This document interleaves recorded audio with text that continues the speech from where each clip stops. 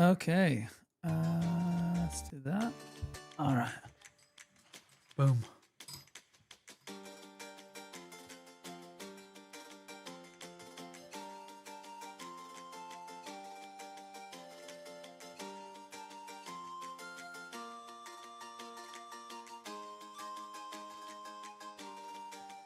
Okay. Yo, what up, Slim Baldimus? Yes, you're first across all 3 platforms, brother.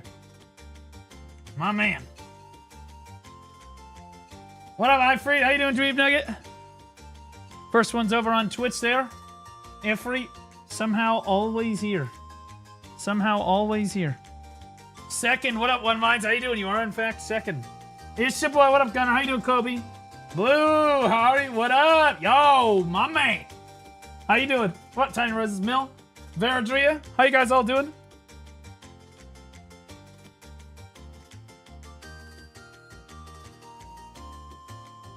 Light Moon, first time chatter. Hey, girl. How you doing, Light Moon? Astolfo, how you doing, man? Peepka, Pop, kick. What up, buddy? Hey, girl. Hey, girl. Hey, girl. Hey, girl. Slay, yes, queen.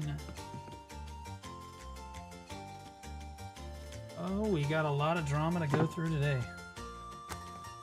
I'm good. How are you? I'm doing amazing. I'm doing amazing. My sub expired. Oh, big Sag. Oh, big Sag. Hey, yay! Love your collab with Memplex and the snacks. Thanks, glad appreciate you. Yeah, we did that. That was kind of an extra thing we did while we were in China. I gotta post it on Billy. I haven't gotten around to getting that done yet. What up, Royal Flex? How you doing? Sup, buddy? All right. He's got the Tyler 1 intro. Sup. At Blue Squadron.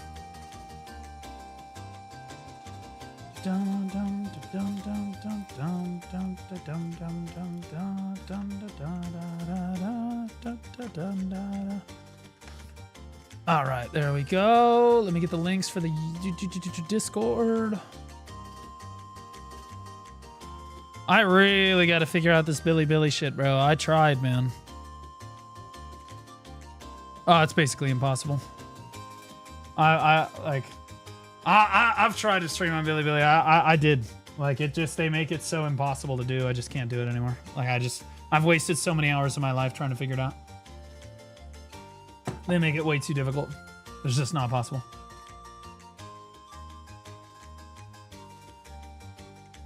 What up, Reality Theorist? How you doing, man? Fiskin, Blue, holy shit. How you doing, Zeno? How you doing, man? Cool shit you did with the whole news format. Didn't catch it live since it was in the middle of the night, but good for me, good shit. Yeah, that's why it's a YouTube video too, brother. That's why it comes out in shorts, YouTube videos, etc. It's all good, man. I love it when people are able to watch it live. Obviously, we love that, but I understand if people are not able to get there. Oh God, how'd my fishing go? Poorly, as it turns out here. It's the first time I've AFK fished in BDO in like forever.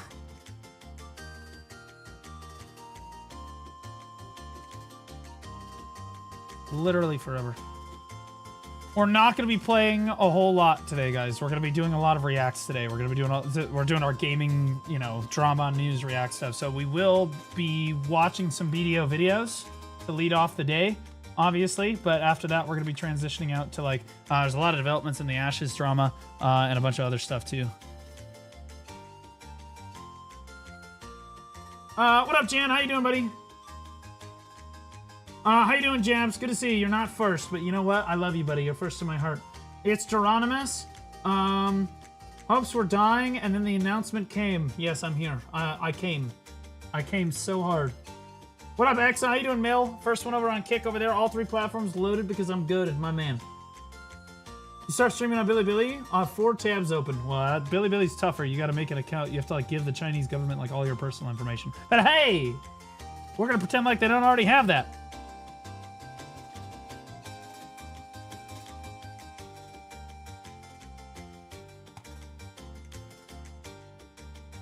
Came when I saw you. Thanks, buddy. If you didn't have a penis, I'd ask you to slide into my DMs. New banner and Where Winds Meet today. We'll probably check it out. I'm down with checking that out. Oh my god, I'm first. Anderson, you are in fact first.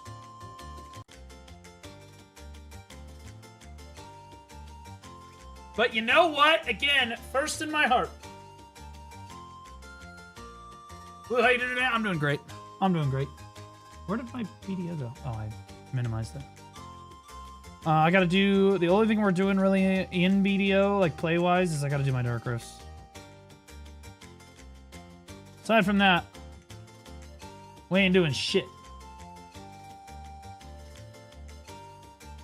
Hey, what up, Case? How you doing, buddy? How you doing, Sport Legion? When PvP and BDO? Soon, TM. Soon, TM, brother. I don't know exactly in what capacity we're going to be PvPing, but it is coming. Just like you are.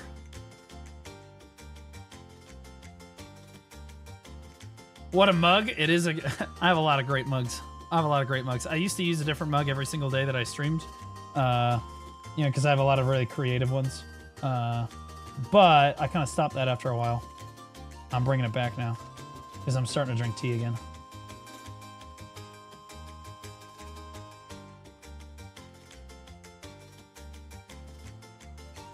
When Mythic and Whirlwinds meet? I don't know. I was motivated to do that for a while. Maybe when Hexy comes out. Maybe when... Hexy. When Hexy comes out, we'll probably give it a shot. After beating all the bosses and stuff, if I'm feeling it. Good morning and good night, Baldy. What up, Zero? How you doing, big man? How we doing, brother? I hope that you took to heart what I told you, Zero. Subscribed for 28 months. 28 months, Pog. Bing chilling. What, do you got some ice cream right there? Bing chilling! Anybody remember the John Cena? No? No one?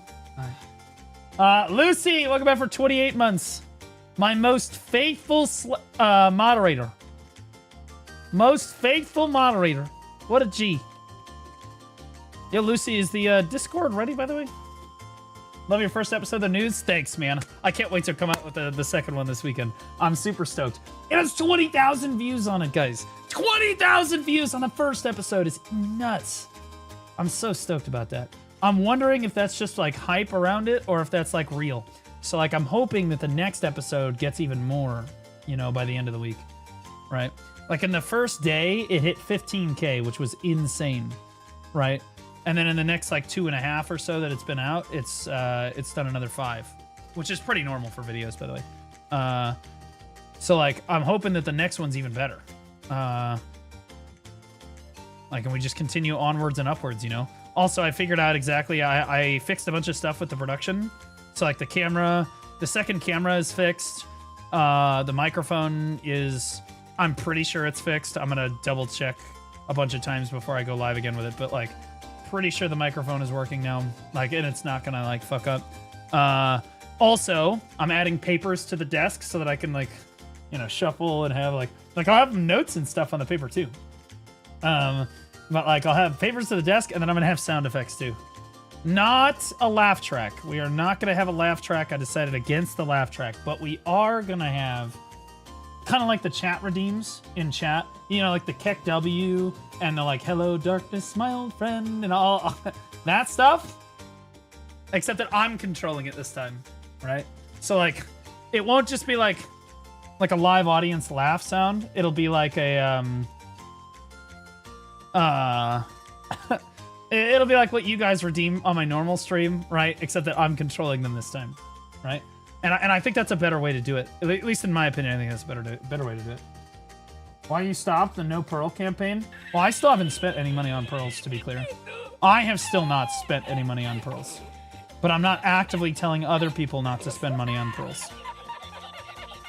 And it's because I think that although the ball was really shitty, and I said this when the ball happened, the ball kind of was really shitty for like a bunch of new content. I gave the ball about a 6 out of 10.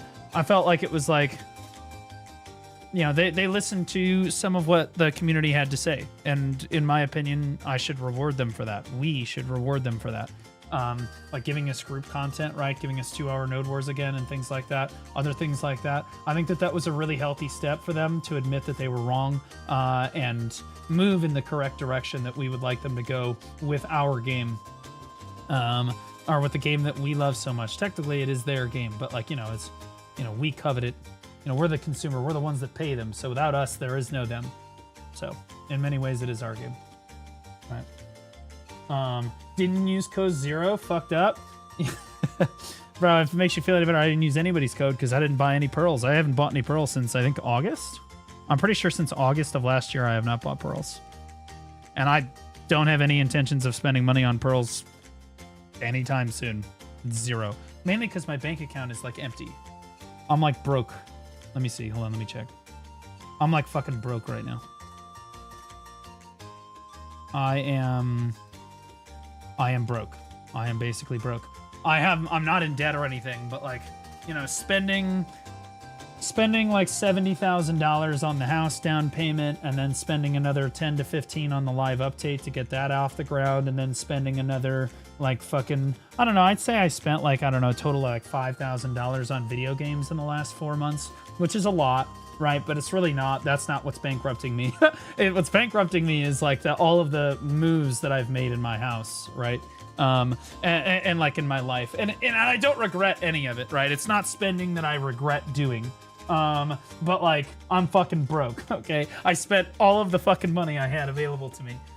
And so like, I'm down, I've got like $1,000 left. You know what I mean? I'm like, I'm good. I'm fine though. We're fine. I paid all my bills. I'm at $0 in like credit card. I'm good. And the money is still, obviously I'm still making money. I'm still making really good money. I'm not saying I'm not, I'm still making insanely good money. You guys are my heroes. You guys are amazing. So I'm not saying I'm not making money. I am not at all concerned, but I'm broke right now, so I'm not going to spend any money. You guys, you feel me? Like I'm like, okay, we're just gonna wait until the paychecks start rolling in, right? So it'll be okay. You come so far since your teaching days. It's so great to see how you are now. Yeah, it's amazing. It's amazing. I absolutely love it.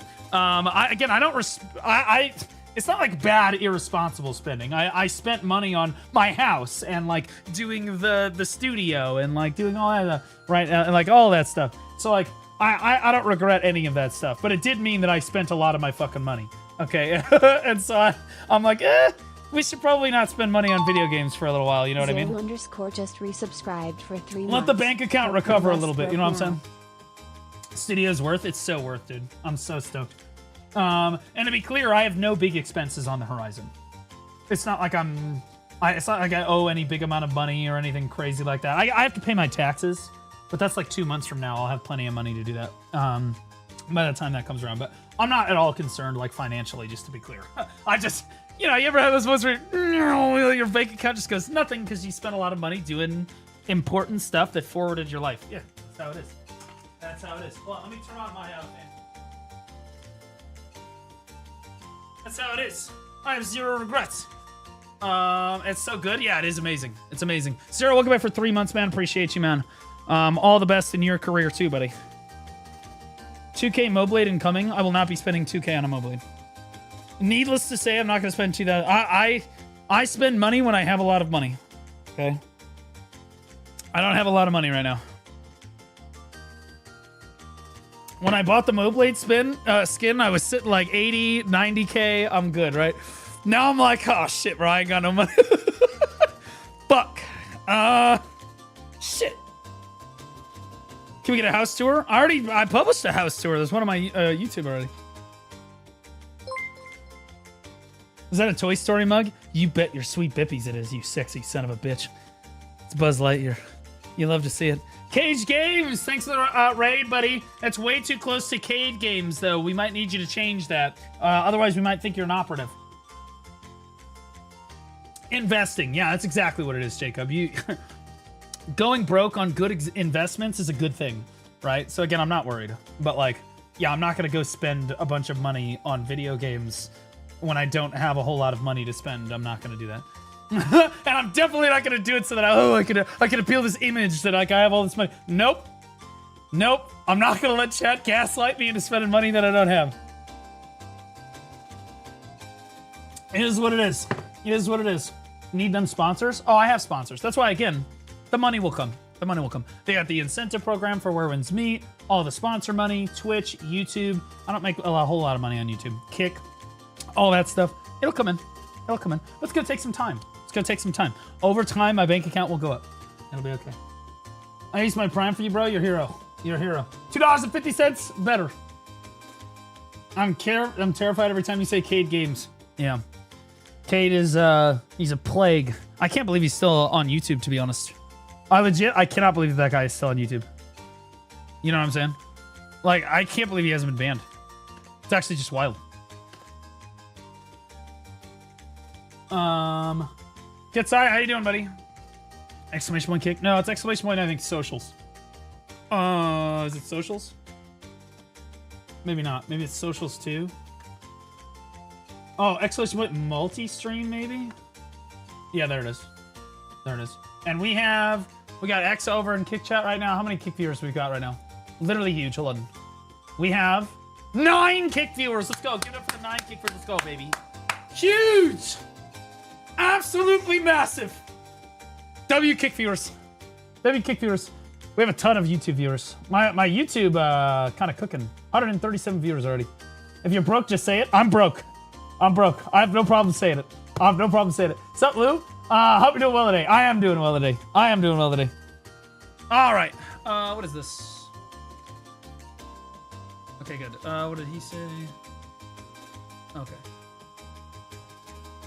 I got pinged. All right. So, guys, we have some BDO videos to go over today.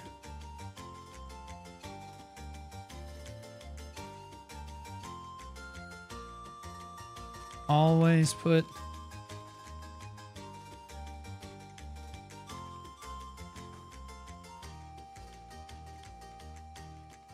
There we go. Queen, thanks for the Prime sub. Appreciate you. Added from YouTube just now. Added you from YouTube right now. Just now. Thanks, Queen. Appreciate you. Okay, guys, we ready to get started? Are we ready to get started? I'm waiting to see if... I'm waiting. Nope, nobody tried it. We have this running thing where people try to ruin my intro every day. Hop on Bongo Cat? What is Bongo Cat? I thought YouTube was supposed to start banning people who reused content like that and reposted the same shit over and over again. Oh, you mean for Cade? Yeah, I thought that they would do that too, but sadly they don't. Sadly, YouTube doesn't give a shit. Sadly, YouTube doesn't give a goddamn shit.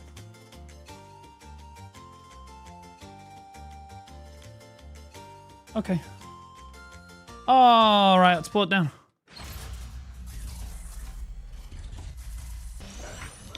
I fucking hate you. I fucking hate you. I'm not fucking leaving!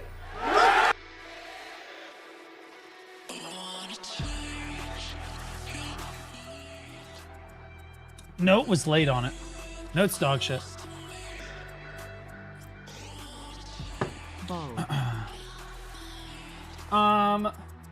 You were so worried about it, you ruined your own intro. Well, they were gonna ruin it anyway, let's just be honest. Hello, motherfucker. DK's the hottest class in the game. She is. I'm just saying.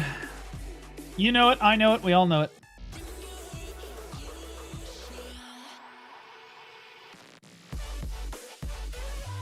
Alright, so we're gonna do our dark rifts and then we're gonna react to stuff, guys. It's basically a full day of reacts today. We're gonna start with BDO and then work our way through.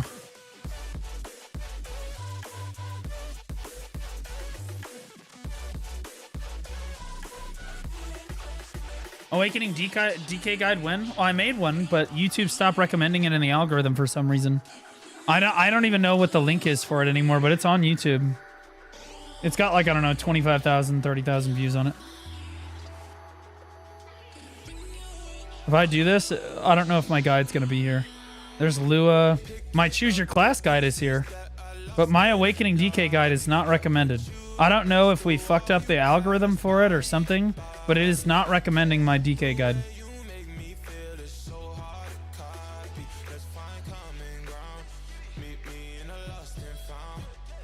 Yeah, it won't even do when I It's, I don't know where it is. I don't know if, like, if I go to my channel, blacklisted. Yeah, it's the first time I've ever seen a video like this happen.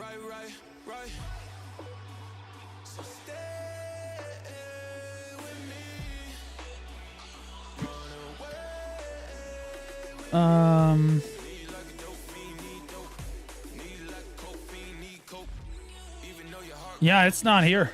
It would have been before this. I legitimately, I don't know where it is. It legitimately will not come up in searches. Not even on my channel, I can't find it.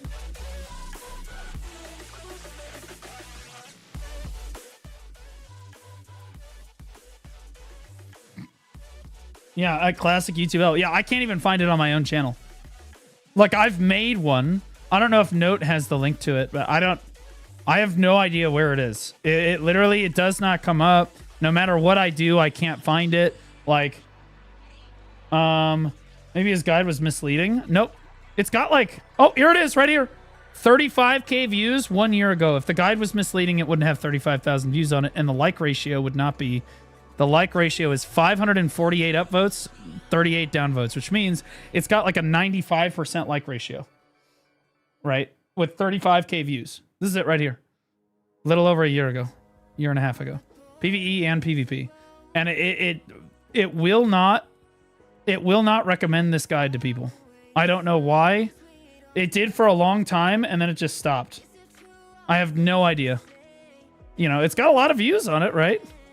3.5-hour guide. Thank God for Lua. Yeah. Well, this is, and again, I can make another DK guide if we need it. I can, but like, it's frustrating to me, but I'm not really super concerned about it. Maybe the hashtags? No, because 35,000 people saw it because it was in the algorithm for a while. And then all of a sudden it was just removed from the algorithm. I don't know why. I have no idea why. I'm rank 4 RBF though, so you know I'm good, right? The fact that she grimaces when she does this really kills it for me.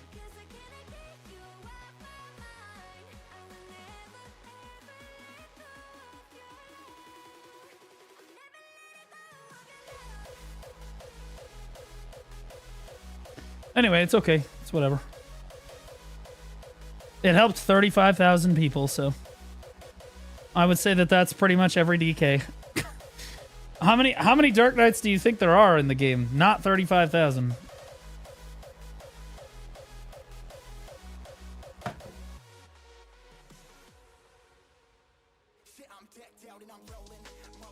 Maybe 6, maybe 7,000. Yeah, something like that. I have 1300 AP, 600 DP. Any recommendations on grind spots? Blue chat. I've been a Decky at Thornwood. 1300 AP. Hold on, I got you. Is it exclamation point grind? Yeah, there it is. Here we go. Wait, that's the wrong thing. Here it is. Okay, so we have the 700 to 800 AP, 800 to 900, or 800 to 1,000, 1,000 to 1,100, 1,100 to 1,200, 1,200 to 1,300, and you said you're 1,300? Okay, so you can... Tungrad Ruins is 1,365 if you can get there. Otherwise, Trolls probably. Trolls. And I haven't necessarily upgraded the silver per hour. It's different now, but like, it's still... These are still the grind zones that you can choose from, though. On here. And you can always go to Garmoth too if you like. That's why the Garmoth is important. The reason I made this guide is that they had just changed the whole like every grind zone in the game had just gotten changed. So I went through to every single grind zone and I tried an hour at every single grind zone and I tried to like figure out how much money people were making there. So for you, obviously Tungrad Ruins, if you can reach it, is obviously S tier, bro. That's what I would do for you if you can get there. But it looks like, because this shows you the AP, the highest you can get with 1,300 flat AP is probably Dekia Thornwood. Like you're already grinding there, so like that's it, right? Trolls isn't even on this right now, but in fairness, Trolls goes up and down depending on the price of the Trolls money is literally completely dependent on what the fuck is that shit called? What's the crystallized despairs? If crystallized despairs are in the fucking gutter, trolls will make no money. If crystallized despairs are really expensive, you'll make a fucking retarded amount of money at trolls. So like you kind of have to look at the Elvia trolls is dog shit. Yeah, again, if crystallized despairs were not absolute trash, then it would be okay. Right. You could also make the case to just go to Hex Marie. That's also fair. Yeah, absolutely. Yeah. I mean, Hex is really good, but a lot of people get really tired of Hex like really quickly. You know what I mean?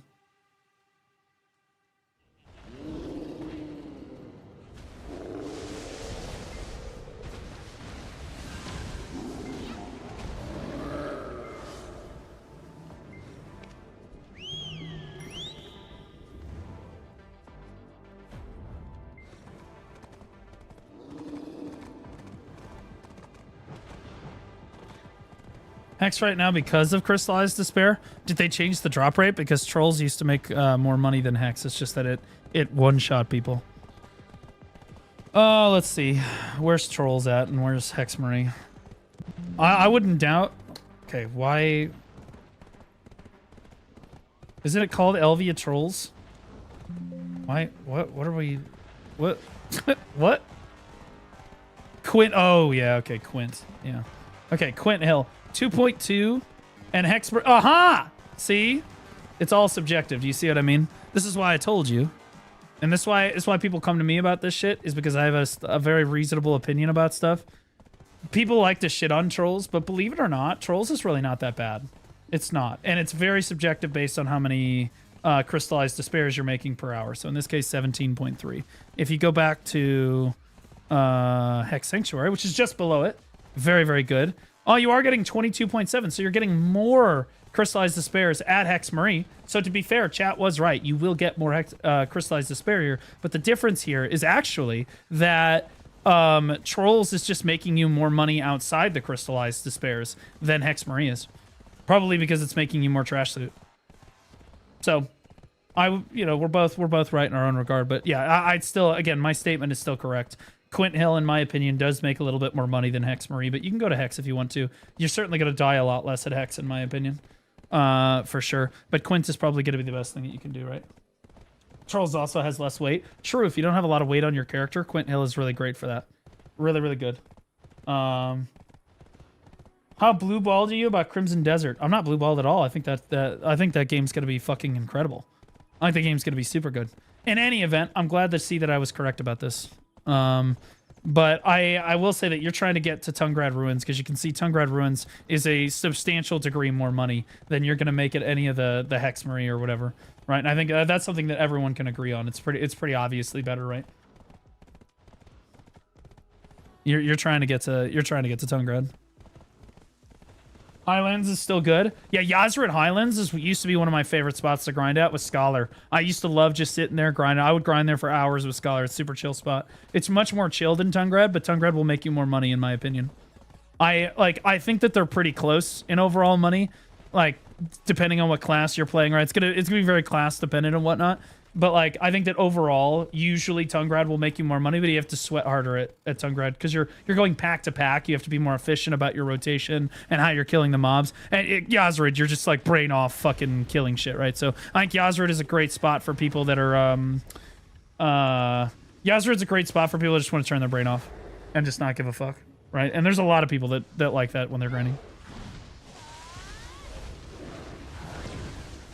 Man, this guy's got way more health than the last boss. I had to use a whole extra skill on him. Damn.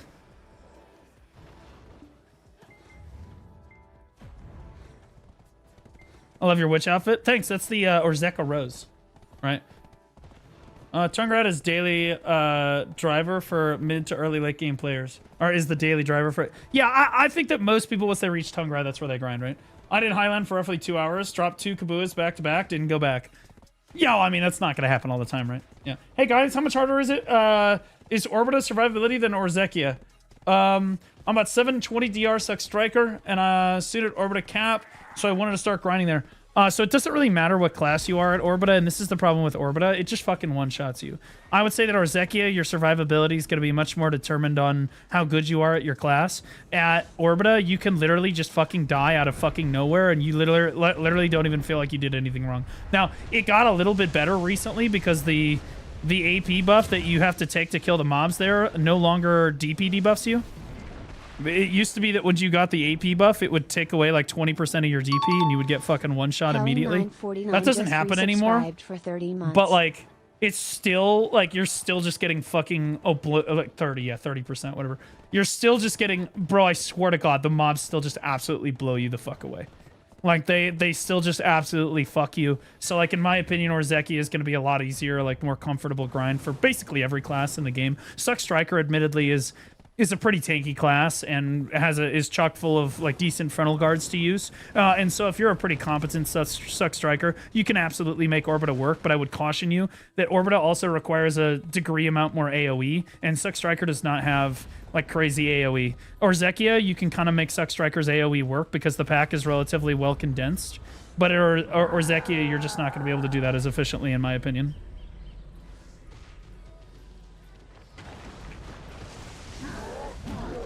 Anyway, I mean, Suck Strikers can agree or disagree with me. You guys are happy to chime in here if you think that I'm wrong or I'm misrepresenting something. Sus Striker. No, Suck. Succession.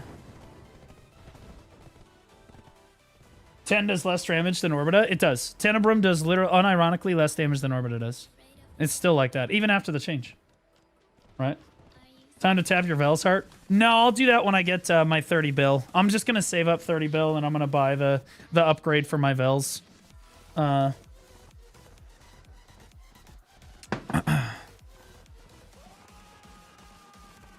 need more AP for Tenebrum? Of course you do. Yeah, I know. We know. That's why we weren't discussing it. How are you employed with such depth of knowledge of the game? Because I'm employed by the community, brother. That's why. That's why people like listening to me, is because I have I just know a lot about a lot of things in the game. I have a general knowledge about a great many things, and I'm also very entertaining. I'm not always right necessarily, but most of the time I know what I'm talking about. That's why I'm the one that makes the guides for stuff. Because I try to take out of my guide, I try to take like my opinions and stuff necessarily out of it. Yeah, my opinions are there, but like usually my opinions are actually fairly shaped by experience. For example, when somebody, all of chat was like, Hexmary's better, Hexmary's better. And I was like, no, Trolls is still really good. Hexmary is great, but Trolls is still marginally better. And now it was for the wrong reason, right? Crystallized Despair versus Trash Loot. But also at the same time, I was correct, right? A lot of people underrate Trolls, and it's because they just don't like grinding at Trolls, which is, I think, unfair, right? If somebody asks where should they be grinding, I'm going to say, I think Trolls is pretty fucking good for 1300 AP. It's not bad at all, right? But most people aren't going to recommend Trolls because they've written it off because they don't like it very much. But Hexmarie is absolutely also a reasonable answer, right? But that's why people come to me and ask the question, because I'll give them both. Who was that? Angeli! Holy shit.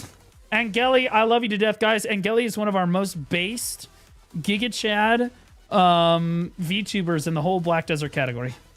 One of our best female VTubers in the Black Desert category, hands down. I've met Angeli IRL. She is a sweetheart. She's an absolute sweetheart. She's exactly the same in person as she is on stream. Exactly the same. She's not fake at all. I love her to death. Thanks for the raid, sister. I appreciate you so much. Pat, welcome back for 4 months. Appreciate you. Thank you so much. Have you done the new BDO gear guide yet? No, because I wanted to update myself. So in order to do the gear guide, I feel like you need to be in touch with how the market of the game has shifted and how the systems of the game have kind of changed since the last time I made my gear guide about 4 or 5 months ago. And I think I'm kind of getting up to speed now. I understand now what I think that new players should do differently from the last gear guide. I haven't quite... I think tomorrow or the next day is probably when I'll actually make the gear guide. Like the next time I'm live, I'll probably do that to lead off for the day. I'll make the gear guide, and then we'll go do something else. Today I wanted to do reacts and gaming news stuff, right? What new players? There's a lot of new players. The EU servers are crowded, brother. Alt accounts. I don't think so. I don't think it's fair to say that they're alt accounts. Do I have any new players in the chat right now? Like I think that we actually do have a decent amount of new players. That you could say that they're returning players too, right? Like that. Like I'm a returning player. Yeah. See, there you go. See, we got some new. Okay, Hathras. Okay, shut up. Note's a returning player. Define So new player, now please. has close Within to 2 50 months. guilds doing NWs every day. Within Is it 2 time months. for you to lock in on your EU account and start doing NWs there? That region seems to be poppin' these days, and there is a severe lack of content creators doing NWs there ATM. Yeah, it's because all of the content creators that used to do node work content have all fled the game and have retired from BDO almost entirely. You know, believe it or not, our Black Desert content creator scene used to be the majority of the content creators in BDO used to be PvP content creators, if you can believe it. If you can believe it. And any of you guys remember when it was like this? The majority of creators were like node work creators, or they were RBF, or they were just doing PvP stuff all the time. They would do like open world GVGs and stuff. I remember, Pepperidge Farm remembers. Nowadays, the community has shifted tremendously. Most of our Node War creators quit a long time ago. And you're right, it might be time for me to return to Node Wars. That's why you see me on my Witch. There is absolutely no reason for me to be playing Awakening Witch aside from the fact that I might have to go lead 99 other fucking retards into battle. That's the only reason I play Witch. So prepare for that.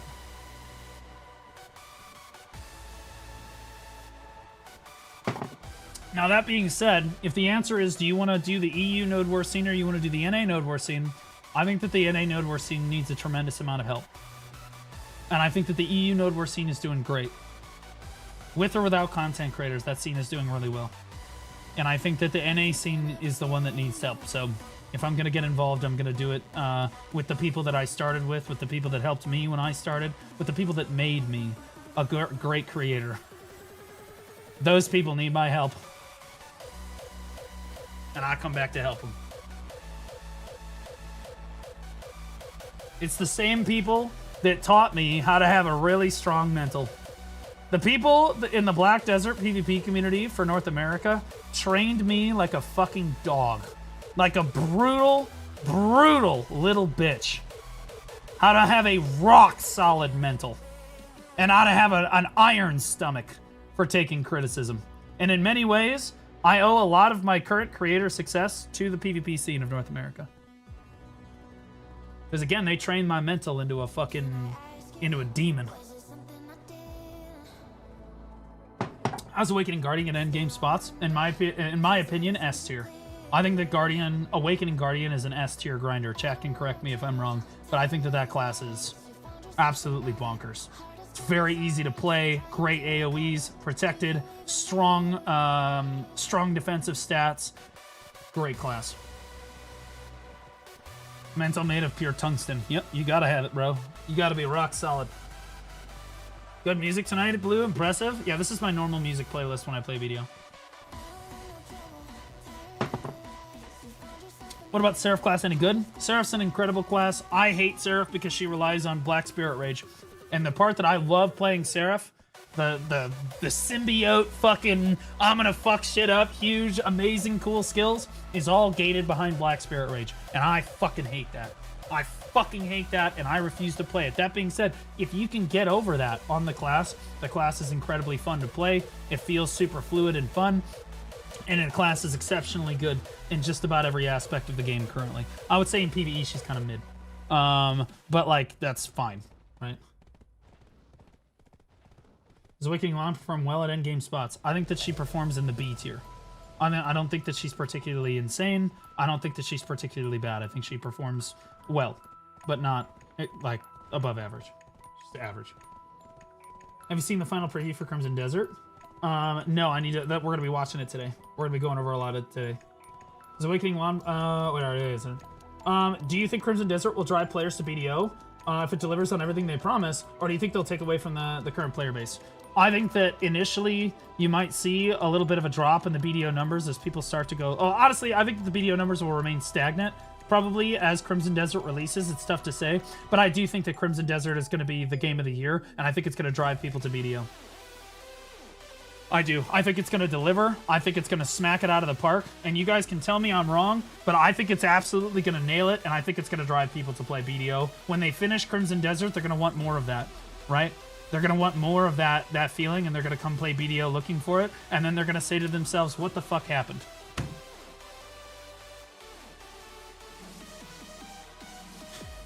But hey, we will get them briefly, right? You know what I mean? And here I can look up some combos for Witch. I do have... Was this my guide? You mean Awakening Witch? Yeah, this is a 3-hour guide. This is a standard Blue Squadron guide. 3-hour fucking guide. This guide is still super relevant, by the way.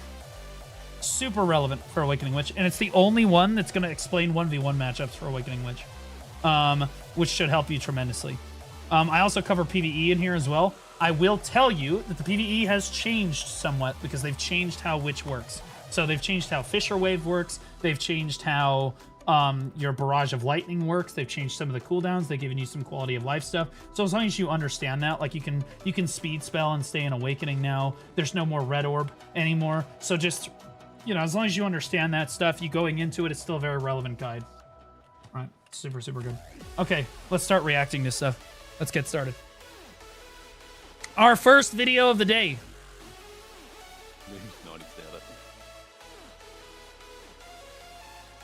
Let me check Pistanity real quick.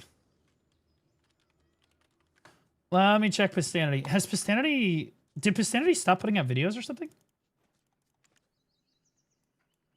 Because I haven't heard anything about it. Videos? Oh, 1 day ago, 10 days ago. Oh, wow. So like 10 days, they didn't put out any videos. Well, in fairness, I was in China, so he couldn't just shamelessly farm my clips. You know, so he waited for me to come back from China. Based Pistanity. Anyway, Oh, God. All right, so we'll watch Pistanity first. I guess we'll watch the most recent one. 15 minutes. Holy shit. Okay, so we'll watch the Pistanity video first, and then we're going to watch this. I was about to be salty towards you, then I realized you're just a dude making a living. Wait, why are you going to be salty towards me? What are you mad at me about? What do you think that I'm doing for money that isn't actually genuine? What were you going to be salty about? Let's have a conversation. That one is Giga? Yeah, we're going to talk about it. This guy. All right, let's hear it. Cringe warning on Pistanity, by the way. You'll get it. Oh, boy. Oh, boy. Moose and Hash, pretty good Noor. You'll hate the Scholar. You will hate Scholars after this one. Reason my guilty. Oh, boy. Come on, Snip. What were you mad at me about? What'd you disagree with me on? It's okay. You're not going to get banned. Let's get it over with. Snip did... Yeah, the account name is sussy, to say the least, but... You were last here in June.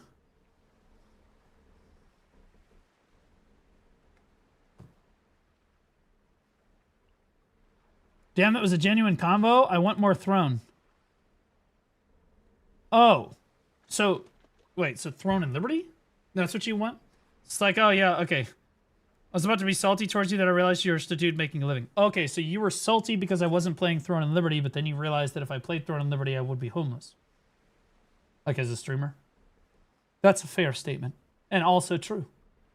Also very, very, very true.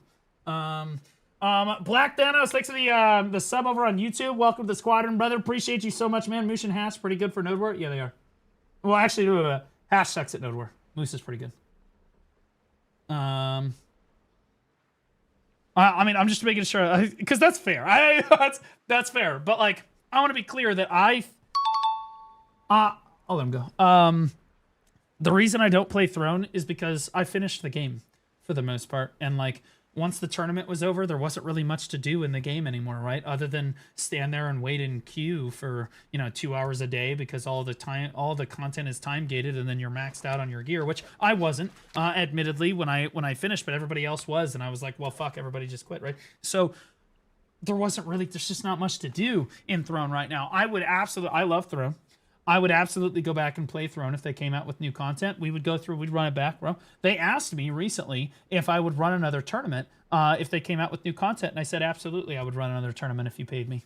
And so yeah, so like they haven't followed up on it at all, but my guess is that like when Throne comes out with another expansion, we'll go back and play it.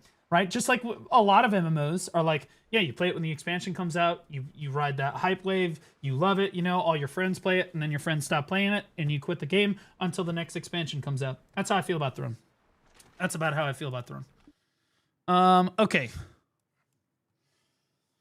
Throne is just daily chores. The gameplay is awesome in my opinion, but the loop is completely fucking dog shit. I don't think that the gameplay is particularly good in Throne. I think that the large scale PvP is S tier. I think that's why you're playing it. I don't think that there's any other redeeming quality of Throne and Liberty other than the PvP. My opinion. My opinion. There are decent parts of like the PvE, like the dungeons are kind of fun to do the first, 50, 60, 70 times that you do them. But after a while, they get kind of repetitive and boring. The open world dungeons are the same thing, pretty fun. But they get repetitive and they're all time gated. So like, it's difficult to love the day-to-day grind in Throne because, it's a little rough. It's a little rough. But what you can love were the open world bosses were so much fun back in the day. And then just the group PvP, the sieges, the drama, oh God, cinema. Love that. And you can't get that in any other game. So would you go back to Throne even though the rest of the game is dog shit? Absolutely, I would. Because I would be searching. Is wonky, by the way. Oh. It's on fixed focus or something. There. It's because I would go back because I can't get the experience in Throne. I can't get that from any other game. Like the large scale PvP experience in Throne, you can't get that from other games. I remember I used to get it in BDO. I used to have that large scale experience that you feel in Throne. I used to get that in BDO. Oh God, and I ran after that feeling. I loved it so much. But then BDO, it's gone now, right? I don't really feel it as much anymore. So like, I'm hoping that they return Node Wars to 2 hours and we're able to bring that back. Maybe they give us Serendia Siege and, life is good. But yeah, until then, you can really only get that in Throne, and that's why people play Throne. But until they release new content, there's really no reason to play Throne. That's my opinion. I'm salty about not getting my Iron Man content. Well, we might still try Iron Man content, but on my alt account, if it makes you feel any better. The more... Like, my gameplay of BDO will probably be more and more on the alt account. I'll do reacts, enhancing, patch note rundowns, and podcast-style stuff and drama coverage for the game on the main account. If I'm actually going to play the game and just sit there and grind, I think that that's just dog shit content. I'm just being honest with you guys. I think that content's ass. I don't like producing it on the main channel. I don't like showing it on the main channel. And so I'm moving away from that because I think that I can create better stuff. I'm just being honest. Okay, so now we have Pistanity here. All right. Your tournament, Tina, was goated. I love playing in it. Yeah, and again, if they come out with another really big expansion that brings people back to the game, I absolutely, we'll fucking run that shit back because it's the only game that'll do that, right? And then, again, the spectate mode in that game is also S tier. You cannot get a large-scale PvP tournament in any other game in the world other than Throne because it's got that spectate feature, which is goated, which allows me to do the tournament stuff, right? All right, let's do it. How you doing, Graphic? Good to see you, buddy. Long time no see. How's it going, everybody? Well, people keep asking me, where do you fish? Because now you got indeed a free, beautiful... Still Hackhaven. Or Tigris. Still Hackhaven or Tigris. Everything. I've heard some bad shit about Grana and Valencia. Like, you don't catch any fucking fish except for, like, the really rare grade ones, and there's just not a whole lot of yellow fish, right? Or, if any at all, yellow fish, right? So, like, that's what I've heard. But, like, let's see what Rapolis found. Beautiful fishing rod in your mail, so don't forget to check in your mail, press B, and you get yourself a triple rod for a whole month. And the biggest question is, where to fish? Well, that's a good question. And these are the answers. That's my recommendation to you. Yes, indeed, Velia is the #1 spot. Because... Wait, what? There's 3 red fishes you can fish. And because the Pituvian fish indeed has... Wait, it's unironically Velia, you're joking. 3 red fishes you can fish. And because the Pituvian fish... Velia is the most consistent. 3 red fishes, even exhausted. Alta Nova, RNG chance, 720 mil fish. Stable money, Barrel Eye, Tigris, Hackhaven. you'll notice that Grana and Valencia are not on this list. So interesting that he puts Velia at the top. That's very interesting. But like, I think that most people are just wondering if their normal spot is better or if they should try going to, like, again, Grana or Valencia, because those were the 2 buffed spots on the recent patch. And the answer is don't fucking go to those spots. It's dog shit. Don't go to those spots. It's dog shit. Wherever you were before is fine. I might go to Velia on his advice. I'm going to try it because it's way easier. Velia is so much easier because you're right next to the well. You don't have to map. You're right next to the well. It's really chill, right? Everyone's already there, right? Hakoven is harder. Sometimes you don't throw the rod in the water in the right spot. Holy fuck, that's annoying. You have to ride your horse. You have to map to town, ride your horse to the well to the spot, you know, like way far away, and then fucking, you know, land in the morning light, and then fucking run to the thing, then map back. It's annoying. It's annoying. Yeah. But yeah, I'll try Velia. Indeed has.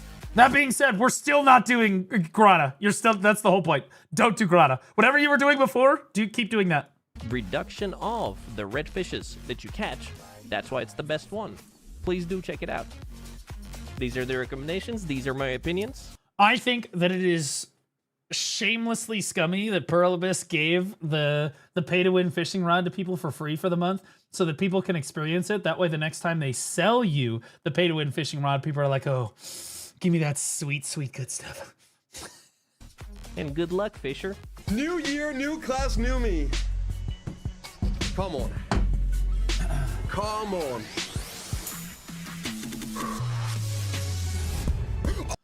Yeah, fuck you. Yeah, I already saw this. I saw it. Yeah, fuck this. 112, though, I think he suffered enough. Grats to Biseptimus.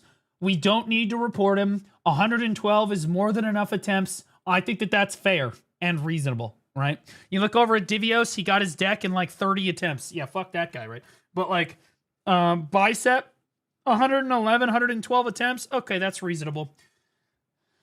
Me, guys, I think we're headed over the 200 mark. I'm not going to lie. Okay. No. Guys, I might be cooked. I think I'm headed over 200. Oh my God. 8 years.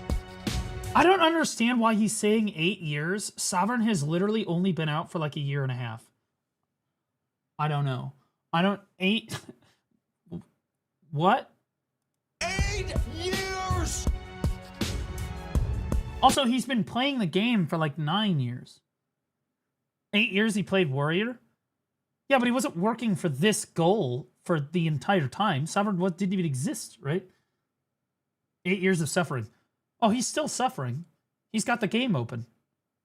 You don't stop suffering in BDO just because you hit one enhancement. No, you're just suffering less for a short period of time. Black Desert Online can be described as massive amounts of pain followed by brief moments of slightly less pain, followed by massive amounts of pain. Oh shit! Wait, you're doing it! Chosen! Oh my god! No way! Wait, What's happening? let him cook, let him cook! Oh my fucking god! Oh hell no! It's hard to tell what's going on here because they've got all others effects turned off and you can't tell. And the graphics are turned like really far down. 1bit1 But just resubscribed it's an Awakening for 2 Nova. months. Woof. It's an Awakening Nova, and I can tell you exactly what these two did wrong right here. Right here. So like at this moment, and you can see it, if you could see behind their monitors, they did this. And that was it. That's why they fucked up. Because if you blink at all while you're fighting an Awakening Nova, you just die immediately because the class, you can't even see the class come onto your fucking screen. It just immediately CCs you and one-shots you. Oh shit! Wait. Let him cook, let him cook! Oh my fucking god! 1bit1b, thanks for the 2 months, man. Appreciate you. Oh hell no! What the fuck? That being said, it was a pretty good play. No! Shit! And if you, oh, by the way, if you look really closely over on the left side of your screen, oh, wait, what the fuck? What? I agree. What the fuck?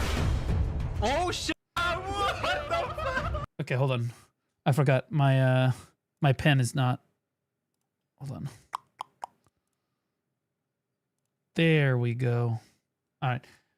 You can see CM Ronan getting hard fucking carried by this Nova right here. Okay, because our CMs are dog shit at the game. Okay, that's all I wanted to say. Let's go. No. I don't even think that that's CM Ronan. I don't care. I don't care. I don't care. Get them. I take every opportunity. Crazy. Let's go. Wait, is it comms? Can you? Okay. I think CM Ronan's name is CM Ronan. Their raid is north. Oh. Their raid is There's a north. bullseye on our part, main raid. Yeah. They instantly came when I opened the gate to get elephant out. They just ran in. Paradox is north of us. They closed it afterwards, but yeah, the entire guild thing, bro. They were waiting for him. Unlucky bad timing. I mean, the thing is, right? You can say bad timing, but on paper, hold it, right? I agree. So wait, what happened here? I'm confused. I didn't see a guild run in. What are we talking about? So he is. No. Shit! Boys, crazy. Let's go. Okay, so there's this guy here. They take the Ellie out, and it walks out. Yeah, there's no one on the Ellie. It walks out. The gate is open. He's calling the Ellie outside of the base. Okay, so he calls the. Okay, so for those of you that don't know, when you take the Ellie out in Black Desert, this giant ass fucking thing right here, this is a giant ass war elephant, you have to physically whistle it out of the base, right? Assuming that it comes out in the wrong orientation, and the Ellie was walking out through the gate when the enemy guild showed up, and they just ran straight through the fucking gate. Absolutely tragic. You hate to see that. You hate. There's a bullseye on our part, main raid. Yeah, and now the Ellie is blocking them from being able to close the gate here. But like they do manage to close it. Game when I opened yeah, the so gate a bunch of people got into the. to get the elephant out. They just ran in. It's not a kick from the Paradox is guild. north of It could have happened to anybody, bro. It's just bad timing. Like that's not even. You can't even get mad about that. He was doing what he was supposed to do. Like if he didn't do that, then you'd have the shot caller going, "Where the fuck is my goddamn elephant?" You know, like I know because I've been there. You know what I mean? And there's some fucking dipshit on defense, like who's like, I can't, it's stuck in the base. So cancer. It's so cancer. Yeah, the entire guild thing, bro. They were waiting for him. Unlucky bad timing. I mean, the thing is, right? You can say bad timing. It is unlucky. But on paper, hold it, right? I agree, bad timing. It is bad timing. But you do not have to open the gates, you know? That's the thing. Like, he's right. Technically, like if he had the game knowledge to know, if you call the Ellie will just teleport outside of the base. It will teleport away from the stick. So you don't need to open the gate to get the Ellie outside. So yeah, Jason is right about that. But you got to have specific game knowledge to know that. you should not open it in the first place. You don't He's have right. to. Here's why it's so bad. Look at me. Let me say I want to leave this base. Oh no, I got stuck on the barricade with my predatory hunt. Oh, is this the barricade should be facing the other way argument again? Garbage. Whereas if you're on this side of the barricade, any ability that gives you air, oh my god, I can jump out of.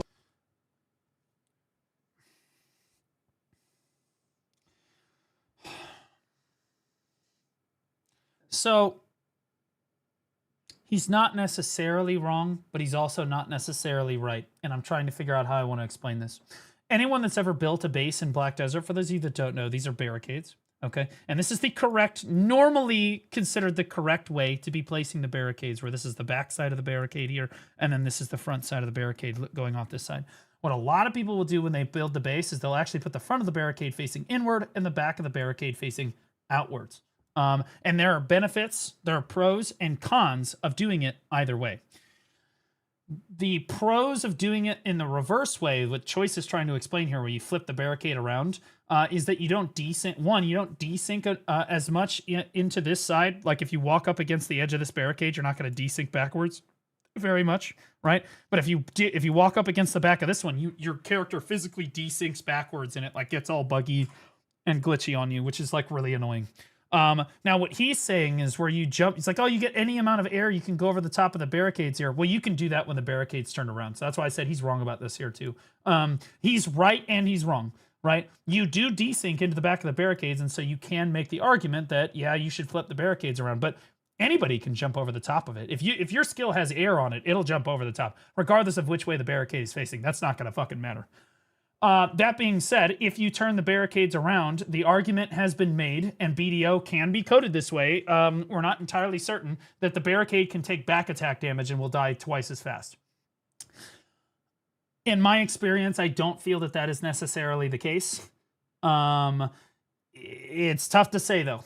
It's tough to say. Sometimes the barricades do die ridiculously quickly, and it's tough to tell. But, like, I don't think that the barricades take back attack damage, in my experience. But I will say that, you know, there's advantages and disadvantages to building them both ways. My base, I don't get stuck in grief. Wouldn't a hit marker prove that? You don't really see hit markers when you're hitting buildings in BDO very often. For years, we didn't know that we were doing that you could do back attack damage to a flame tower, for example. And then they revealed in the patch notes that you could, in fact, do back attack damage to a flame tower. Then some buildings don't have a back, right? Like recovery centers. Where's the back of a recovery center? There isn't one, right? So, like, the question is, how is the barricade actually coded, right? And they removed it, exactly. This guy needs to roll his Black Spirit Adventure. I hate it.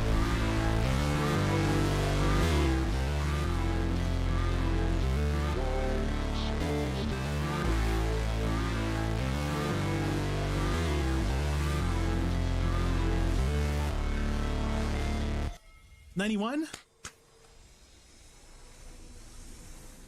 Oh!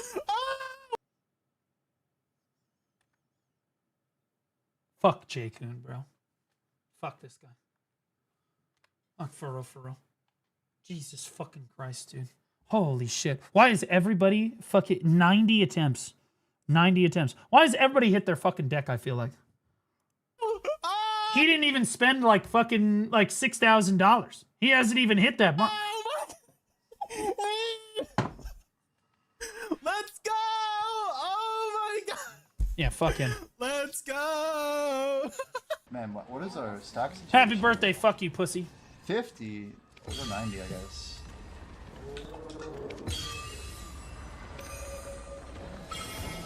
We're doing a 90 stack on a tri-debo in 2026 with no crons. I'll be honest with you. If you're overstacking to the point you're at twice the amount of fail stacks that you should have on an item, at what point should you not just use cron stones instead? Like, I don't, like, bro, like, I don't, like, I just don't,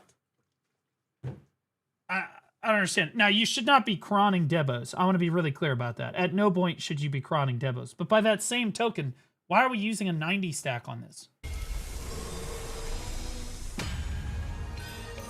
Goes 10 and goes. Yeah, so we used a 90 on try, and then we're going to use a 127 on tet. What the fuck are we talking about? And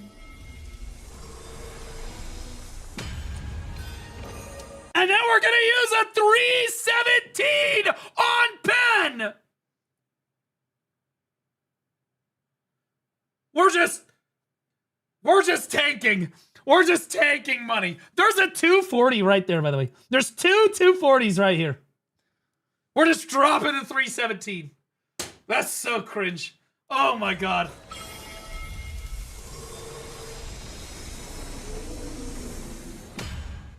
That's so cooked. That's so cooked. Also, that was his second pen attempt, by the way. That was his second attempt.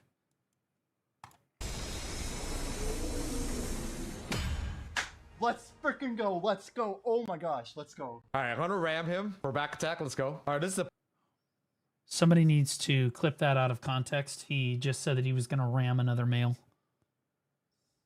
+8 cannons here. So all the ram damage is based off on the cannons. What the fuck? Oh. Bro, Blue Battlefield is cooked. That's so cooked. He literally just sank a Carrack. He just sank a Carrack in like 3 ticks of damage. Just turboed him 100 to 0. Okay? Oh, that is so satisfying. Wait, I thought this was supposed to that one shot. With a goddamn Caraval. Actually, I'm sorry. This is a sailboat. This isn't even a Caraval. The cannons are above deck. This is a fucking a furious sailboat. You can get this in like 10 minutes.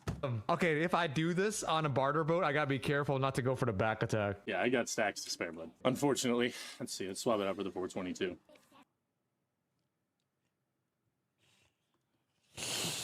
Ah, shit. Oh, God. Ooh, shit. Ooh. Ow, fuck. Oh my God. Anybody else sees his balls just start hurting all of a sudden. Oh God, he doesn't have crons enabled. No! No, God, please, no! Justin! Ding.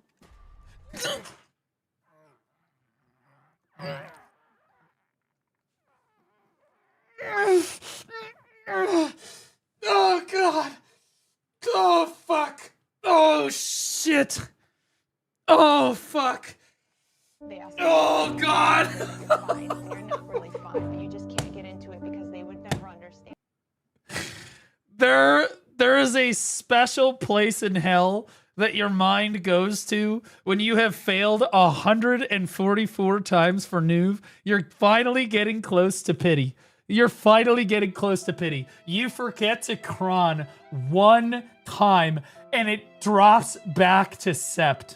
And now you have to get oct all over again before you can then start clicking for Nuve again.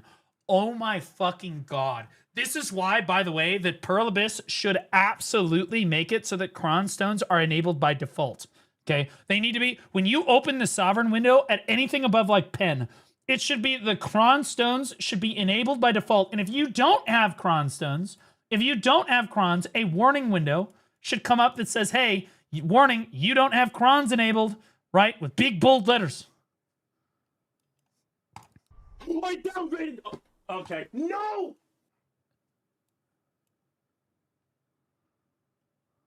Where is it?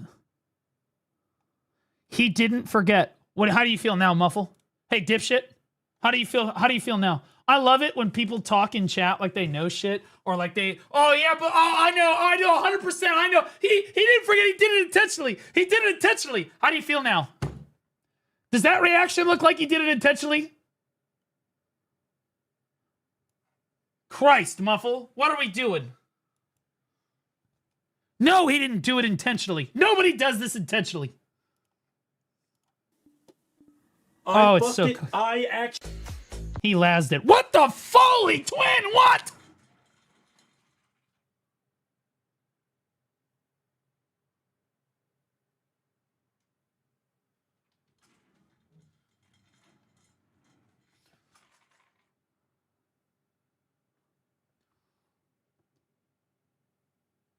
Even the headset's the same color. Bro, his shirt is the same fucking color. Bro, what the fuck?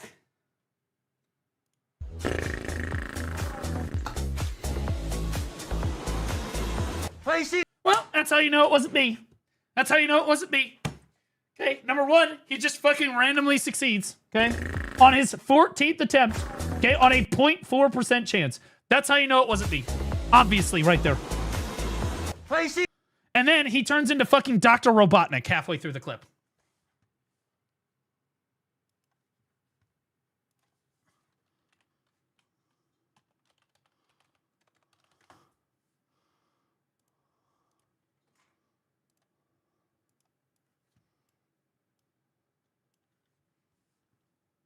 Okay.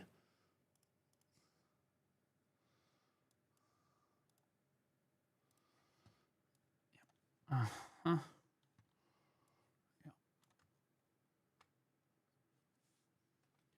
Corporate wants you to tell us the difference between these three pictures.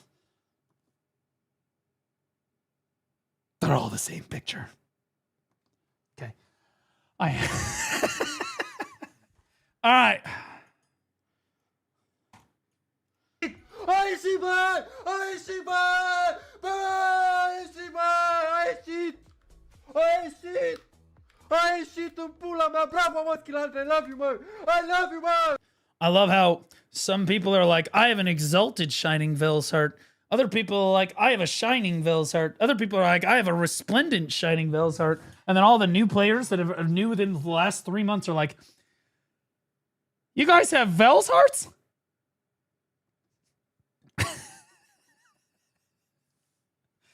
They can't guess shit. Oh, the pressure's on. All right, come on. V1 of them. V1 of them. Wait, they both got it. V1 of them. V1 of them.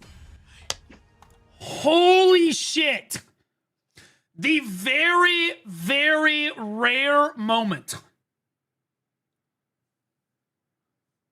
where if you enhance with your friends at the start, you are still friends with them by the end of the enhancement session. Unreal. Fucking both of them went! Let's start. In the sincerest possible way. Is that a guy or a girl?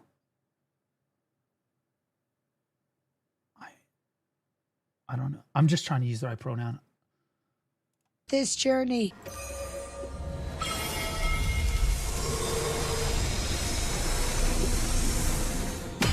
Oh, what do I do now? Congratulations, girl. Slay, I think.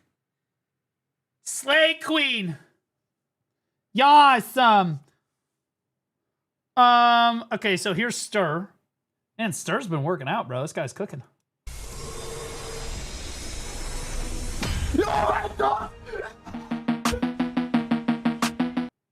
Bro, it's not... Was that even pen? Oh, no, it was news. Wow. On attempt 2. On attempt 2. In fairness, it's 10% chance. Piper. Piper, I'm sorry. I didn't know. Piper, I'm sorry. I didn't know. I had no idea. I'm just trying to use the right pronoun. Slay queen. King. Queen. How you doing, Flames? Good to see you. I'm sorry. Well, you're wearing a hat, which makes it really hard.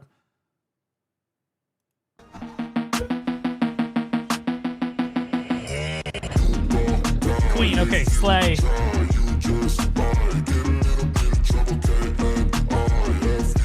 Fuck strikers. Also, why is he wearing the Divios outfit? What? He's playing like Divios too. I can't get my voice back. Well, yeah, obviously. So the voice, and then the hat, and then bro, you can say, I didn't know. Thanks, Piper. He's EU Divios. Вот вы скажите, вроде бы легкий чар, да? По комбо. When you're an RB, that's pretty standard RBF experience right there. I'm not gonna lie. That's a pretty standard. You running along, some fucking lewd ass, barely wearing any Вот вы скажите, вроде. barely wearing any clothing at all, fucking woman lands on your head and just absolutely destroys you. Вроде бы легкий чар, да? You didn't even see it. She was a blur of pasty white legs. По комбо. She lands on you, and then she starts whipping you. She's wearing a bikini. You're all distracted. You don't know what to do. And before you could think of anything, you're already respawning. This is pretty standard RBF. And just as quickly as she came, well, you came, but as quickly as she showed up, she's gone. В пизду. 10 more, and then we go to something else. 9 more.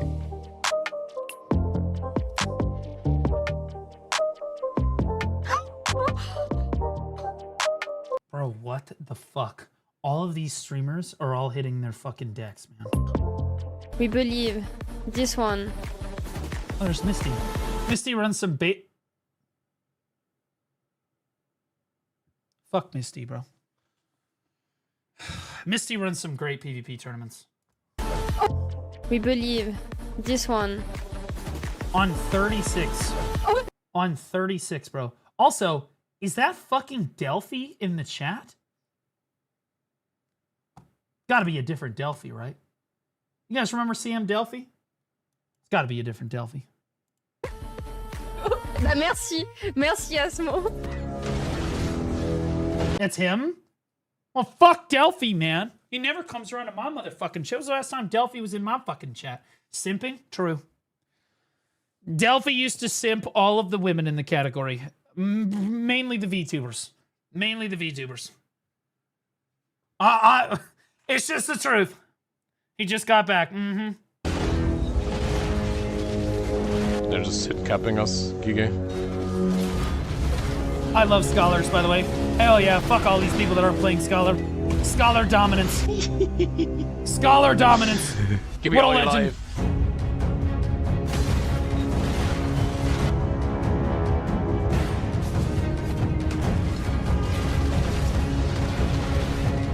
This guy's living the Scholar dream right now. This guy's absolutely fucking, by the way.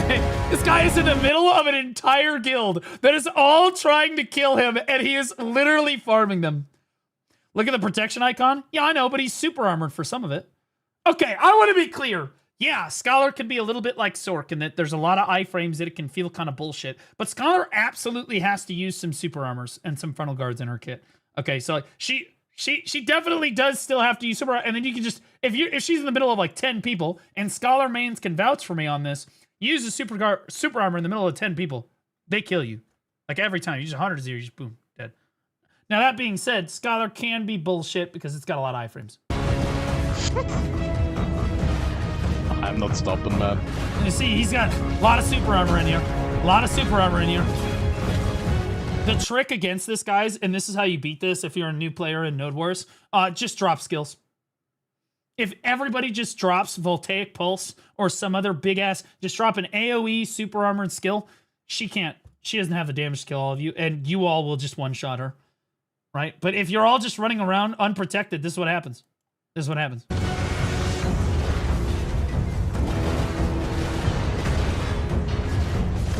And we keep going. Nom nom nom nom nom nom. Gönderdim abi.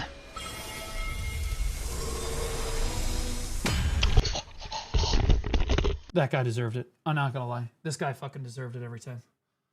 Just 197 clicks. Holy fuck. God bless him. Also, look at that chair behind him. You're talking about somebody that shops at a flea market. He needs this. It's kind of like when you roll up on somebody in your grind zone and somebody, sorry, you're already grinding and somebody rolls up on you and they put up their tent and it's the free to play, like homeless beggar tent. And you're like, you can have the spot, man. You need it more than me. You know what I mean? I think we've all been there. We all been there. I feel targeted. That's just the way that it is. Okay. And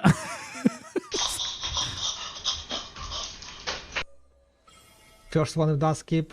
Fuck you, I used that tent, and now you have a grind zone. Okay, because we feel sorry for you. Fail stack cuck chair? Well, I have a cuck chair too.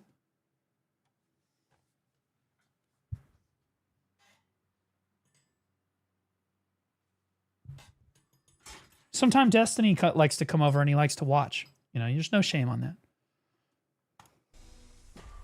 Okay, and then 3 skips, right? 1, 2, 3. Oh my god! This is on the back of, by the way, this is on the back of, he literally got these to Nuve in less than 50 clicks. He got like 3 pieces of armor to Nuve. In less than 50 clicks, 0 to Nuve. All 3 of them. Because he made that video, right? That we watched. And now 13 taps to pen on a 2% chance. And I just want to point out, the CMs came in and they were like, why are you shitting on Byrock? He's not super lucky. Why are you shitting on Byrock? Because I shit on who I want to. Also, I'm always right. His luck turned the corner. Fuck him. He's part of the Rapalus camp now. Okay, there's a big division in the Black Desert content creators. You're either on Team Rapalus, okay, or you're on Team Blue. Okay, and everyone on Team Rapalus one taps everything. The game is fun. Oh my god, I just get the enhancements. I just tap it and it goes. Let's go. And then if you're on Team Blue, it's Team Suffering. Pain and suffering. It's going to take you 100 taps on fucking everything. You're going to pity shit. You're going to be breaking world records for your Manos clicks. Failing. Okay? Welcome to the fucking team. He switched teams. I have no sympathy for traitors. He used to be on Team Blue. Now he's on Team Rapolis. 2, 3. Oh my god! Real voice, Omega lol. Holy fraud alert! Jesus, what do we got? Pirate software up in here? 3 skips! Woo! Who was that? Case VIP, Perma VIP on the channel. You deserve it. Case 2. Also, he skipped it. He didn't VIP, deserve it. He skipped it. VIP. This is a dangerous groups that we're dealing with now.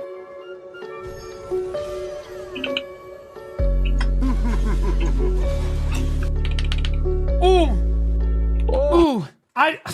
I do want to say, for the record, this is why everybody hates Succession Ranger mains.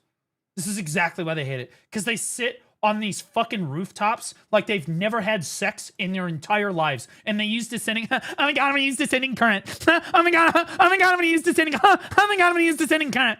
Okay, and then they get like fucking 6 fucking kills. And then you look at the kills, like the kill feed at the very end, right? And they're at like the top of the kills in Node Wars. And you're like, oh wow, that guy's a god. When anyone that actually plays Node War knows how easy it is to get kills on Suck Ranger. Fucking pussies, bro. Oh, we wiped him! Oh my god! Sounds like a Let's personal go! grudge. No, it's a grudge of somebody that's been in a lot of Node War guilds and knows that fucking... I'll be honest with you, if you're not top of the front page as a Suck Ranger or an Archer during Siege, you are actually dog shit. If you're patting yourself on the back because you're bottom of the first page, or you're positive in Siege because you're Archer or Ranger, you know, it's because you're literally the worst fucking Ranger in the entire fucking guild. Like, for real. Actual dog shit. Literal dog shit dumpster trash. Because if you are not top fragging, you're trash. And if you are top fragging, you're still trash. Your class is just fucking easy. Fuck off. We don't give Rangers an inch. We don't give them an inch. We give them all 8 inches. Bet you didn't know that where that was going, huh? Killed, by the way.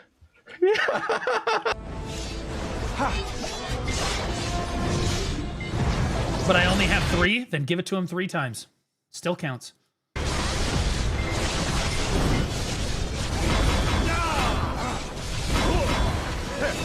This is hash porn. Like, sincere. This is Hashashin porn right here. This is what this is like. I'll be honest. Most hashes. This is really impressive. This is impressive. I know it doesn't look as impressive as the last one, or maybe you got more kills than the Ranger. But sincerely, Hashashin in large scale PvP sucks fucking dog shit balls. It does. It sucks absolute donkey shit balls. And if you've ever played large scale PvP on Hash, you know how much of a rat that you have to play as in order to get a lot of fucking kills. Okay? Like, it's super, super difficult to do. And so, like, being able to pick up, because this was an opportunist play. He waited for them to engage on the flame tower, and then he fucking jumped on him and absolutely blasted them. And that's the kind of fucking presence of mind. That's the kind of good player you got to be to top frag on Hash. It's possible to top frag on Hash. It is. I've seen some phenomenal Hashashins, but they're some of the best players in the game. 3 skips and go? Okay, good. 3 skips, right? It's a very difficult class to make work in large-scale PvP. In 1v1s, Hash is busted. Fuck that fucking class. But in large-scale PvP, that is one of the worst classes in the game. It's very difficult to make work. 3 skip. 1 skip. Oh, thank God, bro. I thought he was going to 2 get skip. another one, bro. What the fucking... What? Dude! 4th attempt. 4th attempt!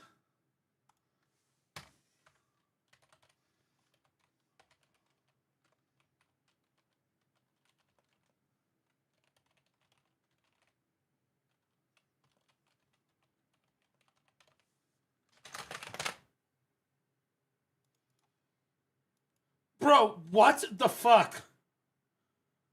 What the fuck, dude? Literally 4th attempt deck on top of hitting his armored deck, on top of hitting all of his armored and even less than 50 attempts.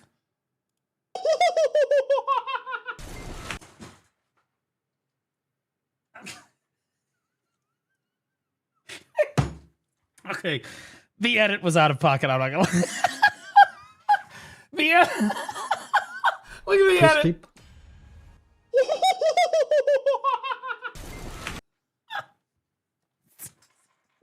Okay.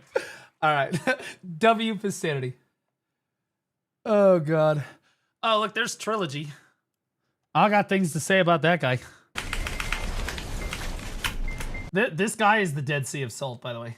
If you've ever interacted with this guy in PvP, that guy is literally the Dead Sea of motherfucking salt.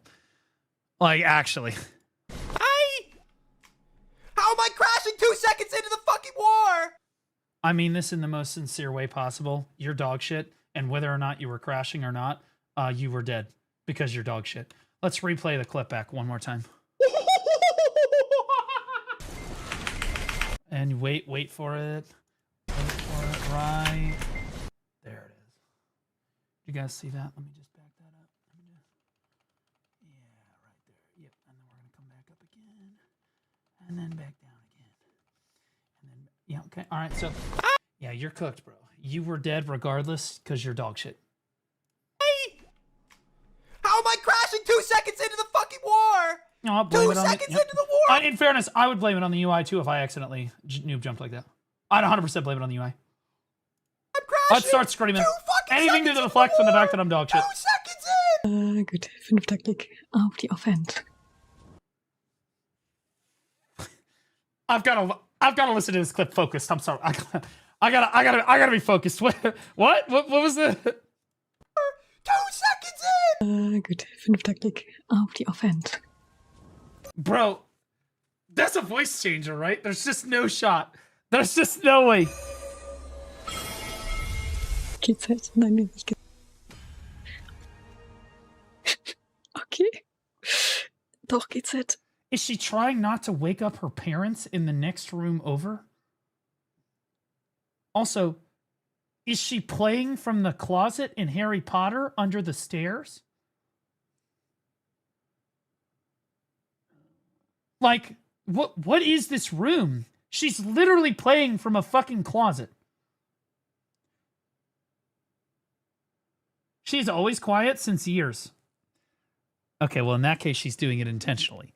If she's been streaming for a long time, she knows what she's doing. She knows. You guys know that I know too, obviously. Okay, I get it. I understand. She knows what she's doing. She gets it, bro. Yeah, some ASMR shit, you know what I mean? Because like when girls whisper into their microphone, it sounds like they're having sex. I'm just gonna say it. Fuck it. That's what it sounds like. Guys picture sex when girls whisper into the microphone. It's just the truth. It's just the truth. That's how guys work. You say get laid, bro, but that's why there's ASMR. Why do you think ASMR content is on Twitch? Why do you think guys are watching ASMR content? Do you think it's because it's soothing to them? Do you think that that's the reason? No, it's because they're relating her voice to sex. That's how it is. That's how it always has been. So when you see somebody that's just intentionally like, oh, so I'm going to click this. Oh, I'm going to click this really good. I'm going to click it right now. Okay, it makes you feel a certain way about somebody. You know what I mean? You're like, what the fuck? I guarantee you, some of you right now just got weirdly aroused and you don't even know why. Okay? You're welcome, by the way. You're welcome. I can do it too, okay? It's the truth, okay? Like, I'm just being honest, all right? She knows what guys want, all right? It is what it is. There's no shame in it. Lucky number 5. There's nothing wrong with it. For 1% in a dream. Puta, syempre, yeah, that sucks. Well, welcome to Team Blue. Wait, you're on your 6th attempt, brother.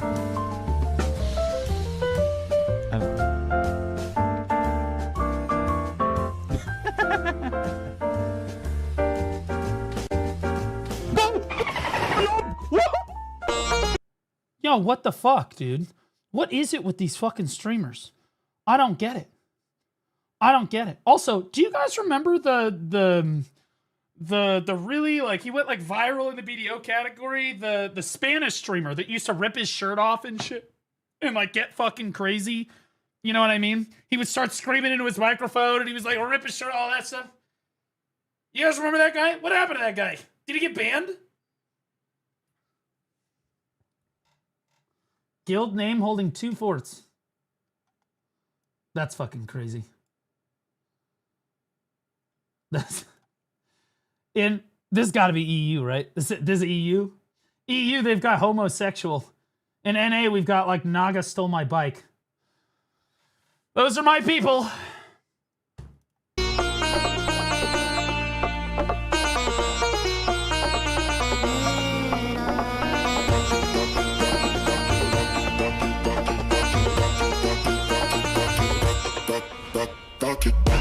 Dude, so this guy plays Striker and Awakening Striker and Suck Sage. Are we sure that this isn't just Divios on an alt account? Or if Divios just changed his name? Because he's got the same outfits and drip, like coloring, as Divios does. Are we sure it's not the same person? Yeah, Naga's in Paris. Yeah, we all know about it. Yeah, we get it right now.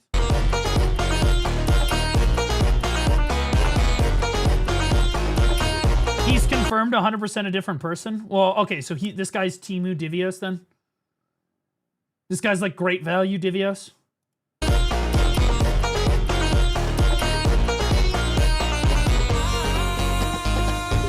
А нет, поставил. Так, прогноз закончен. Погнали. 13-й. Ask Mag is GOAT? No, Ask Mag is second to GOAT. Okay, not even second.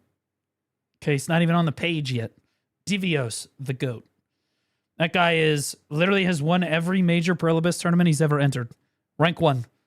Okay, and he's got the greatest of all time title.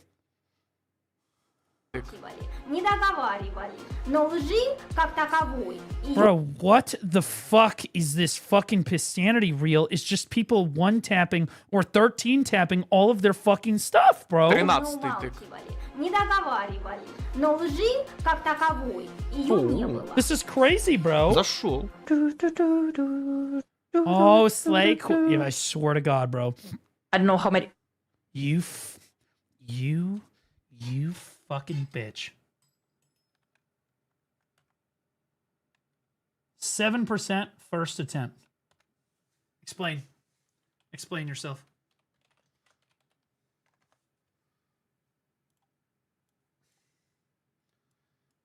Listen! I went 2 for 271 for Nuve weapons. Let me have something in life.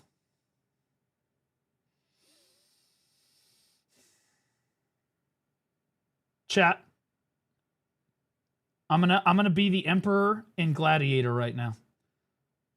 I'm gonna be the Emperor and Gladiator right now. Chat.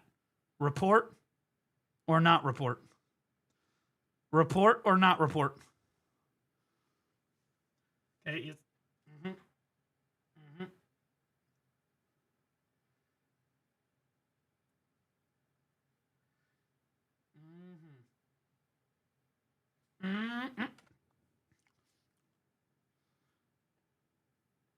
I wanted it in Minecraft, in Minecraft. What the fuck is wrong with you, bitch? What the hell? You wanted a what? Holy shit! In Minecraft, in the game, in game. In Minecraft, yeah. She said it. In game. Jesus fucking Christ! What are we?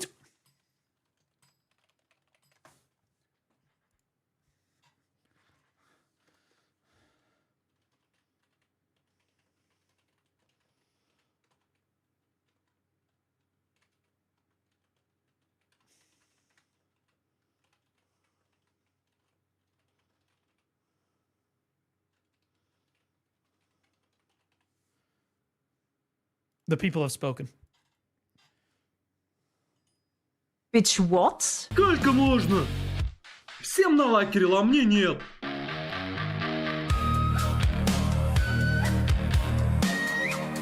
Бам! Бам! Сюда! Сюда, сучара! Подышь! Пока не нарешь на эту корейскую...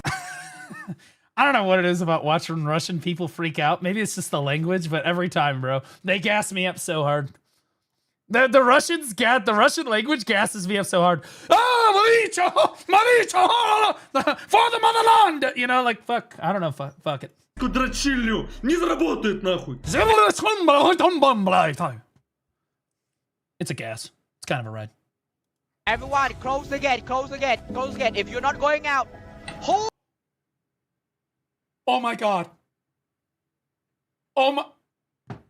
Oh god. He removed it. Работает нахуй. Everyone, For those of you that don't know, when you walk up to a structure in war, if you're an officer in a guild or like an advisor or whatever, which he is, there are two options: close the gate and remove the gate. And for some reason, the remove function takes 2 seconds. 2 seconds. So if you click the wrong thing, you actually just completely fuck over your entire defense squad in about 2 seconds. close the gate. Close the gate. If you're not going out. It's always SEA that does this. It's always SEA that does this. Please tell me this is the Asia server. Please tell me this is the Asia server. It's always Asia. It's because Briggs is like their best shot caller, and that fucking dude is retarded. That dude is fucking retarded. Like, Briggs once told me, he goes, Blue, can you review my VOD? I'm like, Briggs, I cannot review your VOD again. And I love reviewing Briggs' VODs. I loved VOD reviewing his stuff. The problem is SEA is like crazy racist. Crazy racist on each other. It's insane. In any event, he's like, well, why won't you review my VOD? I'm like, Briggs, at one point you talked about killing Jews. I just can't. I love you, man. I love you to death. I do. You know, I know it's nothing personal, but like, you're just gassing your boy, but you gotta tone it down. He's like, fine, God. Oh, I didn't realize you were so politically correct. I'm like, bruh. That's Asia. That's the Asia server in a nutshell. I'm not literally crazy, bro. I loved reviewing Briggs VODs. I love reviewing. Bring the. He always rolls. He roll his R's like Chris Valley. Bring the gate forward. Bring the gate. Axes. No shit. We're at the wrong fort. Leave. Put the axes away. The wrong fort. There was one time, I shit you not, Briggs, literally, it's the start of Siege. He charges down the wall. He got all gassed up. We're like 2 minutes into Siege. He charges to the nearest fort, okay? Charges down the wall. Breaks a hole in the fort. And he's gonna be, get inside, they're not here yet. Get inside, axes, axe the fort. And they're axing it down. It's falling 80, 70, 60%, 50%. He's like, we've got them. They're dog shit. And, wait.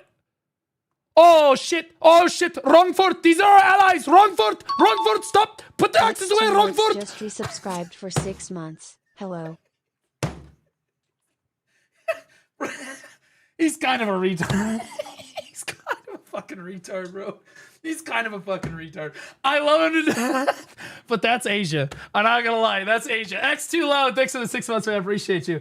It's peak, yeah, it's peak. I would totally review one of his VODs, assuming there wasn't any, TOS stuff in there. Oh, man. Who fucking removed the gate? Who fucking removed the gate?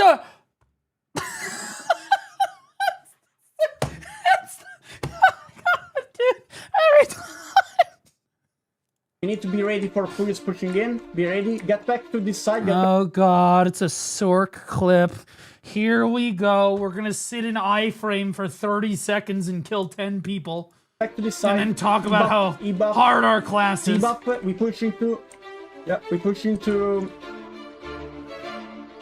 pink. Into pink once again. Pink is regrouping here. Push into pink now. A lot of cities. Look at that. Guys. Come in now. Oh, yeah. Oh my god. Okay, that was actually a pretty good play, I'm not gonna lie. That's exactly how you should play Sork, by the way. Not gonna lie, that was actually a really good play. So this is how you should flank in BDO. This is actually a great example of how to flank. I'm actually gonna use this for a second. So they're waiting for the incoming push, okay? And this is mains, if I remember correctly. This looks like one of the hills in Medaya.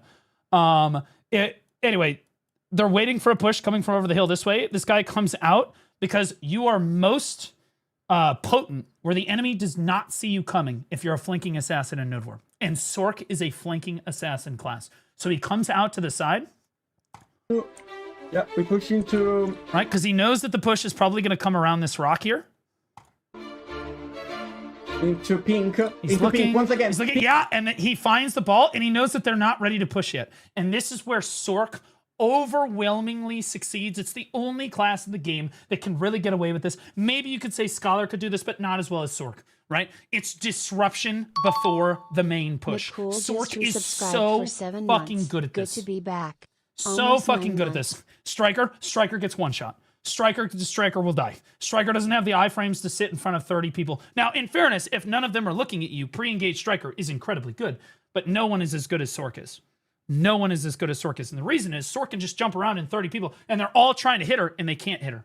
They can't hit her. They can't do anything. Right? So this guy jumps up. They're not ready for it. Hits him with a big dream of doom. Comes in, gets the big CCs down. They're not looking at him. Gets the GRJ. That's Grim Reaper's Judgment down. Look at him doing a bunch of damage. And this is the pre-engage. Now the entire enemy offense ball, which was getting ready to engage before, now is backpedaling. They're like, fuck, we can't all heal. Somebody help us. And then here comes the engage from his guild over the top of the hill, and they're going to mop up the rest of this, right? There they are right there, coming in to mop up the rest of this. And that was all on the back of one of the best Sork plays that I've seen in months.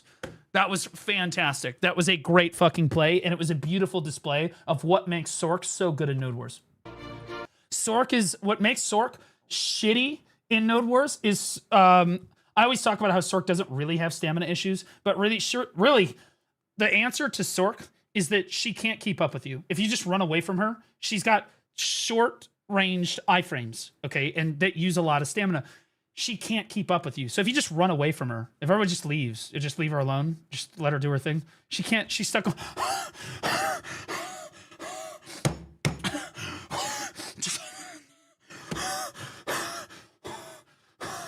Okay, the whole time, she's just completely gassed out. But if you sit there, right, if you sit there in the middle of everybody and you allow her to jump around you, then yeah, that's where Sork succeeds. That's why pre-engage Did you see and analyze the Guild League stats that they put out?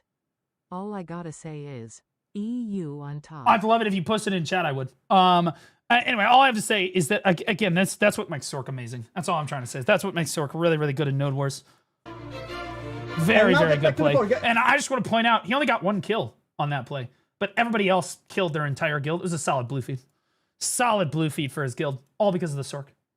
100% on the Sork's back. Get back to the fort. Get back into the fort. Get back into the fort for brutal. Everyone on brutal. Everyone on brutal now. Everyone on brutal now. And then he died immediately because he's dog shit. But you know what? He served his purpose. Yeah, everyone. Honestly, that's how you know he's not like a great Sork. Great Sorks cut their clips before they die. An amateur mistake, to be honest. Rookie hour. Rookie hour. All Sorks know this. Everyone on brutal. We fight on fort, on brutal, on brutal, on brutal. Everyone. Everyone fight around fort. Fight around fort. Everyone around fort. Around fort. Ah, good job. GG's. GG's. That was crisp. Long linger? Oh my god, that linger was so great. No. Oh my god! Fucking Al-Shaida, fucking terrorist leading organization, fucking roach. You lucky fucking America doesn't come up justice your ass up in the fucking stupid fucking...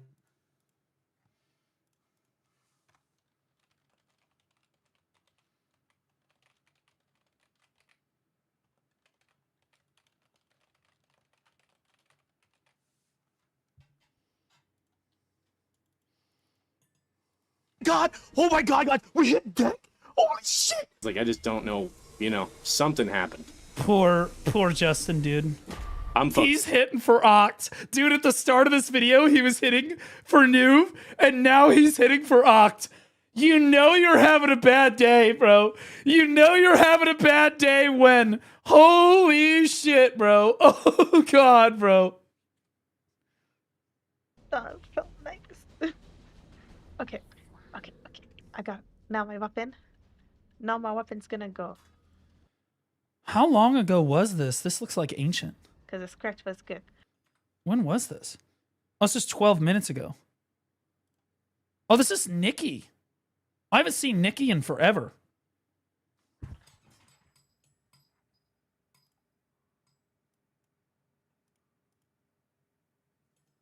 Is she using a face filter?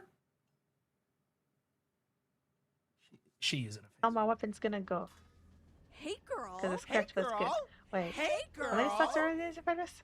Oh, yeah. This one. Okay. Surely. Is she using a voice changer now, too? I almost didn't recognize her. I can barely even hear her. It's not gonna hit 14. Surely, it's gonna go. She's, oh my god, she didn't chron it. That's not as bad though, because she's hitting for pen. That's not as bad though. She's hitting for pen. It doesn't matter. Whatever. She's got to get 10 again. Nobody gives a shit. It's fine. I forgot to clone it. She should not be using 263 fail stacks for pen, by the way. That's insane. What the fuck are we talking about? She, honestly, did her a favor. Did her a favor. I forgot to fucking clone it. I forgot to fucking clone it. Yeah, did her a fucking favor, bro. You should not be using 260s for fucking pen. What are we talking about? I don't know. I genuinely don't know what it is. Like something. Poor Justin, bro. Should have said yes to something that was a no, or should have said no to.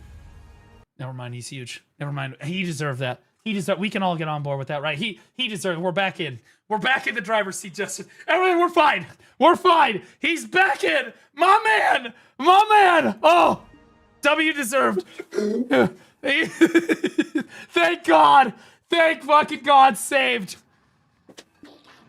Yep. That's about how it feels. So, one of the planes missed the towers. Oh, thank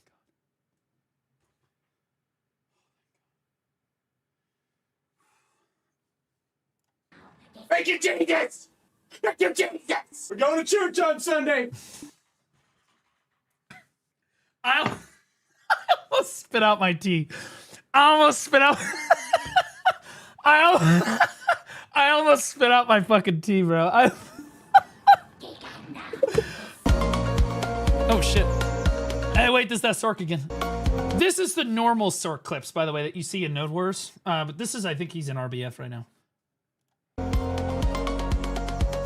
This is where he's jumping around. Perma iframe. Oh, look at that. He got a big Grim Reaper's Judgment. Who'd have thought? Every time with these fucking Sork clips. And he got a bunch of fucking kills. Nobody fucking cares. His other clip was much more impressive. Again, that's, again, much more impressive. Can we say W Awakening Lawn? That fucking Awakening Lawn just grabbed an iframing Sork. Holy fucking what? I didn't realize. It's my bad. I thought the clip was about the Sork. The clip is really about this fucking Giga Chad super hot Awakening Lawn. Look at this fucking absolute. I can't read his name. It's like Yura or something. Yura something. Absolute fucking Giga Chad. Miss. But you know what, Urine? You're an angel. You're an angel. You know what, Urine? You outplayed this dog shit fucking waste of space Sork, and you deserve that kill. You're gonna get farmed now, but you know what? Nope, he still died.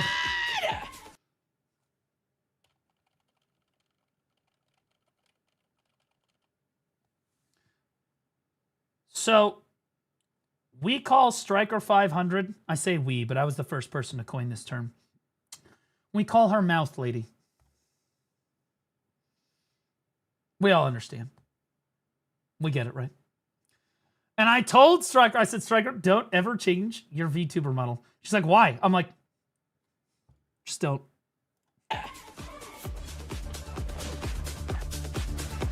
I'm alive. I'm alive. I'm alive. I'm alive. Oh my god, I thought I died. I thought I died. I was just sitting there. I don't want to be this guy, but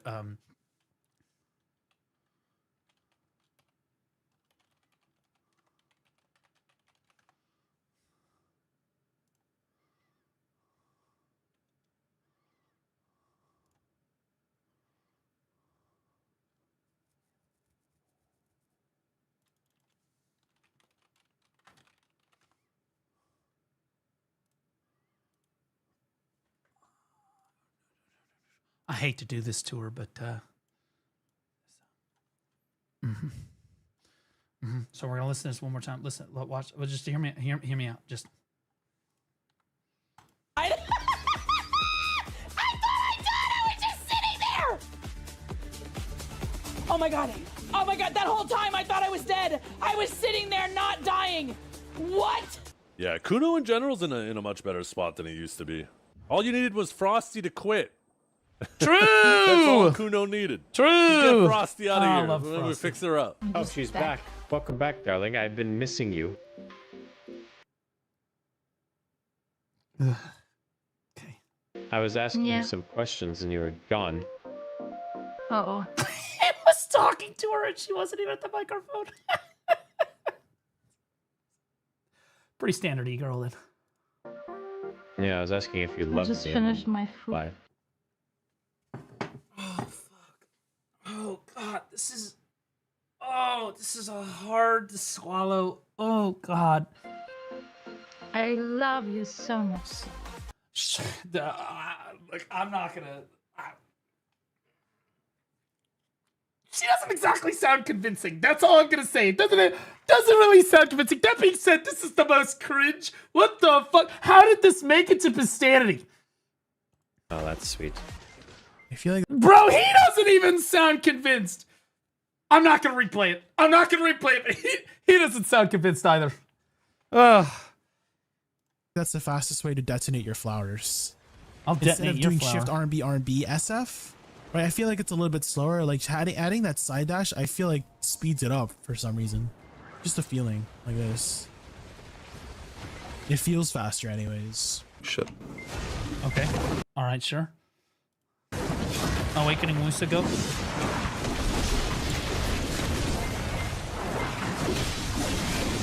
This is really strange warrior gameplay. 8 years!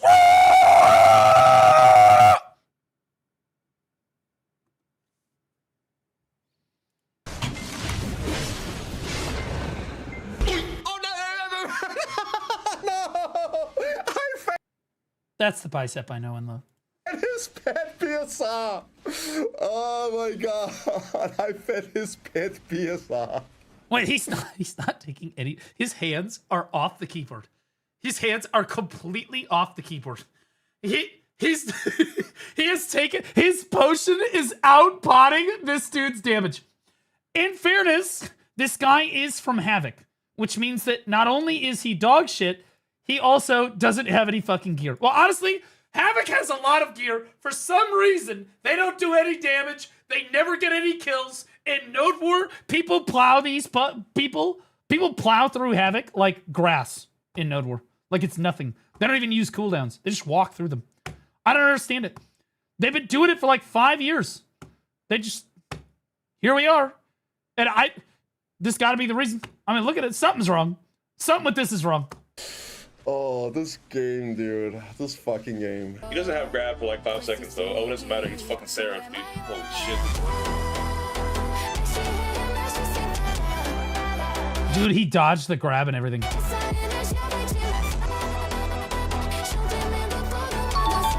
might be the fucking best to ever do it, bro. I'm not gonna lie. Nimdork with a brand new T1. Nothing makes me wetter than a brand new T1 sub. That's what the wet floor signs are for. You. Although this one's broken. Because I threw it.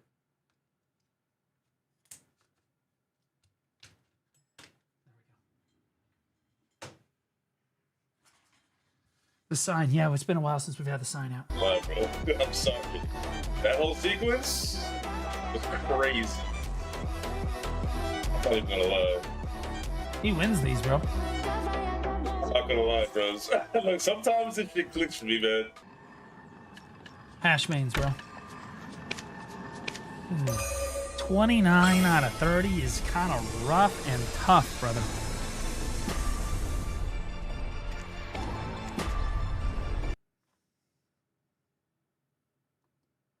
Welcome. Welcome to Camp Blue. No one's ever happy to be on Team Blue Squadron. Everyone's so happy when they join Team Rapless, but they come into my arms, they're crying normally.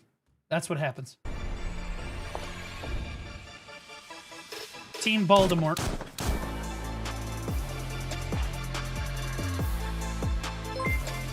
Great Pastanity video. Great Pastanity video. I don't say that about every one of them, but that was a really good one. Who's that? Kalia? God, we love Kalia. Guys, Kalia, we love Kalia. She's a fantastic VTuber in the category. Kalia, how you doing today? We're watching We're starting off with BDO stuff today, but we have a very delicious bunch of drama content to go through today. Stephen J. Sharif has responded to the allegations, and we're going to be covering all of that today. I can't wait. It's going to be super gassed up. Let's chill out on Where Winds Meet. Yeah, we love Where Winds Meet. I can't wait for Hexy to come out in the next, Hexy comes out in 15 days or something. We're going to be all over that. All right, so we have one more BDO video at least to watch today. It's this one. If you guys remember, these guys right here, this is BDO Shenanigans Part 3 Sea Palace Adventure, Magitech Plus. If you guys remember these guys, they're the ones that we watched a long time ago. I reacted to one of their videos where they were just a bunch of new players running around Mountain of Eternal Winter, just fucking around, having fun with each other, right? And they challenged each other to like an open world PvP off, where they had to PvP each other and there were set rules, but there was like no boundaries, so they were just running each other down. Yeah, these three jackasses. Yeah, these are the same guys. These are the same guys. Anyway, they came out with another video. And so I figured it would be kind of fun to watch it, right? Because this time it's Sea Palace Adventure. So same guys. Kawaii, you can't ride me, right? What? No. That's standard. I'm gonna be on. All right, yeah, we're back. We're back. That is standard Discord men right there. Standard Discord men. One guy says, Kawaii, you can't ride me right. The other guy comes up behind you on his wizard and tries to shove his dagger up your ass while he does it, like totally gay, but it's no homo because our eyes aren't locked, you know? This is standard men. Kawaii, you can't ride me, right? No. That's as he's laughing. Homo, Shelly. French ass. No, I know your brain. I know your brain. Oh, no, wait, we can't repair the boat. Oh, is this our boat, Noob? Yeah, this is our boat. We've all been there. Where you accidentally hit the god damn it, and your character climbs all the way up to the crow's nest. You're just trying to repair it or get on the mast like... Anna helped us bought it. The type of shit... the type of shit Anna did to afford the ship. This is fucking crazy. That's a crazy meme right there. Please park, I don't know how to drive a ship. Okay, how do I get into the boat? Do I just jump? Do it? Yeah, you wanna try? Okay, let's go.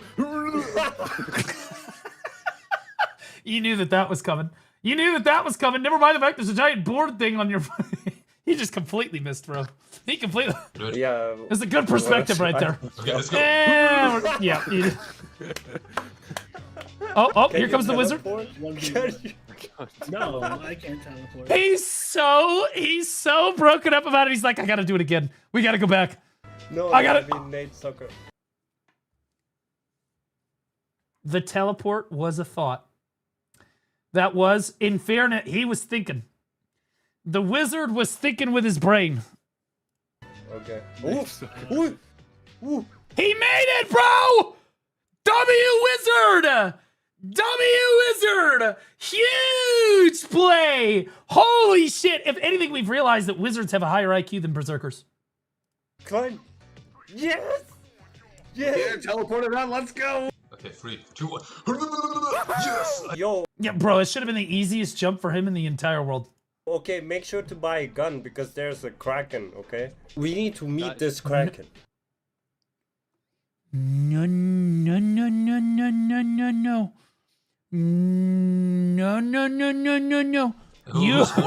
No. My brother in Christ, if you go to try to kill Lekrashan with that little dinghy of a fucking boat, it's gonna be like Tom Hanks in Castaway and not the super fun part where he gets saved at the end. Horse is in the fucking water. Why are you shooting a musket at the horse? I'm gonna steal someone else's ship right here. Okay, just... Guys, I'm stuck underneath the fucking ship. Actually, Google. I'm going to drown. Noob, you gotta uninstall the game, man. It's for your own sake, bro. When we die, Of course. Well, not uninstall, but still. I'm not playing this game. He's far gone. I'm just gonna fish. That's all. It's just... The cycle of Black Desert players. You go from playing the game like a fucking stupid amount to AFK fishing all the time. Oh, really? I'm not gonna play the game, but have it exactly how a crack addict would say it would sound Fishing, like. that's not how crack addict works. Fishing is crack. All right. The Koreans got you, man. You.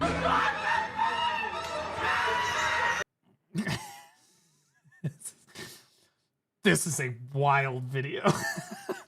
That is a crazy.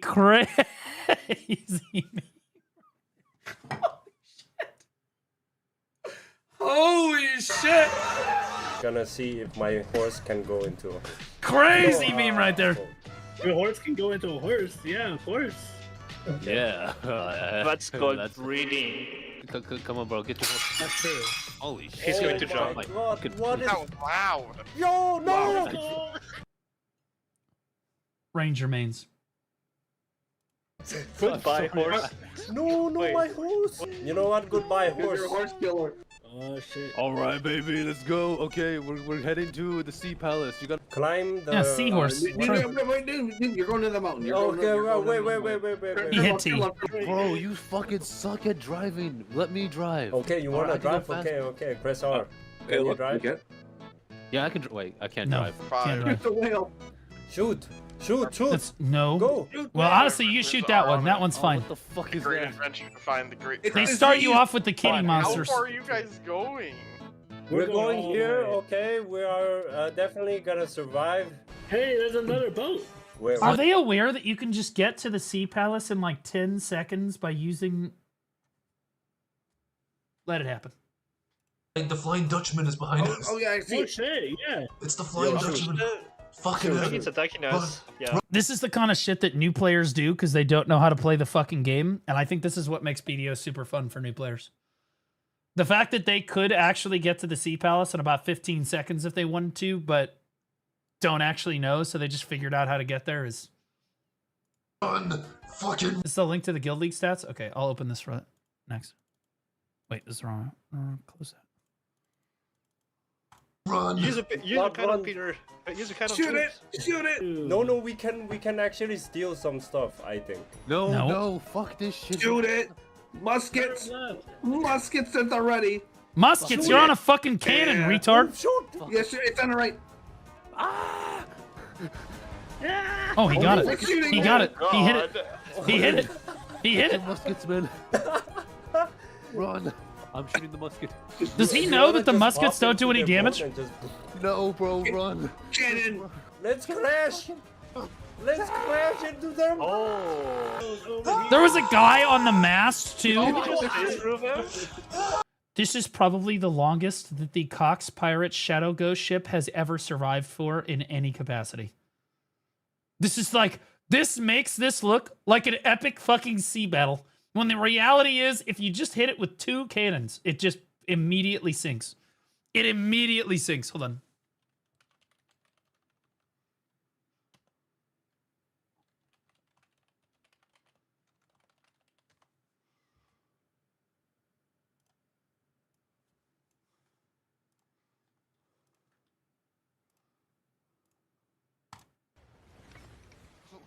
Captain! Yeah? Oh fuck! No! Dude, we have so much shit! Go! Holy fucking shit! Go! Connor, get down there! Yeah, this is what this is like right here, bro. That's what that reminds. Captain!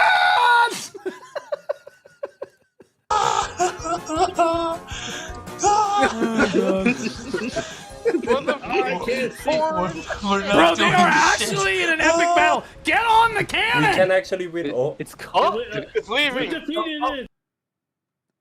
That's the first time I've ever seen someone not kill the Shadow Ghost ship. I didn't even know it despawned like that. I love it. We defeated it. It's still at 80% health, retard. Let's go. Okay. We're so OP. Yeah, we show him. We show him. No, it's a normal. It's a player. It's a player. Don't It's a player. leave it alone. It's a player. It's a It's player. gonna crash into Yo, us. break!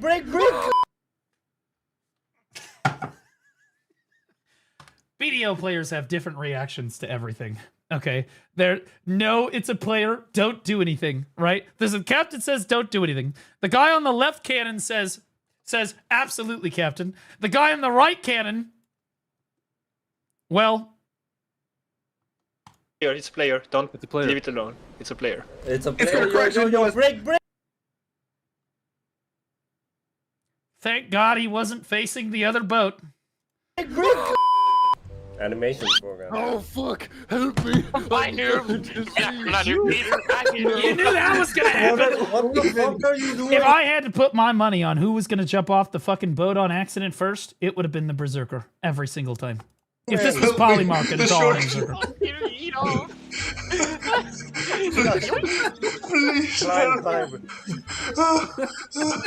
Whales! Whales! Shoot the whales! No, fuck the whale. What is it? It's a whales, Hawaii. Yo, let's kill the whales so Kawaii can shut up about the whale, man. Ramming speed! Ramming speed! Oh, It's that scene in The Boys, bro. I didn't realize where it was from at first. It's that scene in The Boys where they just literally plow into the side of that blue whale as the Deep is standing there thinking they're gonna stop, bro. shit. Oh my god. You have to hold Q in order to ram into the. Okay, fuck it. Wait, Anna, let's duel, man. I want to see if we can fight. Okay, this again. Alright, bro. I'm recording this shit. Alright. You have the Berserker towering over the top of this fucking Shy. Chat, who wins this? Be honest. Chat, who wins this? Be honest. The Shy or the Berserker? Close quarters. Like this. This is no normal matchup. This is no normal matchup. This is on the middle of the ocean. I think the Shy wins every time because he can't jump far enough to get off the side of the fucking boat. That Zerker at the first available opportunity is going to hit the wrong button, go straight over the goddamn side. Right, do fight in the ship. Anna versus Peter, who's gonna win? He's trying to grab a child? Somebody help? You're a great announcer. Okay. How many? I wonder who will win. There's a small boat. Nobody won? They were just like... Where? They couldn't kill each other. Maybe that's one of our people. Nope. Hey. Nope. Ramming speed, noob! Ramming speed! Let's go. There's two types of BDO Let's do players. this! Oh, no! there's no... Never mind. There are three types of BDO players.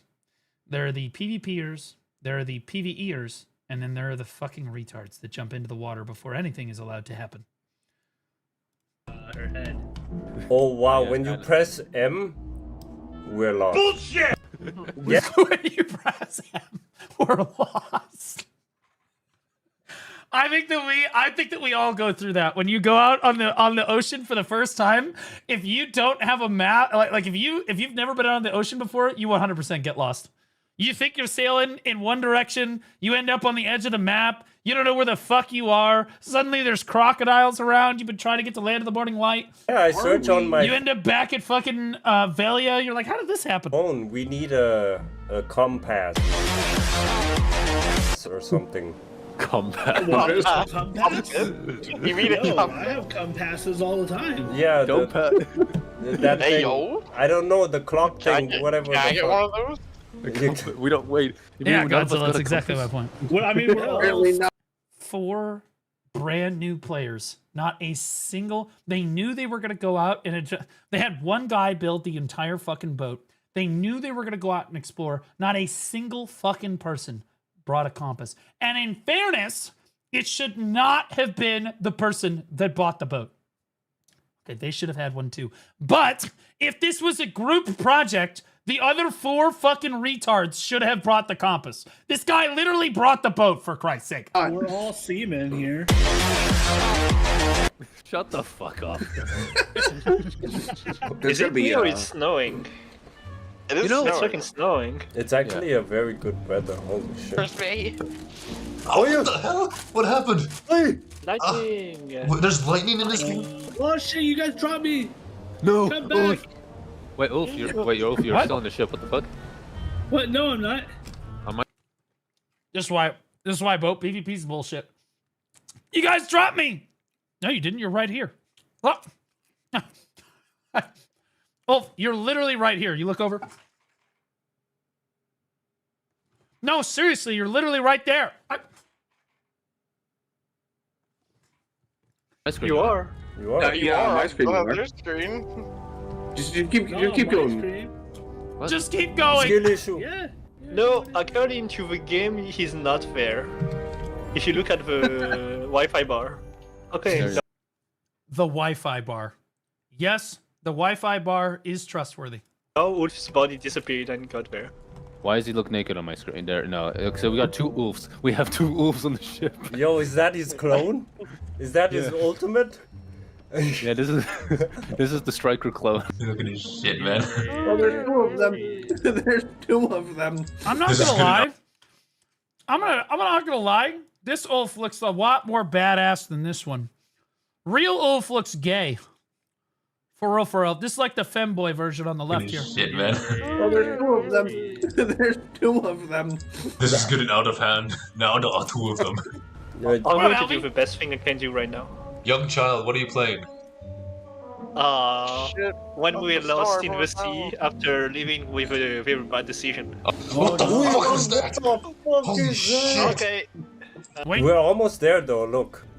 No, they're not. You know your captain is hopelessly fucking lost when he's like, we're almost to land of the morning light.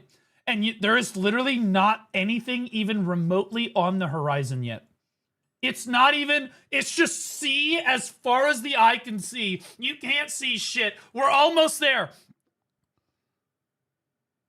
I don't think that we are, Christopher Columbus. Maybe we should all sing a song. All right. Go While with it. we're see. Oh, we're lost. What the fuck? What a fucking retard. This dude with the musket just aggroed the fucking 9 shark. This while he's singing Fahu Dore from fucking The Grinch Stole Christmas. I know what that's from. All the villagers sing it. We're lost. What the fuck is that? Are you sure we're going to the right way? I am sure. He's going southwest.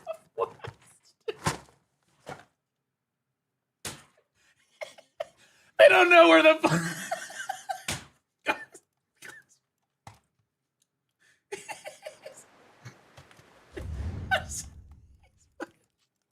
Gosh.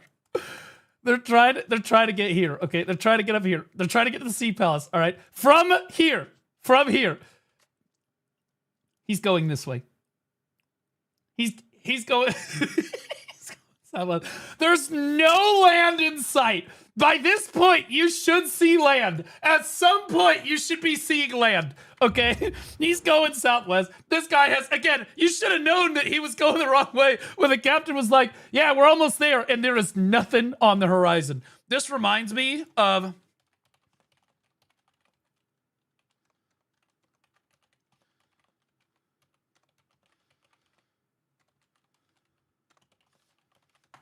I got it, hold up. Huh. Expected the... Huh. Expected the Rocky Mountains to be a little rockier than this. I was thinking the same thing. That John Denver's full of shit, man. So fucking true right now. So relevant and so fucking true. They're driving across. They're driving completely the wrong way, by the way. In that, they're 180 degrees across the country in the wrong direction. Trust me, all right? And there it is. And then we got lost for a whole hour straight because that dumbass Peter didn't know simple directions. Lesson learned, never trust a Berserker player. The Berserker was your navigator? The guy that couldn't jump on or stay on the boat? That's who you chose for navigation? Guys, it's not that hard. When you go, it's the same rule as the desert. It's the same rule as the desert. When you sail out, you just need to make sure that you're always going in the same direction. If you want to get up here, what direction is up there? Okay, what direction? Okay, so you need to be sailing northwest or north left if you're directionally challenged, okay? If at any point you find yourself sailing northeast, southwest, for example, or even southeast, you have fucked up. As long as you keep sailing northwest, you will reach your destination at some point. Basic navigation skills. Smork me swing axe, we go this way, trust. Yeah. The wizard saved our asses. Properly spend my points. Hey Blue, how's Basil today? Give him extra treats, please. He actually has had kind of a rough week. I had to take him to the vet because he was having some really bad bloody diarrhea. So we took him to the vet, but fortunately he said it's just a virus, or it's just like a bacterial infection. And so he gave me a bunch of antibiotics, and he told me to feed him only chicken and rice for the whole week. So he's been on a chicken and rice diet. It's gotten a little bit better. He's doing okay. Let's see, is he on my... yeah, he's doing all right now. He's doing okay. Could be better. Now, that being said, the wizard saved our asses. What I say in the first 3 seconds of the video. I said the wizard has a higher IQ than the berserker. You could tell because he actually got onto the ship.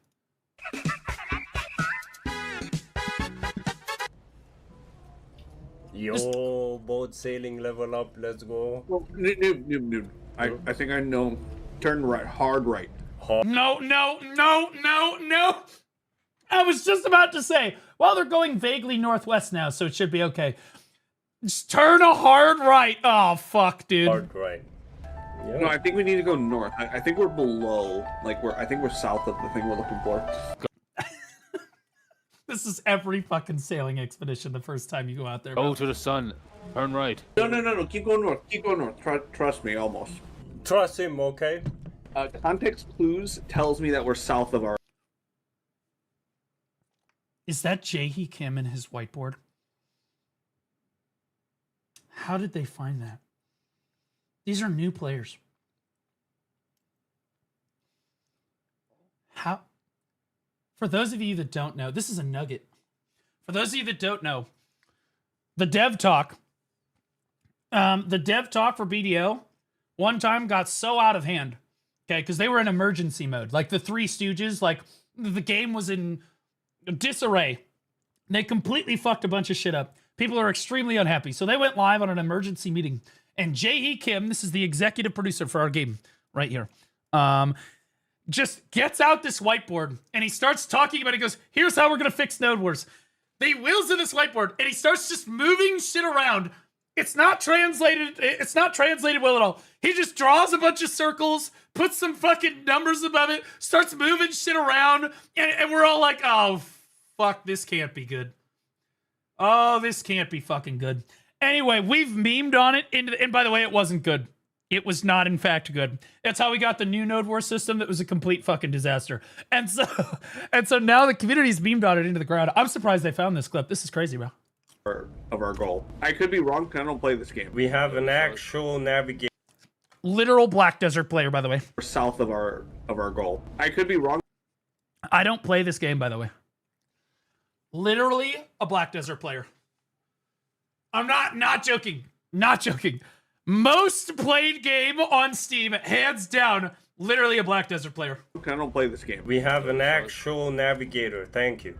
Who made this game, bro? Who has the... They're sailing into the wrong continent. They're sailing... That... See, I've sailed enough. I know a lot about sailing. I've done it more than almost everybody. Except for, like, big sailors. They're sailing into this right here. They're sailing into this right here. And in fairness, it is close-ish, right? It's close-ish. And to be clear, that is, in fact, where they need to go to make it to the Sea Palace. But do they know that? Because before, they were like, we just need to sail at this icon and we'll get there. I don't think that they know that. You don't play Where Winds Meet anymore? You always don't talk that loud. Do you always talk that loud? Yes. You can turn me down if you need to. I do play Where Winds Meet, but like right now, there's not much for me to do. So I'll play the game when there's stuff for me to do. The time to create this game. Apparently, Korea. We made it. Holy crap, we did it. We're gonna find the one piece. We actually made it. That's crazy. Oh, bless. I told you guys. I love it. We made it. We made it. I told you guys, I'm the best. I'm the greatest. Where is it? Here comes the moment it's going to dawn on them. They can't get into the Sea Palace by just sailing to the fucking icon. Yeah, bro. I just want to point out they're sailing in a completely different direction than they were before. So they cut out the fact that they literally rammed into the mainland and then turned. See, if we were listening to Peter, we would have never gotten here. Yeah. See, I'm glad. And where is here exactly? Well, you guys follow the rule. Never trust Peter. See, you guys survived because you didn't trust me. Every time you guys have trusted me, you all died horribly. Who knows how long you'll survive now, though? So from what I see, there's no direct path to the Sea Palace. So and here we go. Either you need to go from underground, or you need to dive in. Okay, Yep. are you ready? I was gonna say, what's the betting that they're like, oh, it's the Sea Palace. It's probably under the water. This is gonna be good. This is gonna be great. I'm ready. All right. Well, my name is Peter Speck, and this is Jackass. Holy shit! I see it. I see the palace. That's the worst part, is you can in fact see it. You can. This is the most. Imagine being a new player and then getting to the Sea Palace and then seeing these fucking retards swimming down to the Sea Palace like, let us in! Let us in! Banging on the walls. Oh my Do you have to go god! underneath? Do you have to go under the water? Yes. It's so We have big. enough time not to go there. I don't think we need to park there and then go down, to be honest. We need oxygen. Fuck. It's too late, they're already going. Dish, don't worry. It's okay. I can make it. All right. You're going to die. It's just I think it's like Sakraya underwater, where you can, in fact, swim down to it, but you have to swim down to the entrance. You can't just swim into the bubble. Are you all going? Oh, you went on? I'm going all the way down. Wait, we gotta look up a way how to breathe underwater. Actually, yeah. Yeah! Pussy! Pussies! That's a good idea, bro. Shit, I'm drowning. Help. Okay, what we need to do is look up how to breathe underwater. We need to find an item. I love new players. I love new players. I love new players so much. This convoluted... Again, they could have just taken the Magnus. Straight up. Just TP straight down there. They're literally... If at some point you get to looking up Agile Seal Elixir while going to the Sea Palace, you are playing the game the correct way. Straight up. This is how I used to play the game. This is how I learned the game when I started. Was doing shit completely wrong, and then you get knowledge of things like, oh yeah, Agile Sea Elixir gives you 15 seconds underwater breathing. That's why I have all these interesting facts about the game and I have all this game knowledge. It's because I played the game incorrectly for an extremely long time. This is how it is, right? Really long fucking time. I did underwater gathering for a long time. Just the way that it went. Territory. Underwater breathing plus 15 seconds. We're close to the... We're going to Japan, boys. I got 5 C. That had to be racist, but you know what? It was funny. Land of the Morning Light is supposed to symbolize like South Korea's heritage and culture.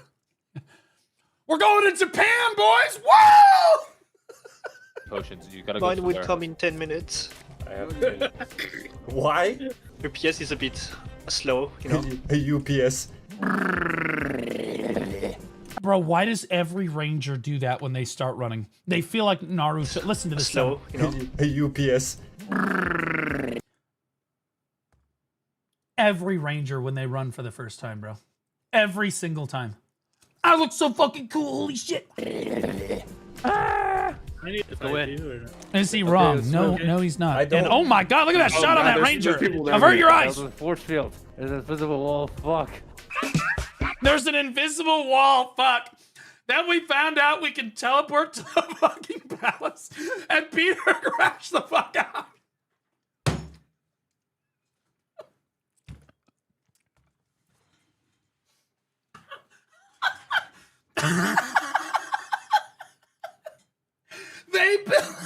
They built a boat It took them weeks. It took them weeks. They said we would have got to the Sea Palace. Guys, this was an operation. Like literally kidnapping the leader of Venezuela. This was a fucking military operation. It took them weeks of planning to get ready for this fucking shit. Only to find out that they could teleport to it the whole time. Holy shit. Ocean's 12. Holy fuck.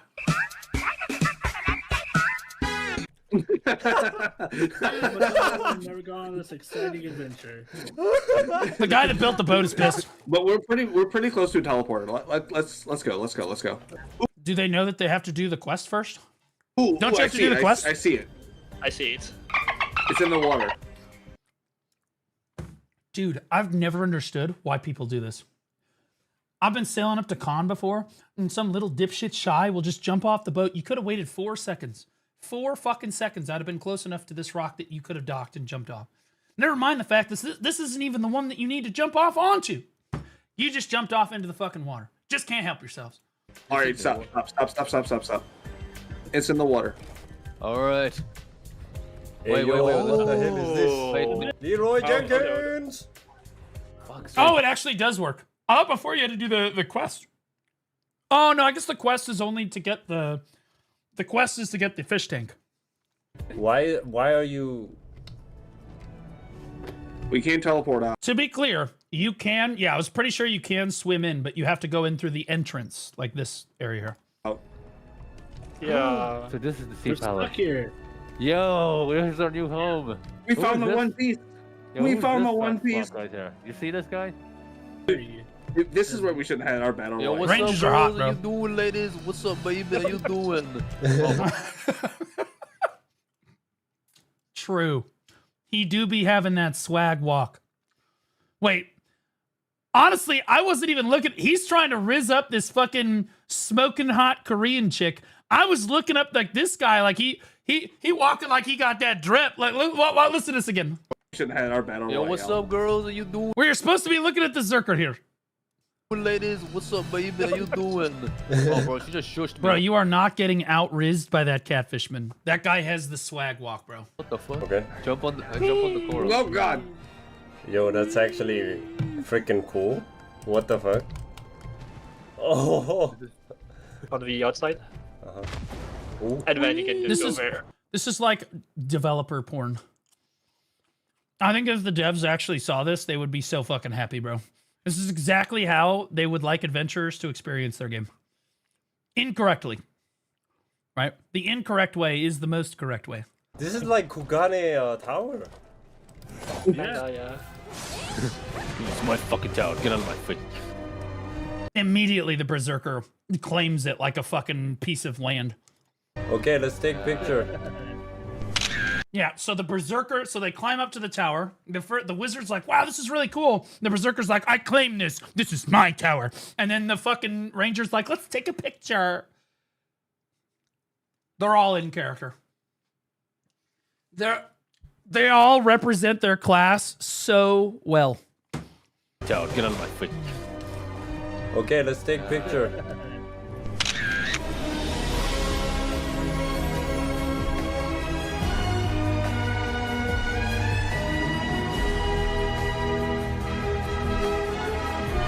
Oh, there's an old lady here too. What's up, baby? How you doing? Down Peter these likes stairs. old women. Got it. Of course I do, man. All right, I like me a woman with experience.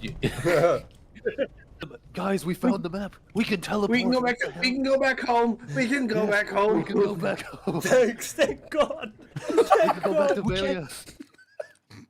The realization that they don't have to get back on their boat and sail all the way back across the fucking ocean. Thank God we're saved. Bro. We are home. We're home. We forgot the boat. Who cares? I don't care about the boat. Let's go. I missed the beach. Now I can fish. Yeah, Fish. True BDO player. True BDO player right there. Guys, this only has 500 views. These guys are absolute legends. These videos are so fucking good. They're so fucking good. You guys need to go drop a sub on this. Yeah. Go drop a sub on this. Give it a like. Tell them Blue sent you. Give them the upvote. No, tell them to make more. We need them to make more. They're so good, bro. Their content is just S tier, bro. I absolutely love it. I think this is part 3. I don't even know. Did we see part 2? I don't think that we've seen...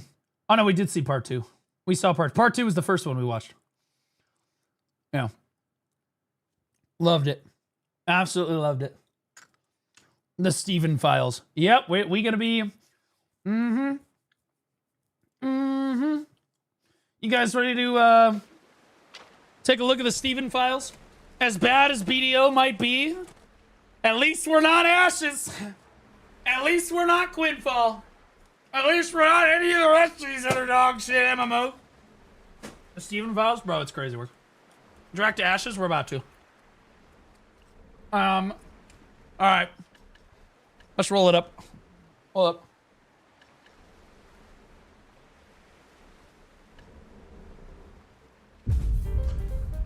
Alright, so we have 2 things to go over for Ashes today. Before we do, because we're also gonna do Crimson Desert today too. And then there's a few other things that are making news today. The first thing is Ashes, and Ashes has some big shit happening in it. Firstly, you have a bunch of legal shit that has been going on with it as people uncover more and more of the story from Stephen J. Sharif. But then Stephen actually responded to all of the allegations. Okay, so let's go here. There we go.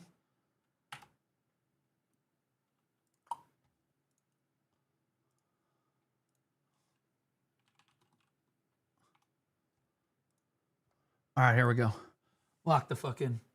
What up, Laufey Bald? Okay. All right, well. Yeah, well, you're a goth emo chick. That didn't work as well. Today we're talking about the Ashes of Creation absolute gaming scandal and the legal nightmare that's come of it. And one of the biggest disasters. It's a cool mug. Thank you. I've been using... I went back to my old method of using all of my old mugs. I have really cool, fun mugs that I use. I used to use a different one every day. And it was like a fun little part of my stream. I'm going back to it. In gaming history. This is a legal mindset. We teach you to be your own judge. I'm Andrew Esquire, American attorney, and this is a Fast Facts video, the quick and dirty version of the latest in legal news. And this is something that came to my attention as I really came into the... I think I pinged him.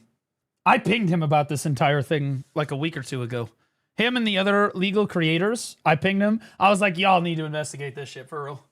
Please do videos on this. The scope of this, the accounting nightmare and absolute insanity. And from a person who's been corporate counsel, this is a level of absolute corporate degeneracy that needed to be exposed. And also the risks for... This is porn for me. No other way around it. As somebody that has been calling Ashes of Creation a scam for like the last 4 or 5 years at least, this is basically porn for me.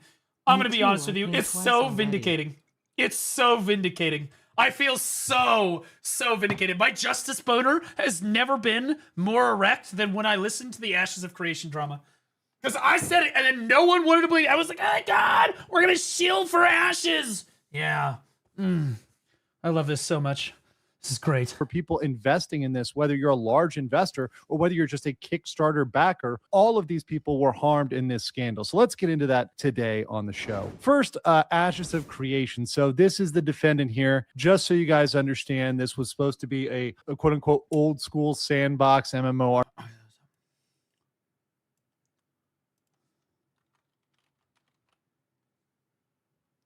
Spelling error. Type RPG, in case you haven't heard of it. It had been planned for 9 years since 2016. So obviously the studio, Intrepid Studios, is at the center of this, but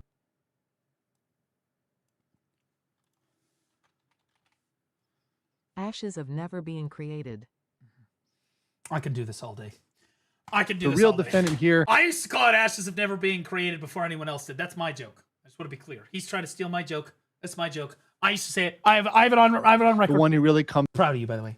up over and over again is Mr. Steven Sharif, who is not only creative director, but really the founder, the driving force behind this. And when you look at all the accounting, it points back to this gentleman. And there are many, many plaintiffs. When you look at the plaintiffs here, you see there are Warnock lawsuits, which were mass layoffs. That's something I'm going to explain to you guys because the laws regarding that in America are actually very strict. And where they were in California, they're even more strict. And then you've got TFE Game Holdings, Robert Dawson, a massive investor, Yaya Legacy Trust with Jason Karamis, unpaid vendors. I thought that there were no investors. Let's back up. Wasn't Steven's entire shtick that, oh, we're not of investors' money. We're not. Yeah, wait. We're not beholden to investors. We're not beholden to like big like fucking studios, right? What? Wait a minute. Hold up. They were not paying for stuff like Google services, etc. All that had to be paid back. And then one thing I'm really concerned about is backers and crowdfunding. Ook, ping me again. Class actions, because in my mind, Kickstarter funding and whatnot, it may not be as big, but it shouldn't be treated as less than or shouldn't be treated as second class. And these people shouldn't be forgotten about as people that were harmed as part of this whole debacle. So let's get into it. The opening statements here. The Sandbox mmorpg was developed, announced in 2016. It grew through Kickstarter, primarily hitting $750,000 in 12 hours. So getting a lot of traction very, very quickly. And eventually ending up with over $3 million in funding. So a significant amount of Kickstarter funds in the aggregate. Although, yes, that's less than their total investment amounts. Imagine $3 million. And I remember, I'm old enough to remember, God, I'm fucking old. I'm old enough to remember when Steven had his original dev talk about it. Funded by the players multiple times. Exactly. I remember Steven saying, guys, we have more than enough money with the Kickstarter, $1 or $2 million to get us all the way through development, and any extra money necessary, it could come out of my pocket, blah, blah, blah. We don't need other investors. I remember. But we have to remember, as we're going to see, a lot of this was really a pyramid of loans based on projected revenue that was not reported correctly or not being actually donated. And then that used to create larger loans. So there's a whole sort of pyramid that started with Kickstarter. Without that Kickstarter funding, they wouldn't have been able to secure the larger loans and get themselves in this deep.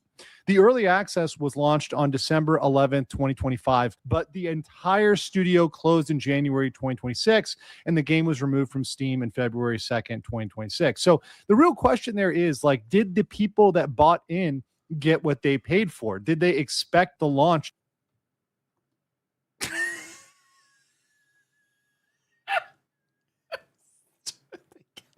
they get what they paid for? Stop it. Stop it.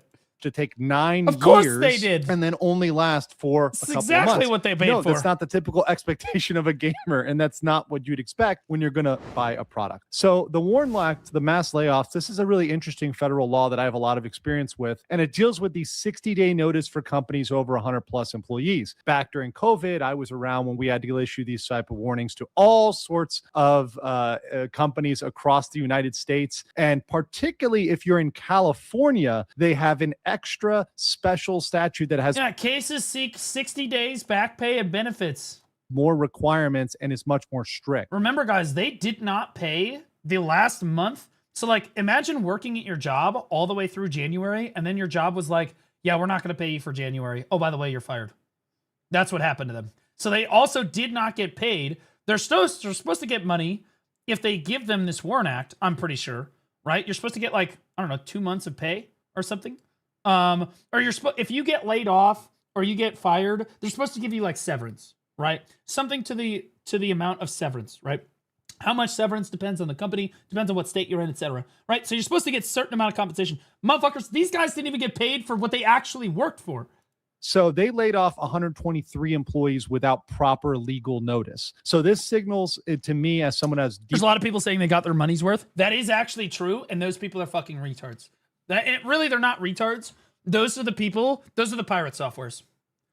Those are the pirate softwares. Those are the people that literally cannot admit that they're wrong. Right? They're so delusional They're so far gone. They refuse to admit that they've done anything wrong, that they supported a fucking shit project that was a scam from the beginning. They are saying their only pivot is to say, "No, I got my money's worth. I had a good time." Right? They can't even admit that it was a scam. They can't. Experience with this very big. You mean second generation Blizzard employees? Wait. You mean pirate software? Did he work for Blizzard? Wow. Solvency issues. Typically, you're going to be able to do this. You're going to be able to get around this and deal with this if you've got the money, if you've got the ability to deal with this. Only companies that do not have money and that are truly deeply insolvent are going to run. Daddy got his job there. Guys, I am so good. I am so good at being sarcastic about pirate software working at Blizzard. Guys, of course I know he worked at Blizzard. He said it like fucking 15,000 times. Okay? It's all he ever fucking talks about. I swear to God. It's what gives him legitimacy in his eyes. I'm aware. I was doing a bit. Up against WARN Act mass layoff issues, right? That's typically a sign that you don't have the money and you're not doing. Will you admit you were wrong about Crimson Desert when it comes out and has performance issues, cash shop monetization in a single-player game, and still a non-existent story that's poorly animated, presented, and voice acted? Hold on. Hold on. Let me grab this. This is going to be good. This is going to be good. Okay, hold on. I got this, and then I come over here, and I go...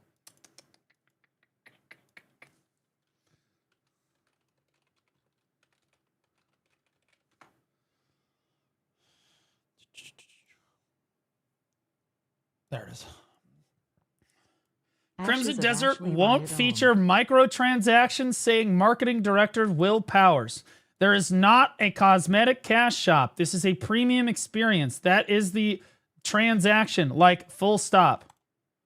So I want to be clear that if it does have transactions, if it does have a cash shop when it releases, we're going to have a good time. Because they have said that it doesn't at launch. Yeah, they have said that it does not have a cash shop, right? Now, to be clear, do I think that it will have a cash shop? 100%. 100%. Do I think that at launch it's going to have a cash shop? No. I think that at launch it's going to be a single-player RPG as, like, open world action RPG as they have described it. But I think that what's going to happen is they're going to transition it to a multiplayer live service game, and then they're going to add the microtransactions. That's what I think, Ashley. But if it launches with a cash shop, right, with cash shop monetization, then I will absolutely admit that I was wrong. While also shitting on him because, you know, their head of marketing, marketing director, Will Powers, literally said that it wasn't going to have one. Now, performance issues, I just get a better computer, retard. I'm just kidding. May it have performance issues? Sure, it might have performance issues. Sure. But I still think it's going to be game of the year. Have a non-existent story. I think the story is going to be good. And I know that is probably the biggest stretch that I'm going to have in the whole they're thing. They're only thinking about adding multiplayer if there is demand for it, according to their latest investor meeting. There's 100% going to be demand for it. What are you talking about? Of course they're going to have. Of course there's going to be demand for it. Did you look at Crimson Desert as a game and tell me it wouldn't be more fun as an MMO? Right? The story in Black Desert is terrible, right? And I actually don't think that the story in Crimson Desert is going to be crazy gripping. I think it'll be better than BDO, which is not saying much. But it won't be as good as The Witcher, obviously, right? Or like Where Winds Meet. It's not going to be on that level. But I don't think the story is anything that people actually are going to care about that play the game. I don't think that players are going to care about the fucking story. I mean, you guys, maybe I'm wrong. Maybe you guys care about the story. I don't think the story's going to matter. Whether it's good or not is kind of fucking irrelevant. Presented and voice acted. Again, I think that the voice acting, I don't know. Prolibus has gotten better over the years about the whole voice acting thing. I still think Crimson Desert's going to be game of the year. I do. I think that the open world aspect of the game, and I think it's going to be awesome. I think the systems in the game are going to be amazing. If I'm wrong and the game comes out and it is a flop, I will absolutely admit that I'm wrong and meme on myself. On the live update, I will. 100%. I will fucking shit down my own throat. I'll do it. But I don't think I'm wrong. That being said, love you, Ashley. PA can't write story. Can't write a story if their lives depended on it. I think they could. But yeah. Doing the budgeting properly. And the cases that are looking into this and the cases that are against this are in several jurisdictions, but they're really seeking 60 days back pay and benefits. There's 2 class actions. One of them's in California. And like I mentioned, California law is not in favor here. So those people are probably going to get a payout there in California. But I want to read you the comments from, once again, Mr. Stephen Sharif, because he's a character here who... Bro, I think we did seriously good work with the redoing the Kickstarter video on the live update. Ooh, cash grab. After these layoffs were happening, tried to draw out a lot of sympathy. And as we're going to see, he's perhaps one that shouldn't be speaking here. But let's read his statement to give it fair dues here. This is his Discord message. Some thoughts. So he said, and this is one of his statements he made on Discord, I can make a limited statement in my personal capacity and not on behalf of the company already know regarding the situation. Guarantee you this is something that is lawyer drafted up. And we can see that when we actually get into the accounting. And credit to Nafaz HQ, who did a lot of the accounting work. And there's a lot of great accounts that have been following this and haven't gotten enough traction on this, because I believe a scandal of this size deserves to be exposed so that everybody knows. So even Legal Mindset is just calling this a scam. Like, even Legal Mindset is calling this a fucking scam. This is what you can be getting into with these. Timu Asmongold, thank you. Oh, I appreciate. Thank you. Projects you're giving money to and investing in, whether you're investing on Kickstarter or whether you're somebody who has a significant amount of money, like in your pension or your 401k, and you're deciding to direct it towards these things. This was a massive amount. We're talking about $99 million here, right? And once again, this is $99 million fucking dollars. Absolutely an insane amount of money. That was where did it all go? You know, the craziest thing about this is I played Quinfall on Monday, and Quinfall is a better game than Ashes was. Quinfall had to have taken less than $10,000 in development. It had to be less. They're just copy-pasting assets from the Unreal Engine 5 shop and just pasting it into the game and then using AI to generate the entire world and all the landscapes. And it's still better than Ashes. And Ashes there's over $100 million got poured into the fucking project, so you have to ask yourself, where did all the money go? Even if, they have like 250 employees. Even if all the employees are getting paid over $100,000 a year, which they're not, but let's say if all the employees are making $100,000 a year, okay, that's $250,000 or so that's going to employees' paychecks. We'll say $300,000, right? We'll say $300,000 for the employees every single year for 8 years, right? Well, fuck, that's still only 1.8, like a little over $2 million, right? A little over $2 million. Where's the other $98 million going? You know what I mean? There's a lot of unaccounted for money here outside of, and yeah, you could say, oh, well, the assets of like the building that they're in, the computers, the software and all that. I'd be willing to say that's maybe 10 mil. That's maybe $10 million, right? Where's the other fucking $80 million? There's a lot of money that's missing here. There's a lot of money that is completely unaccounted for on this project. So let's get into the investor lawsuits. So the first lawsuit with TFE lawsuit. Steven's mom. Steven is a great gamer and gambler. True, brother. So true. She's right about that. In Nevada was by Robert Dawson against Sharif and John Moore. Milla 1104 cheer Dex 100. Asses of creation couldn't even beat AI slop. Holy dog shit. No, the dog shit is realizing that the entire Ashes of Creation community is now playing, you guessed it, the Quinfall. I was right when I said, you know what, I'm going to pull it up. I've got it right here, hold up.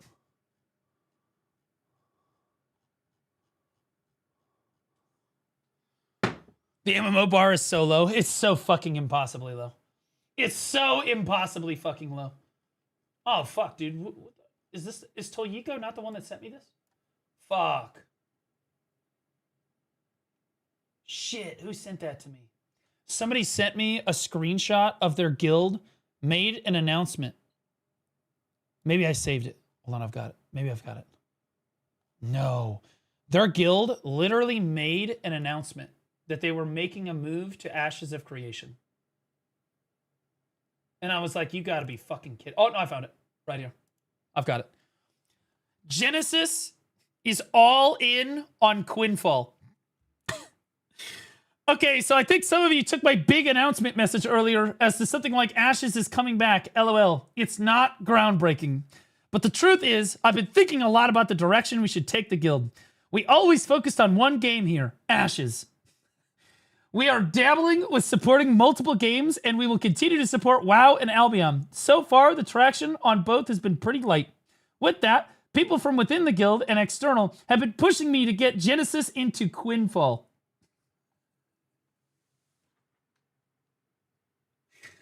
Like, I was memeing on the live update when I was like, don't worry, the Ashes community still has Quinfall, because that shit's definitely not a scam. But, like, dude, what are we doing here?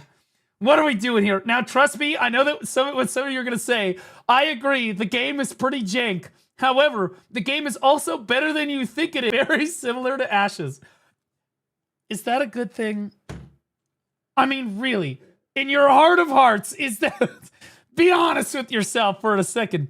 The studio is smaller, around 50 people. There's 50 people working on Quinfall? It takes 50 people to put in an AI prompt? But actually, more systems are in and functional than Ashes had. Actually true, though. Actually true. No cap, that is actually true. And the overall scope is more reasonable than Ashes, so there's a chance that this game gets finished eventually and is pretty solid. Right now, basically the combat and grind is similar to BDO. Do not degrade our fucking name by dragging it through the mud like that. As a Black Desert player, that was insulting. That was insulting. I'm offended. I am actually offended that you think that the combat and the grind is similar to Black Desert Online. And a lot of other systems are similar to Ashes. If you thought Ashes was jank, well, Quinfall is jankier for sure. But I keep hearing from more and more people that actually played it and gave it a fair chance that it's better than expected. So the plan is, I am going hard in this game. You guys know by now I don't play MMOs half speed. I go all in. Who goes all in on fucking Quinfall? Holy shit. The game is just so ass. I can't even, dude, bro, just play Black Desert. Play anything else, dude. Play literally any other game. Oh my god. I was going to take a few weeks before diving into something, but with Quinfall launching as a fresh start, now is the time to do it if we're going to do it. Do you know why Quinfall really launched as a fresh start? It's because they saw that the other scam currently going on in MMOs completely fell apart, and they literally were like, guys, we're relaunching the game. Changed literally nothing. It's exactly the same as it was before, basically. Relaunched it so that they could try to scoop up even 1,000 players from that dying audience over in Ashes. And to be clear, I actually think that Quinfall is not a scam. I think that you know what you're getting into with Quinfall. You already know. It is AI slop, underdeveloped, copy-pasted Unreal Engine 5 assets. They're not trying to over-deliver on anything. That being said, it is the closest thing to a scam that you're going to get in a video game. I don't know why anyone would invest money into it. I'm just saying. I have no idea why you would go all in on the Quinfall. I was going to take away... and I think we have a real shot to be the top guild in this game. No shit. This guy literally, I think we have a real shot to be the top guild in this game. Brother, you're the only guild in this game. What the fuck you mean the top fucking guild? What are we even talking about? Even with the knowledge gap that exists, with that, we are going in Ashes this phase. After completely rebuilding the guild, we can quickly move into this game and be a major factor. And you know me, I like to compete. Honestly, you know what this guy reminds me of? This guy reminds me of Alec. You guys remember Alec from Ethereum? The guild that liked to jump around MMOs? You know what I mean? I hope that this guy is shamelessly involved with some fucking fat e-girl and he's cheating on his IRL fiance with her so that we can all have the exact same experience that we had with Alec. I hope that it gets revealed at Siege that he is hopelessly in love with some fat e-girl. And we get that cinema again. I hope that we get that cinema. One could only hope. You know what I'm saying? Again, I know the game is far from perfect, but it has systems we are used to. It has the competitive open world PvP systems I personally like. I don't see it being a long-term solution for us, but it is a place where we can continue to grow as a guild. Pick up some more fantastic people and have fun doing it all. In a few months' time, we might burn out, and then we will have to move on to the next game that might be Arcade Classic.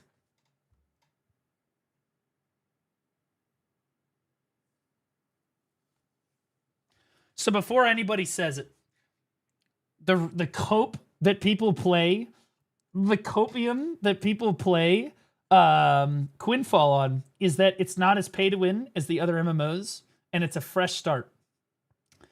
And this guy wants to play Arcade Classic. Sounds good, buddy. I can't wait for that game to come out. That's going to be pay for everything. Arcade Classic's going to be pay for everything, and I'm here for it. I can't wait. Maybe TNL does a fresh start, but who knows? But we need a game like this to continue to grow. We had great momentum at the end of Ashes, and we want to continue that. Those that saw us in those last series of wars, where we rolled over meta and BFT completely outnumbered, guess what? That was a Genesis. Classic is a private server. Well, no. It's going to come out it's going to release as an MMO in 2026. It's set to release. Kakao's publishing it. Same developers, but Kakao's publishing it. No, it's not. Yeah, it is. It's set to come out in 2026. Arcade Classic is already out on private server, non-pay to win. No, but again, it's releasing like publicly later in 2026. Oh, true. I'm thinking of Arcade Chronicles. Oh, true. I take it back. I'm thinking of Arcade Chronicles. My bad. Good correction, chat. Good correction. Everything I said is true about Arcade Chronicles. Those that saw us in... Okay, so anyway, he talks about the wars and stuff. That being said, I just want to say, all the Ashes community is all going to fucking Quinfall and its cinema. They're fucking retarded. I just don't even understand.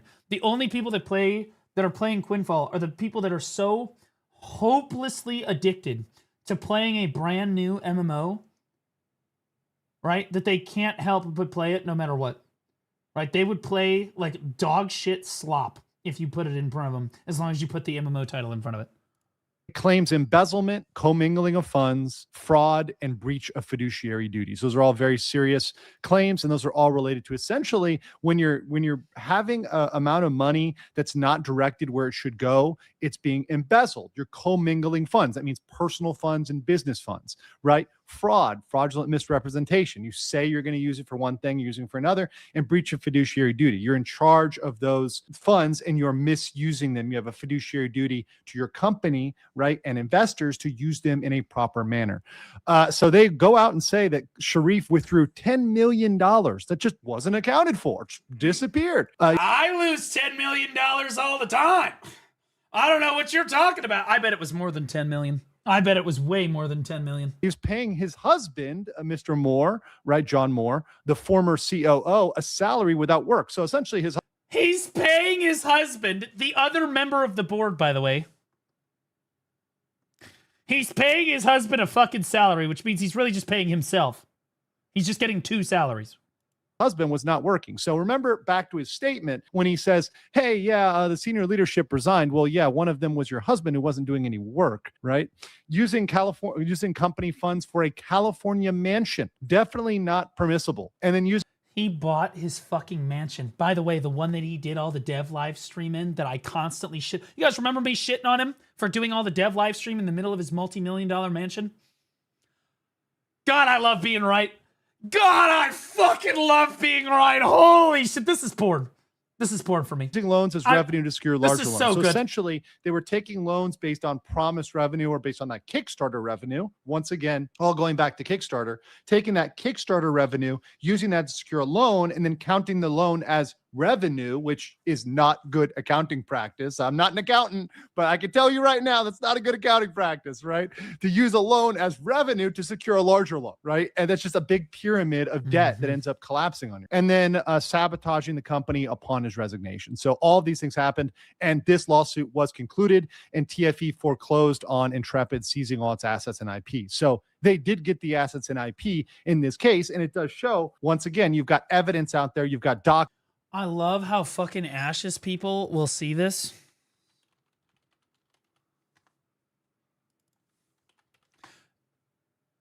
Ashes people see this fucking shit, and I swear to God, it's literally this right here. What do you think the chances are of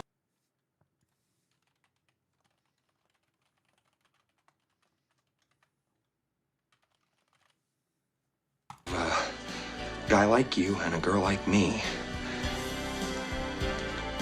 ending up together? Well, Lloyd, that's difficult to say. We really don't... Hit me with it. Just give it to me straight. I came a long way just to see you married. Just least you can do is level with me. What are my chances? Not good.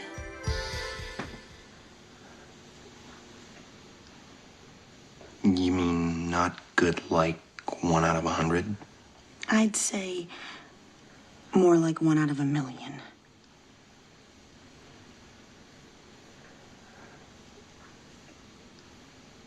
So you're telling me there's a chance? I'm telling Ashes, I'm telling you, this the Ashes community, when they hear, wait a minute, so the IP was technically picked up. Wait a minute, so somebody owns the IP. documents that have been released. Hold on. Wait a minute. To show that these things happen. So these documents and evidence are now used by people, such as on YouTube, to expose them, accounting and tax emails, etc. But they can also be used in other class actions, and that's very important here. Next, there was the Yaya legacy lawsuit, which was another large investor, Jason Karamis, against Sharif. And this one's got really the big key points here, pretty much saying that Sharif orchestrated a $140 million fraud scheme by falsifying self-funding when he really gave no money himself. So he had zero personal investment looking at the QuickBooks and using that as the evidence to say, hey, he's got nothing in here. He was... No board meetings in 9 years. Well, in fairness, the board meeting probably would have looked something like this. Okay, we're all gathered here today. It's myself and me. And I think that we have a great meeting in front of us. I'm making a lot of money. Are you making a lot of money? I am making a lot of money. Failing to report monthly losses of $2.3 million every month. Think about that. Not putting those losses on the book. That's crazy. Having no board meetings in 9 years. And this is one that... Yeah, there's no board. Like the board is himself. You have to be to not have a single board meeting in 9 years. That's really how you pull the wool over people's eyes, is you're just not talking about things. You're not having any minutes. You're not doing... Well, in fairness, I feel like talking to yourself is a bad habit to get into. No, I can't tell them, because then they would tell me I'm crazy. What a normal corporation would do. You'd have board meetings very regularly. If not, when you're really spinning up, you might even have monthly or bi-monthly, right? If you're really in a building phase. But having none, that's not acceptable. Using Steam revenue for personal gain, bankrupting Intrepid Studios, and rejecting a restructuring. Remember, businesses can more easily go through bankruptcy and restructuring than personal accounts and personal bankruptcy. So it's always possible, even if you're in deep, even if you have a lot of problems, if along the way in this 9-year journey, if Sharif wanted to redirect the company and go elsewhere and try to restructure it or try to get things right, that could have been done. There's points at which in a company you can restructure even a really bad situation, and you can try to go get alternative funding or try to argue different debt rates, etc. That's always possible, but they decided not to do any of that. And this lawsuit, well, yeah, because Steven was making money the whole time, regardless of if the company was bankrupt, is now impending. And now getting to the one thing that I'm kind of passionate about. You're crazy as long as that you don't answer yourself back. I answer myself all the time. I have full-on conversations with myself. Like there's a council. Like there's a literal council. Now, the other pieces of me don't ever respond necessarily, but I talk shit out with myself constantly. Constantly. And at this point, I don't know if it's normal or if this is like everybody else does this and then they gaslight me into thinking that I'm not normal. But I talk to myself all the time. All the fucking time. Which is Kickstarter. As somebody who's invested in some Kickstarter stuff in my time. So you're telling us you're the board. I'm the board of directors for Blue Squadron Entertainment, LLC. Yeah. And looking at me and Jeff. Let me show you a picture of Jeff. I just have that out of pocket. At what was promised. These are tier lists from one of the Kickstarter campaigns. There were, from what I'm aware, talking to people, there were multiple Kickstarter campaigns, but from one of them, you got the Warrior of Old at 250, Braver Worlds at 500, Leader of Men at 1,000, and all the way up to Avatar of the Phoenix at 10K a pop. And what you're imagine being an Avatar of the Phoenix, whatever the fuck that promised means. Here are things that you can use in the game, is getting access to the game and being able to use all these things, have all these things. Look, some of them have lifetime subscriptions, etc. And the way they tried to snake out of this, the way they try to get out of being responsible for this is saying, we launched the game. We launched the game. Well, was that really a launch? It was more of an early access that you had barely 2 months, under 2 months of access to. I don't really think so. So getting into the Kickstarter claims, which have not been filed, but people are wanting these things to be filed, I think under California law, piercing the corporate veil against Steven Sharif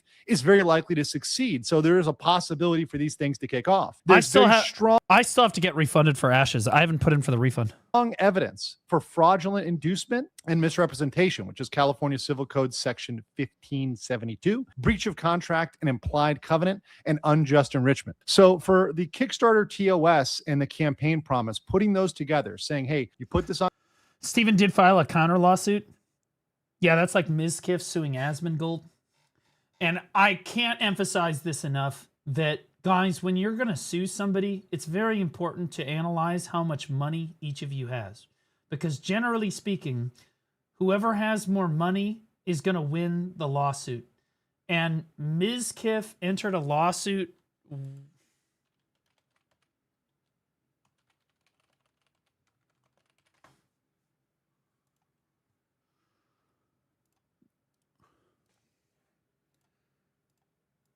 He entered a lawsuit with this guy right here.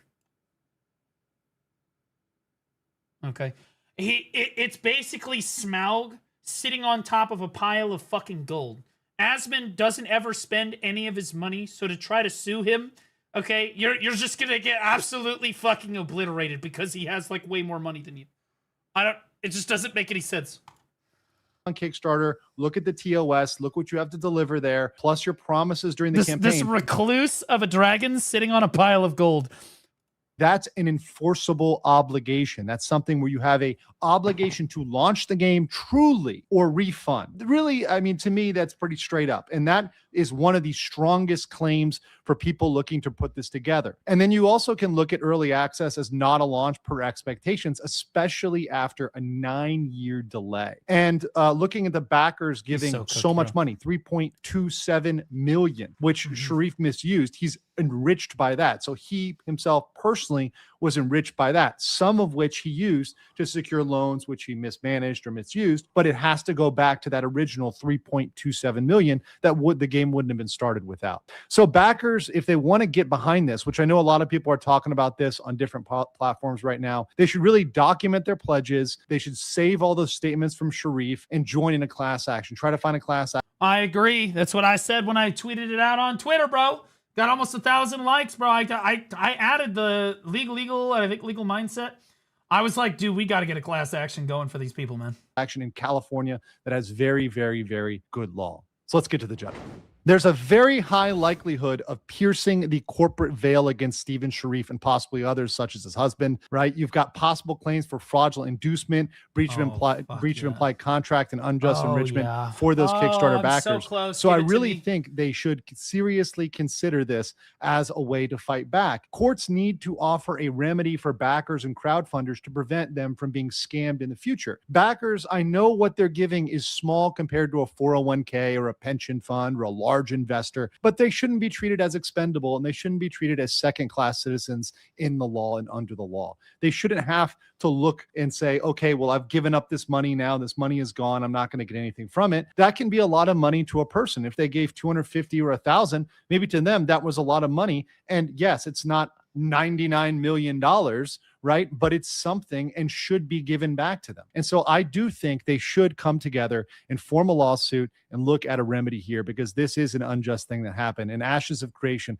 is absolutely one of the biggest scams that I've seen in really recent history regarding games. But I want to know what you guys...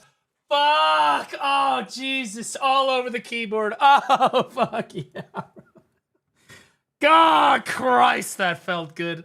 Holy shit. In fairness to Stephen J. Sharif, I think that it's a little unfair that we're all dick riding, shitting down his throat, and he continually gets sued. Stephen is trying to fly the straight and narrow, guys. He opened a daycare in Minnesota. I think he's really turned over a new leaf. Here's the video right here.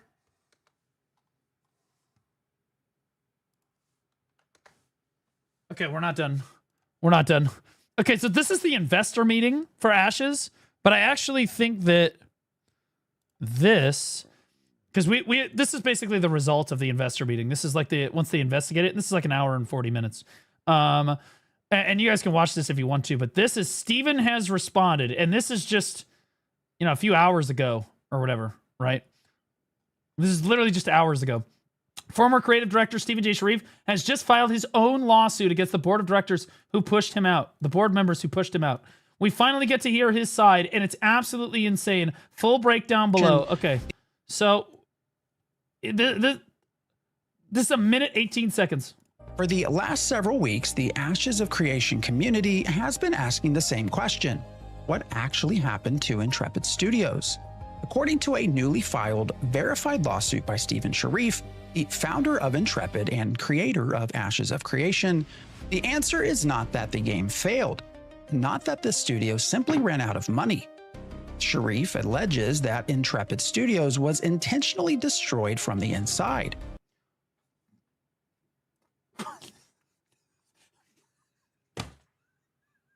By the guy who was in control of literally the entire project.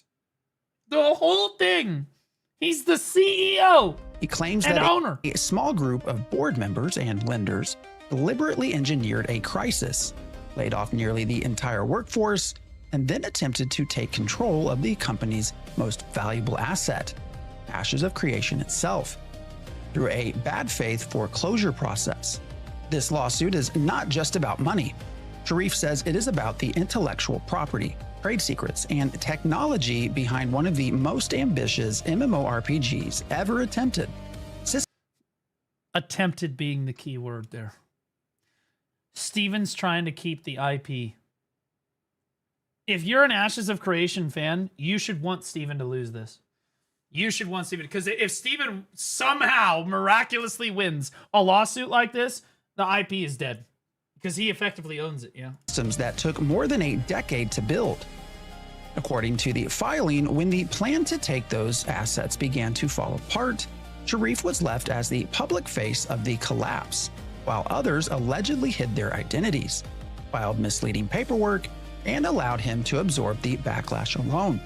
This because for years he literally said that the company had absolutely no investors. They weren't beholden to investors. It was a Kickstarter project, and he was the sole, like he was the guy in charge. He was the guy running the ship. They didn't have to kowtow to some like AAA studio, and they didn't have to make investors happy. That was like what he sold the whole thing on. So yeah, we're all fully aware that Steven actually is the reason for this.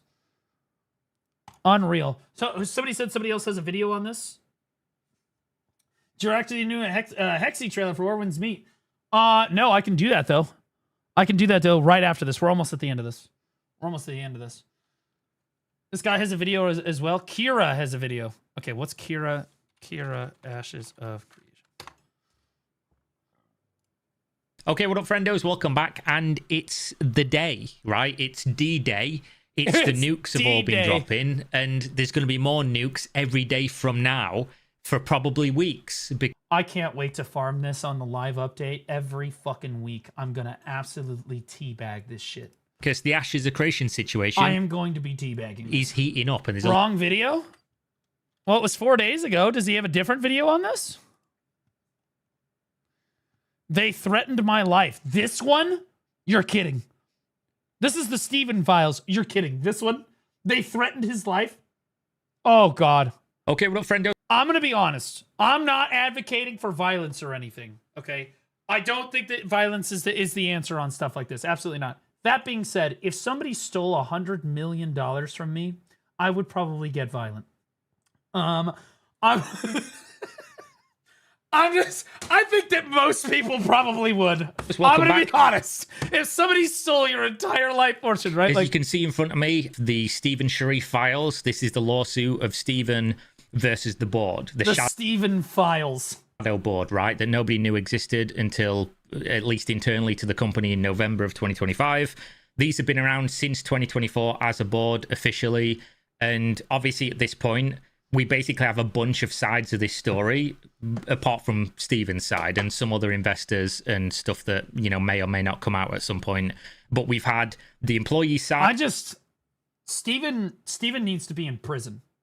That's where Steven needs to be. Steven needs to be in fucking prison.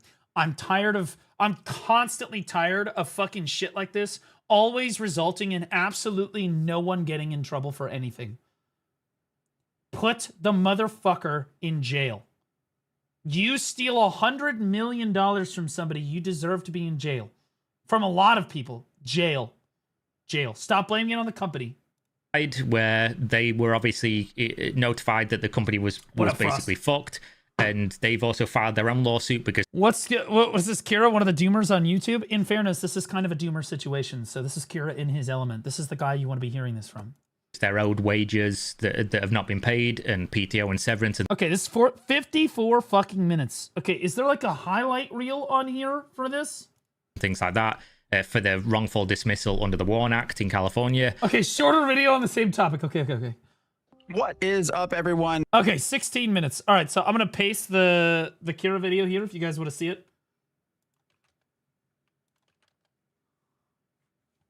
All right. This is turning out to be quite a busy night. I've already posted one video, and yes, we are recording a second. And yes, it is the one everyone has been waiting for. The Stephen Sharif lawsuit, his response to everything that's been going on. So this is quite a long one. So hopefully you can strap in. And this is 16 minutes, brother. My viewers don't even get out of bed if I drop a 16-minute video. They get upset. I get complaints in the comments section talking about why the fuck did you just jip us out of a video for the day? Make it through it all. Before we get started, in case it's not clear, these are not my words. This is me summarizing Stephen Sharif's lawsuit. So keep that in mind as we go forward. Also, as always, I will put a link to the actual document in the description, so you do not have to take my word for it. You can go read yourself. Okay. This video summarizes allegations made by Stephen Sharif in a verified... Mossad's got you all asses. I agree. How could Israel have done this? Court filing. These are claims, not proven facts. All defendants deny wrongdoing. These are allegations, not final rulings. No judge has ruled on the outcome yet, and everyone involved is presumed innocent. For the last several weeks, the Ashes of Creation community has been asking the same question. what actually happened to Intrepid Studios. According to a newly filed, verified lawsuit by Stephen Sharif, the founder of Intrepid and creator of Ashes of Creation, the answer is not that the game failed, not that the studio simply ran out of money. Sharif alleges that Intrepid Studios was intentionally destroyed from the inside. He claims that a small group of board members and lenders deliberately engineered a crisis, laid off nearly the entire workforce, and then attempted to take control of the company's most valuable asset. All right, so we heard this. Yeah, right, here's the end of the... While others allegedly hid their identities, filed misleading paperwork, and allowed him to absorb the backlash alone. This case is now being heard in the U.S. District Court in Southern California, because Intrepid was headquartered there and the alleged actions were directed there. So who's involved? Well, there's Stephen Sharif, who is the founder of Intrepid Studios, its former CEO, and the creator of Ashes of Creation. He served on the board from the company's founding until January 19th, 2000. The board from the company's founding. Again, the board is himself and his husband. 26 when he resigned. He brings this lawsuit both as an... Apparently, there were extra members added to the board in 2024. ...individual and on behalf of Intrepid Studios itself, which he says was harmed by the actions of its own board. The defendants include several people. First is Robert Dawson, the company's majority shareholder, chairman of the board, and a junior secured lender, Brian Ogden. Wait, majority shareholder? That means that this random Dawson owns the IP. So Steven isn't even like the owner of the project. Wait, what? Intrepid CFO and board member Bruce Affett and board member Aaron Bartle. So why the fuck would he lie about it for years? Why would he lie about owning the project completely, that there's no board of directors and all of this shit for years? For literally fucking years. And TFE Games Holdings, a company... Again, it's all just so dishonest. I just can't Sharif believe it. alleges was created by Dawson solely to receive and monetize Intrepid's assets after Second foreclosure. level scapegoat. Although Yeah, Intrepid yeah. Studios is named in the case for procedural reasons, Sharif says the company itself is the victim. Sharif says this all started with a... Yeah, I love it. The company itself is the victim. Put it all on the company. Everything on the company. I haven't done anything wrong. A lifelong... The company did it. ...passion for MMORPGs. Long before Intrepid existed, Ashes of Creation began as a tabletop RPG concept created by Sharif himself. His goal was to build a living MMO world, one where player actions truly mattered and shaped the environment. In 2015, Sharif and his husband John Moore co-founded Intrepid Studios to make that vision real. Sharif says he personally directed experienced developers, closely supervising the creation of the game's core systems. The project quickly gained attention. Ashes of Creation won most anticipated MMO awards in 2017, 2020, and 2022. Yeah, those awards are about as useful as the Rising Star Award for streamers, which, by the way, Frogan won 2 years in a row. Do you know how embarrassing it is to win the Rising Star Award 2 fucking years in a row? Like, we tried to rise, but we were too heavy, so we went back down, so now we're going to rise again. 2. Driven by an unusually open development process. Live streams, developer Q&As, and constant player feedback. That openness built trust, but it also slowed development. MMORPGs are iterative by nature, still by... Yo, Asmund Bald, thanks for the follow, buddy. Look, I get a lot of follows, but like that one stood out. That's pretty good. In 2025, the game had gone through 3 major test phases, and when early access launched, it reportedly achieved a 30-day player retention rate of about 76%, an unusually high number for the genre. Over that decade, Sharif says Intrepid created an enormous body of non-public intellectual property, including proprietary source code, server and networking technology, the node system, combat and PvP logic, economic and caravan systems, internal development tools, full production infrastructure. These were not public assets. According to the filing, they were protected through strict NDAs, access Robert Dawson owns them, controls, and internal security measures. Sharif says these assets had real proven value. They secured bank loans and generated millions in early access revenue. Early funding came from Sharif's personal money, followed by a $3 million Kickstarter. Personal money, yeah, and then the $3 million, Starter in 2017. Yeah, Later, Intrepid took on debt financing, including a $6 million loan from Commerce West Bank in 2020. And again, this was all, he was like, dude, we have so much money. And I used to remember watching his dev streams, and he would brag about how much money he paid his employees. He would brag that all of his employees had like full benefits, the most benefits they've ever seen from a development studio. He would brag about how much money that the project had and how cleanly they were getting through, you know, like all the time. Secured against just all company lies. assets, including its intellectual property. In 2021, Sharif says Intrepid was introduced to Robert Dawson, a claimed billionaire who began extending loans. Why does this guy look like an AI bot? I think he's talking about this guy. And then my audience, of course, responds with, we call him Blue Squadron. Plus, you'd think it would have given him hair. Dude, he's talking about this guy, I think. Bruh. Sounds like Trump? No, this guy does not sound like Trump. This sounds like Trump. I don't say a lot of people sound like him, but I would say I sound like him. I'm one of the greatest Trump impersonators you've ever heard in your entire life. To the company. At first, Dawson was supportive, but according to Sharif, that changed after a major turning point. In late 2022, a large game publisher reportedly expressed interest in acquiring Intrepid for hundreds of millions of dollars. Sharif says Dawson urged him to reject the offer and continue development using Dawson's financing instead. Sharif agreed, and the deal fell. Kazian just resubscribed for 23 months. Yo, Keisha, welcome back for 23 months. You're almost at 2 years. Appreciate you. All the content creators who shilled this game need to be named in the lawsuit as well. They contributed heavily to make the scam as widespread as it was for the sake of clicks and ad revenue. That was the most based fucking... I don't think that the content creators should necessarily be held accountable in a court of law. I think that they should be held accountable in the court of public opinion. I don't think that it's a good precedent to set to sue them or put the content creators in prison for advertising for a product that they didn't necessarily know was a scam from the beginning. However, should their communities hold them publicly responsible? You bet your sweet fucking bippies. If one of your favorite content creators shilled for this fucking game for years, abso-fucking-lutely, I would be demanding some fucking answers on it. I would like to see apology. I want to see a full fucking run back. But what are the chances that you see Pirate Software or even Lazy Peon? Canon came out and apologized, right? But so who's gonna make Pirate Software apologize? I would love to make Pirate Software apologize. I'd love to take that bullet for everybody. I'd love to take that bullet. Yo, Memplex, thanks for the raid, buddy. Appreciate you. We're covering the Ashes drama right now, brother.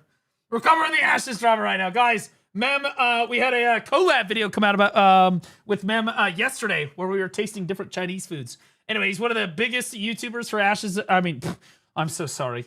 For Where Winds Meet, the actual good game. We got Hexy coming out in like less than 2 weeks. We're going to watch the Hexy trailer right after we're finished covering this drama today. Love you, buddy. We made the live update better. You made your live update better today. I reacted to it. 4 hours laughing, buttons, and just pressed lull. It was peak. You need this. All right, bet, bro. Well, show me. I'll take a look at it. Yeah, the live update this weekend's gonna fuck. Because we have more Ashes drama. We have more Crimson Desert shit. Plus there's like fucking 8 other fucking things that have already happened. I'm so amped up. Oh, I'm doing most of the recording for the skits tomorrow. I'm pretty amped up. Fell apart.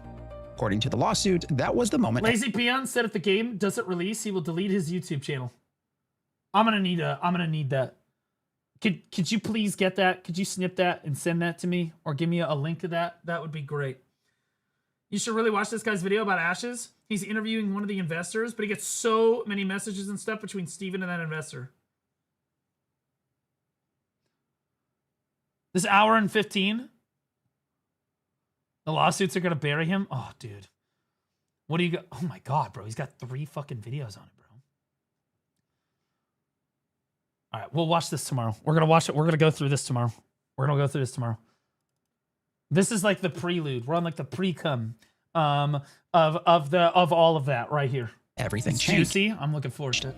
From early 2023 through May 2024, Sharif alleges Dawson began threatening to cut payroll funding, shut the studio down through litigation, financially ruin Sharif, and even physically harm him. Unless... Oh, so... Okay, back that up for a second. To finish my thought before, again, I think that the content creators should be held responsible by their own communities. I do. I think that you should be demanding, like, hey, bro, you fucking shilled for this game for like 5 years and convinced me to play it and spend money only to come and find out it's a fucking scam. You guys basically got Bitcoin scammed. That's how I feel about it. Is I feel like the creators that supported this basically supported a Bitcoin scam. For all intents and purposes, it's basically the same fucking thing. Early 2023 through May 2024, Sharif alleges Dawson began threatening to cut payroll funding, shut the studio down through litigation, financially ruin Sharif, and even physically harm him, unless Sharif granted him more control and equity. Sharif claims Dawson demanded massive ownership stakes for little or no cost, forced himself into legal discussions, and represented himself as a company agent when he was not. Sharif says this pressure led to a severe medical crisis. Well, he is a company agent. In the fact that he owns 54% of the company, you have to do what he says. Hospitalization, kidney failure, and permanent health effects. Pressure and represented massive ownership stakes for little or no. What am I hearing right now? Simon, he was just making a point and I got ads. Yo, Frost, thanks so much for the 7 months, man. Appreciate it. You can always clip. More like Crypto Zoo. Yeah, it's a Bitcoin skill. Okay. Cost, forced himself into legal discussions, and represented himself as a company agent when he was not. Sharif says this pressure led to a severe medical crisis. He said, so Steven is claiming that he underwent a severe medical crisis as a result of pressure he was receiving from Robert Dawson, the guy that actually owned the company. And what was the medical crisis? Kidney failure, and permanent health effects. Kidney failure? Kidney failure? Steven, brother, that's just diabetes. He just can't control his own blood sugar. It's like Steven had diabetes for like 15 years because he's not eating right. Finally has kidney failure. And then decides, how could Robert have done this? It's the stress has been building in my cholesterol for the last 20 years. What are we talking about, dude? Now, to be clear, kidney failure. Okay, for those of you that don't know, I used to be in medicine. I was pre-med for a long time. I was a medical scribe in emergency departments and various things, walking around with real doctors, still friends with a lot of them. I also have a lot of publications in pediatric neurosurgery, have a lot of research in pediatric neurosurgery and things like that, and then also pediatric orthopedics as well. Now, this is not nephrology, which is the kidney stuff. However, I do know a lot about kidney failure. Kidney failure can be caused by a number of different reasons, and it can, in fact, be caused by shock to your body. That can happen. If something seriously shocking happens to your body's metabolism or how you ingest food or whatever, yes, absolutely, you can have some shock kidney failure. That can happen, and that's what he's claiming here. I guarantee it. Guaranteed. All while Dawson allegedly knew what was happening. By May 2024, Sharif says Dawson demanded a sweeping settlement. The agreement released past disputes and converted debt into shares, making Dawson the majority. Yeah, it can be caused by stress in extremely rare cases. Squadron, yes. The videos I sent you is a lot of the behind the scenes between Steven and Jason, one of the investors that invested around $10 million. The messages that gets leaked here and info you get to know is actually wild. Oh, God. I'm looking forward to it. Shareholder with roughly 58% ownership. Importantly, the shareholder agreement explicitly preserves Sharif's creative control. You have published research? Oh, yeah. I have a lot of published research. Over Ashes of Creation. But in practice, Sharif alleges Dawson gained full financial control, continuing to threaten payroll to force compliance. Dawson secured his debt against all company assets, despite knowing senior lenders already existed, then installed himself as chairman. I'm probably going to get banned for this, but all of those back shots did damage to them kidneys. Brother, you don't get banned in this stream for saying that. You get promoted. VIP that guy. Ryan Ogden as CFO. Company banking was moved to Pathway Bank, which Sharif alleges Dawson controlled. Sharif was cut off from company finances entirely. By August 2025, Dawson added 2 more aligned board members, giving him full voting control. Sharif says he was pressured to keep Dawson and Ogden out of the public eye, remaining the visible face of the company out of fear of retaliation. In October 2025, Sharif formally stepped back as CEO for medical reasons, remaining creative. So in October of 2025, he stepped back as CEO, but none of this was communicated to anybody. Anyone. Literally anybody. No one knew about any of this. Guys, when people are not scamming you, they're generally pretty transparent about how they're running their company and how they're doing things. When somebody is scamming you, they have every single fucking reason to not tell you the truth, to misrepresent facts, and to not tell, and to just generally be deceitful. Director against Sharif's That objections. mug goes hard. Vert, I miss you, buddy. Vert, where you been, brother? The board pushed Ashes of Creation into Steam Early Access in December 2025. CFO Ryan Ogden allegedly assured Commerce West Bank that Steam revenue would cover loan obligations. But behind the scenes, Sharif alleges the board was planning something else. PDO. Oh, sorry about that. Starting in 2025, he claims they conspired to manufacture a default, foreclose using Dawson's junior lien, avoid notifying senior lenders, and transfer all assets to a newly created company, TFE Games Holdings. Sharif says they allowed debts to pile up on purpose, opened bank accounts for TFE in advance, and even they allowed debts to pile up on purpose. Steven, you literally are in control of what the company is spending money on. At least that's what you led us all to fucking believe. And he still has control of it. It's not like they're forcing you to spend a bunch of money on hiring new people. Like, you could have laid people off. You could have cut the company's expenses. At any point, you could have cut that. You had the power to stop that. But you... How are we going to blame put everything on the board when you absolutely had the power to stop this from happening? Been attempted unsuccessfully to redirect Steam revenue away from Intrepid. Using December debt 15th. for bankruptcy. Oh, that I understand. I get it. But it's not like he couldn't have, decreased the company's expenses. He's like, it's just piling up. There's nothing I can do. Hire 3 more people. In the 2025 board meeting, Sharif says he objected and was physically intimidated and coerced into signing dozens of documents without review. On December 30th, Sharif alleges the board filed a false California Statement of Information, listing him as the sole director and misidentifying the CFO, shielding themselves while leaving him publicly exposed. Sole director. On December 31st, Ogden prepared an asset list explicitly identifying. To be clear, Steven should be held accountable for this. He was the one running the project since the beginning. He's the one that allowed it to get to this state. And again, misrepresented facts all the way up until the end. He's not innocent on anything. He's not, if he had been honest about the state of the project and the state of Ashes from the beginning, I'd be willing to give him the benefit of the doubt. He didn't say that the company was even struggling. In fact, he let on that, they're doing great. Everything's amazing. Everything's awesome. This all to me, I was getting to it. This all to me just sounds like legal bullshit so that he can try to cover his own ass on stuff. That's all this sounds is just legal bullshit to try to cloak the fact that he is the villain of the whole fucking thing. Ashes of Creation's code, It's gameplay all just a systems, and trade smokescreen. secrets, including a section labeled, quote, from ChatGPT. Despite Sharif objecting 10 to 15 times per his report in early January, Dawson transferred his secured interest to TFE. On January 16, 2026, Sharif alleges Dawson caused Intrepid to declare default and immediately foreclosed through a private, non-public sale with no broker, no marketing, and no open process. Sharif says, There's no sale, no broker, no evidence, no nothing. I swear to God it happened. Dawson effectively sold the company's assets to himself. He resigned on January 19th, 2026, citing unpaid... Yeah, I get it. He sold the company to himself. Okay. Yep. There's no proof of the sale. There's no proof of a broker like talking about the sale or like helping with the sale, and he's selling it to himself. Yeah. I love that when the source for everything is trust me, bro. God, I love that. Wages, illegal foreclosure concerns, and ongoing coercion. By late January and early February 2026, Sharif alleges warn notices were improperly issued. All employees were terminated without required notice. Final wages and PTO were not paid. I can't believe that they would have fired employees without notice. How could they have done this? He's the astronaut in the meme shooting himself in the chair. How could the board have done this? I swear to God. How could they have laid them off without notice? Using money from the company, he embezzled from the company.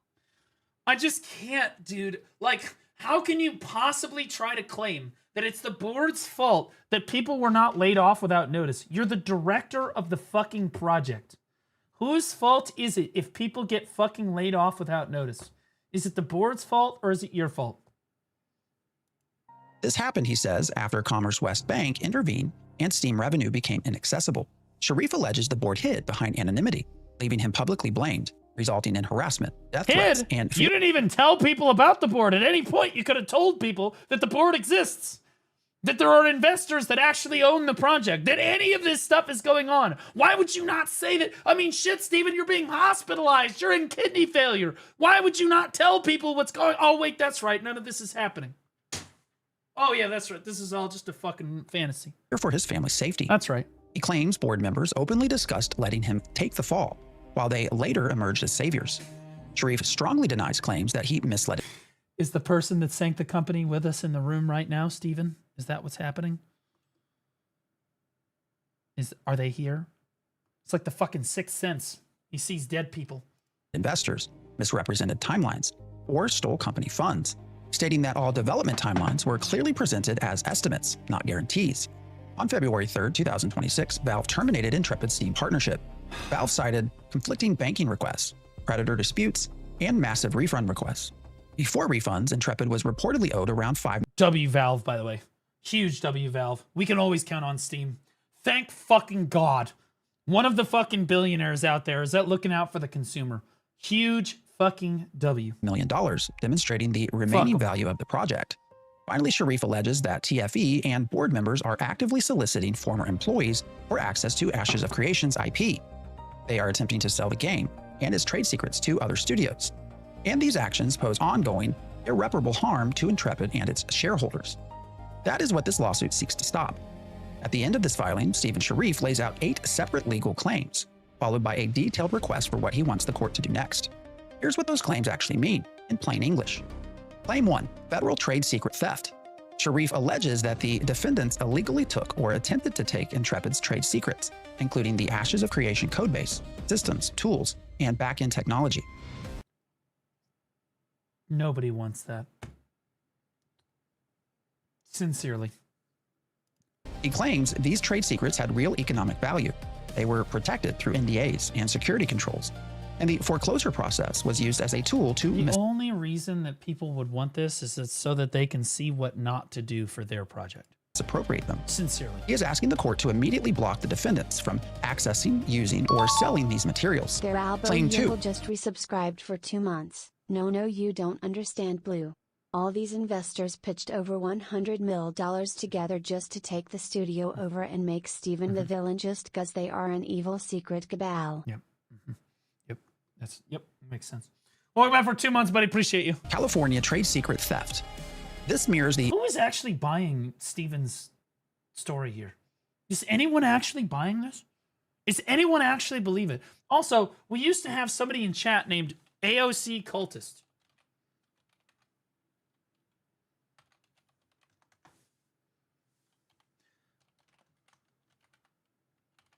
And he used to come in here every time I shit on the game, like really hard. He would come in here and shill for Steven about the game. He would show up every single time.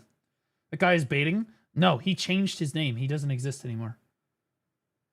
Yeah, they changed their name on Discord. Wait, they changed their name on Discord to Ashes Believer. I love it. Scam of creation. I love that. I love that. First claim, but under California law, Sharif alleges that even... But he's actually in my old Ashes of Creation videos, and some of my old videos, I pull him up. If federal law didn't apply, the same conduct violates California's protections for confidential business information. Again, the core allegation is that Ashes of Creation's technology was unlawfully seized and exploited, causing harm that cannot be undone if the IP spreads. Claim 3, illegal foreclosure under California Commercial Code. Sharif claims that the foreclosure itself was illegal. Specifically, he alleges Dawson foreclosed using a junior lien. Senior secured creditors were not notified. The sale was... Yeah, and Steven's like, yeah, I can't believe that no one would pay their employees. I can't believe that no one paid the Intrepid Studios employees. I can't believe that no one paid them their final month. Meanwhile, also, Steven, I pay my employees better than any other CEO in the history of MMOs. Private, non-public, and commercially unreasonable, and the assets were effectively sold from Dawson to Dawson. In short, Sharif alleges the foreclosure violated basic rules meant to protect companies, creditors, and shareholders. Claim 4, breach of fiduciary... Oh, by the way, I don't know if I'm allowed to say this, but I will say this. A certain Narciverse, you guys remember Narciverse? He has since, he's gone down a different path in life. And I'm not going to say what he's up to now, but Narc reached out to me and said he's been watching all of this unfold in the most delicious manner possible. So, and I'm just gonna say, Narc made it, guys. Narc made it. He has made it. I'm not gonna say how or what he's doing, but I say he's made it. He's doing all right. Yeah, that's right. Duty. Sharif alleges that the board members violated their legal duty to act in the best interests of Intrepid Studios. Instead, he claims they acted for personal gain, approved self-dealing transactions, and knowingly harmed the company they were supposed to protect. Claim 5, aiding and abetting breach of fiduciary duty. This claim alleges that even if some board members didn't lead the scheme, they actively assisted or enabled it. Sharif claims certain defendants voted in favor of the foreclosure, approved misleading filings, and helped carry out actions they knew were harmful. Claim 6, corporate waste. Here, Sharif alleges that Intrepid's assets, including a decade of work, technology, and talent, were destroyed or given away for little to no value. He claims this wasn't bad judgment or bad luck, but well, in fairness, they have little to no value because they're fucking dog shit. So, intentional waste that left the company hollowed out. Claim 7, civil conspiracy.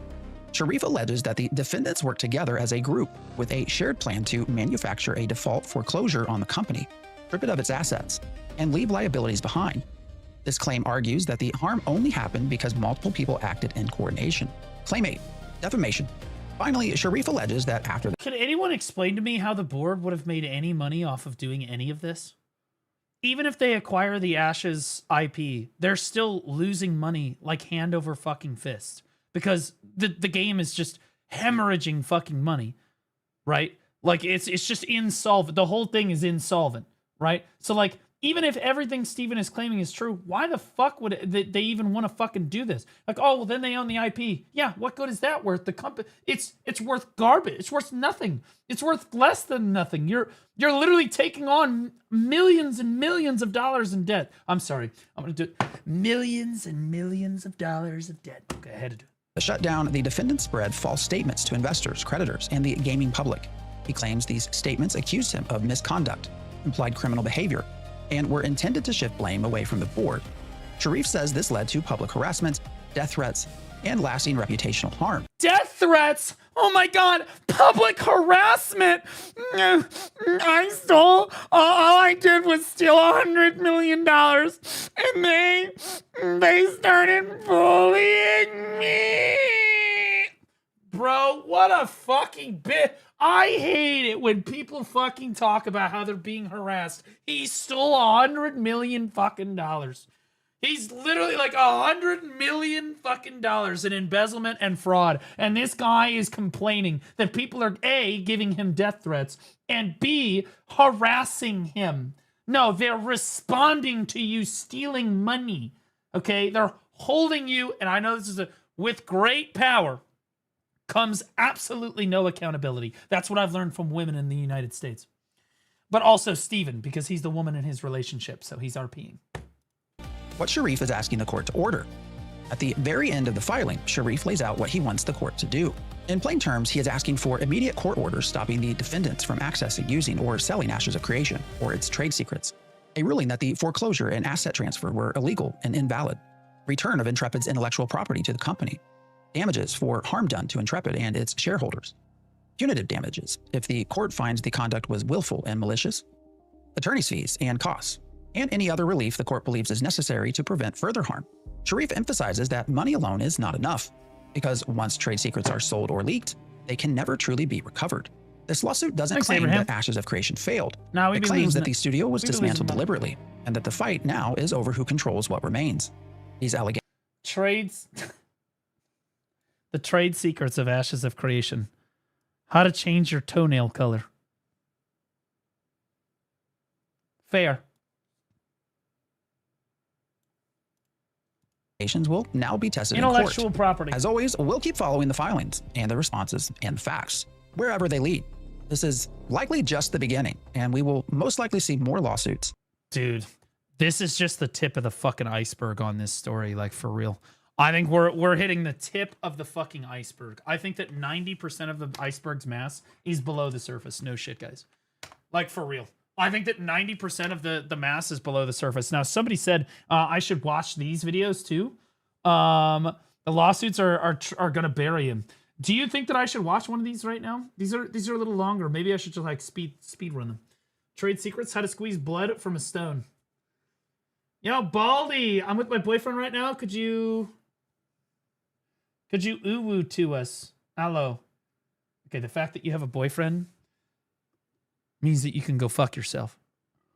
Anyone that's in a relationship in 2026 got the last chopper out of Vietnam. Fuck you and your boyfriend. But if at any point you stop fucking your boyfriend, I'm here for you. My DMs are open. Also, there you go. All right.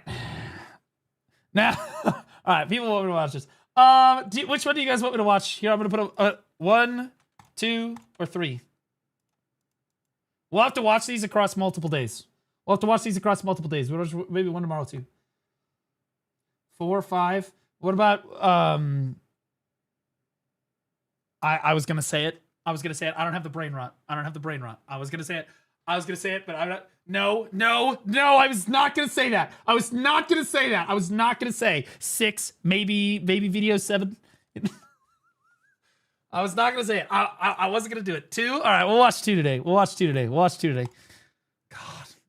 Stephen Sharif made or caused to be made certain unauthorized transfers to himself, totaling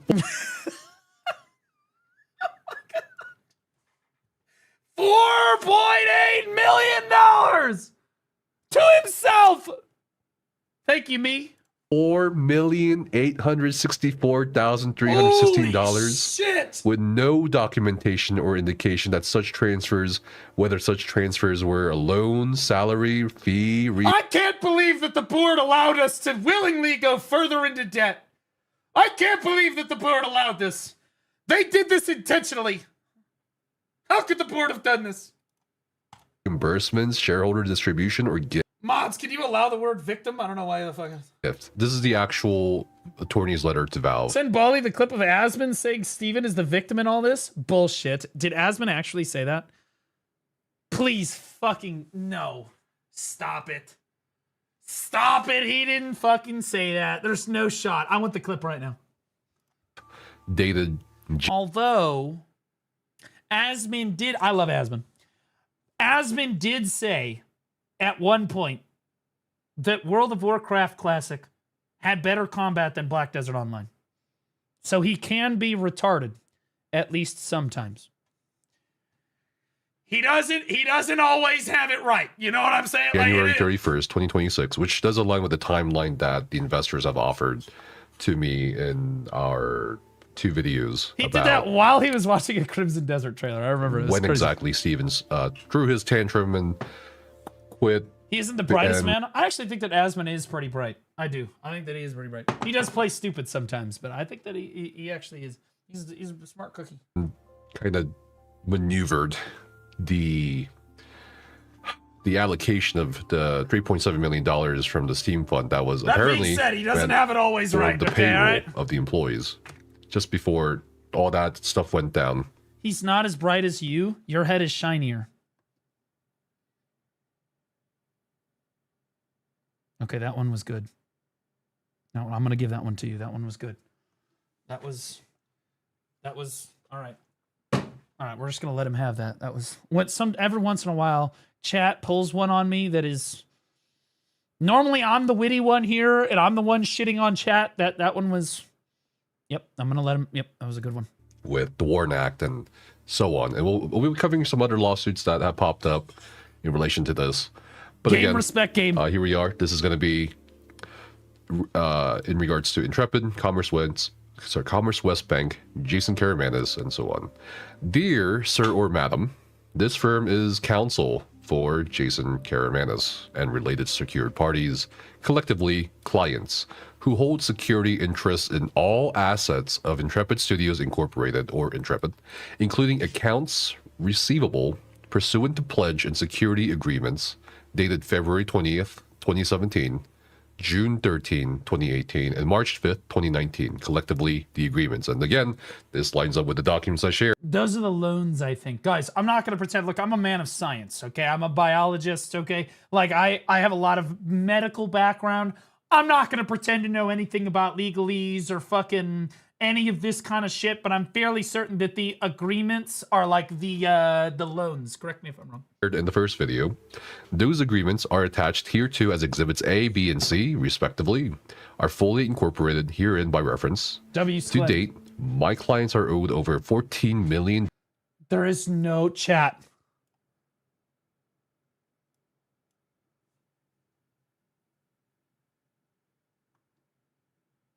There he is.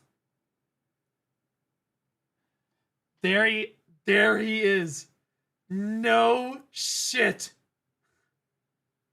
What is that profile picture?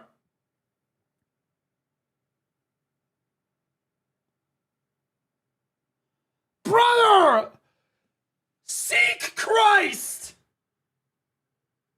Bro, for real!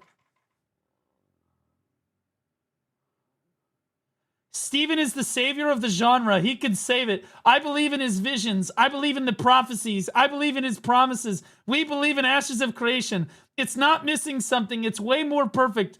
It has everything you could ask for in MMORPG. Perfect MMO all the time. Ashes of Creation is perfect MMO all the time. You guys thought I was joking. You guys thought I was kidding. You thought I was capping. He exists. He's real. This channel is for AOC content, no harm intended. Believe on Steven's vision. For 4 months. Hey Blue, do you have a recommendation for a class similar to Light Seraphim or Mega? Also, there is a video about Ashes and the state of MMOs from Josh Trifehaze I would love your take on. Try Awakening Mystic. You might really like it. Because I like both those classes. I like Mystic too. Try that. Believe in Steven's visions. Believe in Intrepid. We believe in Ashes of Creation. Who's we? This is insane. I told you this guy exists. Nobody believes me.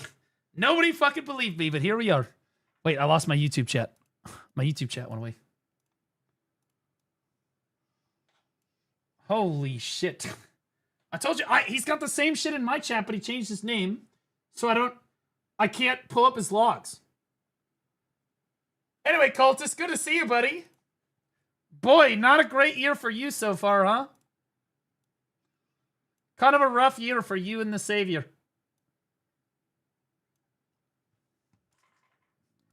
Dollars in debt by Intrepid. This letter is written in connection with an undated letter from Commerce West. I hope people wait for more documents to come out. For now, Steven is innocent.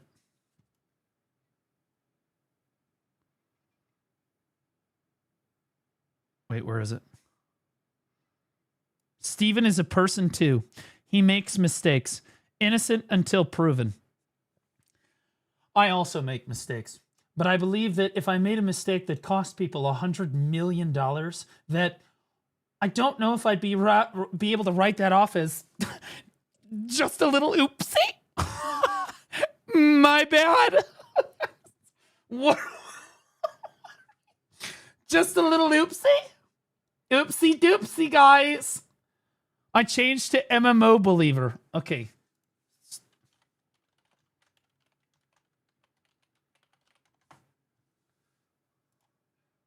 Why would you change your name? Ashes is doing so well. Oh, wait, I perma-banned you. Oh, wait, no, AHT perma'd you. You're literally banned. Okay.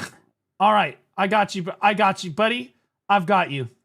People should play AOC instead of Aeon 2. It has early access on Steam and will be available on December 11th. AOC hype. Q1 2026 release date. Well, that aged like milk. Do you know why you got banned? It's because we don't openly support scams in my fucking stream. We don't. Holy shit. People should play AOC instead of Aeon 2. Bro, he spammed it. Here we go. Steven's going to save the genre just how Trump is going to save America. K Kona. So true, brother. K Kona. People would rather play AOC than this game. This guy goes way back. This guy goes way, way back. Yeah, AOC released Q1 2026, and he said it in 5/9/2025. Steven over AOC over my life. I'm not joking. Guys, this has been going on for fucking years. This guy is literally like the ultimate Ashes of Never Being Created fan. This guy is like the ultimate AOC fan. He's been doing this for years. I go to one of his first messages in my chat. I'm gonna scroll up. You can't get cake while doing that. Okay, so this is all. Whoa. 6K cultist. Paid actor, except the actor. Except the actor are the ones who are paying Intrepid. I hope Intrepid opens up some donations for people who really want to support the game, unless they want to milk the player base. Guys, this is either the greatest troll of all time, or this guy is absolutely fucking deranged. This has been going on since August of 2024. 2024, this guy appeared in my chat. And every time I talk about Ashes, he's always there again. Holy shit. I love him. He's one of my favorite chatters. It's unbelievable. It's actually just unreal. It's actually just crazy work. Bank to Valve, directing Valve to pay a certain account receivable in connection with Intrepid to the bank. It could be Steven. It actually could be Steven. No shit. The agreements grant a security interest. There's a non-zero chance that that is actually Stephen J. Sharif. And by non-zero chance, I mean it's about the same amount of chance that Ghislaine Maxwell is actually Ghislaine Maxwell in prison right now. You know, like it's probably her, but there's like a non-zero chance that that's just some fucking random person that they jailed instead, you know? Like it's like right around there. In all assets. I would say it's a 6, maybe a 7% chance. Proceeds in connection with Intrepid to my clients. And paragraph 8 in each of the agreements prohibits Intrepid from transferring or encumbering the collateral in favor of third parties without consent. My clients did not consent at any time to any later transfer or encumbrance of the Valve receivable in favor of the bank. Thus, any security interest granted to the bank by Intrepid would be void due to its violating of the pre-existing agreements and paragraph 8 contained therein. So to sum it up, the lawyer sent a letter to Valve saying, hey, there's other people in line ahead of this supposed payment from the Valve fund to, Steven's house payment or his house loan. And that being done violated these agreements. So now we want the money. We want the money back. See Uniform Commercial Code sections 2403 and 8302. Accordingly, our client asserts a competing and prior... Did the voice just 2x speed or am I tripping? I sped it up a little bit because he's talking a little bit slow. ...claim to the Valve receivable. It's 1.25 speed. Please provide a full and complete... No, that is his dog barking. I thought it was my dog barking, so I looked up and checked the camera. It's his dog barking. ...accounting of the Valve receivable. And in light of the competing secured claims asserted by my clients, demand is made that Valve pay the account receivable to my clients rather than to the bank. So this is acknowledged, okay, so you've basically listened to Steven, Valve, and you've paid off Commerce West Bank. That is the reason why we didn't have money to pay payroll, okay? Because Steven, that motherfucker, literally sat there and had Commerce Bank contact Steam. Well, that was the money for our payroll. So literally... So he did it despite you guys, basically. He didn't even get the money. 1,000%. He did it to fuck everyone over. Which will come out. Oh, this is cinema. Oh, this is cinema. Oh, this is this is delicious. In my lawsuit, and I'm going to put all this down, and I don't care if Steven listens to this, if he hears it, you can go fucking rot in fucking hell. He's probably listening. I don't give a fuck. Somebody ask AOC Cultist if he's mentally okay right now.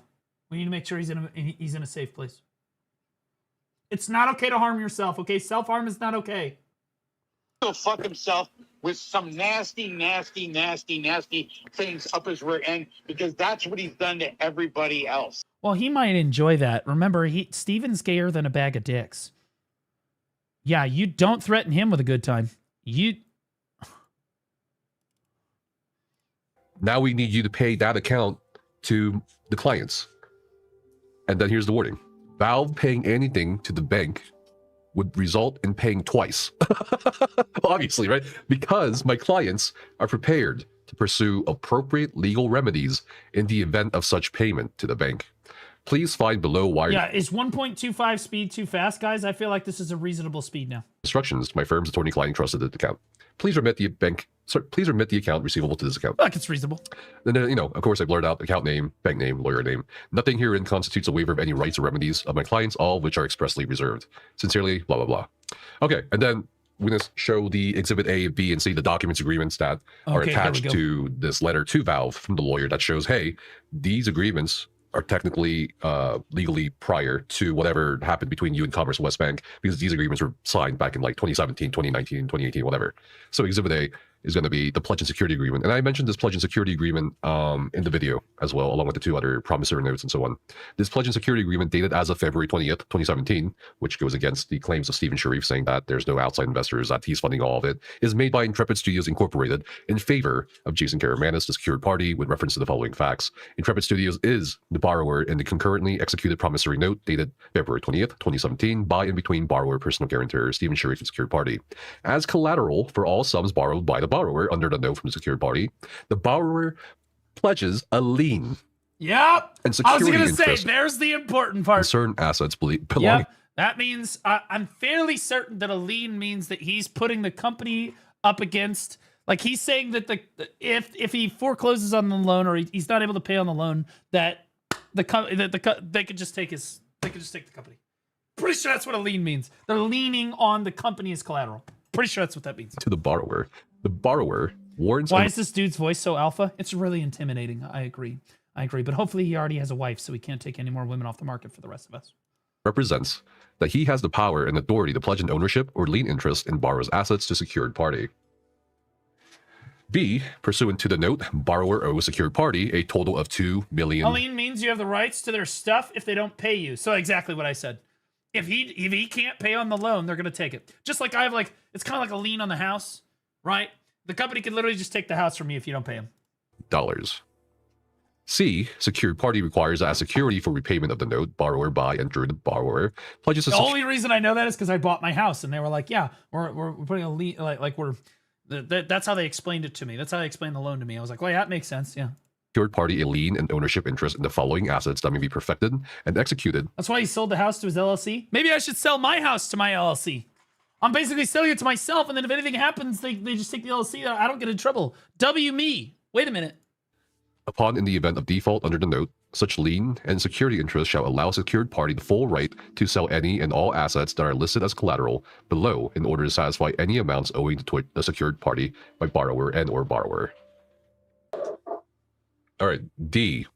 Secured party shall be allowed to file a UCC-1 financing statement against the borrower pursuant to this agreement.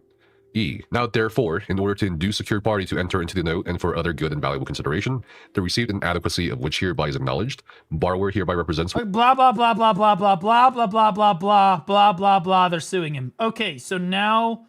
Okay, so here's the gaming lawsuit. Let's take a look at what the gaming lawsuit is about. Oh, and this is what he was talking about with Robert Dawson. This is so that is Steam suing him, right? Or that was their letter to. I think that was Steam suing him. Although I thought that was the bank.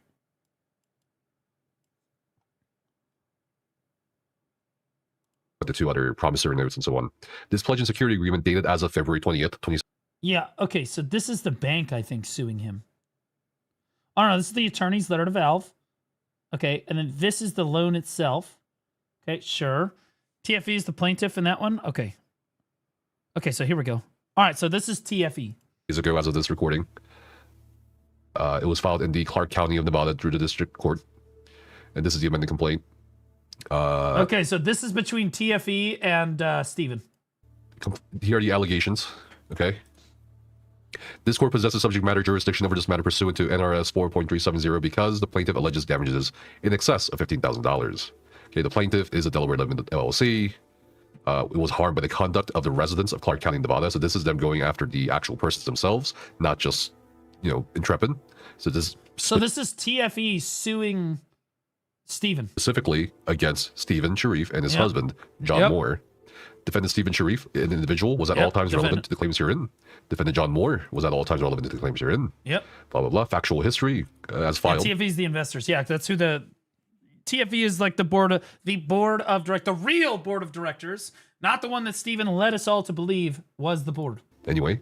It was sold in 2020. The company was sold in 2024. All right. And had a legitimate board of directors, is my understanding, that was actually in control of the company. Stephen didn't have control of the company after 2024, although he was still the director on the project. So he still made all the decisions. They were just kind of shadow owning the company. It's my understanding. The plaintiff is successor in interest to non-party Intrepid Studios, Inc. The plaintiff became successor in interest to Intrepid through a private sale of collateral pursuant to the Uniform Commercial Code. Through the private sale of the collateral, the plaintiff foreclosed on Intrepid's assets. So again, this aligns with the letter sent to Valve by Jason's lawyers and related parties. Okay, so all of it's lining up with his story at this point, according to both documents, one that's public and one that's not. And we still have not heard a word from Stephen. Okay, that's bad for Stephen. Okay, so it's all lining up with the... So there's two different, like, sequence of events that you can believe. There's Stephen's sequence of events, right? Where the board took control of the company illegally and started foreclosing and firing people, and he stepped away, and he's the victim in all of it, right? And then there's the investors sequence of events where Stephen is really the villain in all of it, and he's the reason that the company... and that the project basically went completely fucking tits up bankrupt. And he was the one embezzling and taking money from the company all the way up until the very, very end. Right? And what he's saying here is that the investor sequence of events seems to be lining up with everything that the investor has told him. You didn't watch the first video? No. I asked chat which one they wanted to watch first. They said this one. And again, I've told Stephen, I pinged him in Discord, hey, I'm willing to talk to you as well. But he has not answered me. Okay? So they're accusing him of not only... Steven's quiet because he's burning evidence? What is this, the fucking Epstein files? No. Steven is quiet because he's trying to move to another country, probably. That's what I would be doing. Well, time to get the fuck out of here. They're accusing him of foreclosing on Intrepid's assets, including all assets and all personal property of debtor. They list everything possible, all the instruments, the goods, cooked, IP, bro. copyrights, everything. They want everything. This guy foreclosed on everything, ran away. He didn't hand us over the keys to a lot of things. He's still...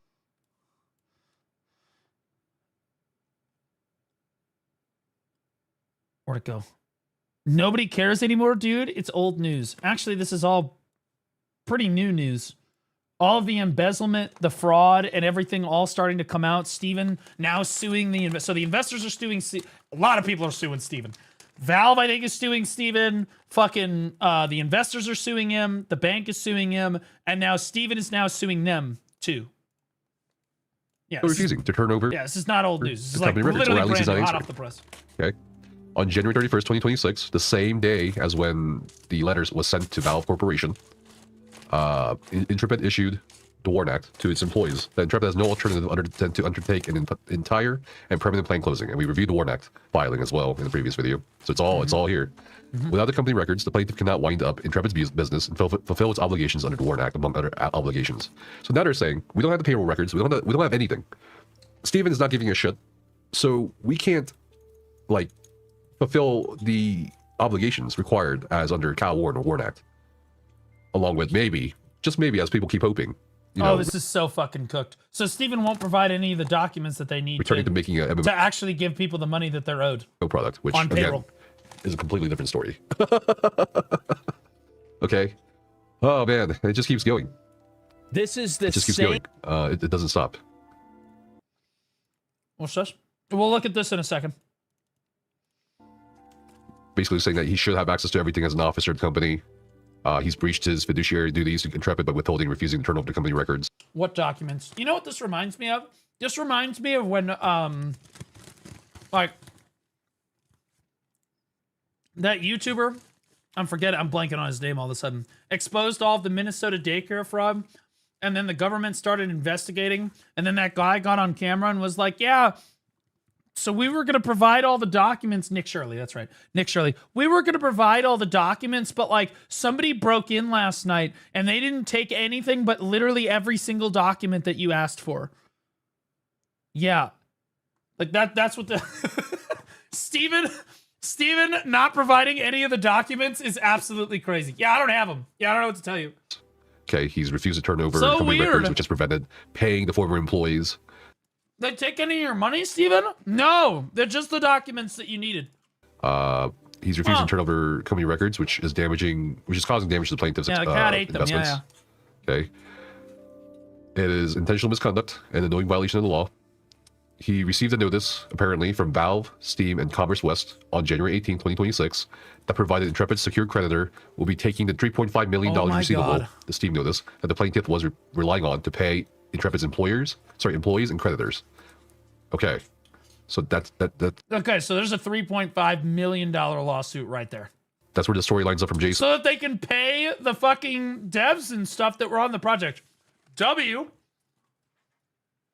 So TFE is suing Steven so that they can make good on the promise of paying their employees for the final month of their employment. Right? With how Steven essentially stole money for his home loan. It essentially stole from the employees their payroll, their last pay. Right? No, these are my goldfish. And again, lines up with the Valve Corporation letter. He failed to share the Steam notice with Intrepid or the plaintiff. He resigned as CEO the following day on January 19, 2026. Interesting timeline. They're the flavor blaster kind too. He has breached his duties to Intrepid by authorizing and causing the payment of approximately $17.4 million. What the holy? Breached his financial duties to Intrepid by authorizing and causing a payment of $17.4 million.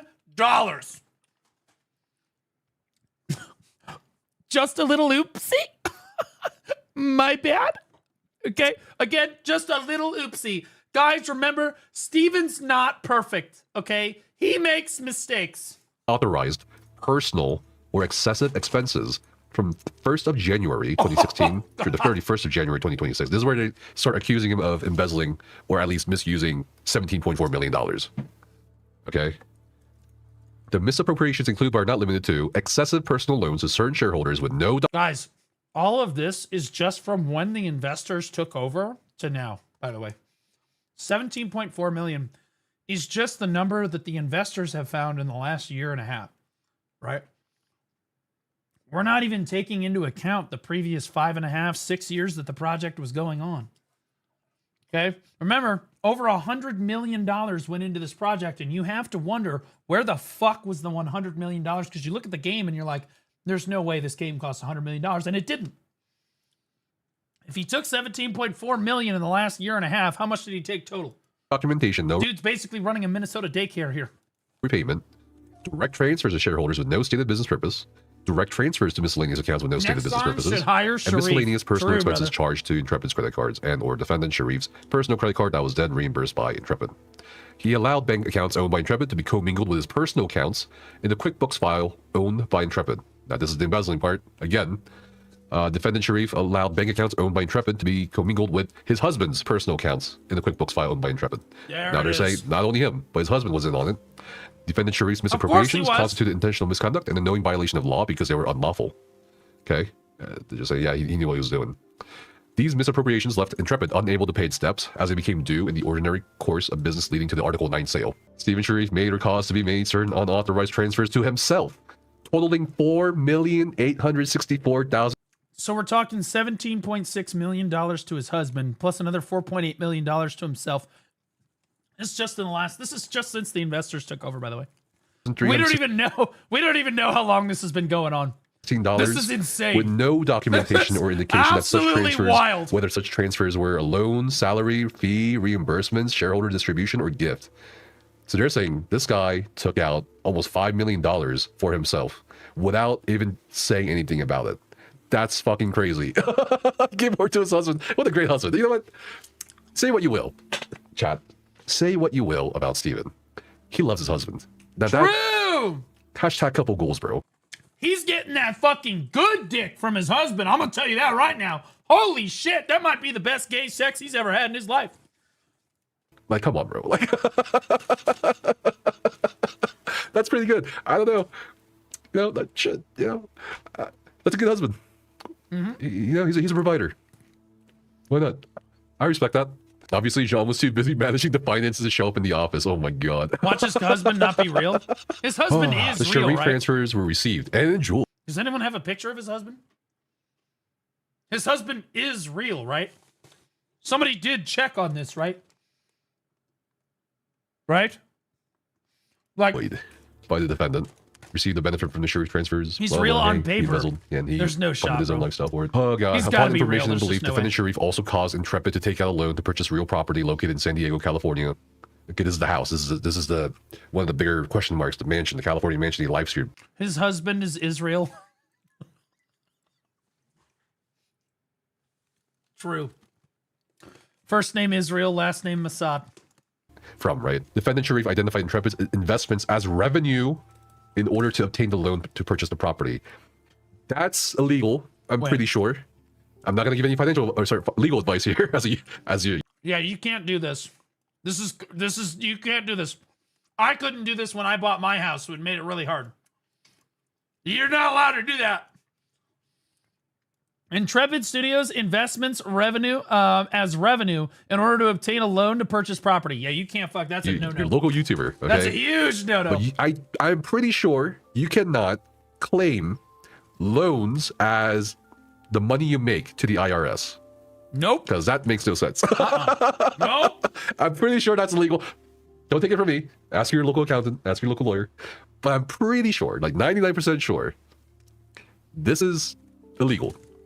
And they're accusing him of doing this. That not only did he embezzle, Oh god, this is so cool. not only did he misuse the funds, not only did he fuck everybody, the employees, the investors, not only did he refuse to turn over the keys after. Somebody said, "Did you bring snacks to share?" I did. Chat, do you want goldfish? Do you want Cheez-Its? Or would you like some Sun Chips? That's what I've got. That's all I've got.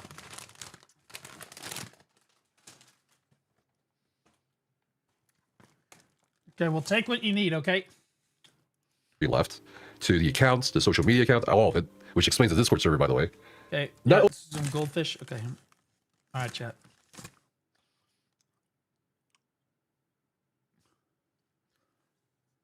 Well, he didn't do all that, but he also claimed loans as income. Oh my god, that's so funny. Do the airplane sound. Get the fuck out of here. You fucking retard. What do I look like? Some sort of fucking VTuber? Shut the fuck up, dipshit. This is hilarious. Like, you gotta admit, this is kind of hilarious. And then next, claim the 84th point on this document, on this court filing. Defendant Sharif sold the property that he bought in San Diego for $8.5 million. Did not repay Intrepid for the $8.5 million he spent. So he bought the house on a loan that was illegal because he used the company's assets or like Intrepid's investments to get the loan, then took that same property and sold it and kept all the fucking money for himself. That's fucking wild. 8.5 million. So guys, we're up. What's the tally at right now? We're talking 17.5 plus another 8.5 puts us at like 26 million. Plus another 5 just to himself puts us at like 33. So we're looking at about $33 million just in the last year and a half. Spent on that. I don't know. The company just had no money to pay its employees for the last month. There's nothing I could do. The board took control. They started making decisions that I could not ethically or morally agree with, which was giving money to anyone other than myself. House. And retain the profits from the sale of the property for himself. I would never have cum stains on my shoulder like that. There's no way I could squirt that high. I jack off too frequently. This is goldfish dust. Yeah. Now. The plaintiff conferred benefits on defendant Sharif. Defendant Sharif appreciated such benefits, and there was acceptance and retention by defendant Sharif of such benefits under circumstances such that it would be inequitable for defendant Sharif to retain the benefits without payment of the value. It's only illegal because it was personal property. He could use the company's assets as a lien to purchase property, but it has to be for the business. Right, but again, when you sell the property, if you're using the company's revenue to get a loan for a personal house, that means that the house is owned by the company. That means if you sell the house, that means that that's company assets. At least that's my understanding. Thereof. Is that dandruff? Shut the fuck up. fuck's wrong with you? You know that's my trigger word. It has become necessary for the plaintiff to retain the services of the attorney to this action. Oh god, there's a fifth claim.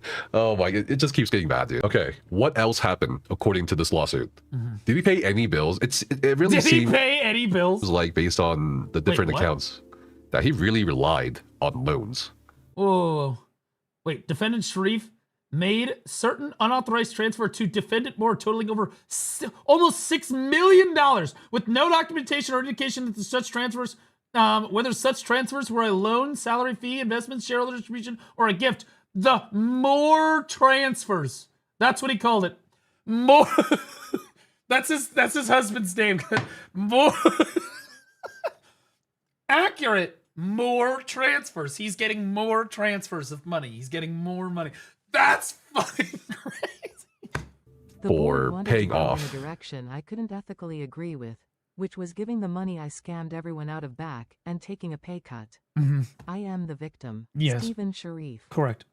Like, you know what they say, guys? Mo transfers, mo problems.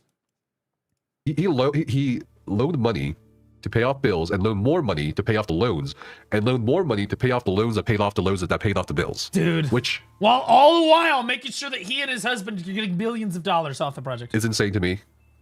I think it's insane to any rational person, but hey, I don't know. News. Also claims that Stephen embezzled by making unauthorized transfers to his husband, totaling Luke Nitt, thanks for the prime sub, but another appreciate it. 5.9. Oh wow, what the? Hold on, wait a minute. Yeah, it's like, wait a minute, hold on. So he gave himself $5 million, then gave his husband $6 million, then gave his husband another $17.6 million. That Paid his husband more again. Then another $8.5 million. $954,318 with no documentation. And now they're saying, okay, John accepted that, so he's part of the. Bro, dude, I hate how people throw around this fucking money like it's nothing. Dude, honestly, the most triggering thing. Stephen will start up another Kickstarter? The most triggering thing about this is looking at this fucking number right here. And this is only one of the numbers in here. And knowing that my bank account has never even been remotely close to fucking, like, even a tenth of this amount of fucking money. Okay? Like, this is absolutely. These people, they just throw it around like it's nothing. They throw this money around like it's, like it's, like it's a fart in the wind. Embezzlement scheme. Interesting. And yeah, some people won't make that kind of money in their lifetime. Literally. And again, this is why I said he needs to go to fucking jail, bro. This shit's crazy. now he owes that same almost $6 million to the company. And he's also aware that his husband, Stephen, sold the. Just want to say I got back into BDO, been playing and enjoying your content. Thanks for the for the awesome backlog. No problem, Luke. There'll be more in the pipeline. There's more in the pipeline. Thanks, buddy. Property for $8.5 million and did not do anything about it. Okay. As a spouse, he has also received and retained the profit from the sale of the property. The company records have not been taken for a tax, assessment, or fine pursuant to a statute, or seized under an execution or an attachment against the property of the plaintiff, or if so seized, that it is by statute exempt from such seizure. And they're just saying, hey, if, you know, you're not going to do shit with it. I hope that they take every fucking dime Steven has. I hope that they literally take everything. Everything from his husband, everything from him. I hope they take the shoes off his fucking feet when they throw him in prison. That's what I hope. Sincerely. People like this are the worst. Like, straight up the worst. Records. We need those records. We now want the court to order you to turn over his records. Okay. I mean, his fake husband. The plaintiff cannot wind up. At this point, we don't know what's real anymore. Wind up Intrepid's business and fulfill his obligations under the Warren Act, among other obligations. Seventh claim for relief. Okay. Conversion against defendant Stephen Sharif. He owned, possessed, and had the right to possess the company records of Intrepid. Still not giving the records up. So he won't give the records of Intrepid up. He won't give, like, the financial records of the company up, guys. Why could that be? Why would Stephen J. Sharif not want to give up the company's financial records dating back all the way to 2017 when the project began? Golly gee whiz. I wonder why. Yeah, that's what I think. Whenever somebody's being really honest with me, they withhold very important information from me. I think that those are the most honest people.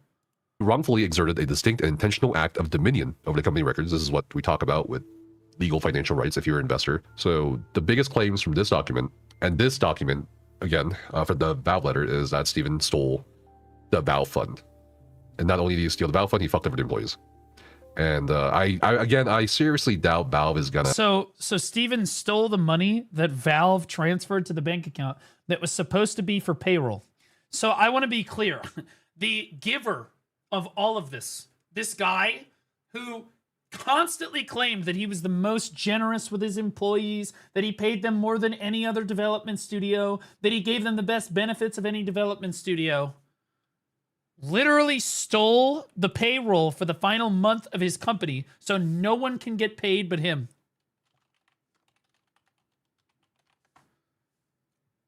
In essence, the company is being run by this man.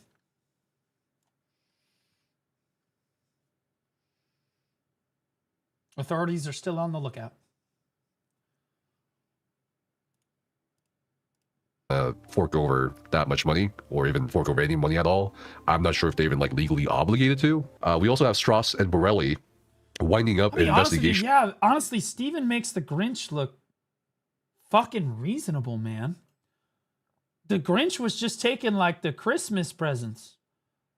This is fucking crazy, bro.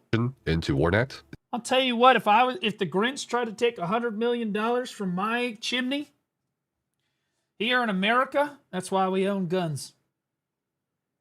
Good luck. Into the Warnact violation on behalf of Intrepid Studios. Now they're gearing up because they said, hey, you violated the Warnact, and now we're going to investigate you. I'm not sure if anyone has hired Strauss and Borelli specifically. And of course, we have two more lawsuits that are actually that have actually been filed by plaintiffs Jacob Burdecki and Zachary Strange against Intrepid Studios. So who's Jacob and who are these other investors? $6.90. Did we go over Steven's lawsuit he filed yet? Technically, we have not. Although, I mean, we kind of did, right? We kind of did. We covered the video that came out on it. Of the people that we got like a TLDR video on it. Yo, thanks to Dun, buddy. Appreciate you. Act violation. Cause of action is the Worker Adjustment Retraining Notification Act. Okay. Summons were issued. Another lawsuit by Noah Ortega, a former employee also probably, versus Intrepid Studios Inc. Again, for Worker Adjustment Retraining Notification Act, the WARN Act. Someone mentioned that there's another lawsuit coming from another... Holy fuck, he's getting absolutely gunned down by lawsuits. This guy is... set of employees. So that's what? I hope that he doesn't get to just write it off as it's the company's fault. Please hold the person accountable. Hold him accountable. Not the company, him. He's the one making the decisions. 4 lawsuits, and Jason has said he doesn't know when he's going to file a lawsuit. That he's going to file a lawsuit anyway. So that's 5 lawsuits that we know of so far. If the Strauss and Borelli thing is in its own a different lawsuit, then that's 6 lawsuits, right? So this guy's just getting buried by lawsuits. All these allegations of embezzlement. I mean, it's crazy. If it's true, it's crazy. And if it's true, I get it, because a lot of people are saying there was a game, so it wasn't a scam.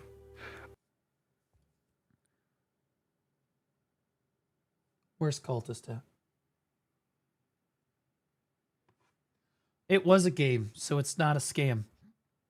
Pantheon Rise of the Fallen is also a game. Right? Yes, the Cultist saying that. Yeah. It's the fucking, these are the people. These are the people. These people, they actually, I think that people at this point, I think that even a brain dead monkey could understand that this was all a scam and like, you just got scammed from the beginning. I think the only people left defending Steven at this point, or defending the game, where they're like, "Oh no, it wasn't a scam. It's a good thing. It was a game, right?" Those are the people that are like basically the pirate softwares. Those are all the pirate softwares of society. They can't admit that they're wrong. They can't admit that they did anything wrong. They can't admit that the game is wrong or anything that they've done is wrong. They just have to be right about fucking everything. Just double down. I think if at any point, in my opinion, do damage to the people that actually lost money here. And please hold me accountable. Any attempt to try to defend Steven on something like this means that you are actively, the people that actually made your game, the game, the Ashes of Creation, the one that you loved so much, the developers did not get paid. You are actively working against the developers of the game that you love so much because Steven didn't make your fucking game. Steven had very little to fucking do with the actual. He doesn't know anything about developing a fucking game. He doesn't. Okay, you're hurting those people because those people are by defending him. You're giving Steven more of a case. You're giving Steven more of a case, and they might not get their fucking money.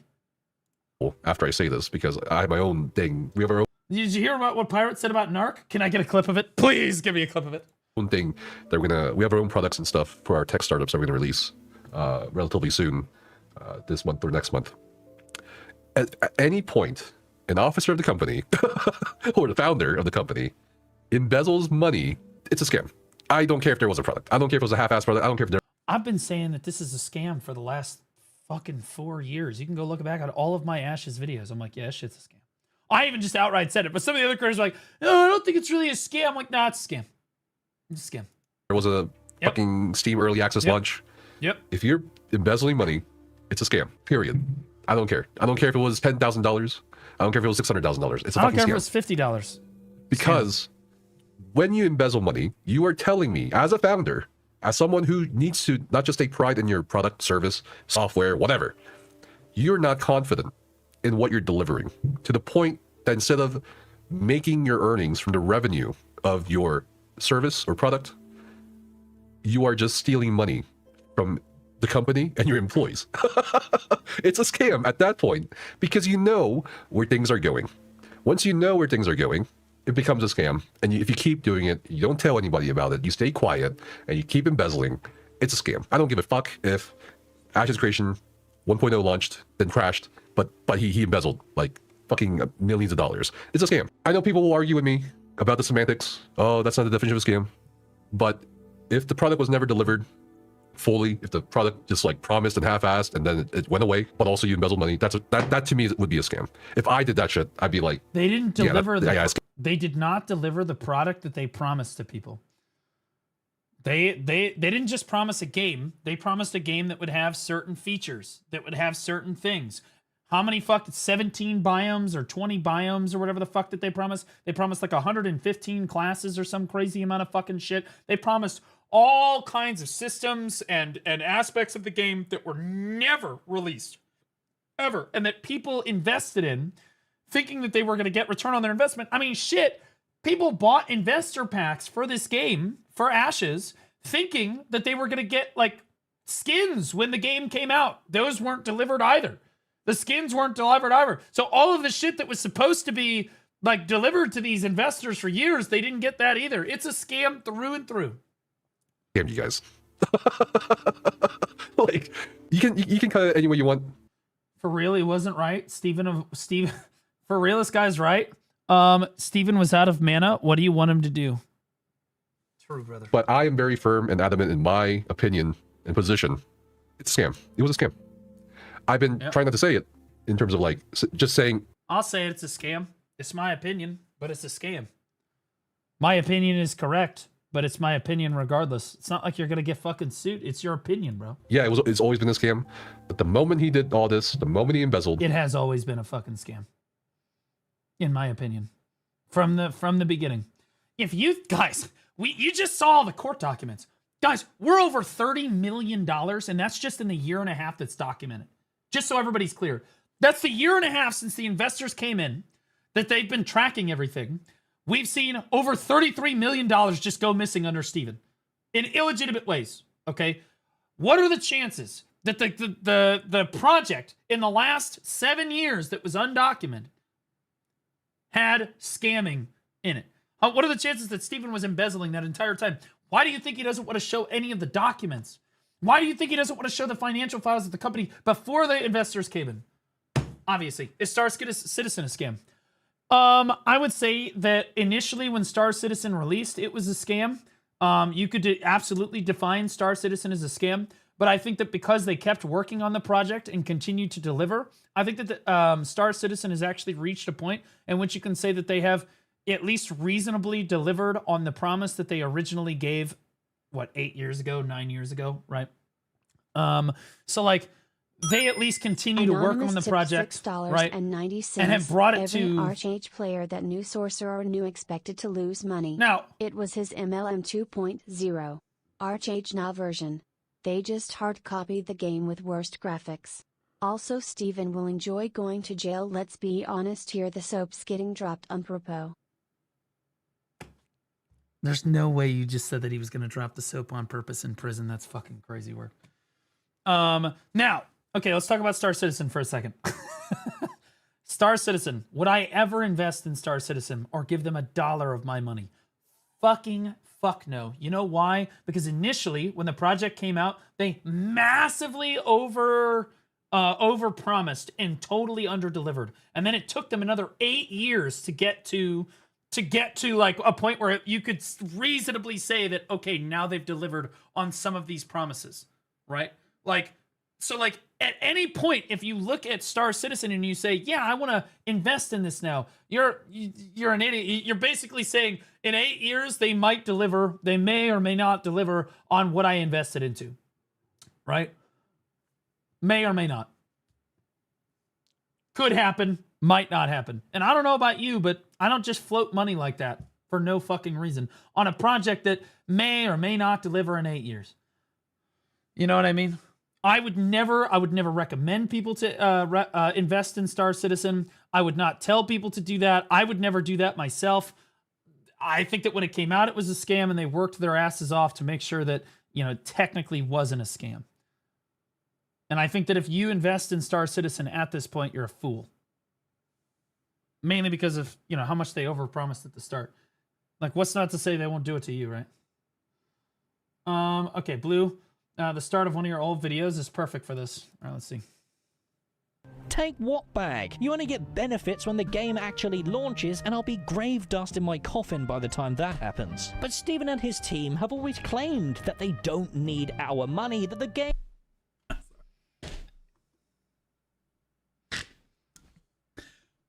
Holy shit. When you're like top lead content creator that follows your game more sincerely than everyone else, doesn't actually use the codes you give him to promote your game because he is so confident that it won't release by the time he's dead, that is insane. Fucking true, though.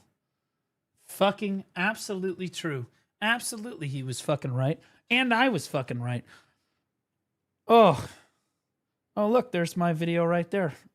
Going through narc drama. Oh, look at that. I bet I call the game a scam in there too. Anyway, here's the video right here. Nephis, we'll watch more videos on Nephis tomorrow. We'll watch the investor meeting tomorrow. How about that? Or we'll watch the investors talk about Steven. I'm looking forward to it. His isn't even limited to the MMO game. It's everything, microtransactions, horror ass. Yeah, literally everything. Literally everything. Somebody told me to watch this. What is this? This is Asmongold's clip channel. Streamer fucked around and found out. What is that? Same guy. Bro, bro! That's Walter White! Say my name. Getting slapped out again. Larry Wheels slapped Dean the Great. Dean repeatedly complimented his wife, asked her for a hug, and continued to disrespect him. Is this how it happened? From the restaurant. Hey, will she agree with me? Can I get a hug? No, don't do. Oh, whoa. I know we're streaming it. No, hey, bro. Is that his wife? Hey, Holy don't shit! Disrespect this motherfucker like that. Nobody, bro. Hey. Honestly, W Rampage. Don't give a yeah. I'm sorry, bro. I'm sorry. Between the two of you. See, we agree. No, real talk. She's the only one that agree with me. Hey, no, don't just. Okay, where's the pirate software clip? Oh, give me that. Oh, this is going to be delicious, chat. Then we go on to the next thing. Oh, chat, this is going to be fucking delicious. Okay, hold. Don't disrespect the king like that. Nuclear. Here, king. Nuclear. Here, king. You know why? She a queen, though. Listen. Whoa. I know we streaming. You got a show. We got you. I know we. Nuclear. She a queen, though. Hey, honey, or liquor. Nuclear. I know we streaming, but honey. I like that the editor, instead of having the N-word in, he's just saying nuclear over and over and over. Good. She a queen. No. Chill out. She's married. Nuclear. Listen, we got two beautiful girls on. Come on, let's go. Nuclear, please. Nuclear. Hey, he's fuck this. Nuclear. Nuclear. Come on. Around. I think I'm finna be respectful. Fuck his Come wife on. up for grabs. Hey, he's been mad disrespectful. Okay, so we're in fuck around phase. Okay, so we're in fuck around phase right now. I'm gonna be honest with you. If somebody said that about my wife, we are in fuck around phase, and we will shortly be entering find out. Come on, and she Hey, laughing. hey, don't be mad. Just come on, I'm man. good, I'm Listen, good. I know we straight. With your hands, bro. This. What are you doing with your hands? This. Like he could have played it off like he was like it's oh no, I was just giving her a hug, blah blah blah. You know, I was just trying to be friendly, whatever. My bad. He could have played it off. No, he was like, nah, his wife's up for grabs. He just straight up just said, I'm making a move. Are you ready for them 100 gifted? 200 Nuclear. Listen. Nuclear. Oh shit! Let's see it again. Oh shit! Oh shit! Is it this guy's wife? Oh my god! Dude, right in fucking front of him. Right in fucking... And I would have done the same thing. I'm gonna be clear. I'd have done the exact same fucking thing. You think... And I think that most husbands that have a pair of balls would have done the same fucking thing. Lay him down, bro. This. What are you doing with your hands? This. This. Are you ready for them 100 gifted? 200 gifted? Nuclear. Listen. You ready for them 200 gifted? God damn. Honestly, it wasn't even enough. He just smacked him. Did you see how nonchalant it was? Just... Nuclear, please. You know what I mean?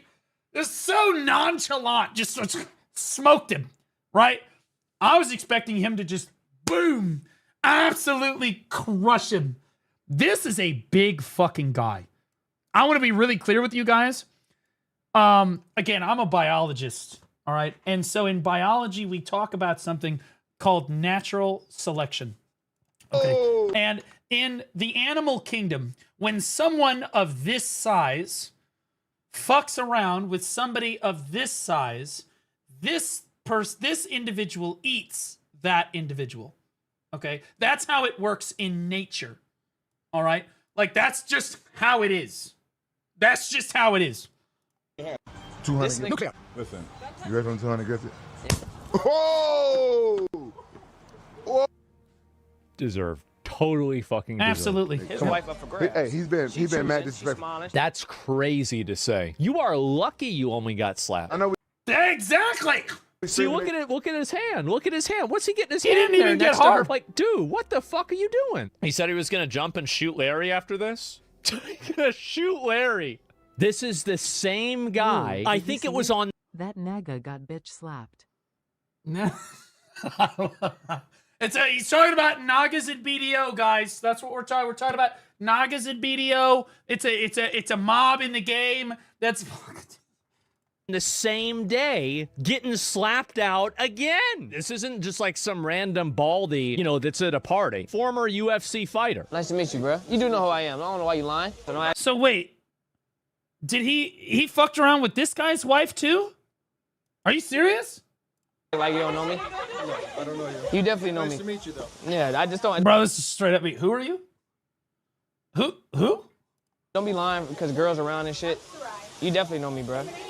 Not even on some disrespectful shit, but. Don't like your attitude. Don't like your I don't like you at all, though. Okay. Yeah, straight up. Are you the guy that got slapped? Again, we talked about the natural selection thing before, guys. Again, who in natural selection do you think is eating who here? Wolf Okay. underscore of underscore is Mary it Lord Baldy? Dex 100 in black, and I Okay. approve this message. Again, I in natural selection, you just have to think about it like logically for a second. Okay, it's Darwinism 101, right? Slapped on video? I did, but I'll slap the And shit he's out a UFC fighter, professional UFC fighter, by the way. you know. Oh, you were? I'm gonna show you the inside of... Are you the guy who got slapped on video? Based as fuck, by the way. Aren't you that little bitch that got slapped? Holy fuck, so fucking based. That's exactly how I would have responded. Put you, I'll make you another clip. Don't do that.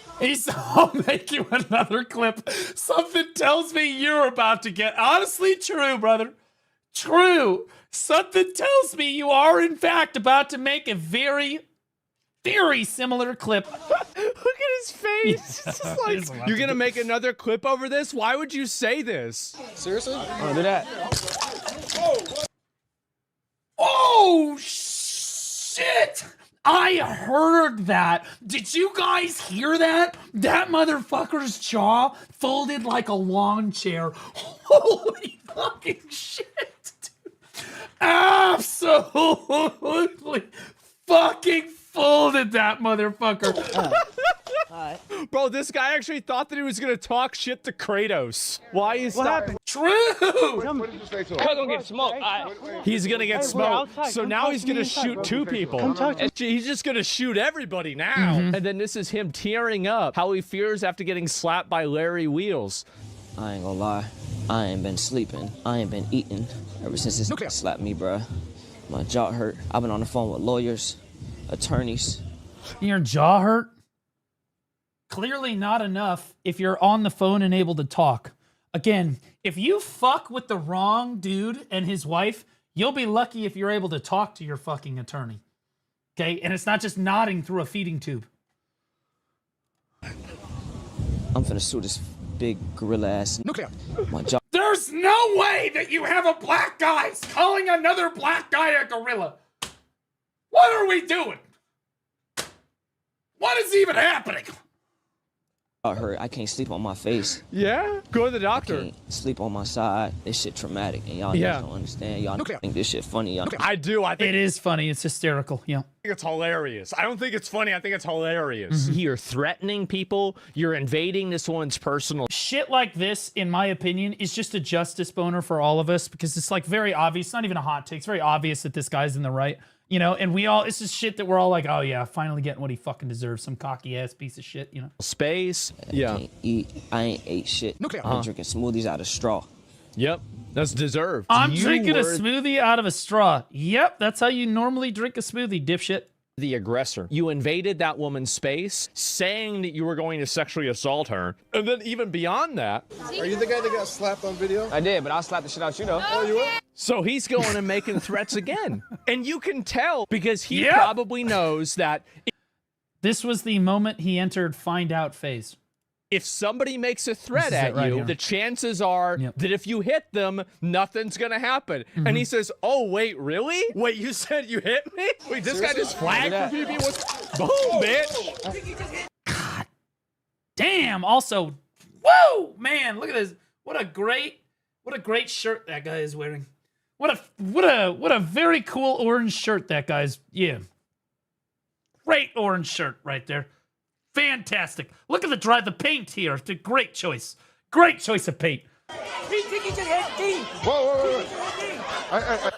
Wait a minute. He is smiling. Look, he is. He's smiling like a motherfucker. Like that motherfucker just stole Christmas or something. You know what I mean? He getting the fuck out of there, bro. He's walking away from this guy, and this dude is just going ape shit on him. Oh, man. And this guy just Kratos is walking away. Brutal, dude. Absolutely brutal. Also, W cameraman. Also, on a completely unrelated note, W cameraman. Here's Asmon's video as if he needs more visibility here. There we go. All right, right on. Okay, I'm glad that I watched that. That was Giga. Oh, here's the pirate. Okay, here we go. Here's the pirate software clip from 2 weeks ago. Ashes of... Wait, should we watch this whole video? Should we watch this whole video to see Pirate Software's take? Oh, dude. I'm going to be honest. Pirate is somebody that literally... He is the top endorser for Ashes, by the way. This guy is the #1. He was the guy that streamed the most of the game. He has the most watch hours on the game in the games category. He encouraged the most people to play the game. He's been dick riding the fucking game for years. Holy shit. Let's at least listen to this clip. If this clip is good, I think we watch the video. And I'm going to grab this. A lot of people are saying like, oh, Narc was right. Narc lied about the desert. This was like a big deal in the game, right? Did he, though? Did he? And again, when I was walking around Ashes for the first time, when I was walking around Ashes... You make us listen to Pirate for 30 minutes? Do you hate us? That's true. That's fair. That being said, when I walked around Ashes myself, I said the world is completely empty. I said Narc was right. The world is just completely fucking empty. And I said, this is just the starting world. I bet the desert's even emptier than this, and that's what Narc was showcasing. So no, he was absolutely right. The whole fucking world was empty. There was nothing going on in Ashes. That was one of my biggest complaints about the game, is in MMO's world, it doesn't matter how big the world is. And those of you MMO fans can agree with me on this, probably. Doesn't matter how big the world is. If there's nothing in it and nothing to do, it's just vast emptiness that we don't fucking care about. I would rather have a much smaller world, but have it feel alive and full of shit to do and lots of stuff going on, right? That's the most important thing. And Ashes was huge and had absolutely nothing going on, right? Nothing going on. What is this? Wait, blue? What's this? Let's see. Okay, all right. We'll look at that in a second. Hold on. He made a bunch of statements of saying that the company was bullshit, that it was a bunch of scams going on and everything like it is that. And then he based all of that on visual evidence of the desert being fake. And he was right. And he was right, by the way. Empty. And I proved in a video that that was not correct, right? Yeah, exactly. This is what I'm talking about. Pirate Software, Dick Road, Ashes, trying to say it wasn't a scam, all this shit. He was the #1 anti-narc person when Narc said all this shit. He was like, dude, this game is a scam. I don't think that Narc actually came out and said it was like an outright scam, but I did at the time. Because I watched, you could go back and watch Narc's video. I said it was a scam. That being said, Narc basically implied that it was a scam because the desert, there was nothing going on in the desert. And Pirate Software is the #1 proponent that came out and defended the game. And now this is Pirate Software still somehow saying, he's like, yeah, I understand that Narc implied that the game was a scam back then, but here's why he is still wrong and I am still right. This is classic Pirate. This is classic fucking Pirate Software. I mean, he's really teeing off 2026 with a banger. First we banned the guy because he called me a ferret fucker. Did with CEO and developer of Scars of Honor? First we have the ferret fucker drama, and now we've got, ferret fucker gate, and now we've got this. Oh, this is great. Have you seen the developer interview Cannon did with the CEO developer of Scars of Honor? No, but I'd be down to watch it here in a second. Pirate Software versus Ashes of Creation, and Discord drama. This guy is your guide to this drama. All right, let me see the whole. I fucking love this guy, bro. I fucking love this guy. This guy puts on a milkman outfit. Ladies and gentlemen. And he's here to milk that fucking pirate, baby. Whoa! I love that guy. That guy's fucking based. I proved in a video showing, no, the desert's actually really full of stuff. The desert was, in fact, not full of stuff, by the way. The desert... And by the way, I remember, not only did Pirate Software come out with a video that covered this, because I was all over this fucking drama, Asmongold then covered it and tried to take Pirate's side, say, oh, well, because he originally watched Narc's video, and he was like, holy shit, there's nothing in the desert, right? And then he watched Pirate's video, or whatever, and he was like, oh, wow, yeah, so he really misrepresented that, right? So, this isn't even just Pirate. He's defending himself here. He's defending a lot of creators that tried to come to Ash's defense back then, and Narc got absolutely dogpiled on. I remember... He got giga dogpiled on. Part of the reason Narc and I are still friends is because, and why he DM'd me the other day, is because I was right there in that drama. I said, brother, you right. Brother, you right. It's 3 hours long. I think you need more time. What is this? Let's see. Oh, no. I have this queued up. I have this queued up. It's right here. Okay, hold on. This doesn't make any sense. Today, I now realize why he was upset. And the reason he was upset actually had nothing to do with that. Narc was a big content creator for the game. He was well loved by the devs, and they talked to him all the time. And yeah, because he advertised for the scam. He was one of the best advertisers for the scam. Eventually, Narc stopped getting that communication. He complained about it quite a lot. He complained about it a huge amount in his videos. The part that's really interesting about this is I didn't understand why they would do that at the time. But I think the reason why is they threw away their old toy and they started talking to me because I was the biggest content creator in the scene for the game suddenly. There is no way you just bragged about being the biggest content creator for Ashes of Creation. There's just no way that you are bragging. There is. They threw him aside because I was better, and I was a better person at advertising their multi-million-dollar scam. You know what, Pirate? I'm going to give this one to you. You were better. You were a way better vessel for them to steal millions of dollars from unsuspecting fucking retards. You are absolutely fucking right. Your ego, holy fuck, this guy is crazy. I started standing up to Steven. They did the same thing to me. I started standing up to Steven. Could we please see some evidence of that?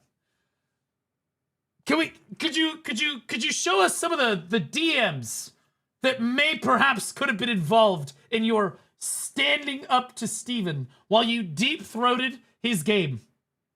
Okay? Like, guys, I remember this guy streamed Ashes every fucking day, basically, for like 6 straight months. Like the last 6 months, right? Again, honestly, I think I do have the evidence of him sticking up to Steven. It's right here. Steven, okay? Whole fucking time. The whole fucking time. I'll show you what I sent him. This is a write-up that I actually sent to Steven Sharif. Here we fucking go, bro. Sticking up to him. I have something that really bothering me. Please tell me he's going to And to Margaret about one of their features, which is sport fishing. Oh, so you stuck up to him it's in the sport fishing, right? I have something that is really bothering me as both a player and a developer. Pirate, you're not a dev for the game. He's even like this in his fucking DMs. I want to be clear that the game that Pirate Software has developed is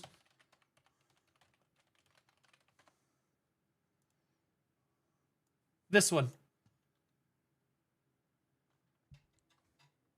This is the game that he's a developer for. Okay. In fairness, he developed it for himself. You know? I want to point out, this guy is a streamer that used to stream to 12,000 people. 121 all 10p.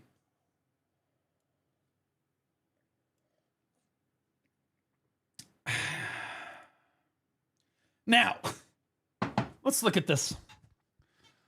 Something that's really bothering me is both a player and a developer, not a developer for the game. Why is sport fishing a direct one-to-one copy of the same system as Arcade?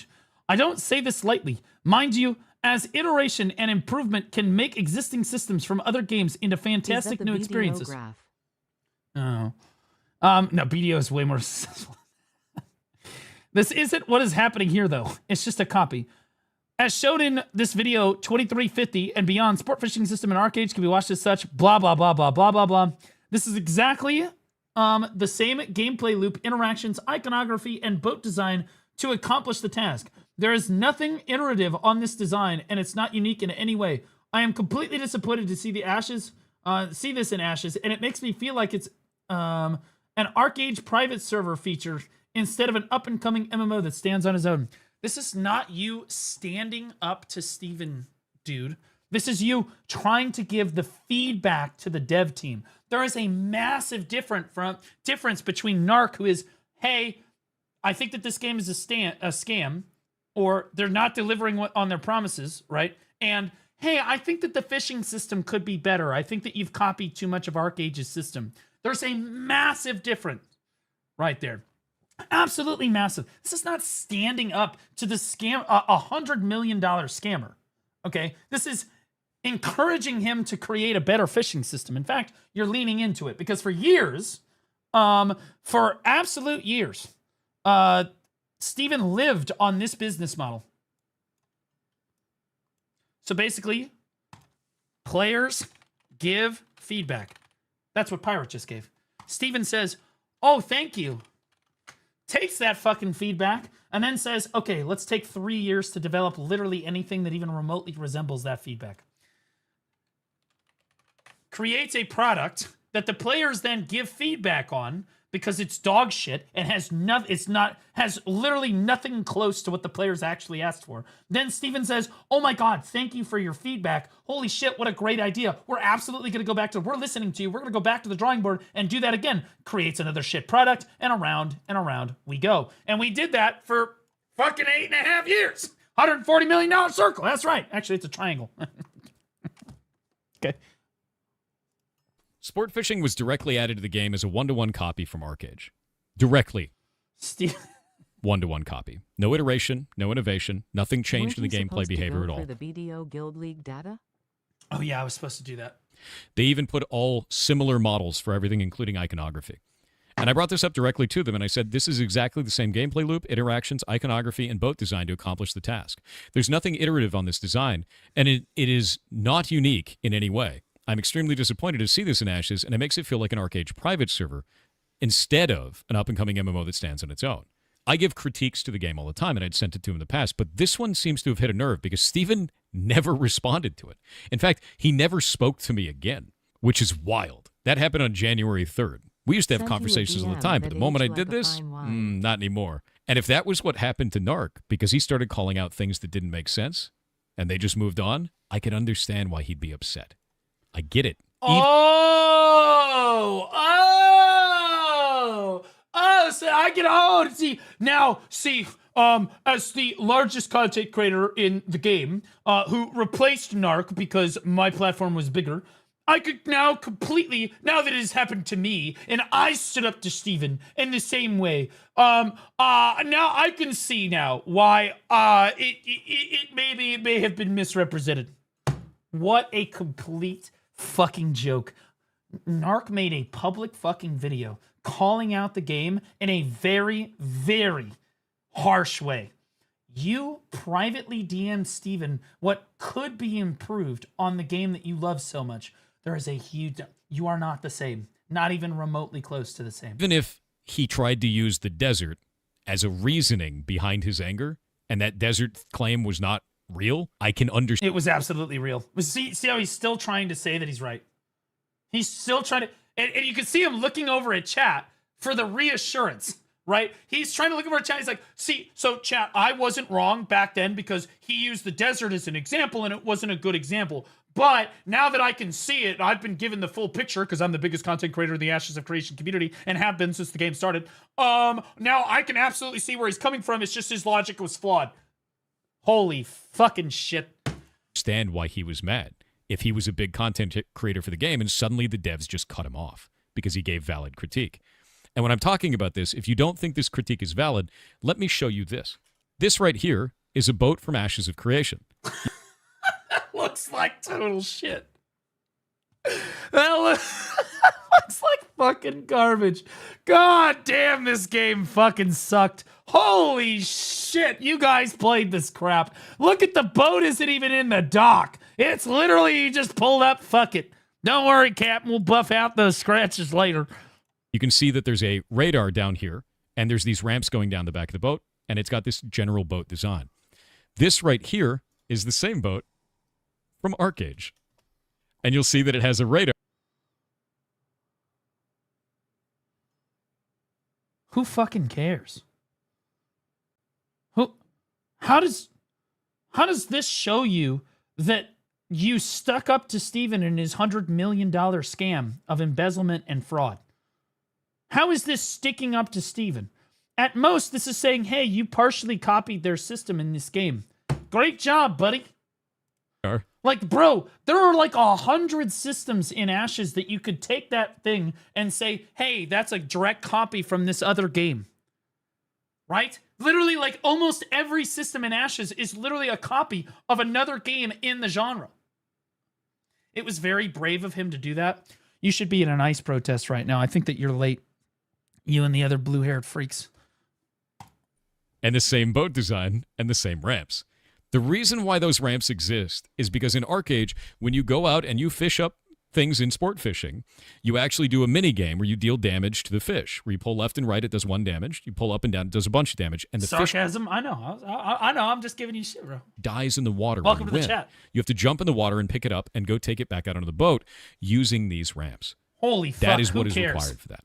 And the reason they did that is because if your boat died in ArcAge, you could repair it for 1 gold. So there needed to be a point of friction to make it so that players had a little bit more risk doing the activity so they weren't just printing gold. Something that made them stay out there for a little bit. I'm safe because my hair is purple, not blue. True, brother. You're safe. You're safe. Although I will tell you this. I have never seen... Okay, that's correction. I have seen a few.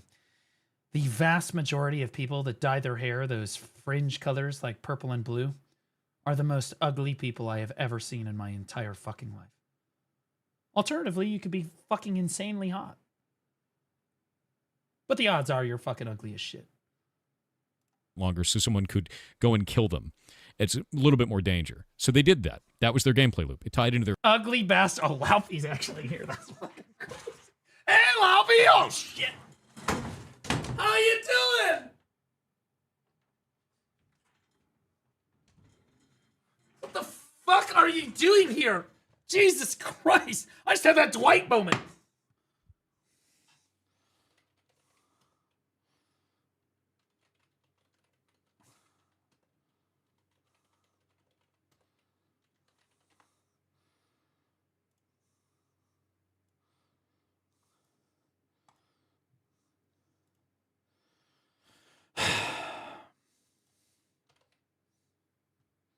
Universal donor.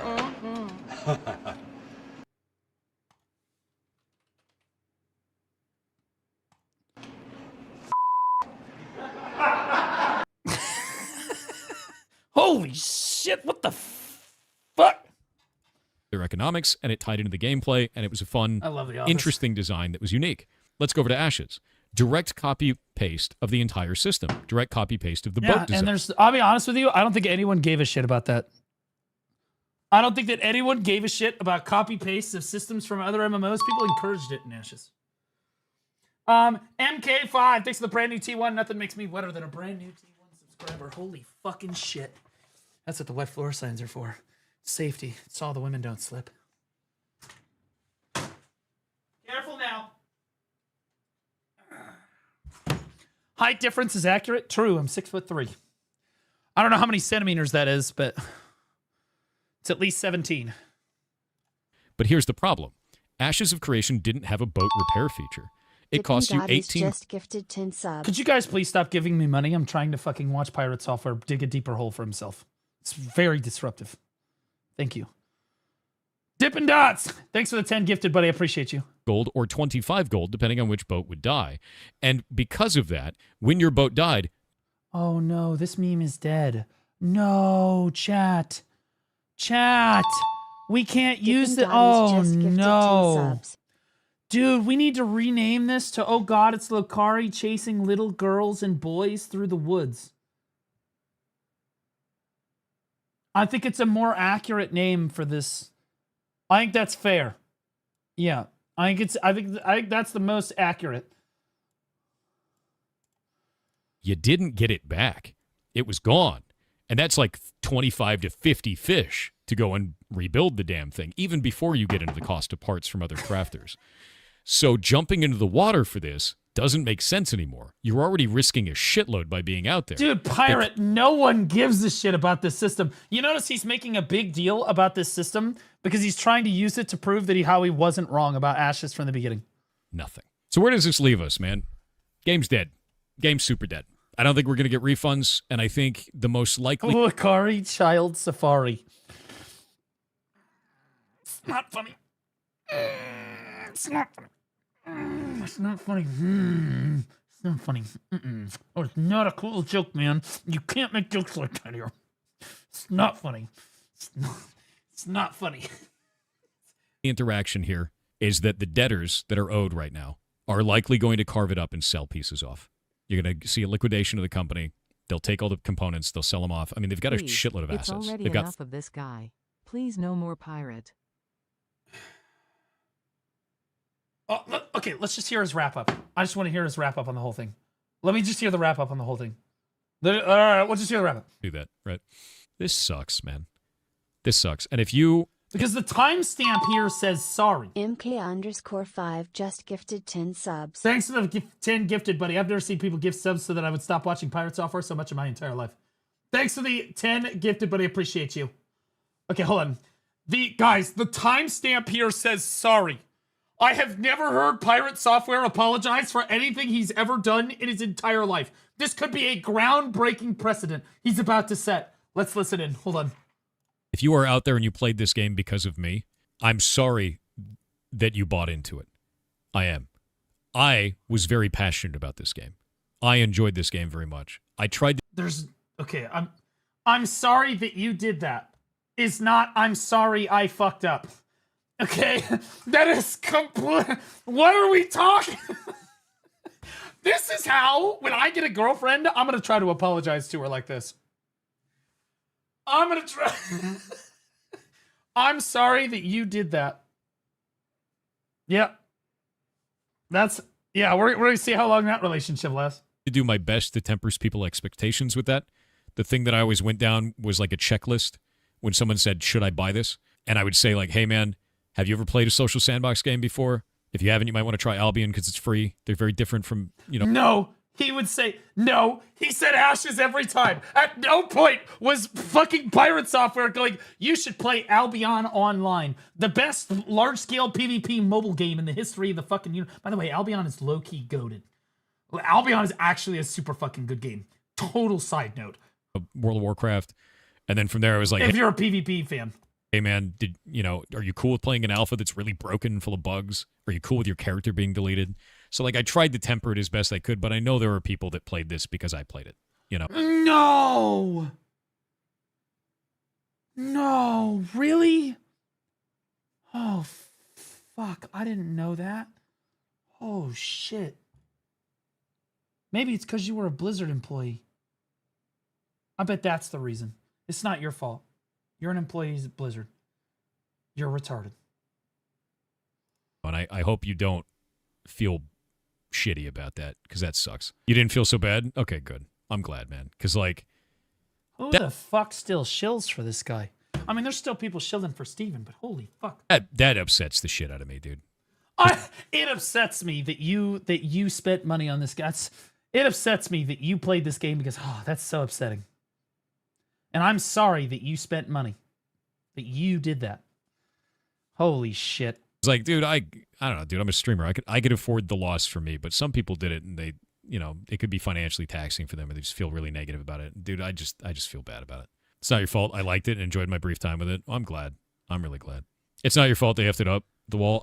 Bro, he's just stroking his cock right now to the fucking unbelievable amount of cope that's going on in his chat.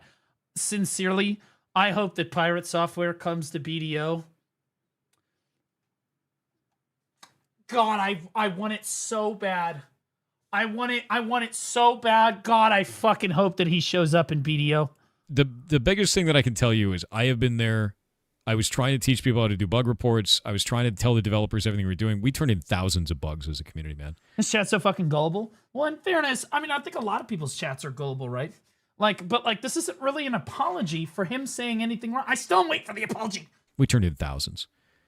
And, they just didn't fix shit at a certain point. After March of 2025, when stuff started to go really downhill, they just stopped.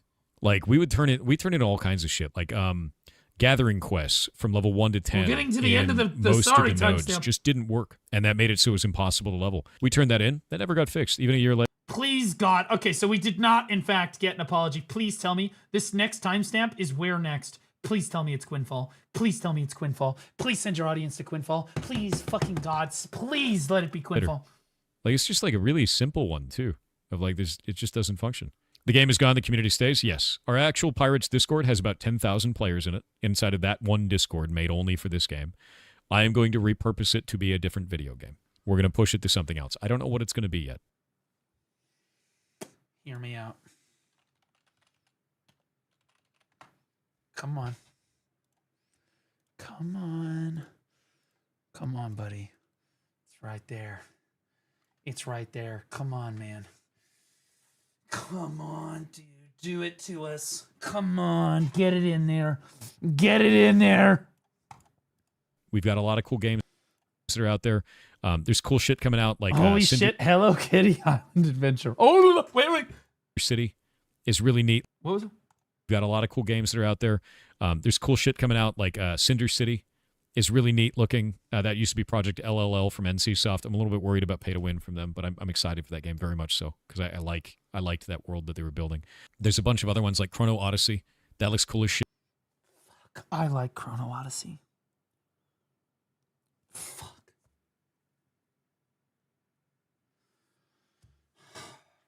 I just want to be clear. I actually think Chrono Odyssey is going to come out and be a good game. 2027, when that game finally releases, I actually do think it's going to be good. For what that's worth. We've always got our Lord and Savior old school RuneScape, which I fucking hate that game. I fucking hate that game. I hate the people with 5090, RTX 5090s play old school RuneScape. That's what they bought the fucking graphics card for. Like, guys, play something else. Like, literally anything else. I failed at slapping the crab. XP waste, no. You got Guild It Wars was a great game in the year 2000. 2. You got Final Fantasy 14. You got Block Game. Yeah, technically you got Block Game. So like, there's a lot of potential for other stuff we can do as a community. Holy fuck! So he didn't actually. He didn't actually talk about. He legitimately didn't talk about this shit at all. He didn't apologize. He didn't do it. He just said, sorry you spent money. Like, oh my God.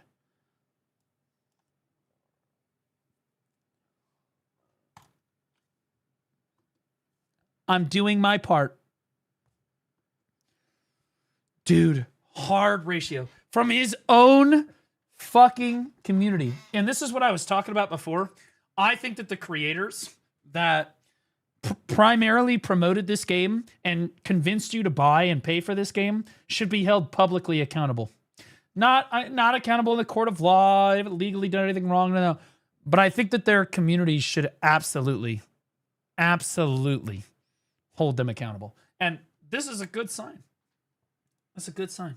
Link it so we can do our part. Guys, I want you to interact with this video in a way that reflects your opinions about Pirate Software and Ashes of Creation. That's not to say that you should necessarily downvote or anything on the video, but that is the video right there. Do with it what you will. Ashes of Creation has run out of mana is the craziest fucking comment I've read in 2026. What a fucking cinema comment. Holy fucking shit. That guy is a gamer. Oh my fucking God. Holy shit. What a legend. Oh my God. How can I make this about myself? Creation of Ashes. I heard Thor eats his bread in the shower. I can't believe there's not a single ferret fucker comment.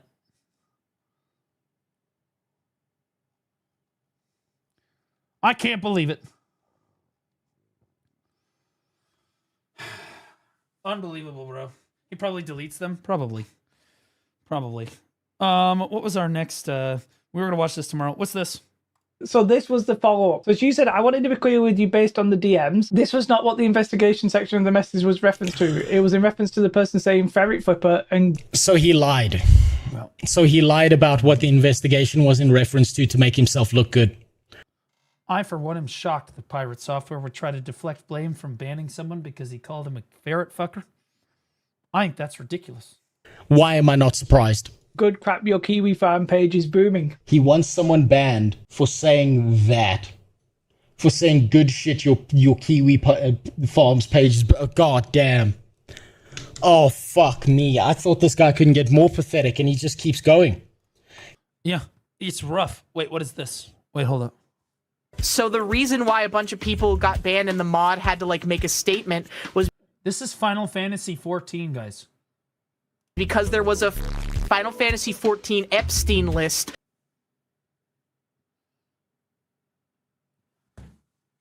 Oh, I'm gonna need a video on this. Yeah, I'm gonna need a video on this. I'm gonna need that ASAP, bro. I'm gonna be honest. I'm gonna need that right fucking now, bro. I'm gonna need that right now, bro.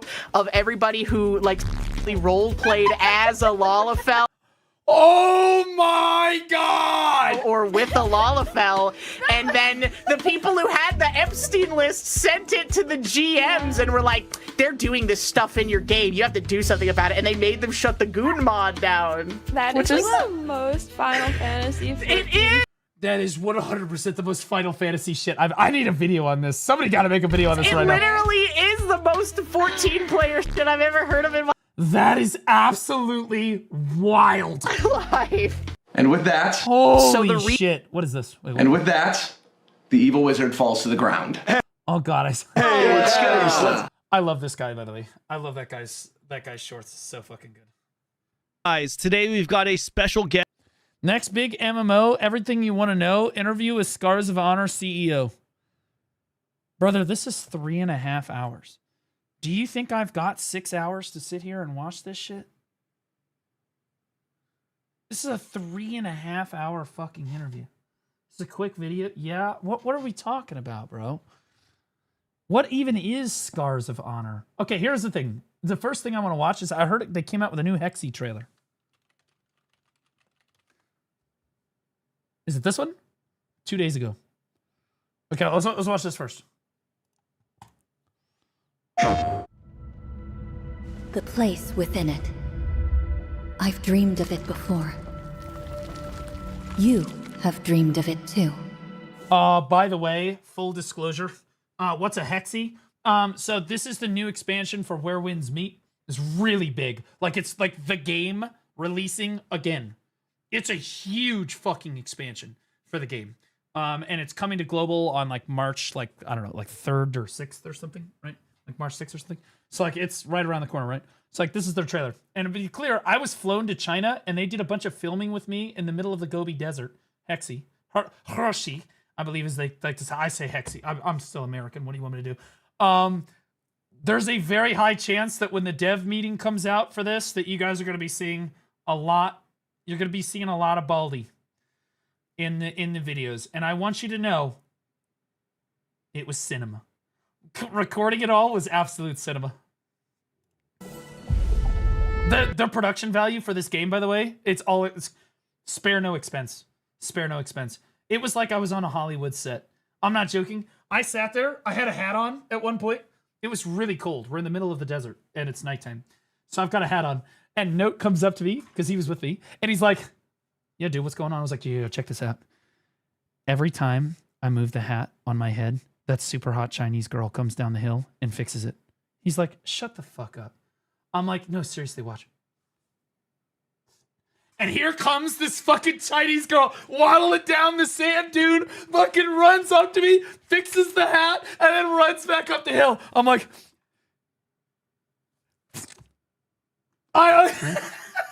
he got a video of it, bro. I was doing it all fucking day.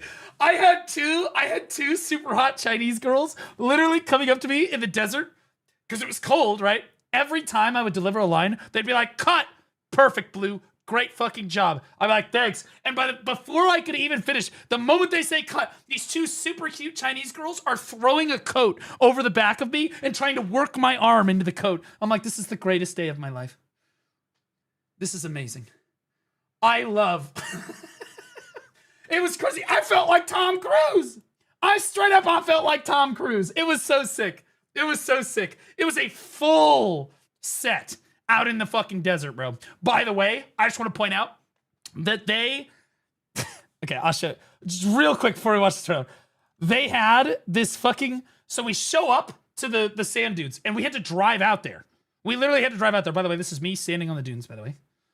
A little bit of a filter going on here, no question. But like... Me standing on the dune. That being said, we had to drive out to the set, right? Which means we had to fucking actually four-wheel over sand dunes with like no... You guys ever gone over a sand dune before in a fucking truck? All right, it's crazy. Anyway, they go, pick which vehicle you want. And there was a Chinese SUV that was kind of like a Jeep, right? There was a Toyota 4Runner, and then there was a Ford Ranger Raptor. And I was like, I'm gonna get in the Ford. I'm gonna get in the Ford. So that's it right there, by the way. That's the fucking Ford right there. And I got, bro, we go in the sand dune and we filmed it with the GoPro. We were going over it, bro. We're like you're going over the side of a dune. By the way, when you go over a dune, you have to go over it really fast. Because if you don't, the tires sink in on the lower side and you roll. You'll roll down the fucking hill. So you gotta floor it. So you're like, boom, you know, it was crazy. We were going ballistic. Anyway, we got footage of the whole thing. It's gonna come out in the vlog. It's so sick. It's super sick. Anyway, we get over the top of the dunes, right? And we get to where we're going. They let us out. The Ford drives back. I turn around. The Toyota The Chinese truck barely, or the Chinese SUV barely makes it over the dude and makes it down, okay? The Toyota comes over the top of the dude and gets stuck. And then the fucking Ford, on its way back, comes flying over the top of the dude, gets airtime, and you can literally hear me go, God damn, it's like a fucking Ford commercial right now. Goddamn fucking Ford commercial. Literally just smoked the fucking 4Runner as it went by. Absolutely cinema. I loved the whole fucking thing. Was so fucking sick, bro. This is so fucking sick. I loved it. Anyway, you guys are gonna get to see a lot of that footage when the devs, release it. I'm sure in the next like week or two, that whole dev note and everything is gonna come out. They're gonna release all the footage and all that stuff. It's gonna be cinema. If not, you'll see it on my vlog and stuff too. I need you to finish this painting. Before my bed, a pool of light. Can it be frost, so sheer and white? I raise my head to watch the moon. Then lower it, missing my hometown.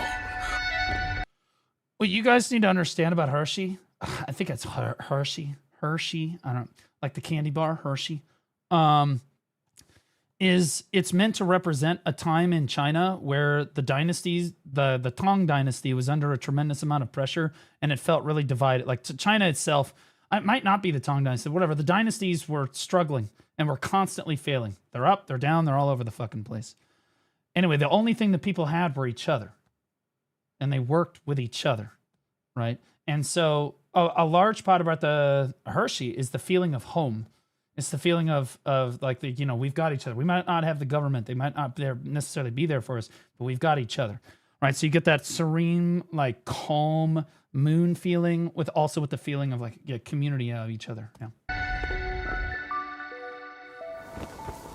Holy! On one side, there's Hershey, our home. On the other, Chang'an, our other home. The soil is cursed. Dig a well, and we are doomed.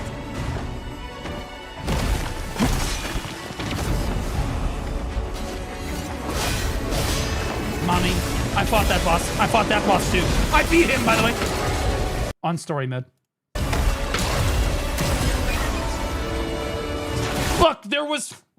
Look. There, I couldn't take it off of story mode. I had to leave it on there. Okay, that's what they told me. I could not. I fucking shamelessly did it on story. I don't give a fuck. Traitors must be cursed! You lost. Your sword can't save them, so why bother? No, sir. We'll make it back. Back to Chang'an. I want to point out, this game is a sensation in China. Like a literal fucking sensation. I think it's because people, like, this game does the best job of any game in China, as far as I'm aware, of like denoting Chinese history and like important like moments of the Tang Dynasty from Chinese history. Tang Dynasty known pretty normally, like in America, we're taught that the Tang Dynasty is when China really developed like the musical arts and then like arts, like art expression. There was a lot of like expression, like kind of a Renaissance period for China in that time. And it does a really, really good job of portraying that. That being said, when I visited Kaifeng, there were a ton of people out in cosplaying the outfits of this game and the people in this game. I'm not joking. They saw the American Baldy walking around, and a bunch of people recognized me. Ton of people, and they all had to get a picture of Baldy. I had a line, guys, I had super attractive Chinese women asking me for my photo all fucking day. All fucking day. It was one of the best days of my entire life. Note was there, he can vouch. It was crazy. It is basically honestly XP edition 33 for No, China. seriously, ego. I don't give a fuck, okay? I get to have one. I am hopelessly single. I get to have this moment. Do you understand? You can call it ego, but I get to have this moment. You can't take this from me. So I'm sitting there, okay, and they would come up and they would be like, "Yo, can we get your photo? Can we get your photo with you?" And I'd be like, yeah, that's great. And keep in mind, fucking Actman, who has 2 million subscribers on YouTube, and fucking Memplex, who is the other big YouTuber for the game in the West, are standing right next to me in full cosplay. They're like, "Could you please get out of the shot? Thank you. We're trying to get a picture with Baldy." It was the fucking most amazing thing ever. It was actually just so like, it was awesome. It was so sick. Oh, God. Oh, I need to find a Chinese woman. By the way, I opened up Tinder while I was there and just casually right-swiped a bunch of times. I got so many matches on Tinder, it was insane. You were And they're all single, though. Fuck you. And they're all, I'm talking to women on WeChat, fuck you. And I right-swiped all these women, right, while I was in China. And I got matched with a ton of them. A ton of them. And they're all super fucking hot. And they're all super fucking hot. Literally insane. Just move already? No. She comes here. She comes here. She lives here. Look, I love China and everything. I'm proud to be an American. Thank fucking God I'm American. I love America. America's the greatest country in the whole fucking world. We'll go to Chang'an. And I have my own house. Dawn Piercer are at your service. Oaths devoured me. Traitors broke me. The Tang abandoned me. See, the Tang abandoned me. The dynasty abandoned them. The government abandoned them. Like, there's just a sense the laws were not enforced during the Hershey time period, like the time when Hershey was like happening, right? Like when it was happening. The people enforced the laws themselves based on what they felt was morally good and morally bad. It was a time, if you can believe it, where like people weren't held accountable by a legal system or the government. They were held accountable by each other. And if you were doing something wrong and somebody came and fucking handed it out to you, that's just how it was. And they made it. It's crazy. What sin So you mean like now? True, the government holds nobody accountable now, but that's for America. It's different. did I commit? That's only if you have money. It's only if you have money. Deserve this. The Anshi army never retreats. Because my sword is their only hope.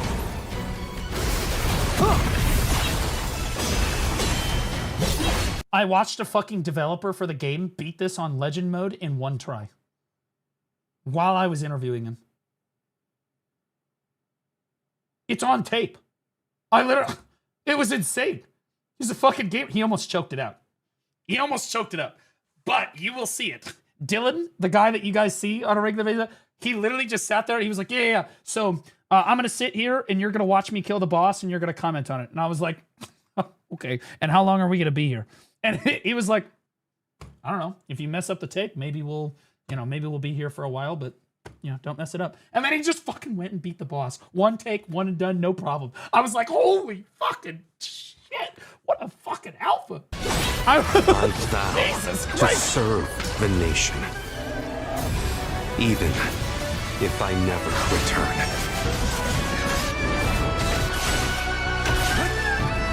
Does Anshi army still hold? Marriage.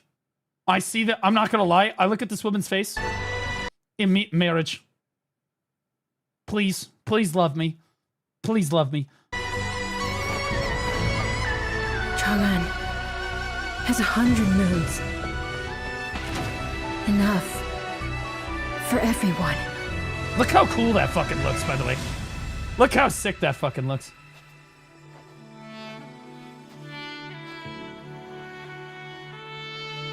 We're going home. Home. That's why they talk about home. It's really cool that I know like the damn, is this how Laopi feels? That's a $40,000 lion. Just so we're all clear.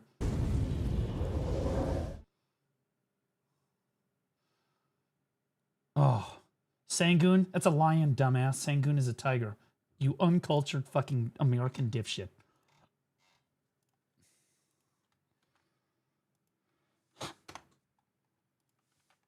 Okay, anyway, that was that. Okay.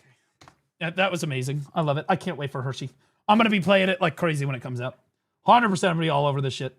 I'm going to be all over this shit. How does this only have 1.6k views? What the fuck? What the fuck? Okay, so do we want to watch this dev interview for Scars of Honor? What the fuck is Scars of Honor? It's an MMORPG. Did you watch the Genegods Neza trailer? Bro, we can watch things that aren't for MMOs, guys. The Genegods of Nezra? Do you mean the demigods? No, you mean the genegods. Are these like genetics gods? Oh, is this a game for transgender people?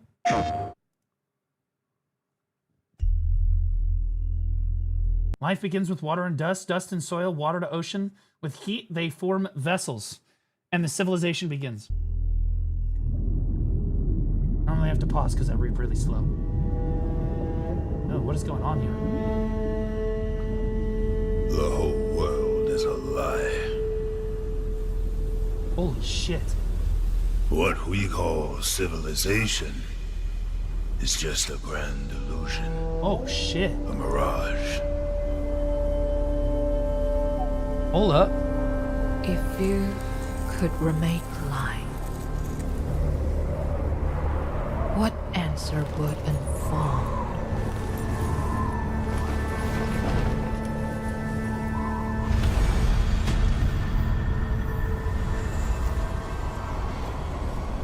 Or is the answer home, written in the soil?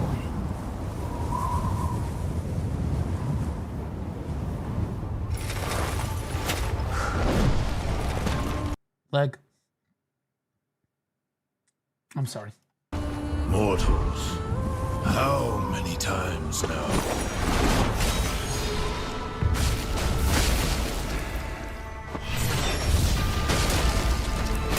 Oh my god, that's... Oh my god! This combat looks... Yo, this combat looks sick! What ain't all wrong cannot be wrong. I don't know, she keeps flipping around with her legs. It's making me feel a kind of way.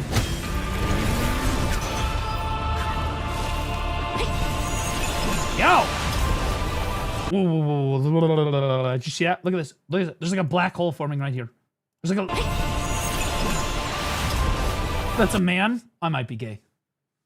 I might be gay. The yoke you wear cuts deeper than the blade. Oh, this is getting... Okay, right, this is crazy. Okay. Oh my... Oh my god! We want to do that in a different way, though. Holy shit! Chongyang Hill. Your name will mold a memory. This looks really good. I fucking love this. This looks so good.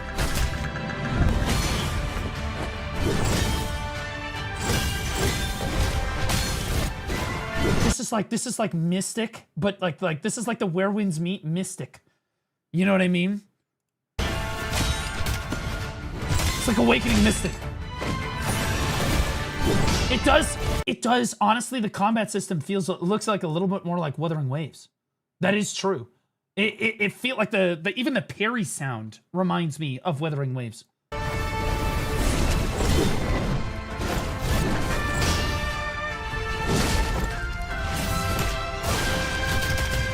It is Awakening Mystic. It's totally Awakening Mystic. I love Awakening Mystic.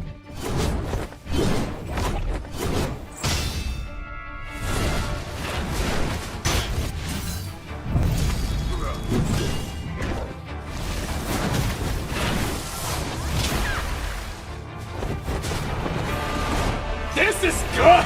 Holy shit! I warmed heaven, the very sky you kneel to. Did she just... She blew it away with like a fan. Look at that. I warmed heaven, Get the very fuck out sky you kneel to.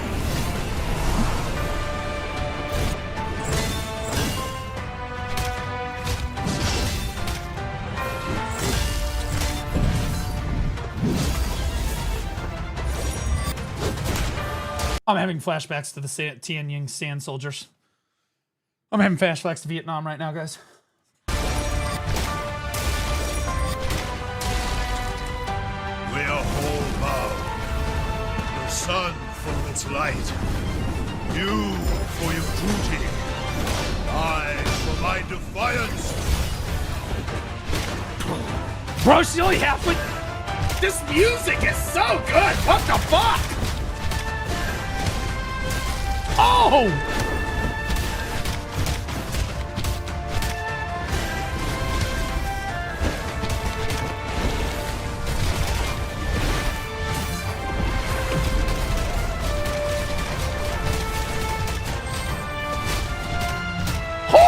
fucking combo!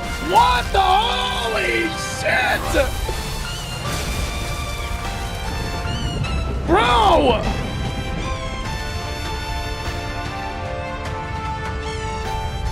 Millennia, too many.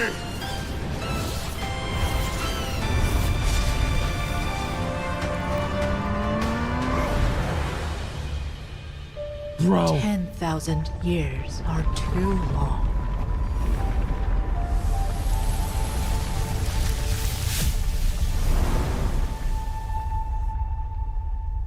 I'm gonna play the fucking shit out of this game. Oh my god.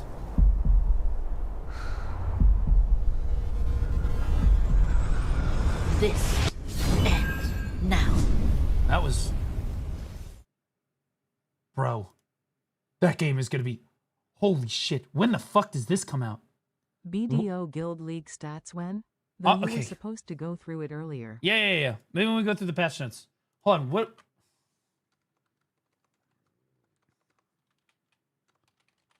When does this come out? 2028! Why would you show me this? What is wrong with you? Are you kidding me? God damn it! What am I supposed to do with my erection for 3 years? What the fuck is wrong with you?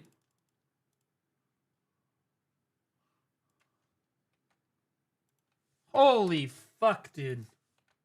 Actually, 2. If you think there's not gonna be delays, you're crazy. I always assume you just add a year. Holy shit. Bro. Absolutely sick. This game, when it comes out, my grandkids are gonna love it. Holy shit. This game looks really good. I would endorse the fuck out of this. This game looks fucking good. Absolutely fucking good. All right, now let's take a look at Scars of Honor. I'm going to be honest with you. Scars of Honor trailer. I'm going to be honest with you. We should not have watched that. Now we're going to be looking at the Scars of Honor trailer like this is... Like it's like some limp dick fucking version. I guarantee it. Okay, guys. Now let's talk about the newest MMO coming to the genre. That was... It's now just... Hold on, what is this? Yeah. That's what I look like when I take my shirt off. Yeah. Bullshit. Absolute bullshit. Fucking bullshit. Wait, where's the trailer at? Here it is. Okay, guys, let's talk about the next big mmorpg releasing. A lifetime of war has shaped up. It's already not as good. I'm not gonna lie. Holy fuck, I'm already disappointed. Oh my god, bro. Chinese devs are way better. Way better than everybody else. Whoa, where's Scars of Honor from? Hold on. What country are the devs of Scars of Honor from? Well, Canon's covering it. Probably Korea. Wait, Bulgaria? I didn't realize this was going to be a scam. That makes this much more interesting. Countless enemies and creatures have fallen before his blade. He has worn the crown and led a kingdom through fire, yet nothing has prepared them for what comes next. Wait, what? I need to convince the players? Witness the reveal.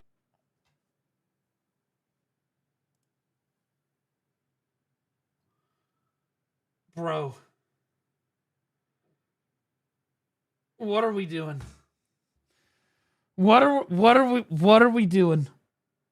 In the MMO genre, I'm just gonna keep playing BDO, guys. I'm not gonna lie. I've seen enough. I don't know about you guys, but like,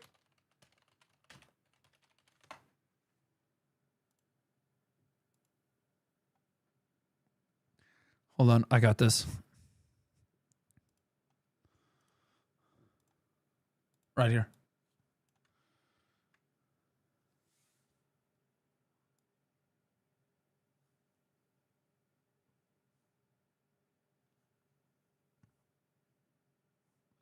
Yeah, I'm just gonna play Albion. I think I'm just gonna play Albion. Yep. Reveal that will change the face of the world of Holy fucking shit. Is it a mobile game? Is that what I'm looking at right now? Cause like, I'll be honest with you, even mobile games have better graphics than this. Well, I mean, I'm not like a super... Squadron, they didn't know how to make a game, so they made their own game from scratch. I can see that. Scratch? What the fuck?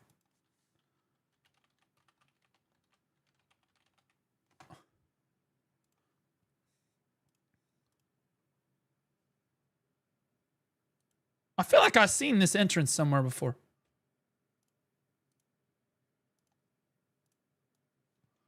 Oops.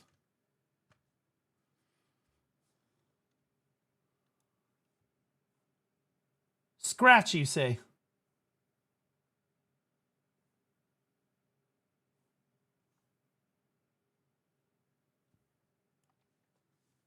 Huh. That's Stormwind, by the way. Scars of Honor. Join the showcase on December 18th. Wait, we're actually going to reveal something this big? Jesus. Holy shit. Is this, and I don't take this lightly, is this our high guard? Is this, welcome to Scars of Honor. Is this the MMO genre's high guard? Sweet.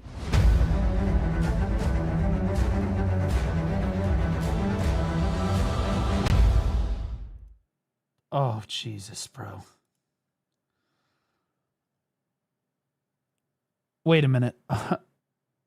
This has 387,000 views and 189 likes and 9 dislikes.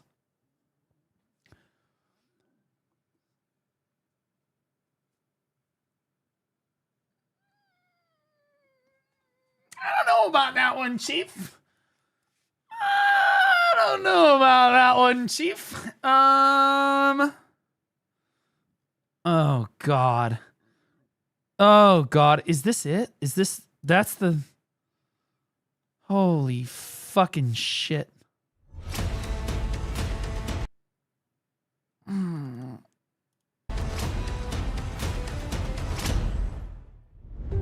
This a mobile game. That's what this a mobile game. This the next MMO. If this is a mobile game, it's fine. If this is exclusively a mobile game, it's fine. Welcome to Scars of Honor, a new free-to-play MMORPG on PC. If you don't...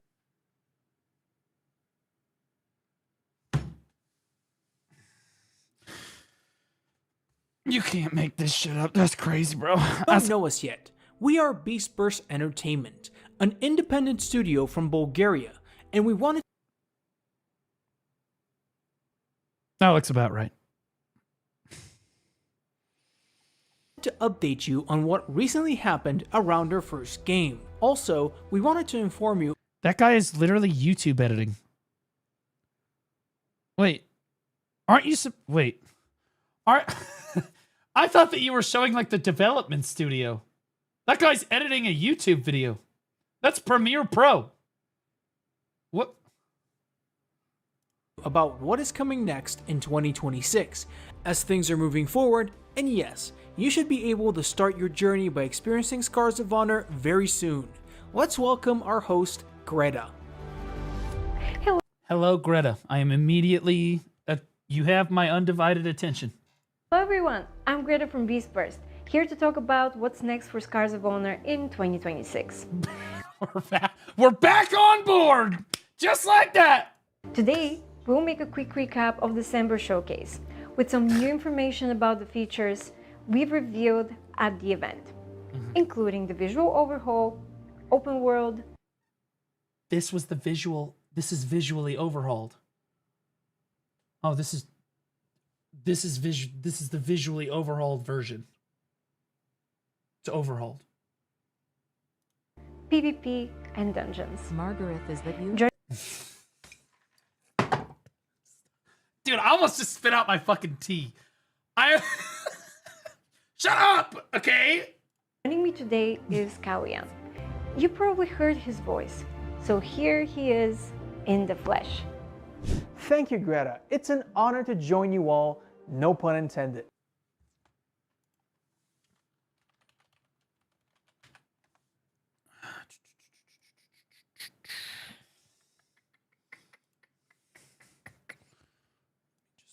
Let me just get this.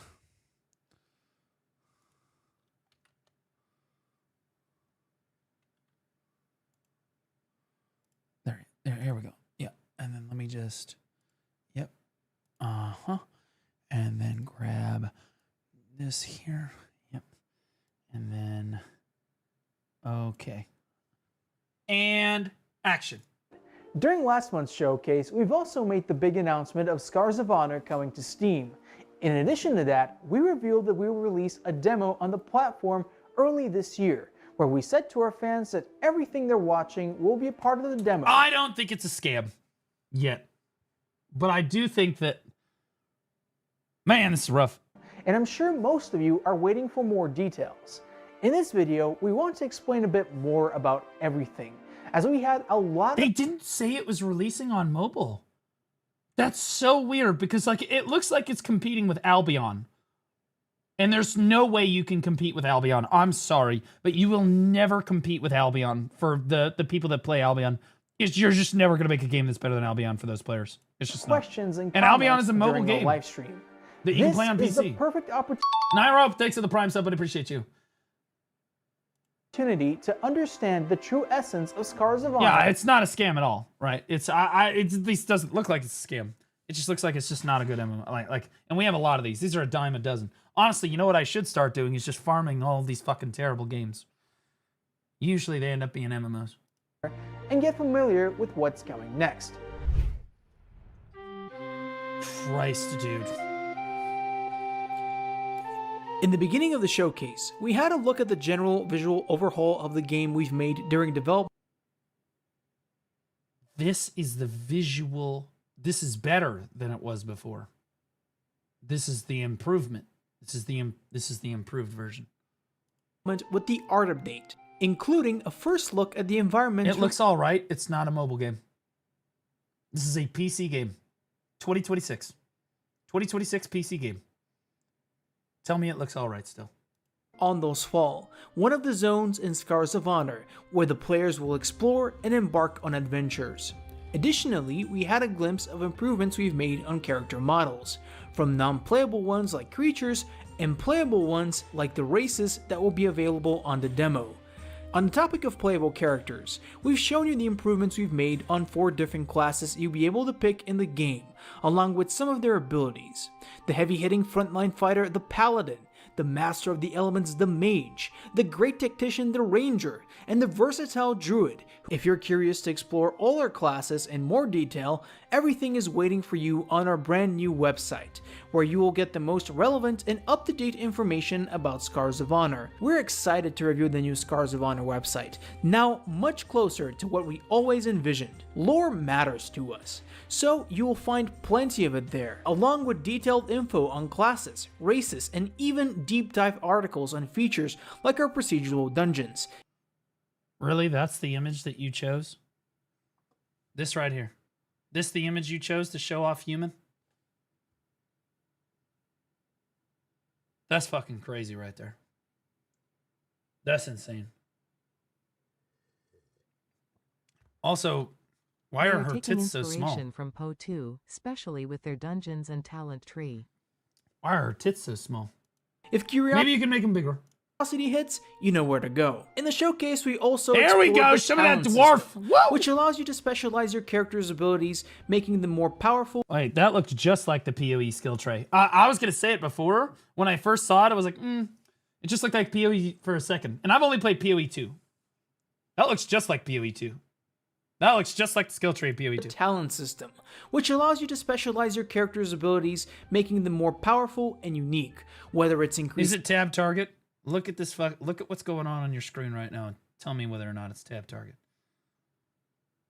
Stats or unlocking and augmenting a spell. This feature allows you to allocate points in any direction you want, giving you freedom to tailor your build to your liking. And if you ever change your mind, you can always respec nodes to find the perfect combination. They're for even you. calling them nodes. And speaking of progression, we can't forget the scar system that we introduced. Let's answer some questions about it that the community has shared with us. Are scars mandatory or optional? Do all players get them at a certain level or only if they choose to? Scars are part of your natural progression. You obtain them as you level up and when you defeat elites or bosses, and they are designed specifically for you. They're not something you opt into separately. They grow with your character. Hey, that's new. That's kind of interesting. Okay, sure. I'm going to give him credit on that one. 100%. I give him credit. That looks interesting. Interesting way to progress your character. Most of the time you just level up and then your class determines your, your progression on level ups and stuff. But, they tried something different. Are scars fixed or is this a roguelike? This is an MMO apparently. Random. Is a scar always the same or can its power or level vary? Scars aren't fixed. When you unlock— Oh, fuck, I don't like that at all. So what happens if you get like a low roll? What if you get like fucking 9 low rolls on the scars? Then you're just fucked. You're just weaker than everybody else? A scar group. You're presented with random selection from that group. You then choose the scar that fits your build, and you can— It reminds me of Pokemon. Do you guys remember Pokemon when you catch your starter, and you'd immediately check its stats, and if it was shit, you would completely redo the entire fucking starting sequence again until you got a fucking Pokemon with good IVs? Literally. Literally the same shit. That's what I would do. Reroll that selection later if you want. When do you get a scar? Early game, mid game, end game? Is it tied to bosses or progression milestones? You obtain scars through progression when you level up or when you defeat elites or bosses. They're tied to milestones and challenges throughout your journey, not just endgame. Do scars affect gameplay or just stats? Are they role-defining or just numeric bonuses, like armor? Dude, I feel like I'm becoming like the doomer for the MMO genre. Like, bro, Aeon 2 came out and I fucking shit all over Aeon 2.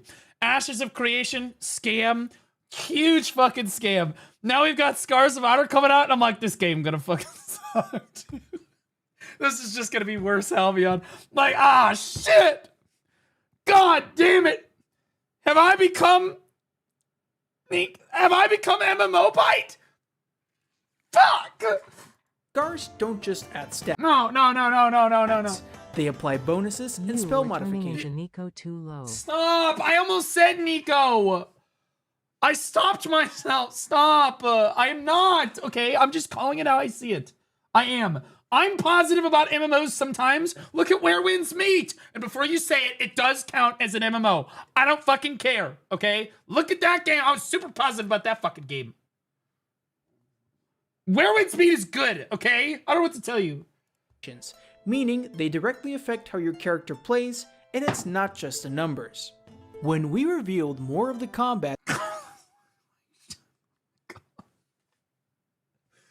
Oh my god, like, look at it. Look at that. Like, character plays. What do you want me to do with this? It's not like, just I'm the numbers. Just shooting a bow. When we revealed more of the combat— the mob on isn't our even showcase, aggroing properly in the showcase. Like, look, it's running away. It's not just a number. Like, it reset. They literally showed a mob resetting in the showcase. Like, what are we doing here? When we revealed more of the combat on our showcase, the community had some questions that we'd like to answer. Combat in Scars of Honor is primarily tap target They also focused. paid you a lot of money, just saying. Who did? Where Winds Meet? Yeah, but I played Where Winds Meet before they paid me a lot of money. I 100%, I played a shitload of that game before they paid me anything. Right? And they're not paying me currently. And I'm still saying that game's fucking incredible. In my opinion, Where Winds Meet was the best game of all of 2025. It was Game of the Year 2025. Hands down, I don't fucking care if you think I'm wrong. I'm right. But it includes action-based elements depending on the type of ability used. Do spells require— I think it got a bad like hand because all of the games released toward the end of the year are never eligible for Game of the Year. Ever. They're never eligible for Game of the Year. Aiming, or do they auto-target? Both.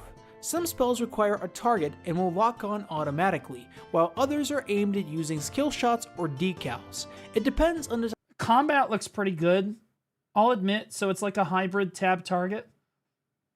Type of ability being used. It's Is this okay. intentional or? I bet that large scale PvP. I bet large scale PvP in a game like this probably actually fucks like a hybrid tab target. You know what I mean? Basically thrown in Liberty, but not shit combat. You know what I mean? Again, that's what Albion is, though.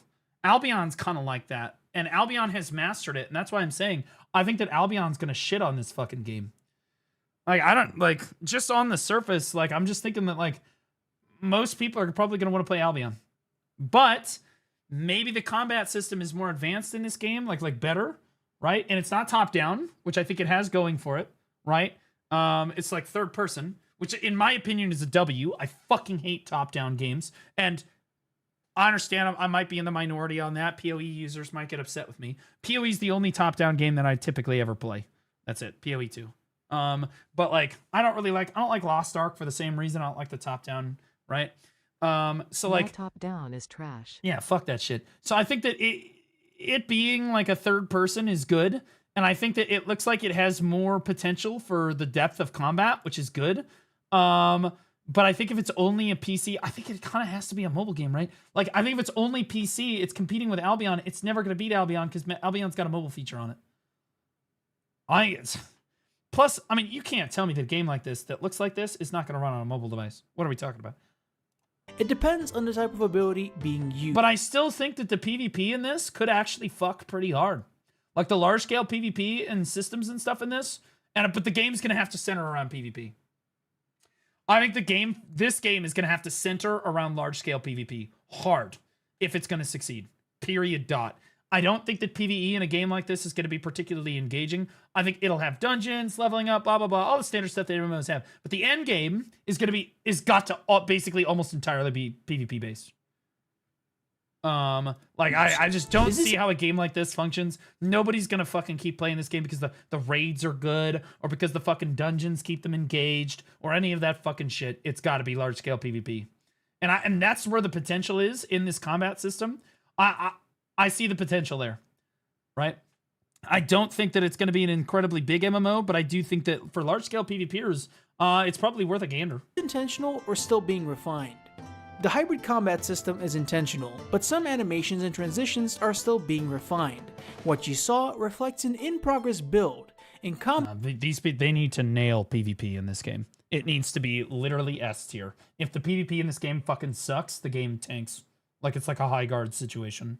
If the PvP is good, it will be a moderately successful, like low-end MMO. Battlefield is something the team continues to iterate on.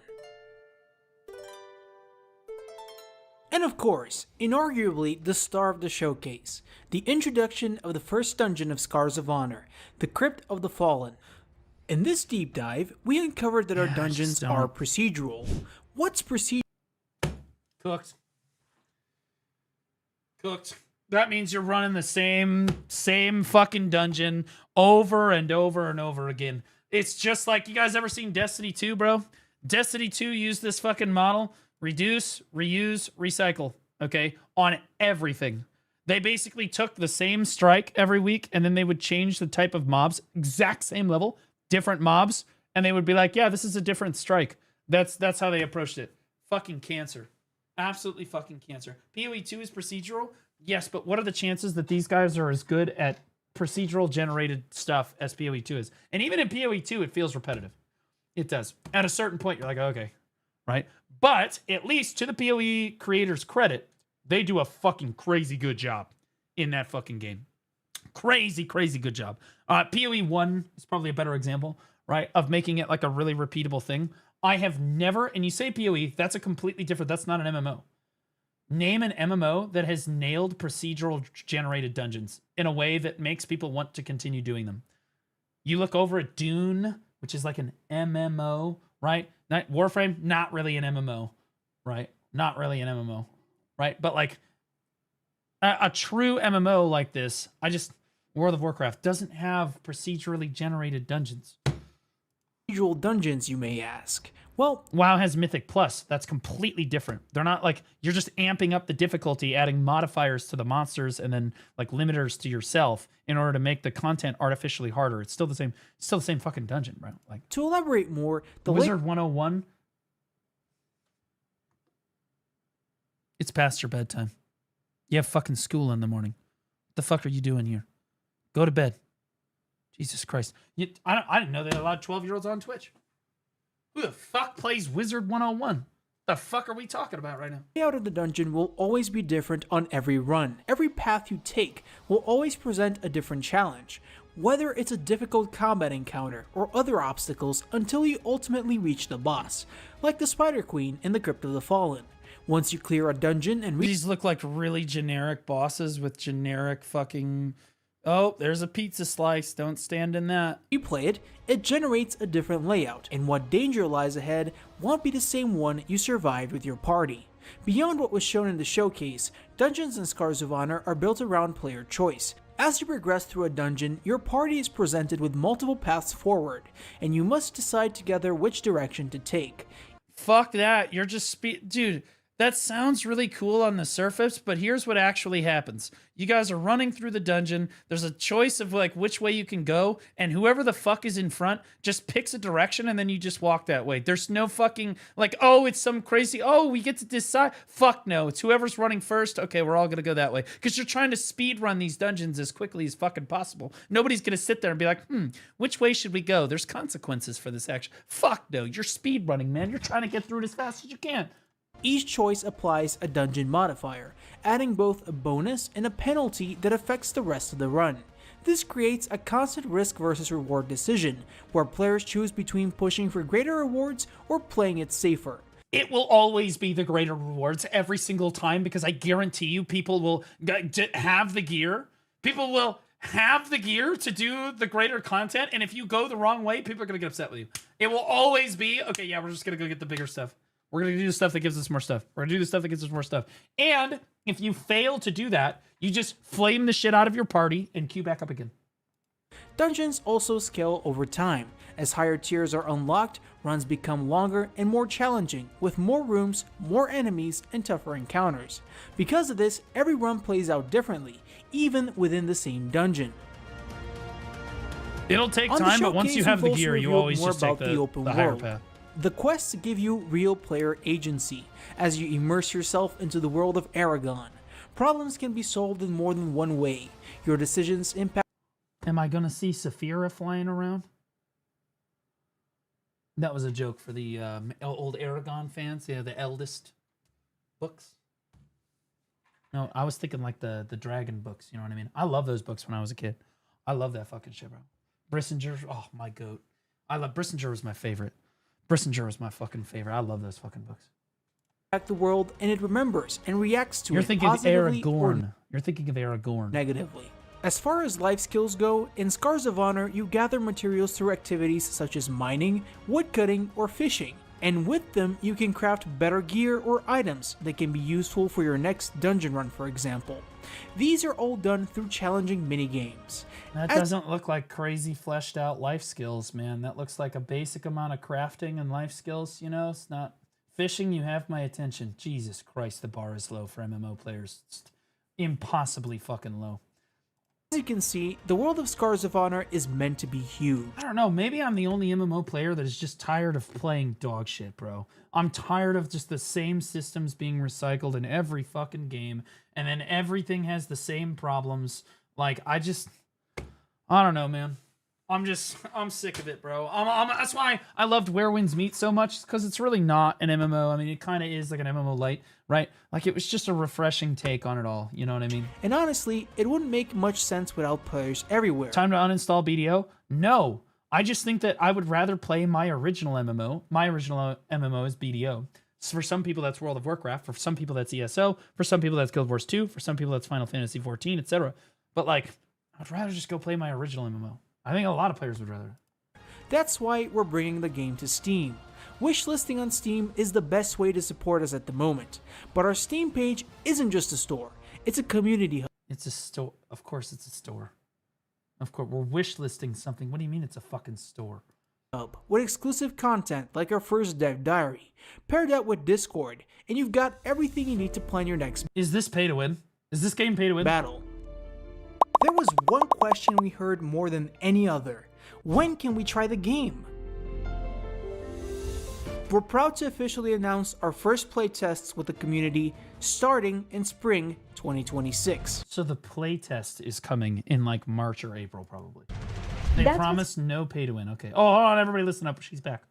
Coming next for Scars of Honor this year. The playtest will begin this spring. It's going to include all of the features we've revealed so far. This will not only give an opportunity to try the game before launch, but also serve as a platform where you can share your honest opinion. Before we deliver the full experience later this year, we need to understand what you like and dislike. So in the upcoming days, we'll inform all of you with more precise dates and the whole process to participate in the spring playtest. In the meantime, we need your help by visiting our Discord, joining us on Steam, and wishlisting the game. It's actually pretty rare to have a true MMORPG, free to play and non-pay to win. So in order to make Top it left an in the room with the girl, is that not just a World of Warcraft sign with their game name instead? Stop. What do you mean?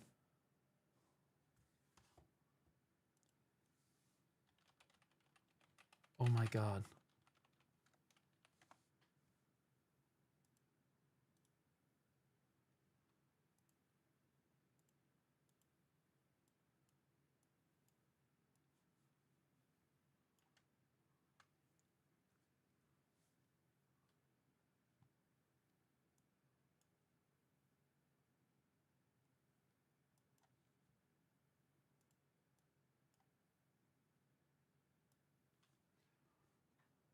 I don't know, guys. I don't know if it looks enough like the World of Warcraft logo to really say convincingly that, you know, they took it from World of Warcraft. But I do think that, holy fucking shit, what the fuck? Good eye, by the way. Good fucking eye. Listing the game.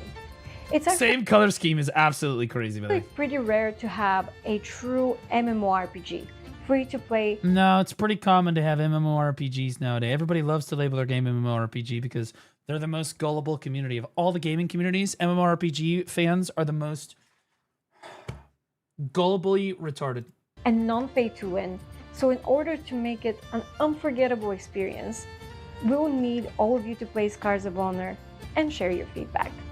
Thank you for watching, and we hope to see you on the playtest, where you will prove that you're the best fighter in the PvP arena. I will not, in fact, prove that. I'm just gonna say it now. Or defeat the Spider Queen in the Crypto the Fallen. We might be able to do that if I get here. All right, so my thoughts on this game. I think that it's not this. Like, I don't think that this game is gonna be it. I'm not gonna lie. I think that it'll have a really good launch and people will like it, but I think that like long term, I really just don't. I don't see it, guys. I really don't. Mainly because it looks like it's trying to be Albion. The only thing that I think is kind of a redeeming quality for this game is that I think that the large scale PvP in a game like this could be really good. I think it could be. I think that if you look at a system like this, like right here, like this has potential. This does, right? So this third person, right? You've got more dynamic, right? As long as they nail the combat and the game doesn't have like frame issues or anything like that, which it shouldn't, because it looks like it's like a step above Minecraft in terms of graphical quality. Like, I think that the large scale PvP could absolutely fuck. But I think that when you're appealing to MMO gamers, I think the large scale PvP community for MMO gamers is much smaller comparatively to like the much larger MMO community, right? Like, I just think that, like, I don't know. And I also think that you're competing for Albion's player base, and damn, bro, those players really like Albion Online. I think that you're going to be hard pressed to outcompete Albion in a space like that, just in my opinion. Not everybody has money for subscriptions and expansions. Well, you're going to have to pay money for this game at some point. I mean, you don't have to. It's going to be free to play, no pay to win, right? But I guarantee you're going to be encouraged to spend money on the game. And I want to be clear, there's no problem spending money on a game, right? And I'm not saying these guys are definitely not scamming. I think that they're an honest studio. I think that they give their honest take. They're trying to make a good fucking game. But I'm going to tell you, as an MMO fan, Fuck, guys. I'm tired. I'm tired, boss. I am. I'm tired of every single fucking MMO that looks like it's gonna come out, looks like it's gonna be absolute fucking dog shit slop. You know? And it's not slop in the same way. I think this game's gonna be better than Aeon 2, no fucking question. Right? Because already the payment model is better. Right? But like, it's gonna have its own issues. And I think that competing with Albion, it's not gonna be able to outcompete Albion based on what I've seen here. If they nail the combat system of the game and the large scale PvP, I think it'll have like a small player base that that really enjoys it, and that's really sick and everything, but probably not going to be me. Okay. Like, probably not going to be me. Now, chat, there is where the fuck? Here it is.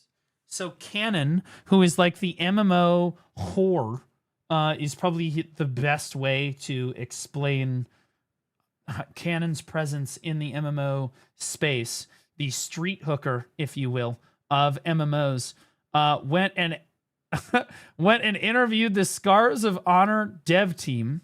I guess, topics, questions. Who is Armagon's favorite? Who's Armagon? Who the fuck is that?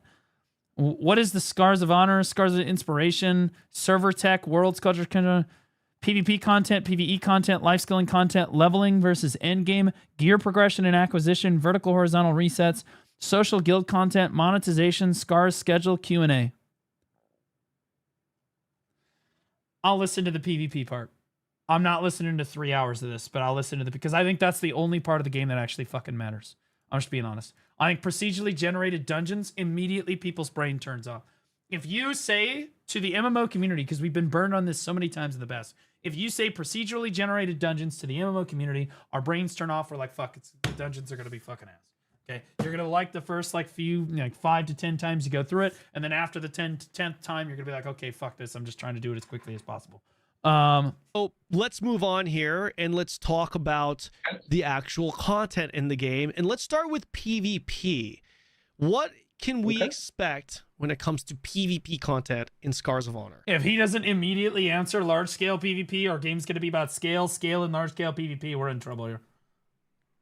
So this is my bread and butter. This is what is my go-to thing to do in good start. mmorpgs. This is definitely what brings me there because I'm a highly competitive person. And for me, arena is definitely the place to go. The ability to obtain honor points and then buy a better gear. Okay, so all I've heard is that he's talking about arena. So he's talking about arena PvP. That's not large scale PvP. That's like 5v5, 6v6.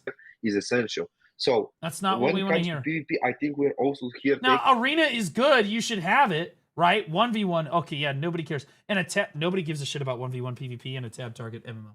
Unless it's like hardcore WoW. Hardcore World of Warcraft, we do care about 1v1 PvP because then there's high stakes. There's massively high stakes. But like for something like this, nobody gives a fuck about 1v1 PvP. Taking a different take from what we have seen currently on the market. And first, we have the arenas. Arenas, we have here several really cool modes.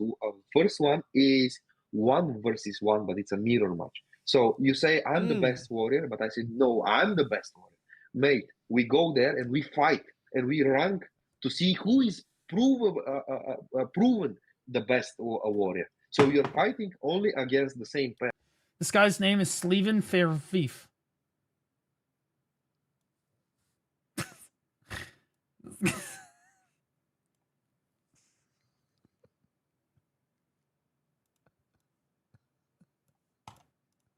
And this is will allow you to have the crown to say I'm the best warrior. So this is 1 versus 1, where you can go against the same class, or you can go and say I'm the best PvP player in the world in Scars of Honor, because you go and you fight whomever and you rank.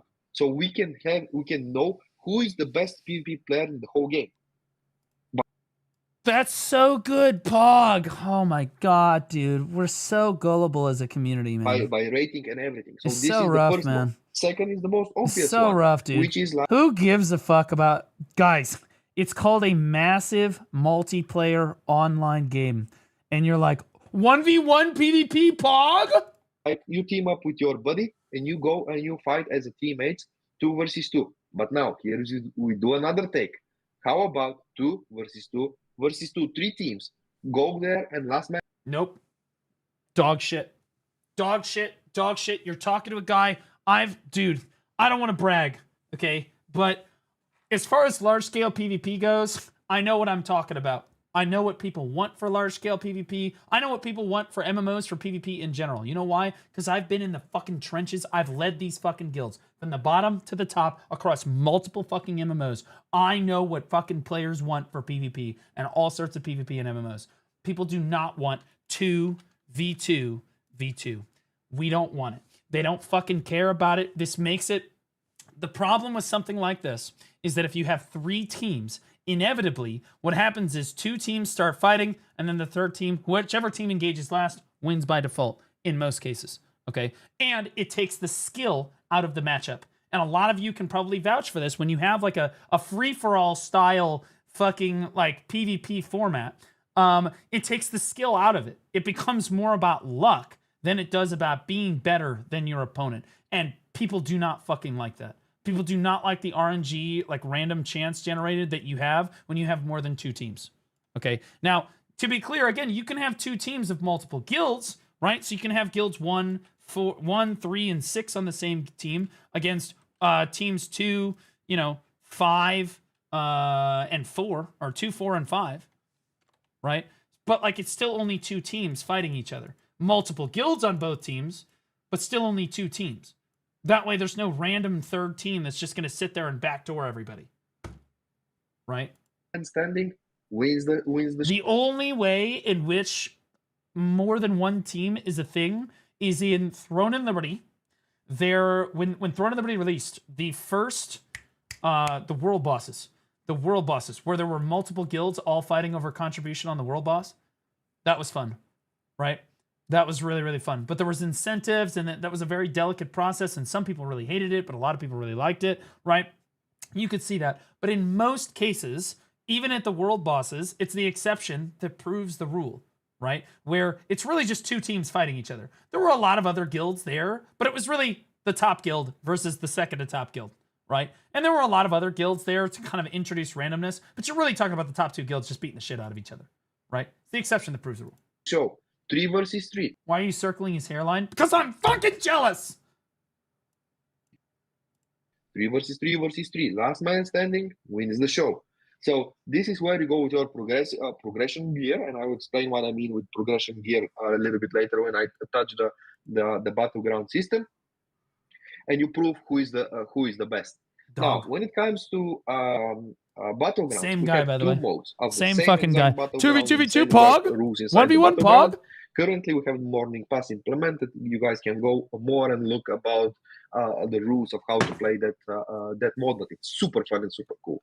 It's the CM team are the only chatters. I said earlier in the stream that it's super important for me to address and design the game in a way that if I enjoy PvP, and if I am busy and I cannot jump inside the game for 1 month, I don't want to go there and be with my greenies and be ganked like constantly for like 2 weeks. I need to suffer until I can do something meaningful in the game. So he's talking about open world PvP and not allowing people to bully players. And again, that's going to be another L, I'm not going to lie. People are not going to fucking like your take on that, big dog. What are we doing?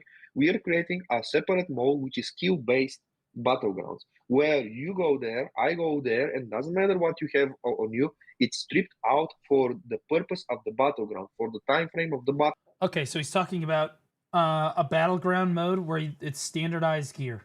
Standardized gear. Which MMO players do not like very much. The only reason equalized gear will work is if you somehow are encouraging people to continue increasing their gear to a point where they can fight on uncapped. Because the whole point of an MMO is to progress in this big world and have uncapped gear progression, right? Now, I understand that like maybe lower players need to fight. Like maybe the lower players shouldn't be fighting the super expert players all at the same fucking time. That's fair. But like if you're constantly forcing people, there's no uncapped option. You're constantly forcing people to fight on these lower, we're going to cap everyone's gear values. People are going to get upset about that. people like to be able to express the fact that they've been playing the game more than these other people, and the other player is dog shit because of it. Because they've been playing the game for years and they just want to dumpster on people. Okay, that needs to be expressed somewhere in the MMO. That needs to be expressed. And here is where we are taking inspiration from Fortnite, and here is everyone where plays we are MMOs for different reasons. It's true, but he's talking about PvPers, and I'm telling you why PvPers play the game. kind of connecting to, hey guys, you guys that are playing Fortnite, would What up, you like Yami? to Good to see see you, buddy. what the old boys here are playing? Because we have these pop-out items that are dropping the moment when he kills you, and he can obtain the item in the battleground and become stronger for the battleground itself. The moment when he is killed, he loses that, but he doesn't care because this is not the progression gear that you... Okay, so he's talking about having standardized gear for battlegrounds, but then while you're fighting in the battlegrounds, you can get buffs and stuff that make your character and your gear better, specifically in battlegrounds. Yeah, so that's fucking dog shit, and MMO players hate that. They fucking hate that. It would be like an RBF in Black Desert if everybody had standardized gear, but every once in a while you could get Garmoth. It was Garmoth Pit in RBF for those BDO PvPers that remember that. Dog shit. Where you could just get 300 AP by hitting a vase and then suddenly one-shot everybody. Fucking cancer, right? It's the same thing in every MMO I've seen. If you add like artificial, like the whole point is to have standardized gear. Again, you're introducing an RNG chance that the gear is no longer going to be standardized anymore. And now the match is not about who's the better player. It's who got the better RNG roll on their fucking buff, or who got luckier and got to the buff first, or whatever. And that's it. And nobody likes that. You look at the one PvP mode in BDO that's actually good right now, the 3v3 game mode. I'm blanking on the fucking... Why the fuck am I blanking on this? It starts... Well, why am I fucking blanking? AOS, thank you. Arena of Solaire. Thank fucking God. Remember when Arena of Solaire, when there were a bunch of different buffs that you could get and then they removed them? Yeah, people fucking hated that. Yeah, people fucking hated that shit. Or went to the dungeons or take out, and it's super fun. It's super fun because you're right away on the spot fighting, and just skill matters. If you're a good player, you would win the game. And it has this cool moment of you obtaining an items which you lose in the battleground. When the battleground is over, you're taken out and you have your progression gear. This is the things that you have received from leveling, from quests, from dungeons, etc. And now if you say, okay, but I really want to compete and showcase my progression, then you sign for the same battleground with the progression element, where there you don't lose your items. There you go and you fight. And if you have better gear than me, most likely, not most likely, but... Because that's what MMO players want. That's what all of our old ass fucking people... All of us, we all main Fortnite secretly, right, guys? Our favorite games is Fortnite. Thank God. We want a game that's inspired by Fortnite. Likely you would beat me. Gotcha. Okay. For real, Skibbity, 6-7. Okay, so I hope I explained the PvP. No, absolutely. So the first version of that BG or the Battleground, it sounds almost like a PUBG-like system where you go in there naked. And then you're kind of progressing through the actual game. Canada! Shit, bro, I'm gonna say this shit. Watch this again. Watch it again. Watch Cannon's face. Exactly. It's inspired from PUBG, from Fortnite, and this was the... Exactly. Kind of progressing through the actual game. Is that right? Shit. Oh, shit. Exactly. It's inspired from PUBG, from... Yeah, he's like, oh, shit. I don't know how chat's gonna like that. Fortnite, and this was the moment who wanted to kind of... He knows, dude. He plays PvP and MMOs, we also understand that the genre needs to somehow connect to the new audience. We need to understand, because you and this awesome community that you have here, 95%, I'm betting these are MMORPG veterans, that they have played the genre for at least 5 up to 20 years, many of them. And sadly, we need to address the elephant in the room. If we're going and we're making games for just that audience, and we are not allowing other new fresh blood to pour into the genre, we are dooming the genre to die. and we need to find what current generation likes in other games, translate right, it he's just yapping right now. I don't know. into a meaningful MMORPG experience that doesn't ruin the roots, but iterates over it. And yeah, that sounds like somebody that doesn't want to drive away new players by them getting shit on by old players, which is fair. Canon can fix this game. Canon can fix this game. Canon couldn't fix Aeon 2, and he was the fucking grand spanking leader on that motherfucking game. All right, how did Aeon 2 turn out? Creates a connection point between this audience to get it inside. So I would rather have this audience, I would rather have the Fortnite audience and PUBG audience to come to the MMORPG rather than Sims audience. I hope you understand what I'm referring to here. Yeah, sure, absolutely. Are you concerned, going back to the arena instances, are you concerned about having too many different forms of PvP when it comes to instanced PvP specifically? Because I've seen a lot of games have a lot of different modes, but then only one realistically gets played. You know what I mean? I don't fucking care about this. I only care. Where's the a higher menu for you to. What about open world PvP? Okay, what okay, about all right, okay, here we go. GVG type of content? Hold what up. about that group versus group, larger scale PvP content? Is that going to exist in the game, or is it all going to be instance? Or maybe you will have it, but have it designed via an instance. If I create this and I put it in instance, I think. If you create it, if there's large scale PvP, if there's open world PvP, yeah, this game's gonna suck. Yeah, this is over.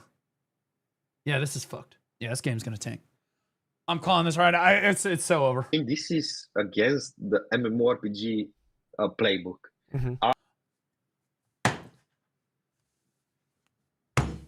So fucking cooked. It is so over. The game is gonna tank. This is our high guard. This is our high guard. This is it. It's over. It's over. Dude, I don't think they realize who they're appealing to with a game like this. I really don't. Cause what does he think his audience is gonna be, PvE? Do you think that PvEers are gonna want to play your procedurally generated fucking dungeons? Is that what you think? You think that people are really gonna enjoy that content for longer than a fucking week? What are we talking about? The thing that's gonna keep players playing your fucking game for longer than a week. PvP. Large scale PvP. The fact that you could be you're grinding, and you know what you're doing the whole time? You're like, I gotta join a guild so that I can do PvP. That's the whole point, because it drives people into a community. It drives people into a fucking guild. It drives people to the end game content where it will keep you grinding the dungeons endlessly and the PvE content endlessly, because you're motivated by something that isn't in the game. You're motivated by something. You just want to teabag your opponent. You're motivated to teabag the opposing guild. That's what you're there for, right? And you come together as brothers in those PvP moments. You're making a game for men. Men. And men want to compete with other men, not just in a fucking arena. The reason why men play MMOs is so that we can cosplay this right here. I'm gonna show you right now. I got it. Hold up. Right here. This is what we're all trying to cosplay right here.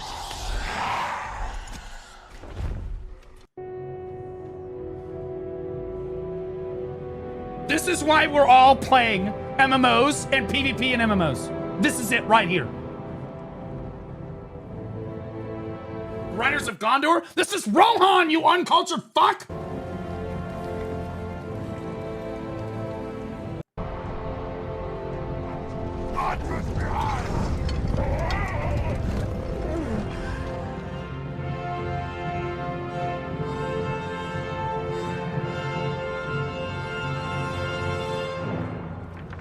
Wait, there's no fucking speech. You can't have the Rohan charge with no speech. This is fucking sacrilegious. It's sacrilegious. Here we go. Here we go. Check DMs, I was wrong about the logo being similar to WoW. It's similar to one of the games that sponsored you instead, KKW. Form ranks, you maggots! Form ranks! Pikes in front! Archers behind!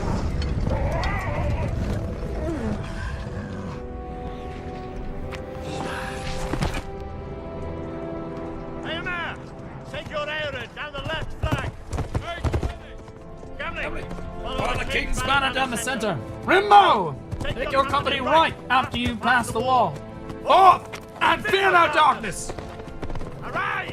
Arise, riders of Theoden! We fantasize about this scene. Shields shall be This is why we play MMOs! A sword day! A red day! And the sun rises! This is what we want! This is the PvP. That's why you're playing a massive multiplayer online game. Whatever happens. Not so that you can 1v1. Not so you can 3v3. It's so that you can stand with your brothers. And you can shit down the throats of the enemy fucking guilds. So much that they will remember forever. Their girlfriends will think of us when they are inside them.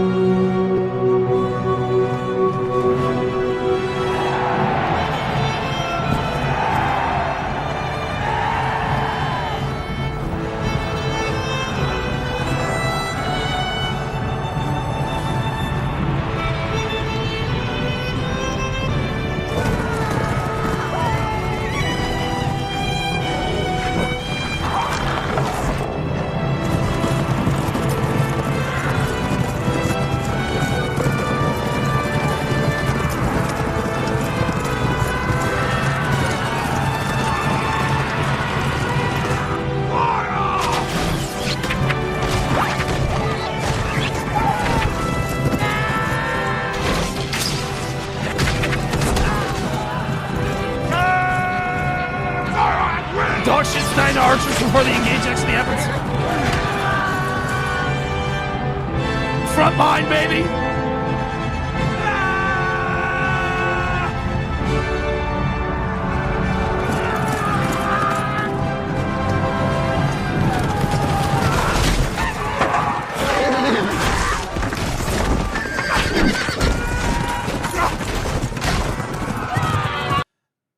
Men. This is better porn for men than looking at any woman. This is what men want in their video games. More than anything else. Ideally, we would look like the hottest woman alive with huge tits while charging down the hill. That would be ideal. But this is what men want more than anything. When you talk about the typical players that play MMOs, right? The typical players that play MMOs that are looking for PvP, you're looking for PvP in a game that can deliver this fucking experience to you. That you're a part of something greater, that you're riding forth with your brothers, right? Against impossible odds, right? So sick. And at the heart of all large-scale PvP is a scene like this, right? To say something like this guy, listen to this one more time. I think if I create this and I put it in instance, I think this is against the mmorpg playbook. It's over. It's over. He doesn't understand PvP and MMOs. You can have 1v1s, you can have 3v3s, you can have 10v10s, whatever. But if it's a true MMO this is the experience that the players are looking for in a true MMO. Because if you were gonna do 1v1, why wouldn't you just play like Mortal Kombat or something, right? If you were gonna do 3v3 or 5v5 or 6v6, you'd play some other fucking game, right? The reason why, and yeah, that could be a fun part of the game, sure. But like, the most important thing for the massive multiplayer game is that you get the experience of being a part of something greater than yourself, that your guild represents something on the server, right? Some of MMO players' greatest, most cherished moments in their lives are rallying together with their guild to conquer some sort of foe, right? And yes, you could say that that's some PvE thing, right? Like, so WoW players can come together over some raid, some super sick thing. But this isn't, we talked about it, like this game's not going to appeal to PvEers. This is a PvP situation. Some of like gamers' most important moments come from like their most cherished moments come from large scale PvP. This is what it's about. This is what it's about. A game like this, that's what it's all about. And he just said it's against the playbook. We're not going to do it. That's fucking crazy. It's so over.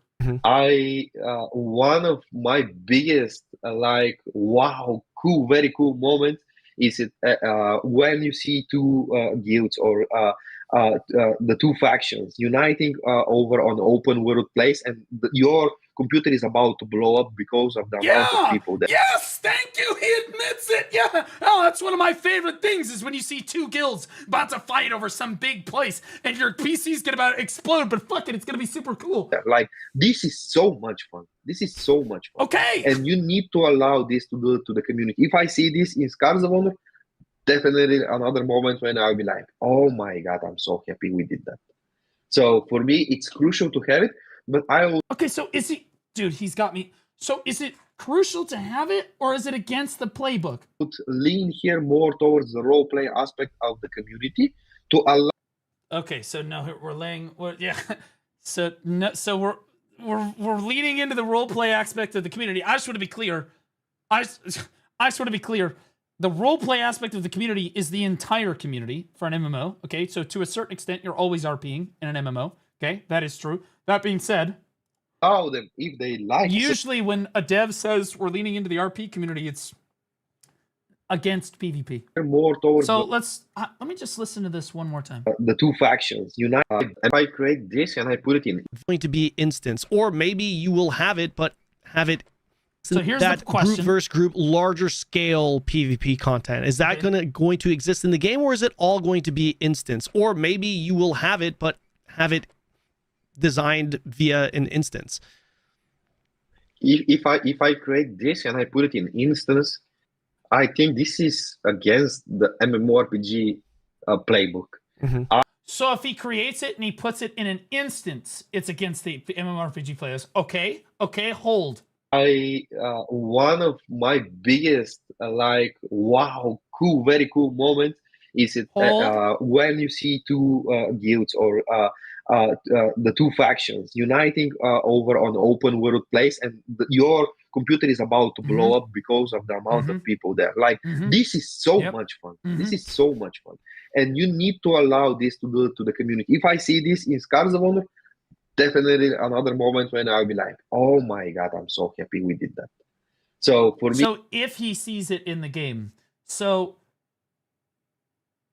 it's crucial to have it, but I would lean here more towards the roleplay aspect of... So he says it's crucial to have it, but... the community, to allow them, if they like such things, to assemble these things. I want them to... The open world is the place where I want people to, and groups and communities to immerse themselves. It needs to be world. And if I instance it too much, I'm separating and I'm kind of making chunks. Okay, so he's focused more on answering the question of whether or not large-scale PvP is going to be instance versus open world. So he's saying he wants large-scale PvP to be open world, but we have not really confirmed what kind of large-scale PvP we're looking at here. I don't like. Are you going to have systems in place to allow guilds or groups to realize this type of experience? Because that's what it sounds like. So that's Canon pushing... W question, Canon. That's Canon pressing him on... Okay, so... Because he didn't really answer Canon's question. Canon is trying to get it out of him, like digging a tick out. Is there going to be large-scale PvP? Like, what kind of large-scale PvP are we looking at here? Doesn't sound like you're gonna have a scheduled siege war for. Yeah, see, thank you, Cannon. Are we gonna have a siege because we really like siege? Are we gonna have like node wars or rift stones? You know, because we really like that shit. What are we looking at exactly here? Irongard Castle every week. It doesn't sound like that is something that you're gonna have. But maybe the system's in place. That's an L, by the way. They got to have something like Siege, bro. It's maybe like a BDO guild declaration war system where Guild A can declare war on Guild B. Can you maybe share a few more details on that? Okay, W question. So guilds are essential part Yes. of the mmorpg. Okay. Absolutely, and I think this is what creates or breaks communities. mmorpg Yes. without guilds, Yes. I think it cannot Yep. exist. True. Now, we are a Yeah, also just take a F's in chat for Cannon being one of the driving factors behind one-sided Vortex. All right, moving on. that has On a completely unrelated note. limited resources, and one thing that I'm certain is that we need to have guilds for either.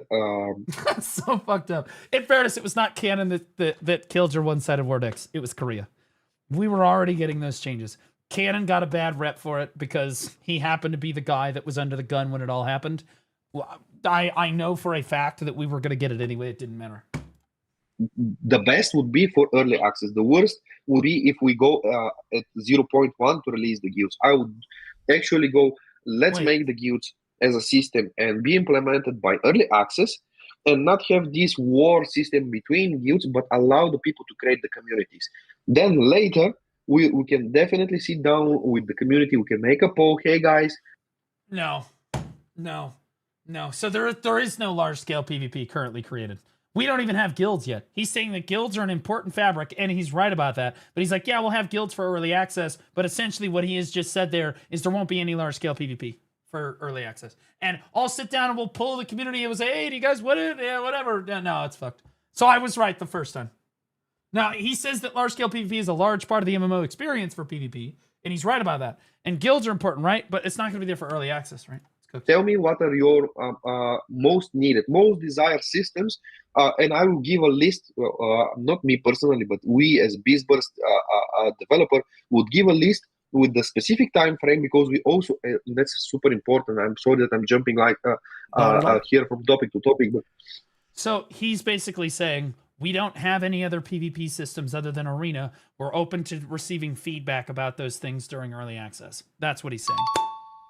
And I'm telling you that if they have not already developed a large-scale PvP system, because I'll be honest with you, for a game like this, the large-scale PvP should be woven into the fabric of the game. They should already understand that that is an important part of the backbone of their community. They don't understand that. That's completely fucked, bro.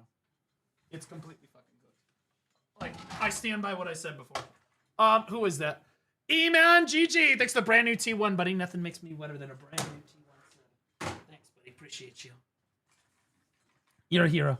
It's very crucial to give you. I think you misunderstood a little bit there, Blue. No, I mean, like, I did misunderstand a little bit, but we still got to the exact same part. There's no large-scale PvP. That's what he just told you. There's still no large-scale PvP, so it doesn't matter what he said. There are literally no PvP systems in the game. There's no open-world PvP, and there's no large-scale PvP from what he basically just said right there. He said that it will release in early access and they might have guilds available in early access. How do you have large-scale PvP if there's no guilds? Okay. Now, if they have guilds, there's still definitely not going to be large-scale PvP developed. Okay. Right? Like, maybe you have some sort of faction PvP, but I'll be honest with you, faction PvP without guilds is going to be a fucking L. Nobody's going to give a shit. Mainly because there's no sense of belonging there. You have to belong to an organization, to a guild, to a group of friends, to a group of comrades, right? That's the whole point of large-scale PvP. There's a belonging there. That if there's just random faction PvP, like you choose a faction and you're just there, no one's going to care about it. Content every 3 months. We need to have these 3 months of a period where we sit down and we know that this content will be delivered in 3 months, and we will put cosmetics, we will put content in this, and we make fair exchange every 3 months. We give you more content, reason for you to come back. Is it going to be a new class implemented? Is it going to be the war system of the guilds? So that you have a reason to come back, and it's healthy. I think. Why does Scars of Honor logo look like World of Warcraft?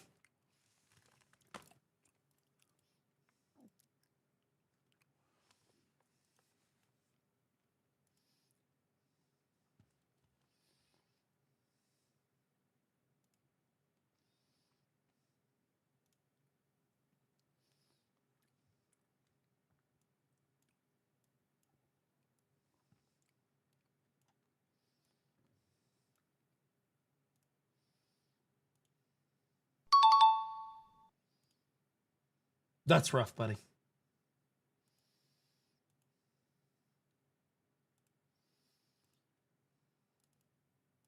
Healthy when you go. Plus the Umbra, thanks for the prime sub, but appreciate Go you. inside one game to play it and find a time frame where you say, okay, I consume the content right now. I will come back to have a plan when you will be coming back. This is the mentality that I want to players of Scars of Honor to kind of have. And if we do this, it's great. So if we say Guild Wars is something that you guys really desire, we do that and we schedule it in a release.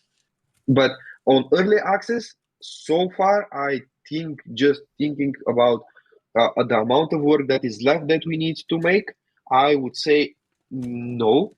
You would have the guilds, but the war system between guilds most. Let's hear it one more time, just so everybody's clear about this. About the amount of work that is left that we need to make, I would say no. You would have the T0SCH1_ just resubscribed for 2 months. Your fault I slipped back into BDO after 6 years not playing. Thanks for nothing seems good. You're welcome. Welcome back for 2 months, buddy. Welcome back to your hopeless addiction. Guilds, but the war to make are just these. But on early access, so far, I think just thinking about the amount of work that is left that we need to make, I would say no. You would have the guilds, but the war system between guilds most likely. No wars.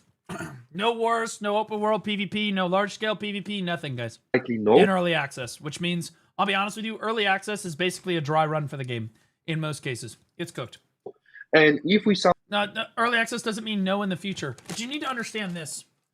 This game is going to fundamentally revolve around large scale PvP. A game like this, 100%, right? It's the only thing it has going for it over the other MMOs in the genre. Otherwise, why not just go play literally anything else, right?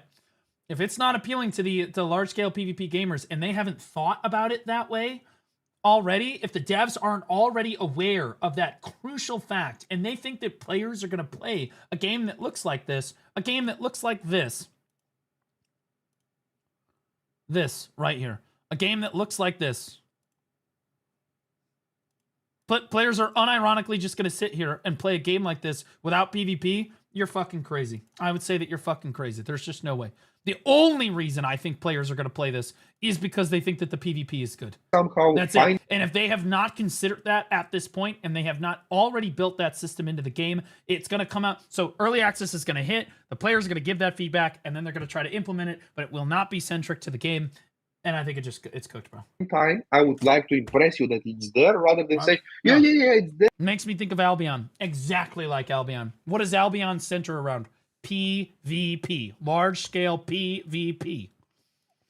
There, and then you can't, it's not here. Right. Okay. So when it comes to open world PvP or larger scale PvP, as you mentioned, it's something that you definitely want, and it's an experience that you definitely think is good, right? It's a pretty epic experience, and you yourself, you are a PvP guy. As of now, what is in the game and or what is for sure planned to be in the game, for example, dungeons, whether or not you have a bunch of dungeons, it's planned, right? It's going to definitely be in the game. When it comes to open world / large scale content, PvP content, what can we expect to be in the game? Yeah, so Cannon's going to make him say it. Cannon's just going to make him say it. So we're thinking about creating some specific zones where we will incentivize the players to go and participate in Look PvP. at his Cannon's face.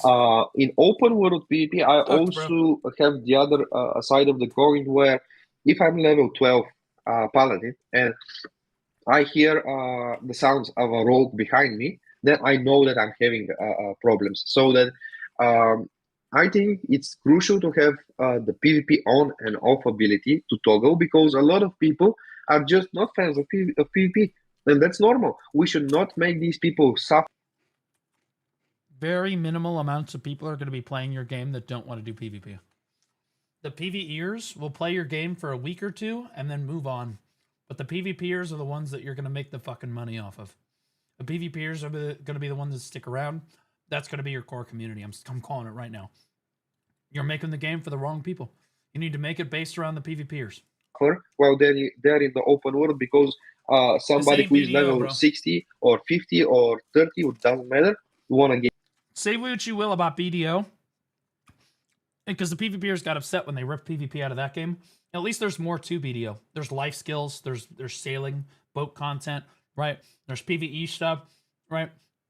There's other stuff to do in BDO. This game doesn't have fucking... What? Do you guys saw the life skilling? You're just using it to craft gear. What are you using the gear for? Or what are we talking about? Thank you. So these are pretty much the systems that we want to implement in the open world when it comes to PvP. So in other words, open world PvP at a minimum, if it gets added to the game, will be toggleable on and off. Which, in fairness, is a fine system for open world PvP. But you need incentive. Specific events, yes, definitely we can do those. This is we can connect them with war and stuff. I'm a PvE BDO player and outlasted so many PvPers, lol. Yeah. But as a PvEer, would you play this game? Are you going to play this game? Key Drassen, do you feel like this game is going to be worth playing? Looking at this, as a PvEer, when you look at this game, this right here, does this look like you're going to play something like this? Right? Just... Okay? I think that most PvEers are going to look at this and be like, I'm not really interested in playing that. And because it's totally fine to be a PvEer in BDO and be like, yeah, I outlasted the PvPers.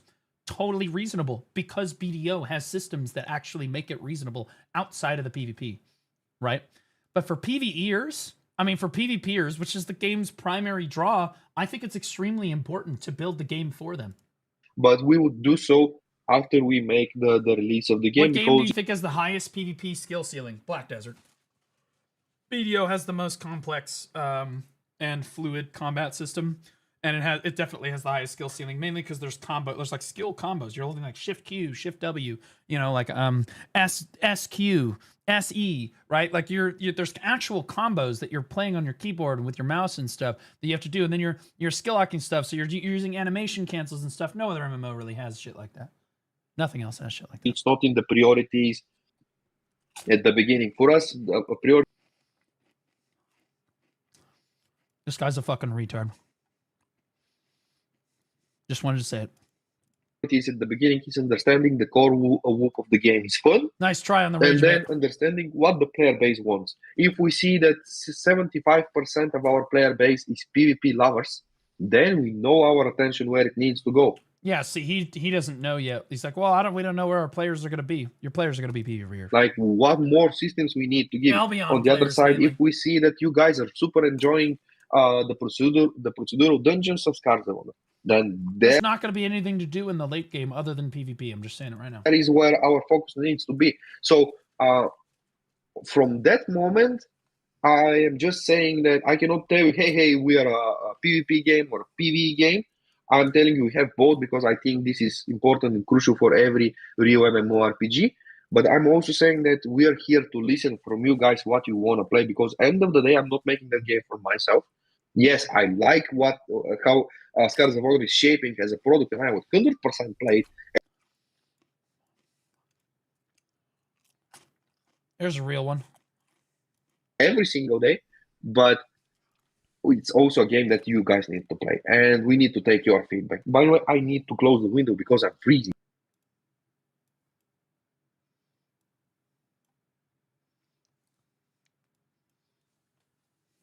Same guy in my chat.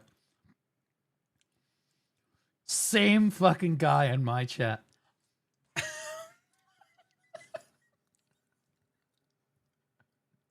How did I fucking know, bro? How did I'm like, I bet that guy's been in my chat. Yep. Yes, he has, bro. Okay, yeah, sure. Go ahead.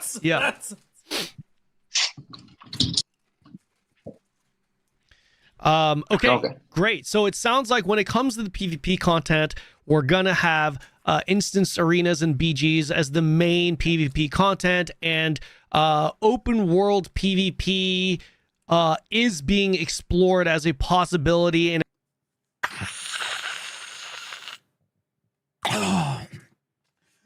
God damn, that copium is good. Holy shit.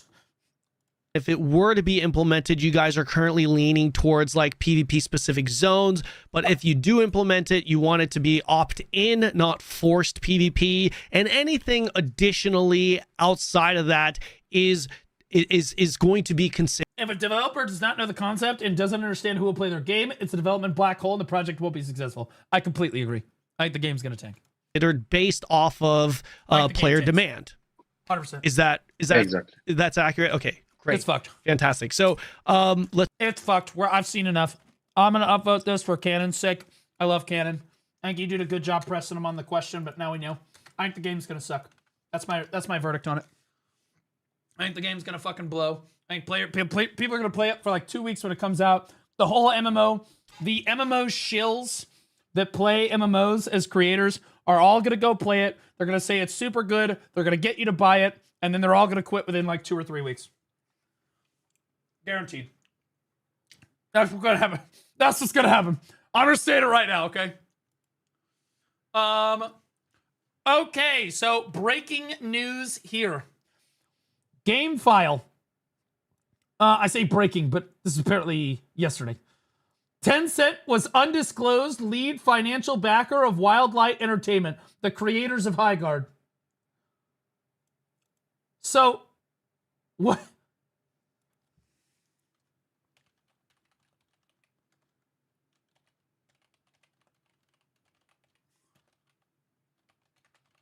Hold on. Pause.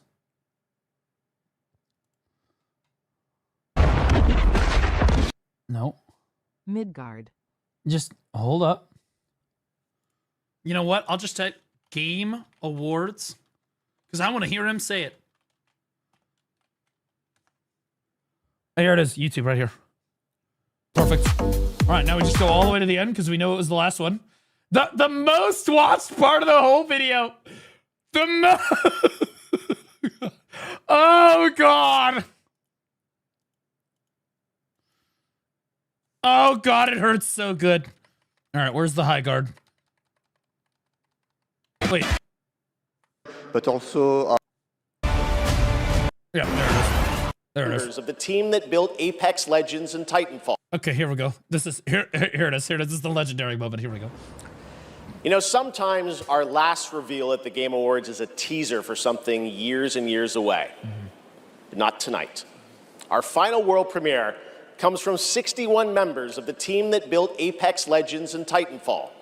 4 years ago, the principals founded a new independent studio with the hopes of pushing the shooter genre. The principals founded a new independent studio.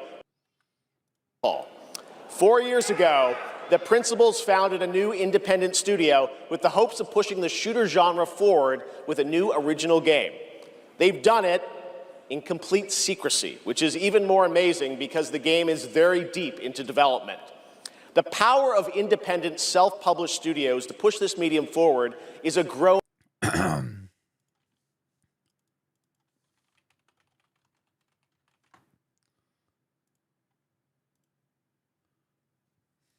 The power of independent, self-published studios to push this medium... Independent, At Blue self-published Squadron, you studios. want to see this, sir URL.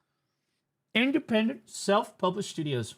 Backed by the multi-trillion-dollar company Tencent. Mm-hmm. Right. Okay. Forward is a growing and I think positive theme in our industry. And so tonight, you're not only going to get the announcement of the game, but also your first look at the gameplay. Mm-hmm. I've played it, and after you see this trailer, I think you're going to want to as well. Welcome to Highguard. You gotta watch until he says it right. He's cooked, bro. To be clear, again. Wait, what? You gonna want to see this? Hold on, let me see that. Last week, a truly horrible lore drop. Oh God, bro. Okay, yeah, we'll watch this next. But like the yeah, so the fact that Highguard, so again, Tencent was the undisclosed lead financial backer, independent self-published studio, by the way. I think is misholding that. Is that illegal? I don't think that that's illegal, right? But like they clearly paid him. Obviously, Tencent is the one that paid him to do the promotion, right? So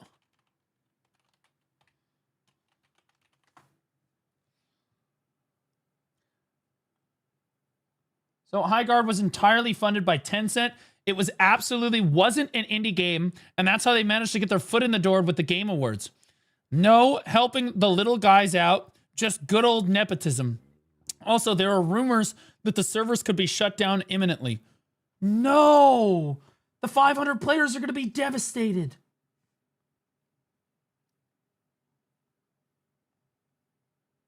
Dude. You can't say you're an independent studio without support of a big organization, but have Tencent as one of your primary investors. The Highguard devs definitely lied and or manipulated the truth. Nothing illegal, but just completely dishonest. Well, let's just say dishonest. Just not completely honest. Yeah. That makes Jeff look worse than anything. I'll be honest with you. I think this discovery right here makes Jeff Keighley look really, really bad. Because he already looked bad, right? But he went from backing what was supposed to be an indie game, kind of like oh my God, an independent, privately like funded studio, to this, right? Super fucked, right? And this on top of the fact that Jeff Keighley's Game Awards are starting to lose. Jeff Keighley's Game Awards are starting to lose popularity because it's not even the Game Awards for gamers. The Game Awards, guys, you only have like a 5% say in what game of the year actually is. It's the dog shit gaming journalists at IGN and those other dog shit like publications. They get to choose the game of the year. They're the ones that get to choose it, right?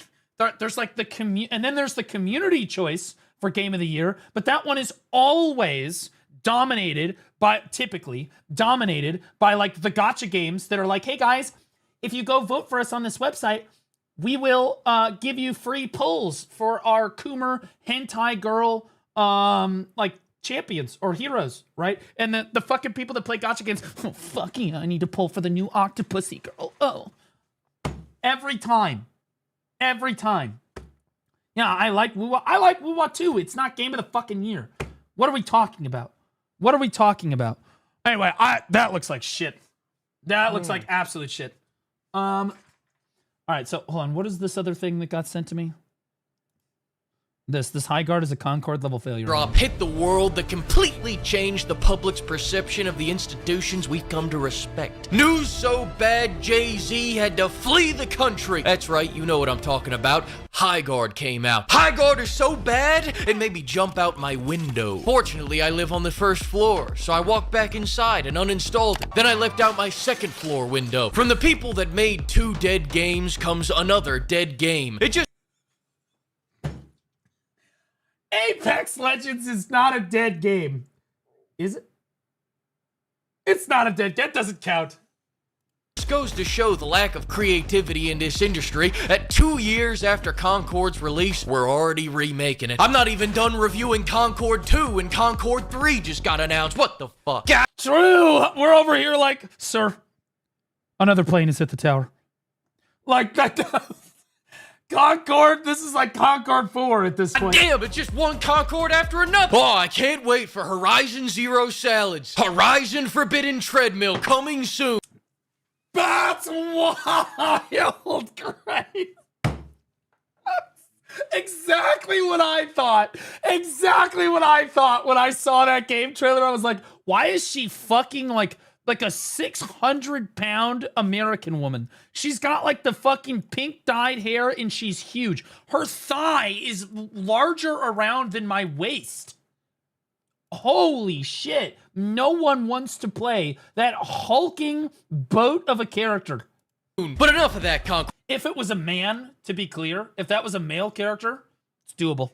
You look at things like the Hulk. People love the Hulk. What are we talking about? But to make a woman that big, what are we talking about right now? We're talking about this Concord. The devs maintained radio silence before launch. They should have kept radio silence. Don't even drop the game. Just keep going and never look back. That's where I think Chrono Odyssey's at right now. The devs are just like, delay it again. Like they're looking at what's happening with the gaming community, absolutely dumping on them. This game's like the buzz. I think it's really good that game devs are starting to be scared of the consumers. I think it's really, really good that the game developers are terrified of consumer gamers, because we will literally run you the fuck down on every single social media platform and run your game into the fucking ground if it's dog shit. The consumer should have the power. That's how it should be every single fucking time. And by the way, why do the Chinese keep getting it right? Every single fucking time they seem to release a game. The Chinese games are always fucking crazy good. Even this new trailer that I watched today. Even this new trailer for this Jenny Gods. Holy fuck, that looks good. Oh my god, that looks good. Sound in Kingsman. I play it and I want to throw a shake weight at a hippie. People are complaining that many of the reviews were left by people with less than 2 hours. If you have more than 2 hours in this game, you are worse than a scooter rider. My favorite part about this whole thing was them calling it a new breed of shooter before announcing that it was every fucking shooter. Hey, here's a new breed of dog. It's called a golden retriever. Get So true, brother. So true. Get the fuck out of here. Getting serious here. Having 6 or 7 minutes into high.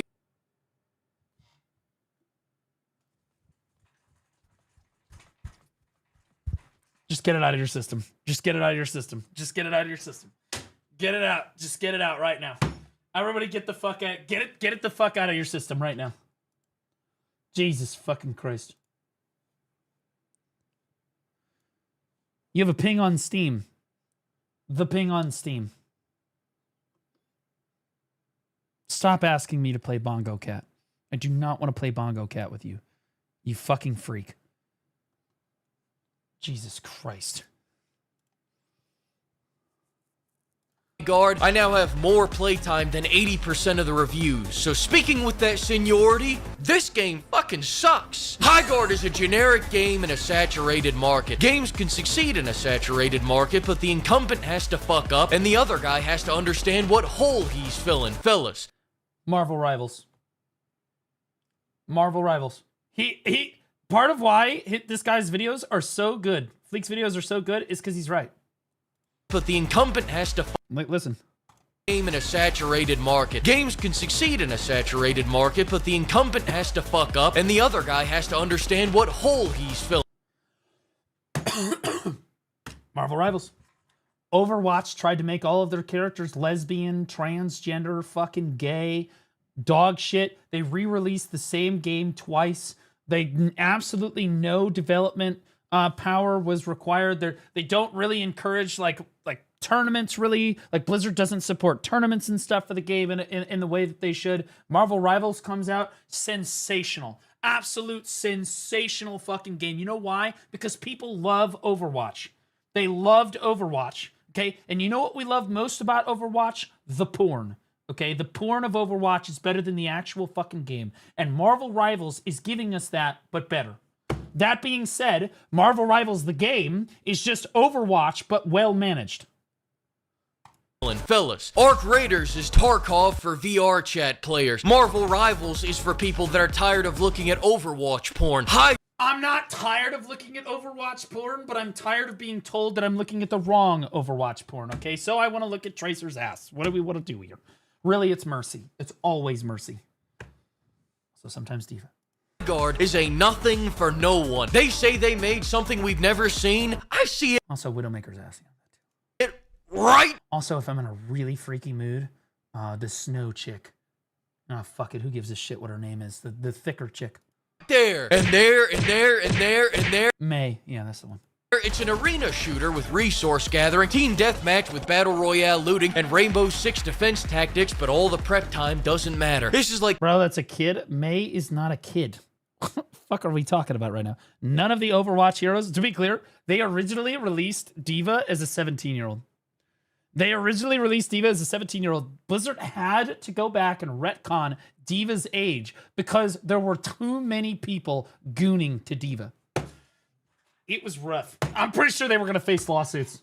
Like, straight up. So now D.Va, I think, is like 19 or 20 or something, right? D.Va's 27 now. It's 2026. Yeah, okay, Kappa. Yeah, okay, buddy. Yeah, okay, buddy. So D.Va's totally overaged now. Everything's fine. We're good. Taking chlamydia, AIDS, and herpes, mixing it into a jar and drinking it. Why am I fighting 3 people on a map the size of Bulgaria? People say that new 5v5 mode fixes it. Now I'm just worried we won't be able to fill out a lobby in a few months. My biggest gripe about— Who the fuck said expired?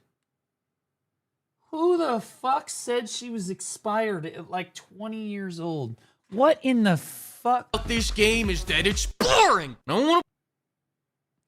Lakari would complain that D.Va was too old. So true, brother. That is an excellent point. Proud of you. Play it anymore. If I had to take it from a kindergarten level to a 3rd grade level, they don't want me to shoot people in my hero shooter. There's big maps, few enemies, long spawn times, long run times, long TTK, looting to get gear, farming to get good gear, waiting to capture the flag, waiting for the siege, waiting for Daw to get his fat ass over here. Is that one of the characters? Is this one of the characters in the game? Or is he trolling? There's no way that that's an actual character in the fucking game, right?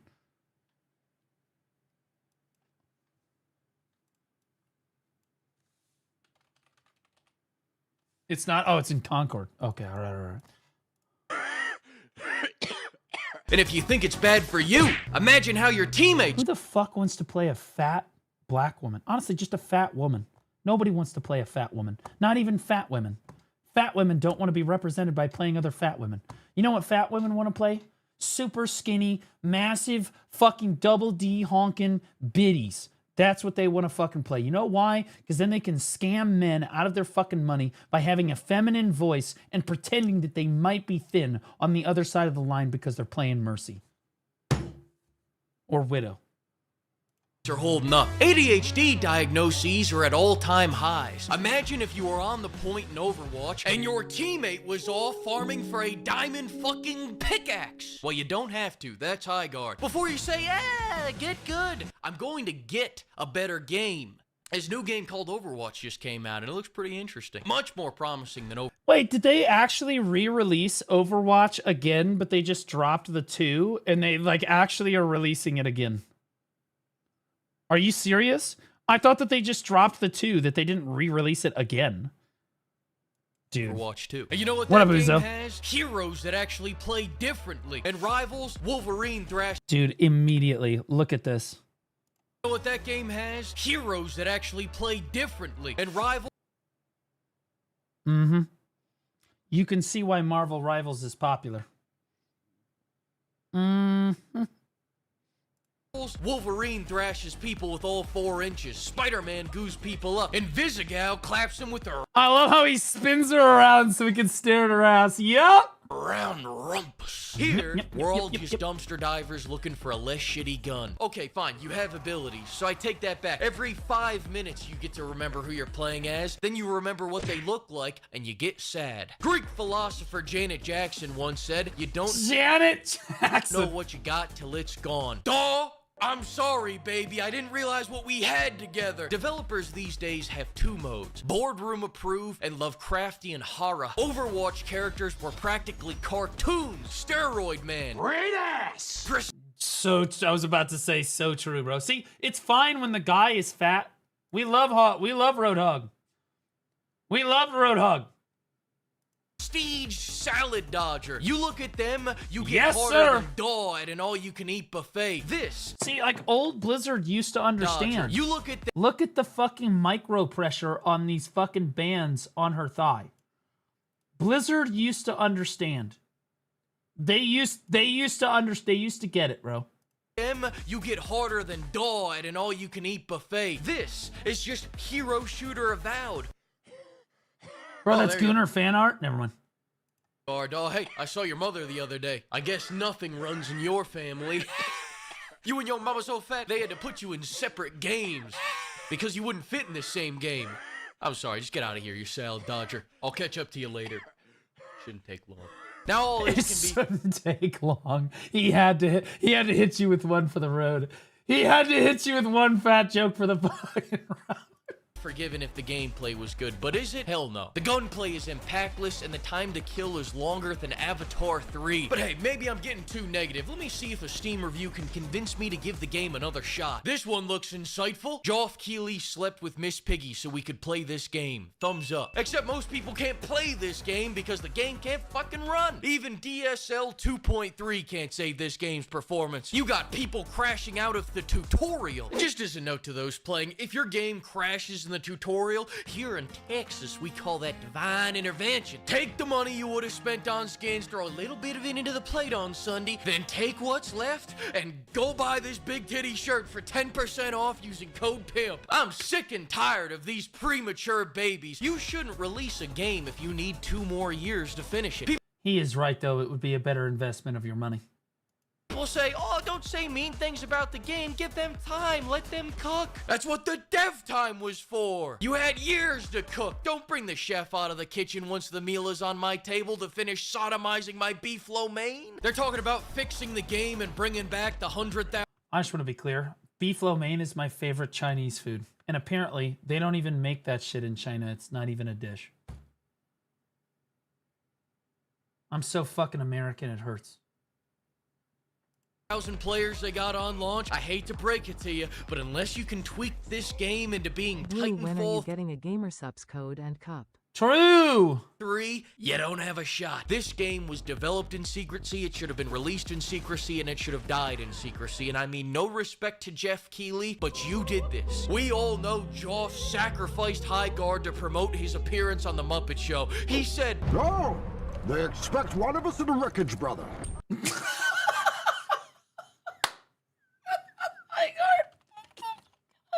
The wreckage. Jesus Christ. That's too good. That's the best joke of the whole fucking video right there. That's crazy.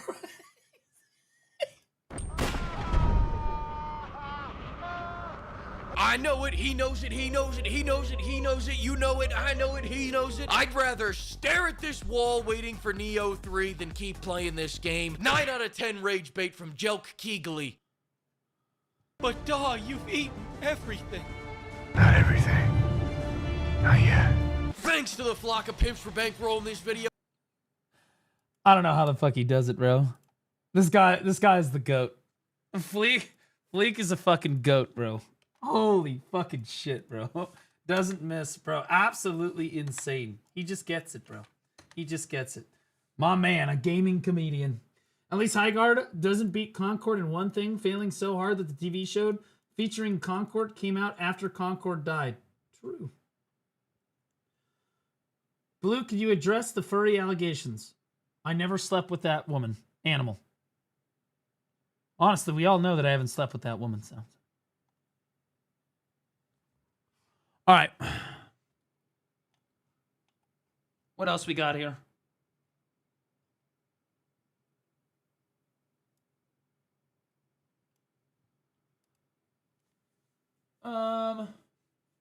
What is this? Details on Star Wars Galactic Racer. Hold up, wait a minute. This is my shit. Being developed by former devs of Need for Speed. I don't care. I'm so tired of being baited by, oh, it's the previous developers of so-and-so. Like I said on the live update, man, I had projects in high school and middle school where we had other people on the project, those special education kids that were like fucking licking the Crayola markers and shit. Yeah, they contributed to the success of the project. No, fuck no, they didn't. What are we even talking about? Okay, just because you worked on a project doesn't mean that's why it was successful. Has an immersive solo campaign with branching paths, 12-player online multiplayer racer, scenario mode with unique racing conditions. Vehicles include pod racers, repulsor crafts, land speeders, skim speeders, and speeder bikes. Has no season pass. This is a premium release. We want it complete when it comes out.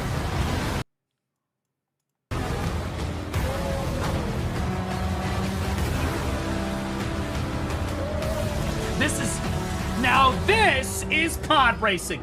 This is a racer game I can get behind, baby.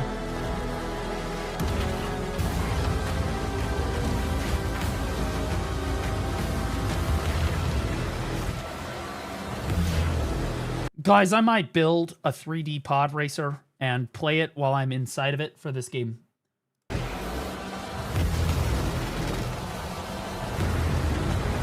Alternatively, we just buy an Anakin Skywalker helmet and we play with 2 fucking giant-ass joysticks that are way up here the whole fucking time. Now this is pod racing. And then I have like a fan like blowing me. I would say blowing my hair, but there's no hair, right? Holy fuck. Is there more about this game? Hold on. What is this? What's the game called? Star Wars Galactic Racer. Love the name. I'm a huge Star Wars fan. Videos. These are minute 35. Galactic Racers you can walk around. Oh shit, here we go. What's happening, guys? So in this video, I've got... Wait, that looks way different than the fucking trailer. What the fuck?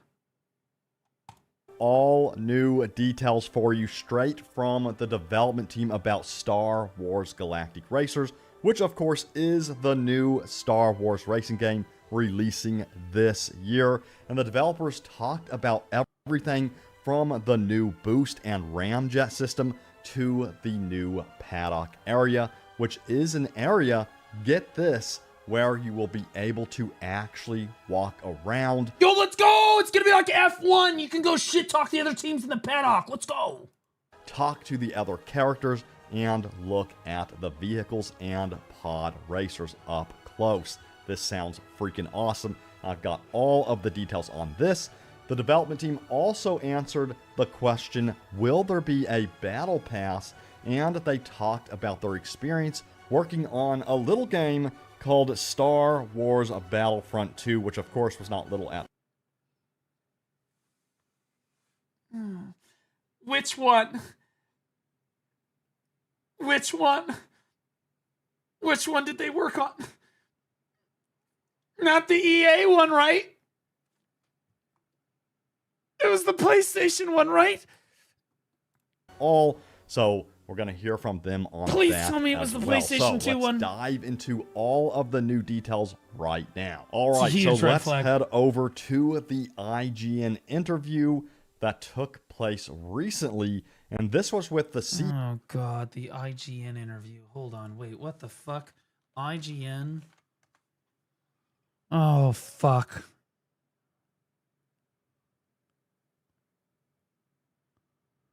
Oh god, bro. I fucking hate IGN. and founder Matt Webster and creative director Kieran Battlefront 2 is a goated ass game. Yeah, the original. The OG Battlefront 2 was so fucking Remens good. of Fuse Games. I love Of the course, pod racing games. I love those is too. the That's why I development was like, wait a team minute. behind Star Wars Galactic Racer. We're going to take a look at a quote from Webster first, talking about the new boost and ramjet system. And let me tell you guys, this sounds freaking awesome. So this is what Webster had to say. He said, but like I said, we want to do things differently. So how can we breed some innovation in racing? We're doing that in a couple of ways we can touch into. One is the mechanical boost system. Boost has... Dude, this video is playing at 1.25 speed, chat.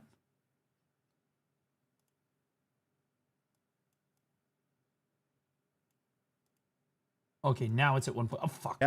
Going on there, but we wanted to do something more, so we have a two-phase boost system. The second phase is something called a ramjet, which just goes really, really, really fast, but it's got a consequence too. It generates a load of heat, and if you run it for too long, you're going to explode. So you've got that's pretty standard there. in pod you've racing got a games. second phase of I've played a good amount of pod racing games, and more importantly, that's pretty standard, like an overheat Star function. Wars locations. So when we think about where we race in Star Wars, the locations are characters in amongst themselves. So this sounds really cool, and there's some risk and reward. Have you played the Star Wars Racer arcade game from 2000? Absolutely, I played the fucking shit out of that game.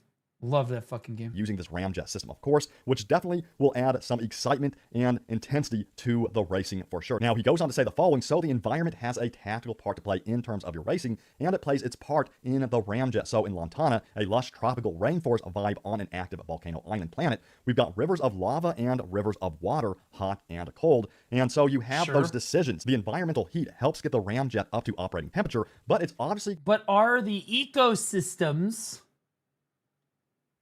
of the game biologically accurate? I'm just kidding. In racing games, that matters a lot less than MMOs. Going to get it hotter quicker. I can also cool the ramjet, running it for longer over the colder water, and that's just a little You guys example know it. of It's like my trigger. The ecosystem biome, I hate it. I hate it so much. It's my trigger words. Change that we're getting people thinking differently about as they're making the racing line choices at a second-to-second level. So this sounds really cool. And also, if you look at the snowy planet as well, we saw these heating elements, and I believe these will heat up the ramjet faster if you go through them. That's my guess, at least, and it looks like that's the case now that we have this new information. They talk a little bit about racing lines as well, and Crimin said, yeah, this is probably the first game we've made where the racing line can be that variable depending on the vehicle you're driving. The racing line. Holy fuck, they are literally copying F1. I love it. The kind of build you've got within that vehicle and the environment. This Note's is a game gonna play where this there shit. isn't just one racing line, there's the one for your current situation, which means every time you attend the Galactic Tour, it's a different experience and a different set of things that you're thinking about. There's quite a lot there, and we're not talking about all of it now, but high level, we want to make an arcade racing experience that's richer than it's ever been before, with Fuck more yeah, options and more things to do than ever before. I really think we've got some interesting stuff in this game. This will be the I've first certainly racing never game done I play in on a video stream. game, and I don't think I've seen it in other racing games either. This stuff sounds freaking awesome. I'm very, very excited to hear. I love Star features Wars. in the I game, love pod the boost, racers. the What's not to ramjet, like? And then also the fact that depending on your vehicle class and build, you have to choose the racing line as well. And that kind of reminds me of another game called MotorStorm. If you've ever Does played... he notice who the video's by? Yeah, it's Star Wars, whatever the fuck. Wait, Double F band. What? Whoa. Star Wars HQ. Yeah, so what's the problem with this? Is Star Wars HQ? Yeah, what? MotorStorm, that game had different classes of vehicles, and you had Play to really Forza Horizon decide 6? which racing... You guys should watch me play the new F1 game when it comes out. The F1 2026 or some shit. I could play F1 2025. You'd see how good at racing games I typically am. Yeah, you're going to watch me put that shit into the fucking gravel before turn 1. line was best in order to get ahead, so I'm much better at pod racing games, to be fair. Absolutely love to hear that. The Depending F1 on your games vehicle, are hard. You have to choose the best racing line for that vehicle. Yeah, I think have they're a gonna really... yes. I have a wheel. I have a wheel and pedal setup. I do. And if I did play a racing game like this on stream, I would absolutely set up the wheel and pedal at the computer so that and like the fucking camera so that you guys can see it.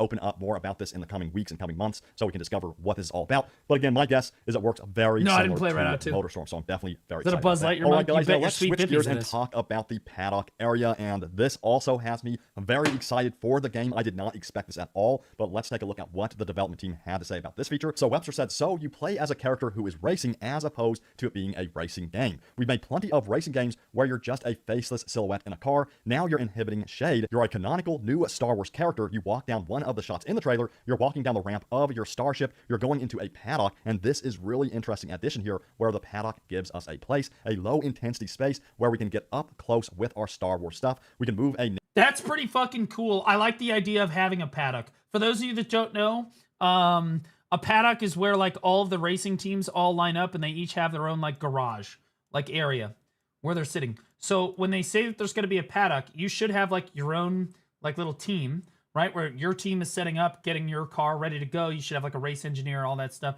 But then you should be able to go shit talk and interact with the rest of the members of the paddock and the other teams and stuff too. Narrative on, we can see characters. What up, CM Run? How you doing, buddy? Inside there, it gives us a low intensity space as a counterpoint, and Wait. You're the type of guy to race alone to make sure he finishes first. Chat responded with, he always finishes first. That is not true. Sometimes I finish in the shower. Shows how much you know. a contrast to the super high intensity racing. And I think it's a really important distinction for us now as we call this a racing adventure. And guys, again, I'm totally surprised by this paddock feature. I was not expecting this in this game at all. So it shows just how much detail and Oh, Ronan literally only shows up to shit talk me and then chat totally leans into it. They're putting into not only the racing experience, but outside of the race. You guys are supposed to hate Perlibis, okay? I've trained you like dogs. Ronan is turning you to the other side. I'm gonna need you guys to come back. Experience as well, and I totally agree. Even though racing games are all about propaganda, intensity, Perlibis speed, propaganda, and all of that stuff, I think it's really nice to have a low intensity area where you can just walk around, talk to the other characters, see the different vehicles, including pod racers and stuff like that. I think this paddock area is going to be an awesome addition to the game. Now, they spoke a little bit more about it. They go on to say this: IGN asked this question in the trailer. We see Shade interacting with other characters in that area. So to be clear, it's not just a place for cutscenes between races. There is an area where you can walk around rather than drive around and interact with characters. And Crimmins said in those spaces, yeah, you can walk around, interact with characters. You can build rivalries. You can upgrade. That's what I'd see. That's what I was saying. Is that the whole point of having a paddock would be to shit talk the other? Yeah, you're building the rivalries. Yeah. Your plethora of skimmers and have some nice character moments as well, because as Matt said, this is the story of the Galactic Racing League, and Shade coming to that and to tell that story, we need. I'm gonna make a rivalry with the Ferrari team because I know that team's never gonna fucking win. Some time with the characters as well. And I'm also wondering, will there be branching story paths or perhaps side missions in this paddock area that you can take on? Very curious about that. I am speculating, of course, but we'll find out more about the paddock area in the coming weeks. Are those the French? Did you just ask if Ferrari was French? Jesus fucking Christ. Scuderia Ferrari just woke up in a fucking cold sweat somewhere. As we near the game's release. Now, they go on to say this: we've shown pod racers, but these things are like 7 or 8 meters long, and they're enormous. But you don't really get that sense of scale unless you are walking around them as a character and looking around at all of this beautiful detail that we built into them. That space serves so many purposes for us in terms of an immersive space. As a lower intensity, I think the paddock makes it very interesting. There's only so long you can spend with your eyes on stalks at 200 miles an hour, or in our case, 400 miles an hour. You need a decompressed moment, and the paddock does a brilliant job of allowing us that mechanism for us to do all of those things. And guys, if you play Burnout, you know that game is insanely fast, and it sounds like, of course, this game is going to be just as fast. So yes, again, I totally agree that having that low intensity space is going to be nice to be able to take breaks between. Dude, when Note and I were in fucking Europe, this dude took a picture of me with my new Ferrari merch, and I was smiling like a fucking retard on my first day of school. And now he has like immortalized it. Every single fucking time I brag about Ferrari and how great it's going to be because I'm a Ferrari fan, he even made it into a fucking emote. Forza Ferrari. And right next to it, I hate that our car broke down in the preview session this year. The fucking tutorial lap, if you will. Broke down.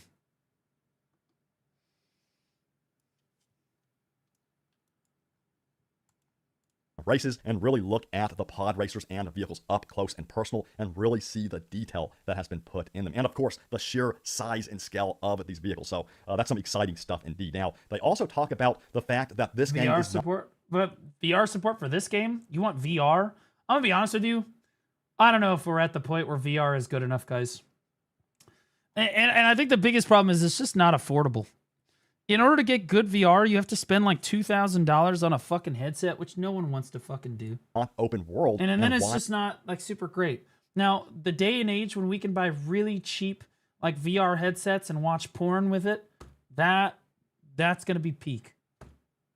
They decided to make this a track-based racer. So they said the following: the reason we're a track-based racer is because we wanted to have that replayability loop that expands over time. All those benefits people learn in the tracks, the more they play, learning the handling, that familiarity, getting them better, rather than just a massive smorgasbord of a thing, which is a slightly different kind of play with the toys experience. This is high consequence. Why is the VR emote in my chat Stoops like fucking jacking off with a VR headset on?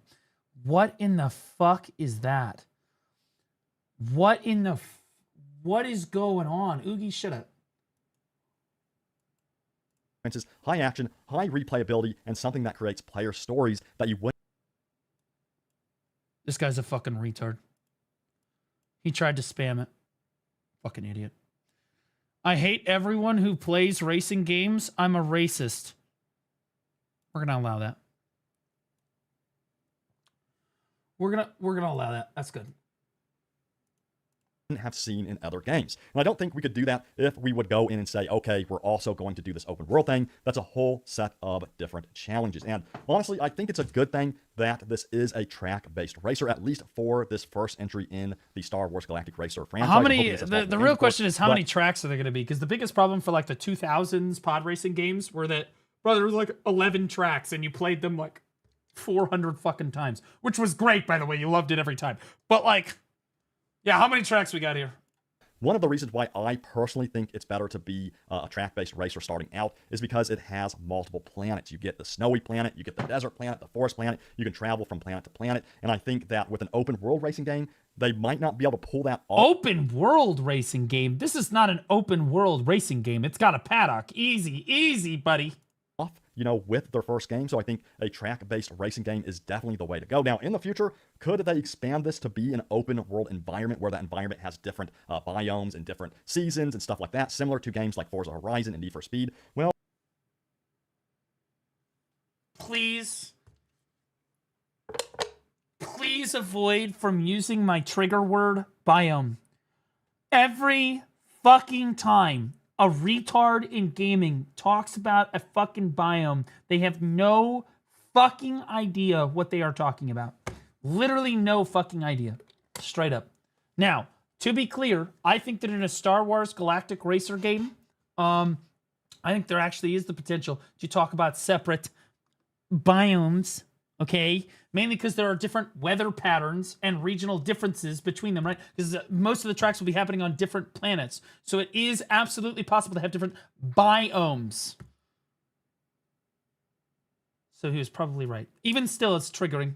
Well, yeah, they could take that route, and honestly, it would be freaking awesome to be able to explore an open world on a pod racer in the future, but is it 100% necessary for this particular game? I don't think so. I love track-based racers. I love games like Forza Motorsport. I would just love to have a really good fucking Star Wars game, man. I haven't gotten to sink my teeth into a really good fucking Star Wars game since the GameCube was out. Like, for real. Like, it has been a minute since I have really gotten to sink my fucking teeth into a goddamn... It's like Star Wars, the old Knights of the Old Republic, right? It was really good. The Star Wars MMO, I played the shit out of the Star Wars MMO when it first came out, and then realized that that was pretty much garbage because all the bounty hunters slaughtered the Jedi and it wasn't even fun. But like, I even played that fucking dog shit game, bro. I'm not even asking for some crazy shit. You know what I mean? Like Jedi Outcast. Oh, dude, Jedi Outcast was so fucking good. Jedi Outcast for the GameCube. Oh, my goat. Jedi Fallen Order, so fucking good. Oh, God. I loved fucking Outcast, bro. I played the shit out of fucking Outcast. Yeah, everything before EA. Ever since EA took over, they made Battlefront. I played Battlefront. I was like, this game sucks. I was so disappointed that they destroyed the fucking Battlefront 2. They destroyed my childhood game. They absolutely fucking destroyed it. I was pissed. It would be like if it would be like if Madden came out with like NFL Blitz 2026 and they completely ruined that game for me too, because Madden, like the NFL Blitz 2000, that game where you could body slam people on the fucking sidelines after the play was over, bro, that game was my fucking goat too. Grid, you know, the Dirt franchise. There's so many good track-based racers out there. Have you ever played SWTOR, the MMO? That's what I was talking about before when I said I played the MMO. That's the MMO I played. Like a lot. I played it a lot when it came out. Burnout, you know, all of these games that I absolutely love and adore. So I don't think open world is really necessary for this game. With that said, sound off in the comments. Would you like to see this? Force Unleashed was so fucking good too. I loved Force Unleashed. Dude, we're talking about the same game, right? Yeah. I like this game. It was not as good as the GameCube games. It was not as good as the other GameCube games, but I played the fuck out of this game. I did. This is a good game. This is a good one. Absolutely. Absolutely. Expand into an open world in future. You play Resident Evil Requiem? Just came out. My plan, okay, so one of my best, most played childhood games growing up, Resident Evil 4. I probably did more playthroughs of Resident Evil 4 than I did for any other single player game for the GameCube growing up, and that was like our main console. Like I played Resident Evil 4. I must play that 100 times through. I could have done it blindfolded. I used to make jokes while I was doing it. I was so fucking good at it.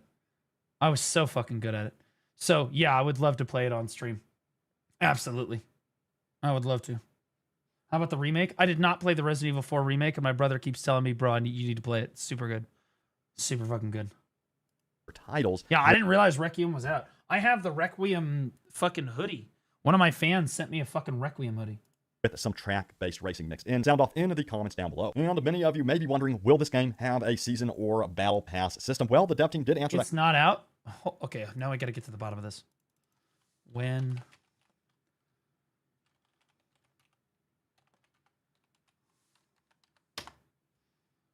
It's not out yet. But when it comes out, I will play it. Will you get the $2,000 watch? No, I'm poor right now. I have like literally almost no money in my bank account. Question. Okay, and it's because I bought. I talked about it at the beginning of the stream. I'm not talking about it again. Okay, but we'll be fine. So IGN asked, are you using... No. You guys don't need to throw money at me. I make plenty of money. It's just that I spent all of the money that you guys have given me. Buying the house, building the studio, fucking like buying shit for the house and fucking making it content ready, like all that shit. Model and web. I will make more Ready Fun. Webster said, no, this is a premium release, right? We have our campaign, and we have arcade mode, and we have multiplayer, and it's a... You guys pay me enough. It's okay, really. But what we also recognize is that the landscape of Star Wars evolves and changes over time, and so do games as they go. I keep trying to drink out of my mug. There's nothing in here. Tap into more Star Wars or new Star Wars over time. But in terms of us outlining what we think post-launch is going to look like, that's not something that we see. The only reason why I say a blind no to it is, in my head, Season Pass is connected to free-to-play games, and that's not what we are making. And I think this is good, again, especially considering this is their first game, and especially considering that, so you know, some season passes, some battle passes for certain games have not been well received in the past. So I think this is a smart move. Now, personally,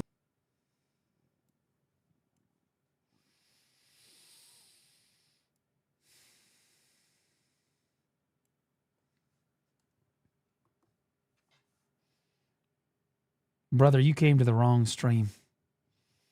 There's no Jesus here.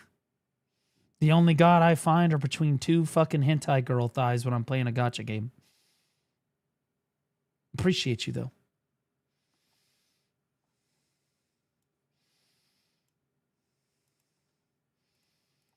do I want to see... But you can do exclamation point Jesus and seek help for. This is religious counseling right here. DLC for this game in the future? Absolutely yes. I definitely want to see new tracks, new racers, new vehicles introduced in the future. If not that, at least give us a whole new second game. Now, I know I'm talking about this stuff early. I haven't even played this game yet. That's but right. I have a feeling that with the reputation I go of to this church team being so good at making sometimes. previous racing games, I have a good feeling that this game Mainly is because I'm going looking to for be single a lot women, of but yeah. fun and well received, as long as it's well optimized and it runs well. It's a great Again, it place looks to meet good. women. They have the pedigree behind the team. They have the experience, so things are lining up for this game to be very successful. And if that's the case, you know, I really want to see a sequel, or at least... Is it actual religious counseling, or do we get hentai girls here? It's actual religious counseling. It's like a literal hotline for religious counseling. That's crazy. Honestly, you could recommend it to Lakari, but I don't know if he'll get it while he's in prison.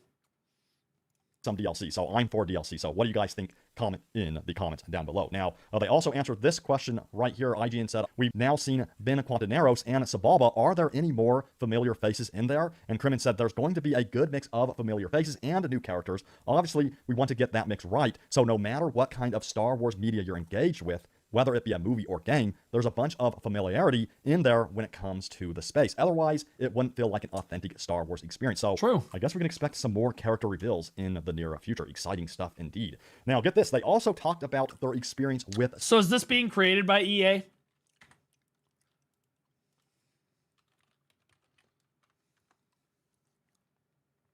Fuse Games, a British studio. It is not EA.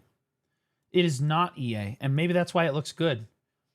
Star Wars Battlefront 2. So yes, being that this team is made up of developers from development studios like Criterion, who worked on Star Wars Battlefront 2, they spoke a bit about this and said, well, we've got a shared history. I think our first time on Star Wars was when we were at Criterion. I remember the folks at DICE were like, we think it's an impossible mission, but if anyone can do it, you can. And it was speeder bikes through Endor, just that fantasy. We've all had it in our heads, so we just approach that as we would do delivering on any fantasies. Our previous fantasies used to be sports. That's what we want to do. Well, the best way around the corner for me was always all four wheels smoking and sideways with a big smile on your face. We work on those levels, and as Kieran was saying earlier, there's that shared appreciation of the type of experience we want to do, but that history just means something. And then they go on to say this, and then through to... I'll be honest with you, I like what I'm hearing here. I actually think that this game actually will be successful. We've watched a lot of Doomer fucking shit today about games that I think are not going to go anywhere. This one actually, this looks like it could be good. The Star Wars Battlefront Rogue One X1 VR mission, a free VR add-on to Star Wars Battlefront, which was one of our most favorite things to do and was really wonderful. There's clearly an appreciation of the work, and that goes a long way. So I think there's the meeting of those two things together, people with an understanding of how both sides work, a mutual respect of one another, and a desire. My two goats, by the way, for Star Wars games, Jedi Outcast, Star Wars Rebel Strike. I also had Rogue Leader. Loved Rogue Leader too. The medical frigate is under attack. Shut up, you stupid bitch. I'm aware. Loved these three games right here. These are my fucking games right here, bro. That was my shit right there. Jedi Academy. Yep, played that shit too. Basically every single Star Wars game for the GameCube. KOTOR. Oh, I loved KOTOR, but that was later. That was later. I was much older. We're talking about my childhood here. To go. Yeah, Jedi Academy was so fucking looks good. Like a wonderful opportunity. It's Yep. a great. I love Jedi Academy. Jedi Outcast. Jedi Outcast was insane.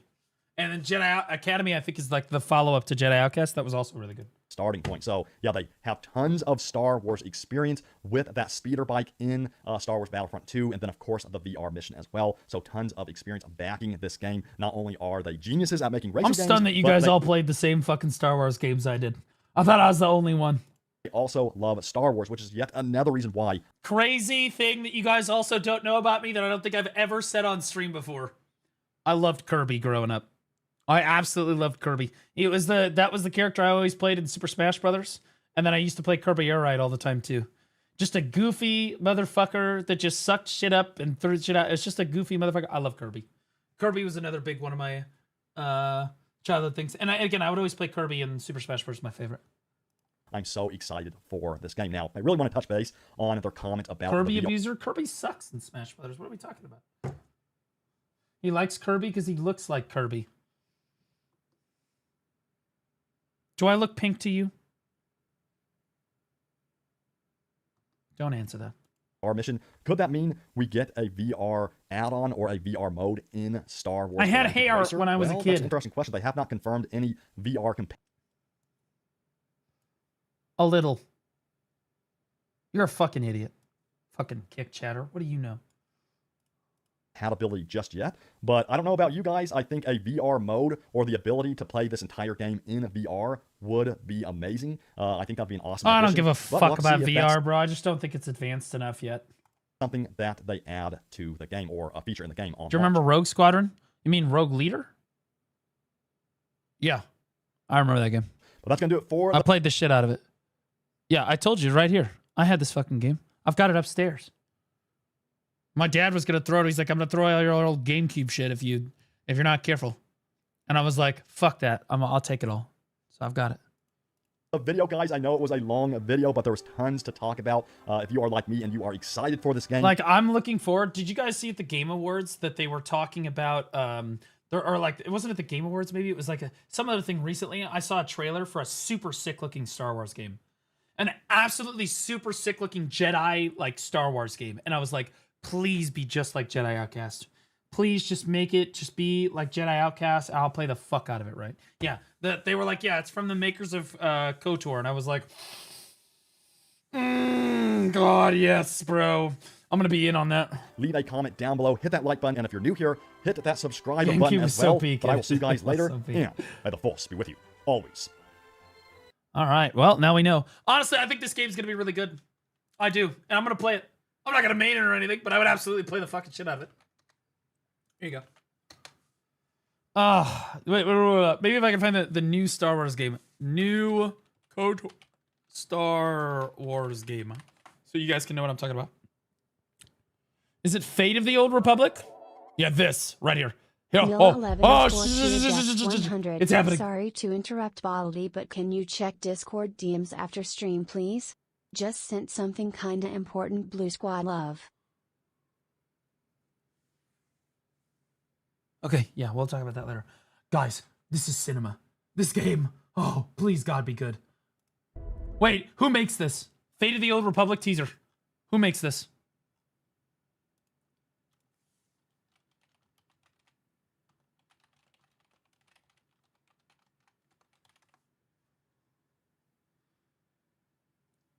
It's being developed by Argonaut Studios in collaboration with Lucasfilm. Oh, guys, there's hope. Oh, it's not EA. Oh, it's so big. So big, so big, so big, so big, so big, so big. Cinema.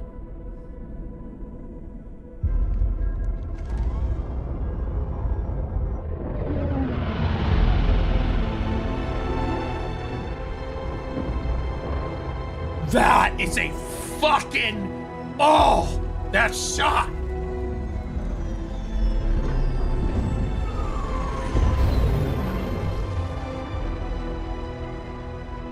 It's a woman. Okay. Yep. Sure. I'll be honest with you. I don't care if the main character is of the game is a woman. Don't fucking care. As long as she's hot.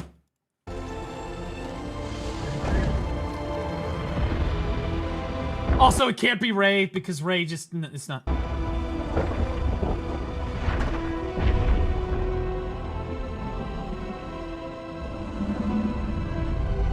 Oh God, it kind of looks like Rey.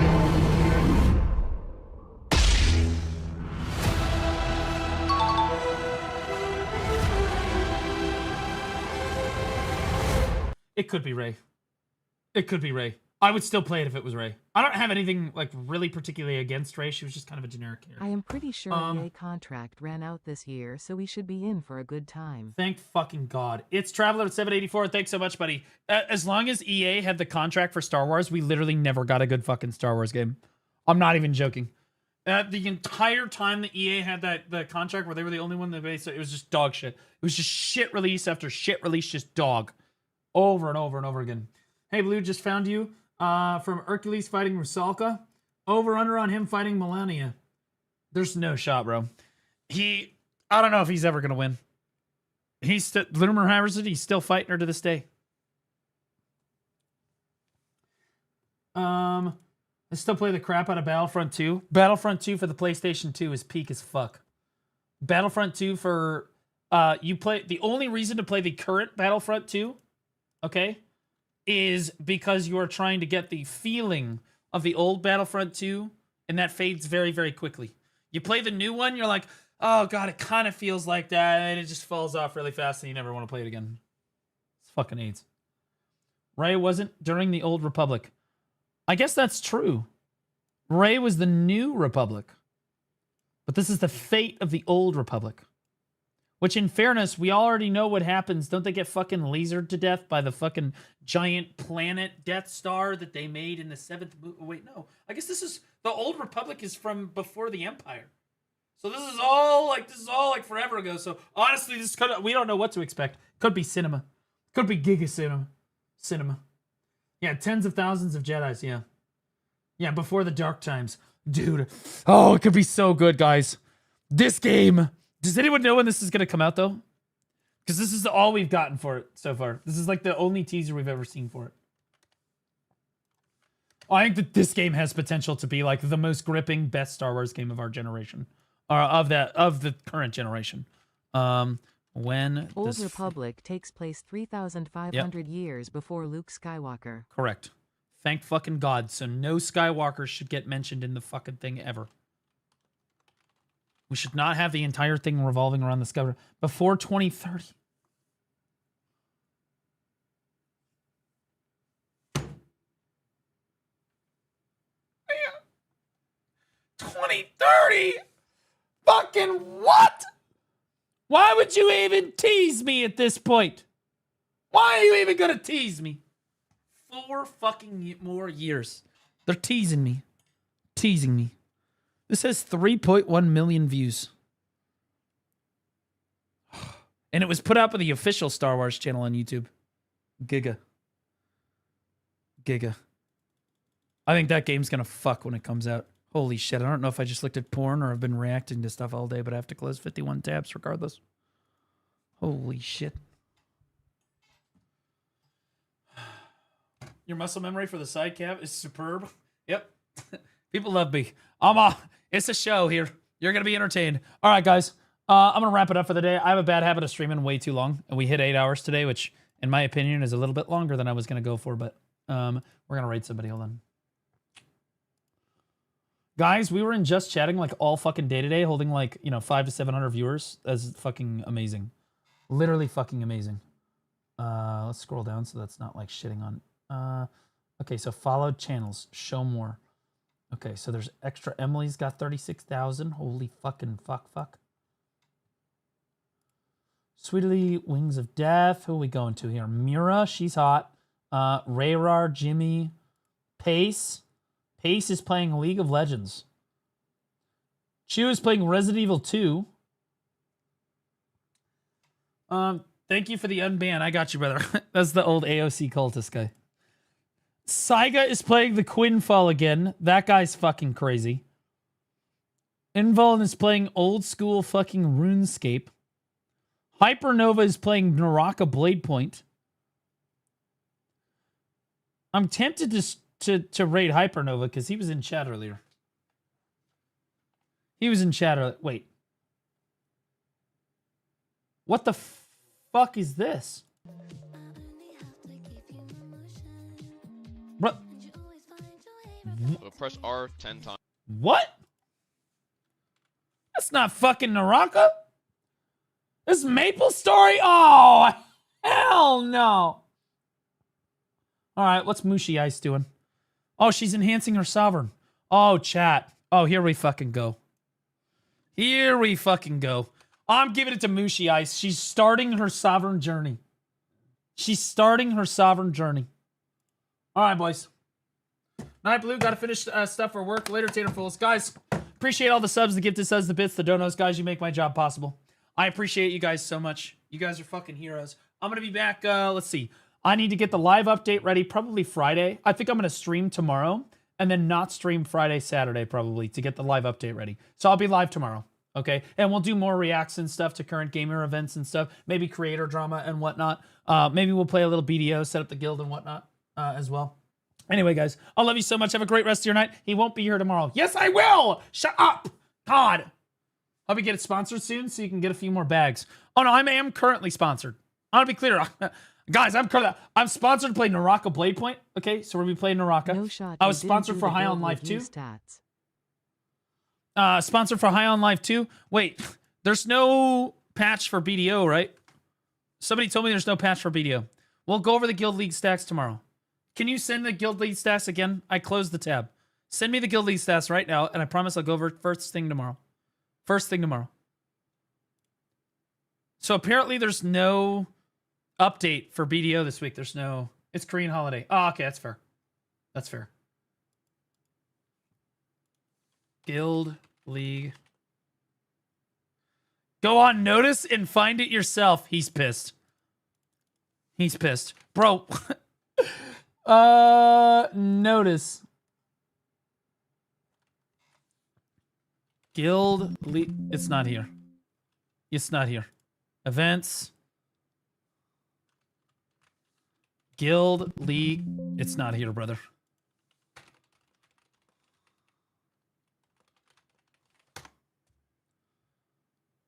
Is it this? Is this it? This is 2025. This is not it. Yeah, maintenance, known issues, accounts, restricted accounts. Yeah, there's nothing here. Anyways, well, I'll review it tomorrow. It's all good. Guys, I'm going to raid Mushi. Part-time streamer. Well, I raided 8 hours, okay? I streamed for 8 hours. Okay, here we go. I'm going to copy this. I'm going to put it at the top of my reacts for tomorrow, okay? Bada bing, bada boom. There we go. We'll lead off with it, okay? $7 billion. Japanese toilet company just discovered their ceramic tools could be used for making bleeding edge AI chips. You mean cutting edge? That's a 60 billion market, and the company is worth $7 billion. Their stock just went up 60% on the news.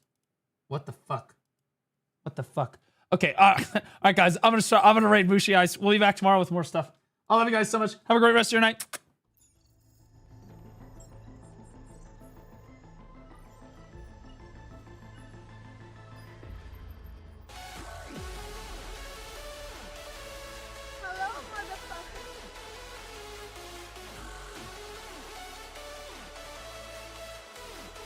Okay, now that the retard Twitch chatters are gone.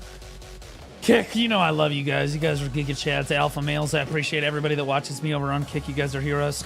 Holy fuck, I love you guys so much. I'm gonna throw you over to Jakun.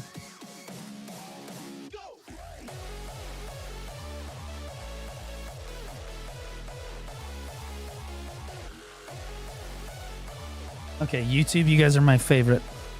You guys are my favorite chatters. You guys are my favorite viewers. I love you guys so much.